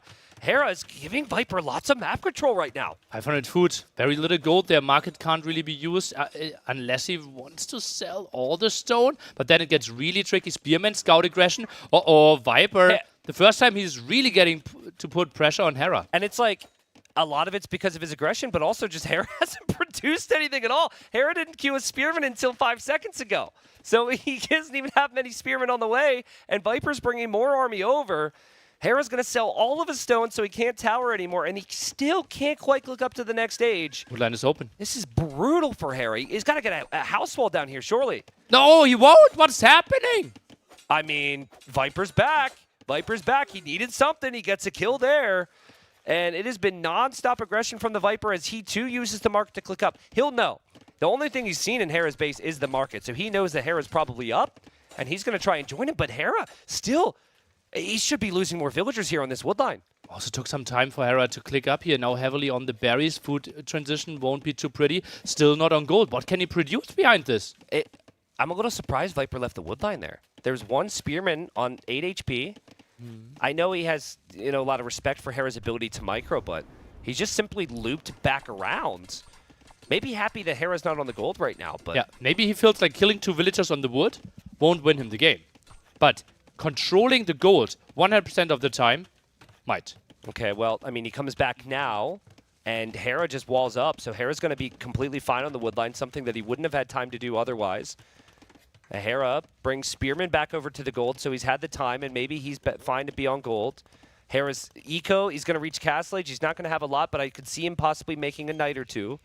Viper still hasn't clicked up himself, and I actually feel like, because Viper didn't kill more, Hera's got a shot here. Viper, some idle TC, tries to get up. Gold pretty much at the front there, and Viper, that is not the easiest base to be fully walled with. Now the question, is he going for more scouts himself? Maybe some spearmen, maybe wards this one fully. It's just so interesting. I mean, he had so much army.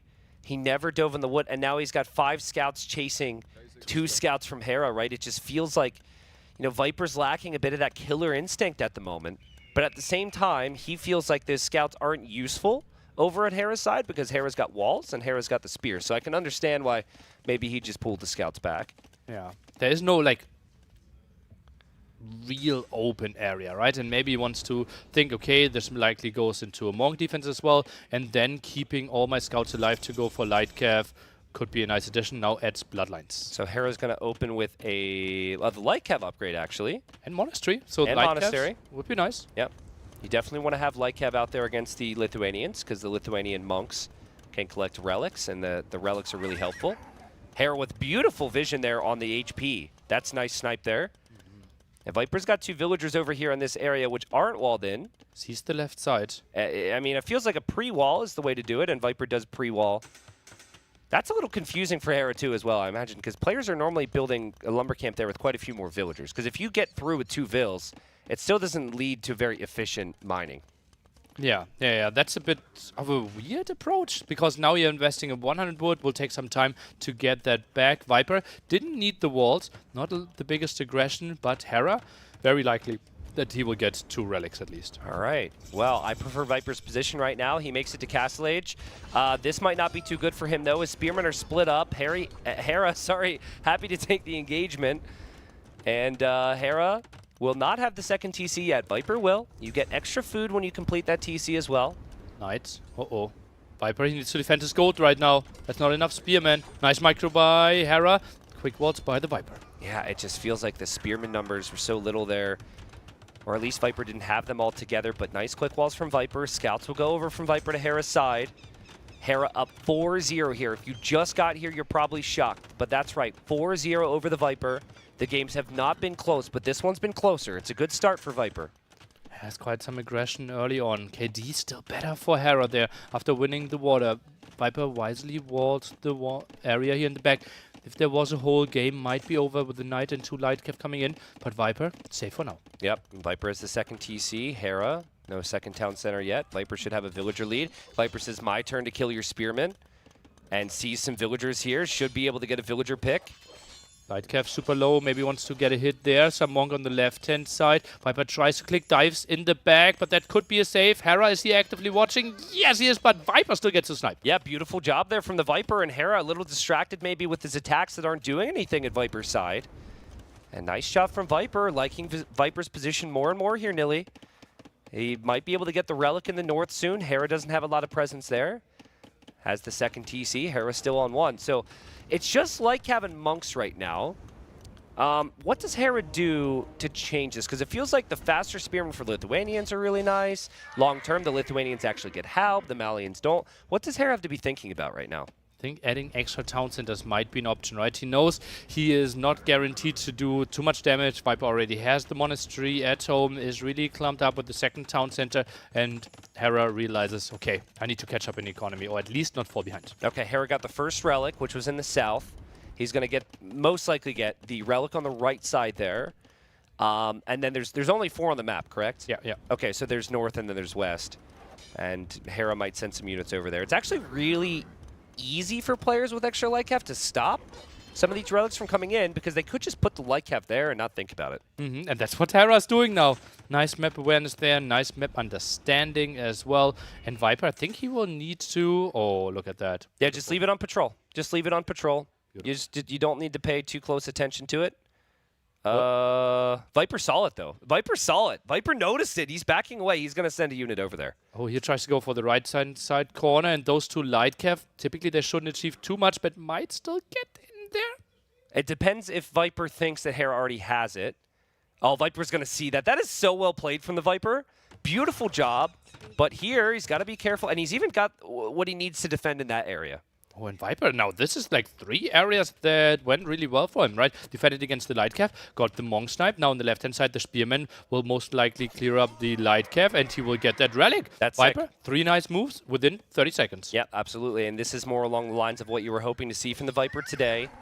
Res collected, pretty close. Viper has the lead, though. This will go late. And TC goes up there for Viper. Now, you'll make a lumber camp with those Vills if you're Viper, and you'll really start to make some progress cutting through. Hera's TCs are not near the gold areas. So he has lumber camp, but he's not actually in an area where he can save his villagers if that area gets raided. I'm not sure I like that.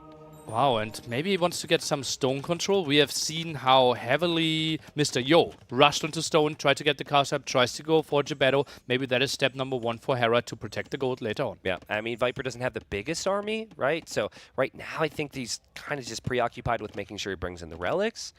And so for now, Hera does have enough vision and maybe army to defend that area, but running out of gold in this map, it's not like you can just shift over to the other one. You have to be on the gold that you planned around because you have to chop all those trees. That's a really big deal. Speaking of chopping wood, by the way, Viper, another game, no bow saw. So hopefully that's something he'll notice soon. Yeah, really cost him there in the Scholz game, right? We felt like might have been a big mistake. Those knights must run away. Bit of a late reaction, but now after the last patch... What? I mean, that is extremely unlucky there for the Viper. I know Devotion is in our game now, so you can resist conversion a bit more.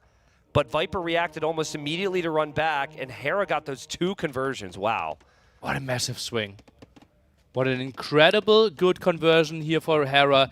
He didn't really count on the conversions there, right? Viper was already running away, and that will be really nice for him for the defense. And now Viper needs to build more army than he wanted to. Yeah, it's interesting because speaking with Hera yesterday, Hera's always been very outspoken about balance, and he talked about monks a lot in 2023.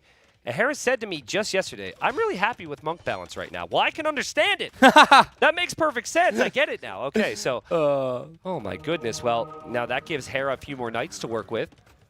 And Knights moving around there from him, and Viper shifted to the Pikeman upgrade. Hera still in the game, still behind an eco. Viper for the 4th TC, also on a stone. So both players are thinking about those little tiles of stone. Now tries to jump forward. The Monk will lose the villagers here most likely. Conversion would be absolutely crazy. Doesn't get it. 1 villager traded off against the Monks. Viper will take that. Yep. And still that area exposed for Hera. He might be able to drop a castle soon, though. Yeah. And I really like the Gebetto in the long term here. I think this tournament, for whatever reason, I've seen it more than others. Might be a map thing, or maybe the meta is shifting, but there was a recent buff to them. I think they're really good against pikes, and they're not so bad against knights either. Not to mention you can mix in camels with the Malians. So Hera may choose, as he's dropping the castle now, to actually rely on the unit out of that castle. Also, the fact that they're doing melee damage means that they're way better against siege compared to other units that typically do the pierce damage. And yeah, I think we might see them this much because Malians are kind of in the spot where they're not getting banned, but they often make it into the Sith draft. Yep. And so Hera is going to notice that Viper is slowly chopping through that side. I think he notices that tree's about to be overchopped. Can we get a click on that tree? Click the tree, please. Yeah, Hera was looking. Hera was looking, and Viper switched the tree. In fact, if we could get a replay, I guarantee you Hera clicked the tree, checked how much wood it was, and was waiting in the distance. And also a replay from Viper. Yeah, I think both saw that. Yep, that is really well played from both. That's the level of depth we're talking about here as Viper tries to trap these light cav. That was a cool thing to catch. Castle up for the defense. It feels like we shouldn't really see too much damage happening here in Castle Age, right? Both players should make it to him quite safely. And for the first time, Viper with the villager lead going towards him. Yeah, really clicking up here. I mean, this has been a low army Castle Age. Like, no one's gone over 20. We might get there in a moment. But just full boomer mode for both of these players right now. And Hera actually deleted 3 knights that he forgot about because he thought Viper was going to get the conversion. So Lots of monk talk here in this game, but it is 3 relics for the Viper, which is not easy to do, because he had to get that one in the corner. Where is Viper building his castle? This one feels like a very reasonable hill. It could also be a bit more defensively. Okay, he goes for this one, protects the gold quite nicely. I gotta say, I do not like how Viper has not really chopped through to the gold areas with certainty here. There, he's got some gold, but it's awkward. Here we're gonna see a fight, and Viper's gonna drop a castle near his gold area. Hera doesn't get the monk kills he would have wanted. Beautiful play from the Viper, but you know, we'll see it in a second, but he hasn't even fully chopped through to the other gold yet. Okay, let's take a look here. Oh, yeah. See what I mean? Like, you need to have more villagers chopping through, right? Hera on the other side, next to his castle as he runs through with Gabetos, is in a much better spot as far as that's concerned. Great catch, and the gold is now running out. Viper won't get any gold. Exactly, and he had the setup, but I think, you know, it's a bit abnormal, this map, and there's a lot of other things to think about here, and Viper hasn't noticed these Gabeto in the back. Oh my goodness, these Gabeto are killing everything. Hera, if you're fighting right now in other areas, just keep Viper thinking there. Just keep Viper looking there, because the wood is open. No quick walls. I think the Gabeto are in. Tries to go for the woodline. Oh, disaster! But even if you place the houses, they're still going to die to the Gabeto, and 3 Gabeto were getting so much value. It was looking so good for Viper, but Hera's turned it around. 11 kills. Oh god. Oh, this is so brutal for Viper. The idle time, nearly. The fact he's not on gold. Yeah, that makes me really mad as well, Tristan. Like, how is he not heavily focusing on that wood area there? It's just such a big element of this map. Yeah, and the answer is, and here's the, okay, so here's the tree moment. We got to appreciate this. Okay, so he looks, he checks the tree. He checked the tree. Goes around. Okay, so then he sits, and he waits, and, well, we got to get back to the game here. But, folks, we just wanted to double-check Hera clicked the tree, okay? Yeah, and was waiting for it. Hashtag click the tree, hashtag NAC5. Let's see it. Viper desperately chopping those trees now on the right side, and he doesn't have gold income. Yeah. So I think clearly he realized, which is good. And the positive for him is Hera hasn't gone for the kill just yet, so he might have time. Yeah, what is he going for? Is it like Halberdier, Hand Cannoneer? Feels like a reasonable army composition against Malians. No? I agree. I think the downside there is lack of mobility. Yeah. And when you're up against Hera, Hera's going to want to just freely raid you with the Malian Lycav. Oh, yeah. But Hera's pretty late with some upgrades here. He's just now getting feudal age upgrades, so we have to be critical of him there too. But even though some of these games have been relatively dominant, this is still a long day for these guys, right? And you know, they could play into some of these upgrades being delayed. Yeah, military upgrades, I can see why we delayed them, right? We didn't go for that much army in Castle Age, so it makes a lot of sense. Yep. Eco upgrades, certainly something that would have paid off. Yep, and Hera just running right through again. It's like the middle of Viper's base, the most obvious place and area that's been so awkward for him. Hera also not with a lot on gold, and Hera is chopping wood on the right side, so he too isn't fully saturating his gold pile. And Viper did try and raid there. Oh, okay. Wouldn't be surprised if Tigui comes in pretty soon, that the town centers are shooting on their own. Actually, funnily enough, both civilizations with town center. Yep, Hill Forts gives the TCs extra range, and then Tigui, you have the arrows firing all the time. I just do not like Viper's base setup here. It feels like Hera is going to freely raid him nonstop if he doesn't deal with this. He does have pikes. He is also raiding Hera as well, though, so both players taking some pretty awkward losses at home. Yeah, and Viper's second castle there is kind of interesting, right? Really wants to fortify this area, allows more raids to come in. He has endless amount of stone, though. Where is he building the third castle now? He wants to go for a bombard cannon push, but he doesn't have gold. He sold 500 stone to get gold for bombard cannon. That's the castle. I only looked at the stone and saw, okay, a massive drop in stone. Yeah, well, he's not building a castle, Nilly. He just simply sold the stone because he has no gold income. Hera has gold income. Viper has not chopped through yet.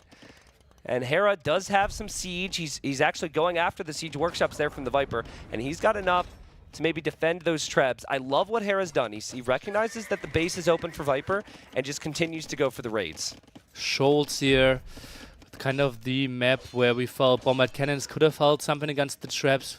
Hera got some nice snipes in. Let's take a look if this might be repeated. As we mentioned earlier, those Gebetos incredibly good against bombard cannons if Hera wanted to die. I don't know. Like, Viper's got 16 pikes. He's got 8 Latus, and he's got 2 cannons. He doesn't have any military units in queue. He's reacting so heavily. Hera's finding so many raids. Hera still doesn't even have full upgrades on his units, but Hera is making units, and this is a game of war. This is a battle here, and Viper just doesn't have a lot of offensive pressure right now. Finally, the defensive castle that we wanted to see a bit earlier. Bombard cannons there against the TaToH. TaToH, nice damage output, but obviously not the highest HP. Lightcap are trying to dive. Can we see some save? Viper jumped into the castle with his villagers. Nice save. Very nice save. Now, Hera's going to get Farimba, so this gets all the more complicated against the Cav raids because it's going to add +5 attack, which means the Lycav, which have a base of 7 attack, will have +7. Viper will lose one of his 2 bomber cannons, and remember, he had to sell stone to get the gold for that, which really hurts him. And oh man, is he scrambling right now. Uh-oh, and that's a big raid. The place where Viper had most of its villagers still wants to chop through there. Now the conversions are coming in as well. Bombard cannons, still the absolute hero unit here. Do we see the conversion? Yes, we do. And Bombard cannon. Viper keeps it alive, and that keeps Viper in the game. But Nilly Gold is such a big problem. It's not a problem for Hera. He's booming behind this, and Hera, who's 4-0 up against the Viper, is moments away from the 5-0 sweep. I don't know what you do now if you're Viper. Like, you've no golds. I don't know what you're supposed to do here. The bomber cannons are down, and Hera's happy to dive underneath this because he can produce more units. Is on gold here, has full control over the left-hand side, but the Viper was way too late there. One of the castles falls. He still has the second one. Trap still shooting away, but they already lost quite some HP. Yeah, and remember, he sold stone. So he is less stone to build more castles. This will be a compounding issue for him. He will not have castles to defend from raids. Hera's completely fine there. The composition Hera has is shredding the Trebs. Viper has no siege, and he's down to 140 pop. Hera, I think right after you take that castle, it's just another group of Lycav go out to raid. Viper's not doing anything to you, right? Classic Hera expanding to the farms, but I wouldn't be surprised to see another 20, 30 Lycav, or maybe like 10, 15 Lycav go off to Viper's eco right now. Yeah, not impossible. Knows, okay, this is now tough to kill your castle there. Viper feels like, okay, maybe I can put on some pressure. Tries to go for the counter attack himself, and now Tigo is coming in. The town centers will constantly fire some arrows. Yep, now that TC is not up yet, so that's going to be a problem. But yeah, the Gebetto could do a decent enough job to chase this down, and there's that wave. There's the wave we expected. Well, not that wave. A little further up, the wave has made it further into Viper's eco. Lots to look at right now for both. But the Lycav are finding kills in Viper's eco behind this. These Latus are not finding the damage. And, well, actually, Latus are pretty strong here. But I don't think it's enough, and I've just watched Viper lose more villagers in his eco on the minimap. Look at how many farms have been abandoned. He can't defend that area right now. Still no ballistics on his castles as well, right? So that defense won't be too great, and that's another bombard cannon that could get sniped, and it is constantly gold units, the most expensive unit in the game, and Hera just sends in unit that only costs food with 60 farmers. Yeah, yesterday when Viper beat Doubt in the crazy series at 1-4-3, he was very honest with Dasher interviewer. He said, I did not feel like I brought my best. I'm going to have to step it up. This series has been a constant struggle for him too. Hera's been so consistent.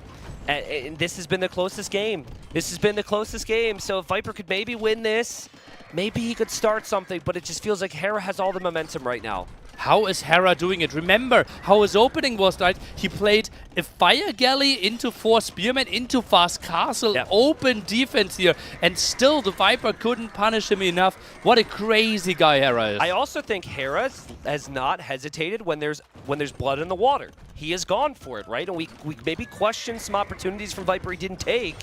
But you're absolutely right, man. I mean, Hera is playing incredible right now. Viper has no castles. I expect Hera to just feast with raids. We still have one back in the base, right? That's the only kind of saving grace here. But now we only have the upgrade here for ballistics, so the castle can only now really contribute.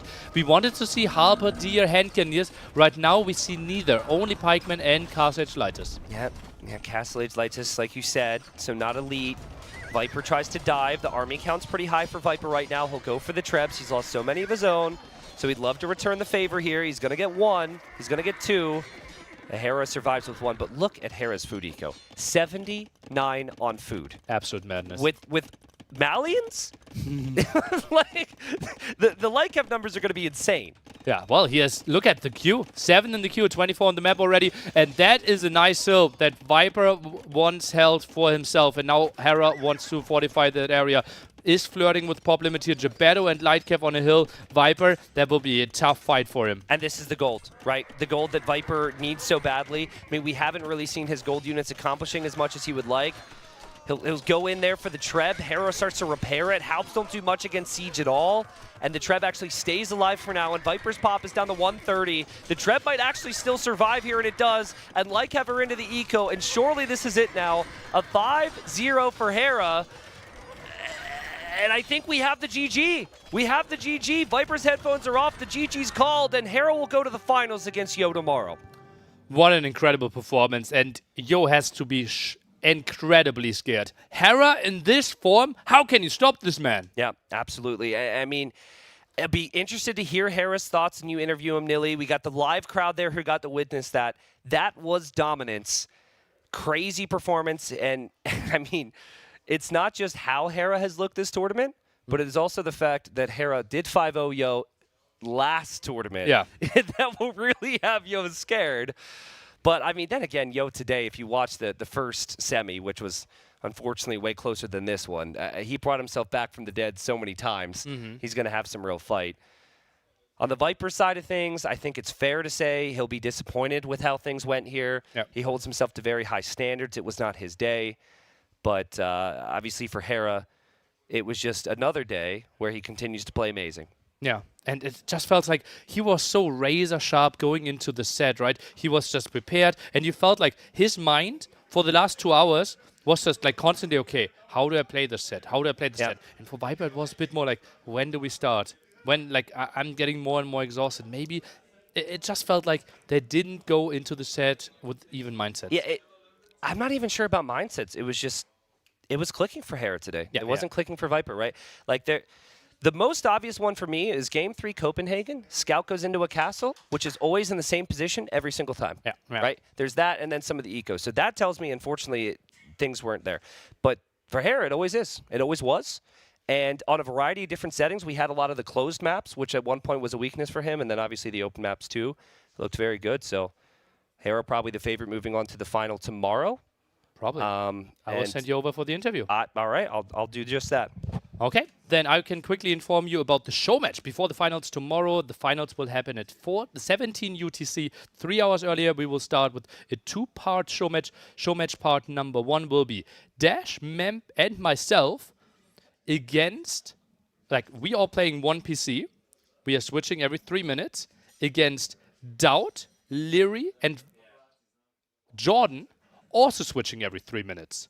But we continue switching, and after those 3 switched, they will actually pause for 3 minutes. In the sense, like, they are not playing. So, like, we are constantly playing all 12 minutes, and they're only playing 9 out of 12 minutes. We have the full setup here in the center, everyone mic'd up. It's going to be crazy, and I think a lot of screaming on what we want to see. After that, we will play a really nice racing game where you need to basically use a Cobra car and click around the map, but that's something you will tune in for tomorrow, 14 UTC. Now we will hand it over to T90 and our finalist, Hera. Okay, sorry, I was talking to Hera, wasn't paying attention to Nilly. Looks like we're here at the interview. Hera, congratulations. Thank you. You're on to the finals, and you 5-0'd the Viper. Talk me through how you're feeling right now. I'm feeling amazing. I think the set was really important for me, and I really, really gave it my all. And I'm really happy to get the amazing win. All right, awesome. Well, we're going to have highlights here in a second. But before we get into it, did you feel like, after watching all the games, you played Viper a lot over the last couple of years, that you consider yourself the favorite coming into this? Or was it close? It's really hard to say. I think like it's always 50-50 these days, maybe like 55-45 depending on the settings. But I mean, these maps I think favored Viper a lot. So going into it, I felt like I was a slight underdog. But because of that, I practiced twice as hard, basically. Okay, got it. So game 1, you see the Civ matchup. I felt like Bohemian's the preferred late game Civ. Did you expect something funky when you saw the Civ matchup, but also when you got the Scout into his base at one point? I actually did not expect the siege push behind me. I think that was a really out-of-the-box strategy from Viper. I expected Lycav, and I thought he'd just go Lycav Monk. So I took the middle relics and felt, okay, he gets the outside relics. But the push, I don't think it worked too well. He's down 20 vils and doesn't really have any compensation. Yeah. I mean, it definitely didn't click there. Worked out for you. We move on to this. Now, this is the type of map where to your point, as we see you lose a villager. Few villagers you lost this whole series, but No like loom. Shoals is a really Viper-esque map, right? The small little moments. So what were you thinking you had to focus on as kind of the priority throughout the Dark Age through to Castle Age? Well, I wanted the relics. I think the early game, because you went fast feudal, I had to defend my fish a little. Some small action, lost the Vil, just something to keep me clicking and awake. But really, Shoals pops off in Castle Age onwards. So in Castle Age, I wanted to use the Warrior Priest. Did you see that, by the way? I did, and it died. Did he get a trip off or no? I think he did. Damn it. Yeah, That's crazy. How did it? Did you notice it when it died? Yeah, I saw it dying. I don't know how many trips he got. Okay, but, okay. I was focused on getting the relics, and I think I got 5 with the Warrior Priest. So, pretty damn good. I was very, very happy with that. Okay. Is Armenians a civilization that you kind of saved for this moment as really strong for this map, or did it just... No, honestly, I think Armenians are really good on a wide variety of maps. They're amazing new civ. Guys, buy the DLC. Shout out Microsoft. Amazing new civ. I think they're well balanced, not too strong, not too weak, and I really like playing them. They're Hashtag very ad. fun. Hashtag ad. I mean, guys, ride the Surfshark and go buy the DLC. That covers everything. Oh, man. They're just the teleport DLC, right? Oh, for sure. Very nice.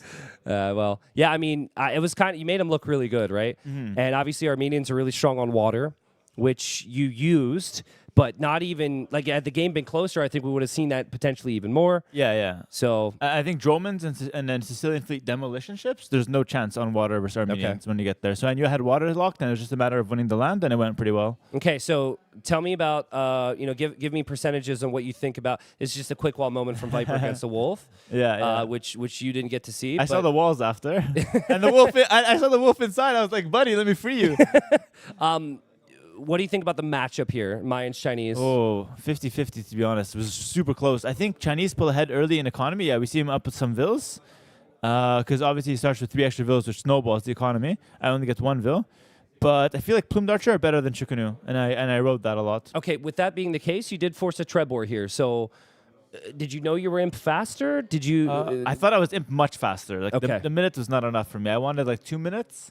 So I got a little nervous when I was losing the Trebor at some point. Okay.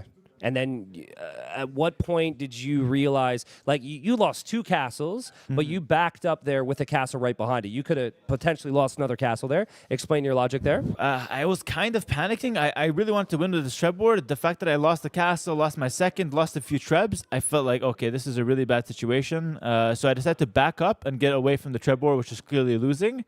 And I'm down 20 Vils, but I had some relic advantage, so I wanted to play with relics after that. Okay, yeah, makes sense. In And hindsight, obviously- actually, maybe it's a mistake to go forward when you have 6 relics. I think just chill. It's probably better. Yeah. Okay, yeah, I mean, that was, it's interesting. Obviously, ends up working out for you.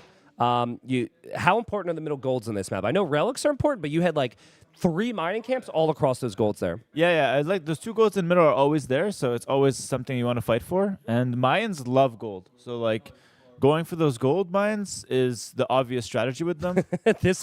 You could tell you were winning at this point when he dove in to try and kill your king? Well, yeah, I don't want my king to die, I learned from Mr. Yo's game. If the king dies, it's bad. All right, well, game number 4, obviously you're up 3-0 at this point.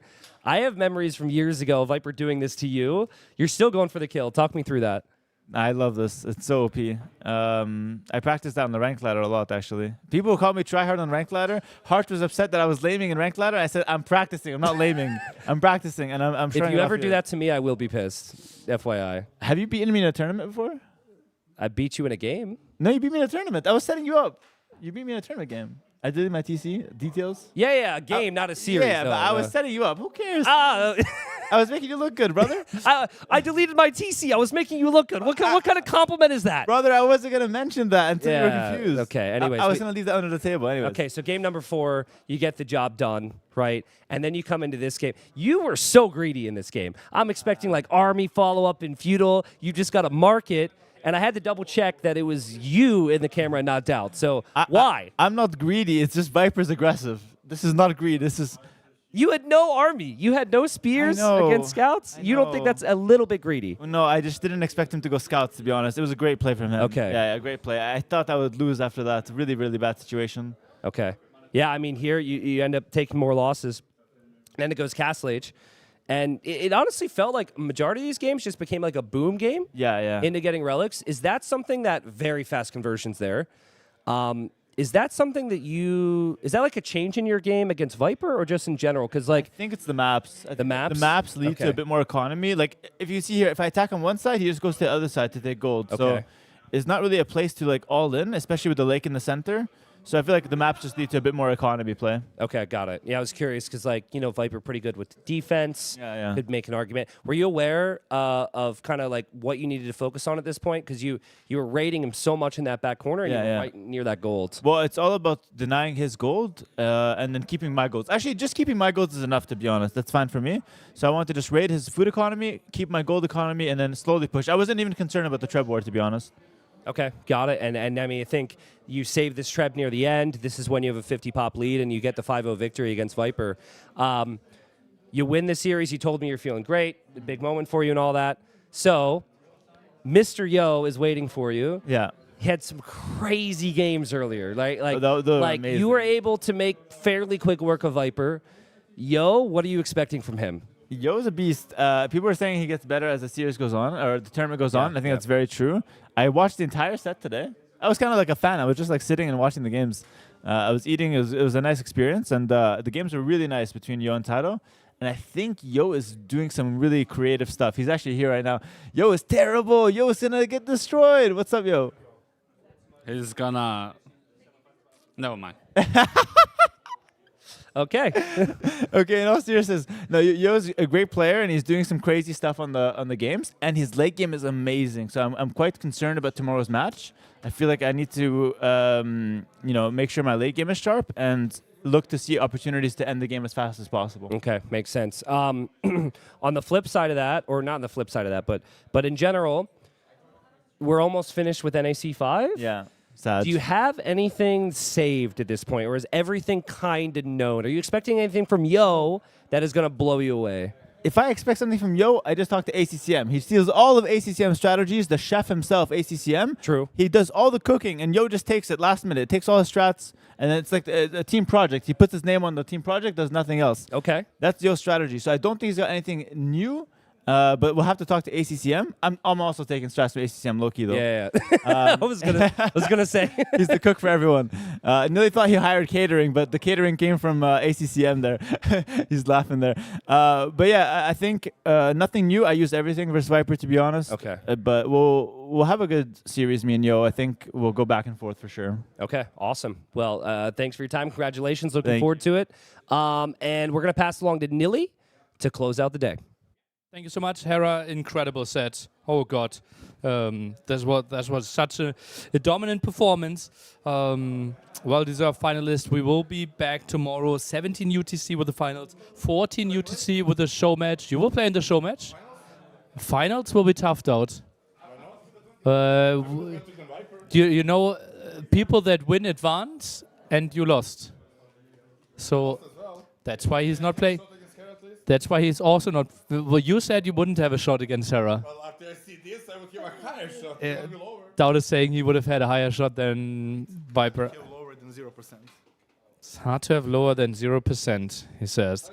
TaToH not too impressed by Viper, and then he just threw in like, I'm here to support. So we will be back 14 UTC tomorrow with the show match. Mem, Dash, and I will play the same PC. We're alternating every 3 minutes.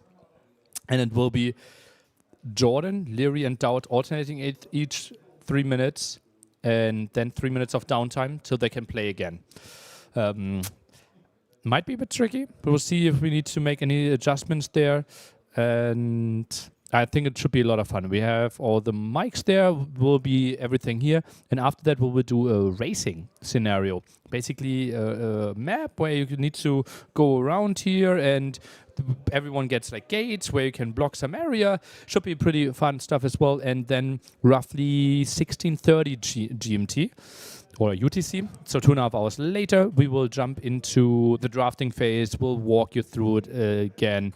And tomorrow's casters will be T90 and Dave, so we can give you the best of the best. That was NAC semifinals with 2 incredible sets. One incredibly delivering with some of the best games we've ever seen, and the other one delivering with some of the best Age of Empires we have ever seen. So I hope you will tune in tomorrow and see if Hera can continue with his dominance, or if maybe Mr. Yo can get some crazy results in there. Certainly a final you don't want to miss, the last NAC 5 finals.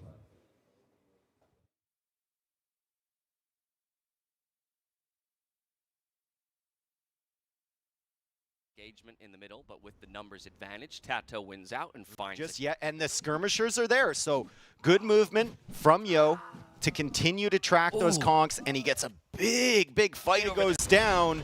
There's still 3 fires here from TaToH, and a really lonely-looking fire galley heading over from Yo as 3 more demos are on the way. Will the castle survive? The castle very low HP, but the demos are in. Fast fire. And I don't think that TaToH's going to forget about how good cannon galleons are on this map. Yeah. I think we will see those from TaToH if he's in a position to make them. Good demos from Mr. Yo. Hey, there you Well, go. I forgot he got that tech. He's did. got 100. I mean, he's basically got 186 army right now. If he chooses to use it, that's exactly right. Now the Kongs have rotated down to the south to try and deal with all these heavy camels, but they want the replay. Let's Yo's go. on the run. Will he find it? No. Nope. Ah! Oh, those fires are good. Those fires are doing good work. Man, we totally just baited everybody. That Side, however, he's got those bomber towers set up. Still has the Dromans working well on the castle. Demo comes in here from TaToH. He's going to get at least 2. That's a great find. Right, militia coming forward. There spots the Vils. So now he understands that it's towers coming forward. Yo goes for the forward range. Oh no! 2 units. What? Might even think about sacrificing a villager to save the other 2, but TaToH pops out of the tower with the 3 archers, and that's 2 villagers dead from Mr. Yo. Great defense from TaToH. Yeah, just like that, a great eco advantage found. 36 to 33. Got to make sure, that gather point is set properly there out of the barracks. But TaToH now diving in for the engagement. Those scouts do have forging. They don't have armor just yet. 12 seconds till that comes in. The spearmen just got their armor bonus as we speak, but there's only 2 forward. Pressure early. TaToH saw that with the good scouting, and TaToH is completely destroying him. There's the armor on the scouts, bloodlines, forging, skirmishers are all dead. The villagers are all dead. That's another batch of villagers, and is an incredible 1-0. Yeah. And I think that might have been a spearman before. Oh, geez. This is a really stalemated game, but super active game at the same time. Both players moving military in all parts of the map, but just not choosing. And we both agreed that he's so good at knowing exactly where his opponent is paying attention to. And if you know where your opponent's paying attention to, you can attack them where they're not paying attention. So you attack ground behind because you think Yo is going to move his mangonels, and then he just doesn't touch him. And he avoids the shots anyway. He gets another mangonel there. The splits from TaToH, the double split to avoid the shots. Tries to split away from that one. Doesn't make it work fully. The Cavalier numbers climbing. I think TaToH's, he has the front line he needs to roll forward and remove this castle position. We do have Halberdiers coming forward just now as a response to this Cavalier overall, and great conversions come through in the end, but the Trebuchet, not long for this world, it goes down in the end. He does have 64 military units on the field, and they are powerful units at that. A solid reposition on the Paladin behind the Rattan Archers. They're going to do big damage, but they still have to be able to roll forward and take this castle out. Even still, Yo looks good, and the Halberdiers stream in to remove the Paladin. No more gold units. Immediately goes to the king from Mr. Yo. He's like, I'm not going to miss it again. I missed it once, and that's enough. And now for Yo, which is beautiful, giving his towers extra range, which will be very useful against these bombard cannons right here. So this is gold for the time being. But Yo is very happy with the position that he's wrestled away from TaToH in the middle of the map. That Trebuchet does go down. Good find there from TaToH, but all about the bombard cannons right now in the late game. Is the control there? Is the micro there? The Karambits come rolling forward to look for the great. So if he notices that, he could push it back. But finally, we have the Hussar. This has been the unit that Yo has been building into the entire time. The Hussar are coming out. The towers are behind. And they managed to deal with some of the Karambits and the skirmishers. Skirmishers continue to trade skirm for skirm on the front lines, but no progress to be made there. The Trebuchet goes down, and once again, We stall things out around the keeps. It was an amazing block there from TaToH. He was using the mining camp, the skirmishers, the karambits. This game at the moment. Yes, the skirmishers came over here from Yo. He's mounting a defense as best he can, but once again, the population is solid here for TaToH. He's broken through the gate. He's finding... Just continues, and see how much wood is available. And it's Yo with central on this map. Central control of that wood line. About probably 30, 40K. Oh, we got another hour left in us. Yeah, for sure. Because there's some additional random wood lines left. Oh, you have wood in your arms? Let me have that. Get rid of that. Drop it. We have almost 3,000 kills across this game. I didn't hear no bell. Almost 3,000 kills in this game.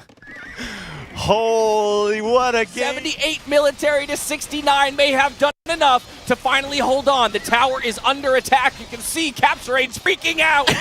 It's losing its mind. But it's not going to happen, Dash. It's not going to happen. Believe I'm it, sorry. Dave. How? Much deserved smoke break for him. Oh my God, what an incredible game. The most insane. With this 2 militia, Drush is trying to find value. He's trying to snipe this villager here from TaToH. I don't think this is an expected strategy here from Mr. Yo. In the middle, I think he really, really wants to prevent Yo from controlling the game. Another great cleanup here for TaToH. I mean, this is a big military advantage, 13 to 5. Over at TaToH's military, it's going to be hanging around the mid-20s, 30s or something like that, and suddenly it's just going to be at 50. Yeah. Right, because the eco is going to kick in. All the upgrades are going to kick in. Once he clicks up to Imperial Age, he'll start that production. Once he gets... that was trying to pressure the TC and does ultimately find it. Has a mangonel of his own, so Yo turning tail to run. It would be so Yo, right? So Yo. It would be so like Mr. Yo right now. Yo just goes for another castle. TaToH needed stone way earlier, Dash. Like it was a minor problem. In Castle Age, it's population. TaToH is at 193. He can't get in. There's no room. The flaming camels are here. And you can see how well they do against the camels. He's running, but there's nowhere to run. At that castle from. They are in Narnia right now as the camels come in. Solid hits. Some solid-ish hits. And the halberdiers are there. Yep, they're targeting the Trebs, not the camels. He wants to take the siege off the map, and he finds one. I don't He's going to get the know if he'll get all 3, but he does get siege. 2. Maybe Yo can go after those bomber cannons. Doesn't look like he sees it. Doesn't even need them. Now he's like, I don't want to waste these things. Let's see how well they do against the hand cannons. Here come the camels. Yeah. They're not even... do it.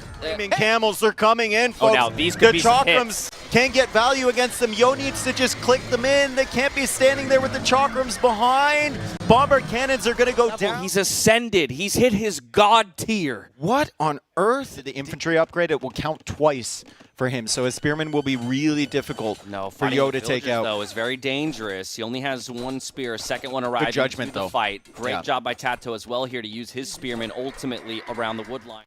Nice villager snipe there from TaToH. He finds one on the gold, but the scouts trying to weasel their way in there. The spearman says not today. And the villagers are really, really struggling to take out these spearmen. TaToH manages to take out a spear from Mr. Yo. And now, because it's taken so long for the villagers... That armor is... And more villagers going down over by the wood line. It's just too much for Yo to try and keep up with. Yeah, and TaToH still has 10 pike. First time in a while here. And it is 4-2. So Spearman behind this as TaToH blocks the fire galley, but Yo manages to demo 2 farms around the full work. These men-at-arms, though, the fact that he kept them alive, it's going to do so much work for him against these skirmishers, just in terms of creating a front line. Time. Yeah, buying time for the archers. Oh, yeah, you're not going anywhere. Let's see how Yo can micro his way out of this one. Over/under number of TaToH units that die here in the trade? I say, like, TaToH doesn't lose more than, like, 2 units. 1, 4, 2. Are pushing in. They take out 1 bombard cannon. They're going to take out a second. They might take out the third, but they leave an absolute trail of death behind them as TaToH manages to save that 1 bombard cannon, snipes the Treb that was weak from before, and Yo still hasn't fully taken splash damage. You have to avoid losing these Arbalists, though. These are a very valuable part of your army. If you're just spamming Winged Hussar into Cavalier, even with that unique tech, you're going to lose, especially against Cavalier with Farimba. With the Arbalist, possible, but Farimba packing a very serious punch. The chase is on. didn't even have Iron Casting, right? He's going to try and get in close. He's going to try and snipe the Bombard Cannons. Yo, dodging around the Bombard Cannon shots from TaToH. He's splitting up the Light Cav. He's still got the Camels in front of the Gebetto. TaToH trying to go for attack rounds. Yo is successfully maneuvering around all of the Arbalists, and he has to back it up again. The Winged Hussar have been raiding this entire time in Yo's economy, but the villager count still 107 to 104. And like you said, those Gebetto are slowly working their way through each of these production buildings. It's slow moving, but it is still effective. Just saw the handcart tech coming in. Oh, no! He's doing it again, man! Remember that Copenhagen game? That can be brutal. And yeah, you're kicking yourself. Over TaToH, the first place player in the group stage, the population is dropping like mad. The castle crumbles. TaToH, he's buying more stone after selling 2K wood. And he loses the castle anyway. That is so brutal. When you buy stone, you look back and the castle's crumbling in your face. In the end, it was a marathon scaling throughout this tournament. TaToH, what idea. He won't see the stable. That's absolute disaster. That's disaster for the Viper. Well, is it or isn't it? This could also just confuse Hera even more. Like, what's Hera going to do? Suddenly leave the middle to go scout the outside? Weak to add that at the start, but Viper, he's going to clear out the monks here. Not bad. He has lost a lot of his siege, but great value, actually, as he kills the monks and will still be able to pressure Hera from this side. Okay, next Mangonel in the queue, walls behind it. What you said, let's not throw this position. I have the lead and go for the save castle, but this is excellent awareness from Hera on the situation that his best way to make it so Viper can't pressure him. Get warm, get a bit feeling. How are you reacting to my pressure? I think Viper, he's more of the guy, okay, let's not try to squeeze 0.5% of winning chances. Yeah, Viper says, I'm completely dead here, and the game ends, and Viper could block it. Viper could block it. No loom for Hera, and Viper's dodging the TC fire, and Viper's going to get it. Doink! Viper gets a beautiful play there from the Viper, and he can actually flee this now, Nilly, as long as he doesn't run into that C tower, and that scout will survive. Armenians do. Maybe you could get away with it, and then if you have the unique unit mixed in, it could shred the armor of the Cataphract. So, yeah, maybe that's what happens. But Viper finally going to get a full clear up on water. He's going to kill the fish. He's going to end up killing Hera's galley. And moment, we've seen this. We saw this in the qualifier from Doubt. And Viper is moving forward with his trade cog to try how much trade. Gold? How much gold, Tristan? 8. No. Well, water and land, in all honesty. The thing is, I don't think you can really contest Armenians on water. I think Viper's #1 priority right now is to be land. To keep this is absolutely crazy. Bombard cannons, they have to dictate this fight. Yeah. I think those are the heroes. No! That is horrible for the Viper and incredibly fortunate for Hera. I mean, you've got to make your own luck, Nilly. But the way Trebs are, sometimes they don't hit the exact spot you're looking for. And Viper's got another bomber cannon coming in. See if Hera notices this.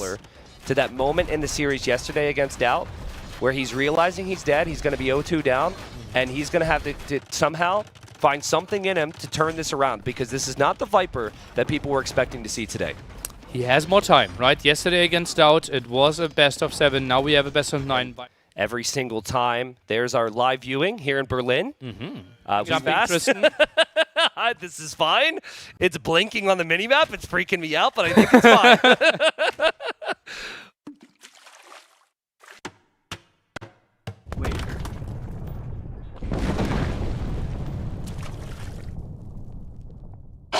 Got to be careful here. And he does split away from the shot. He has ballistics. Viper does as well, though. Hera has to be careful here. What on earth is this? That's really weird. Did he think, okay, I did the damage with the demo earlier, I can take this engagement, but against the Mangonel, that's unnecessary. Normally plays very safe, but he's going for the kill here, and the Mangonel from the Viper just misses. Viper still intent on getting this castle up. Good micro from Hera. Again, Plumes feels superior in these engagements, and Hera's pulled the Vills away. He is getting imp upgrades, and I think this castle will go up for him. After said that, I know we didn't like Viper's balance before. He's got the villager lead, right? His resources are still looking pretty nice, but as his castle, as Hera's castle goes up, most of Viper's Chukanu go down. Siege will mean Plumes are still superior to Chukanu.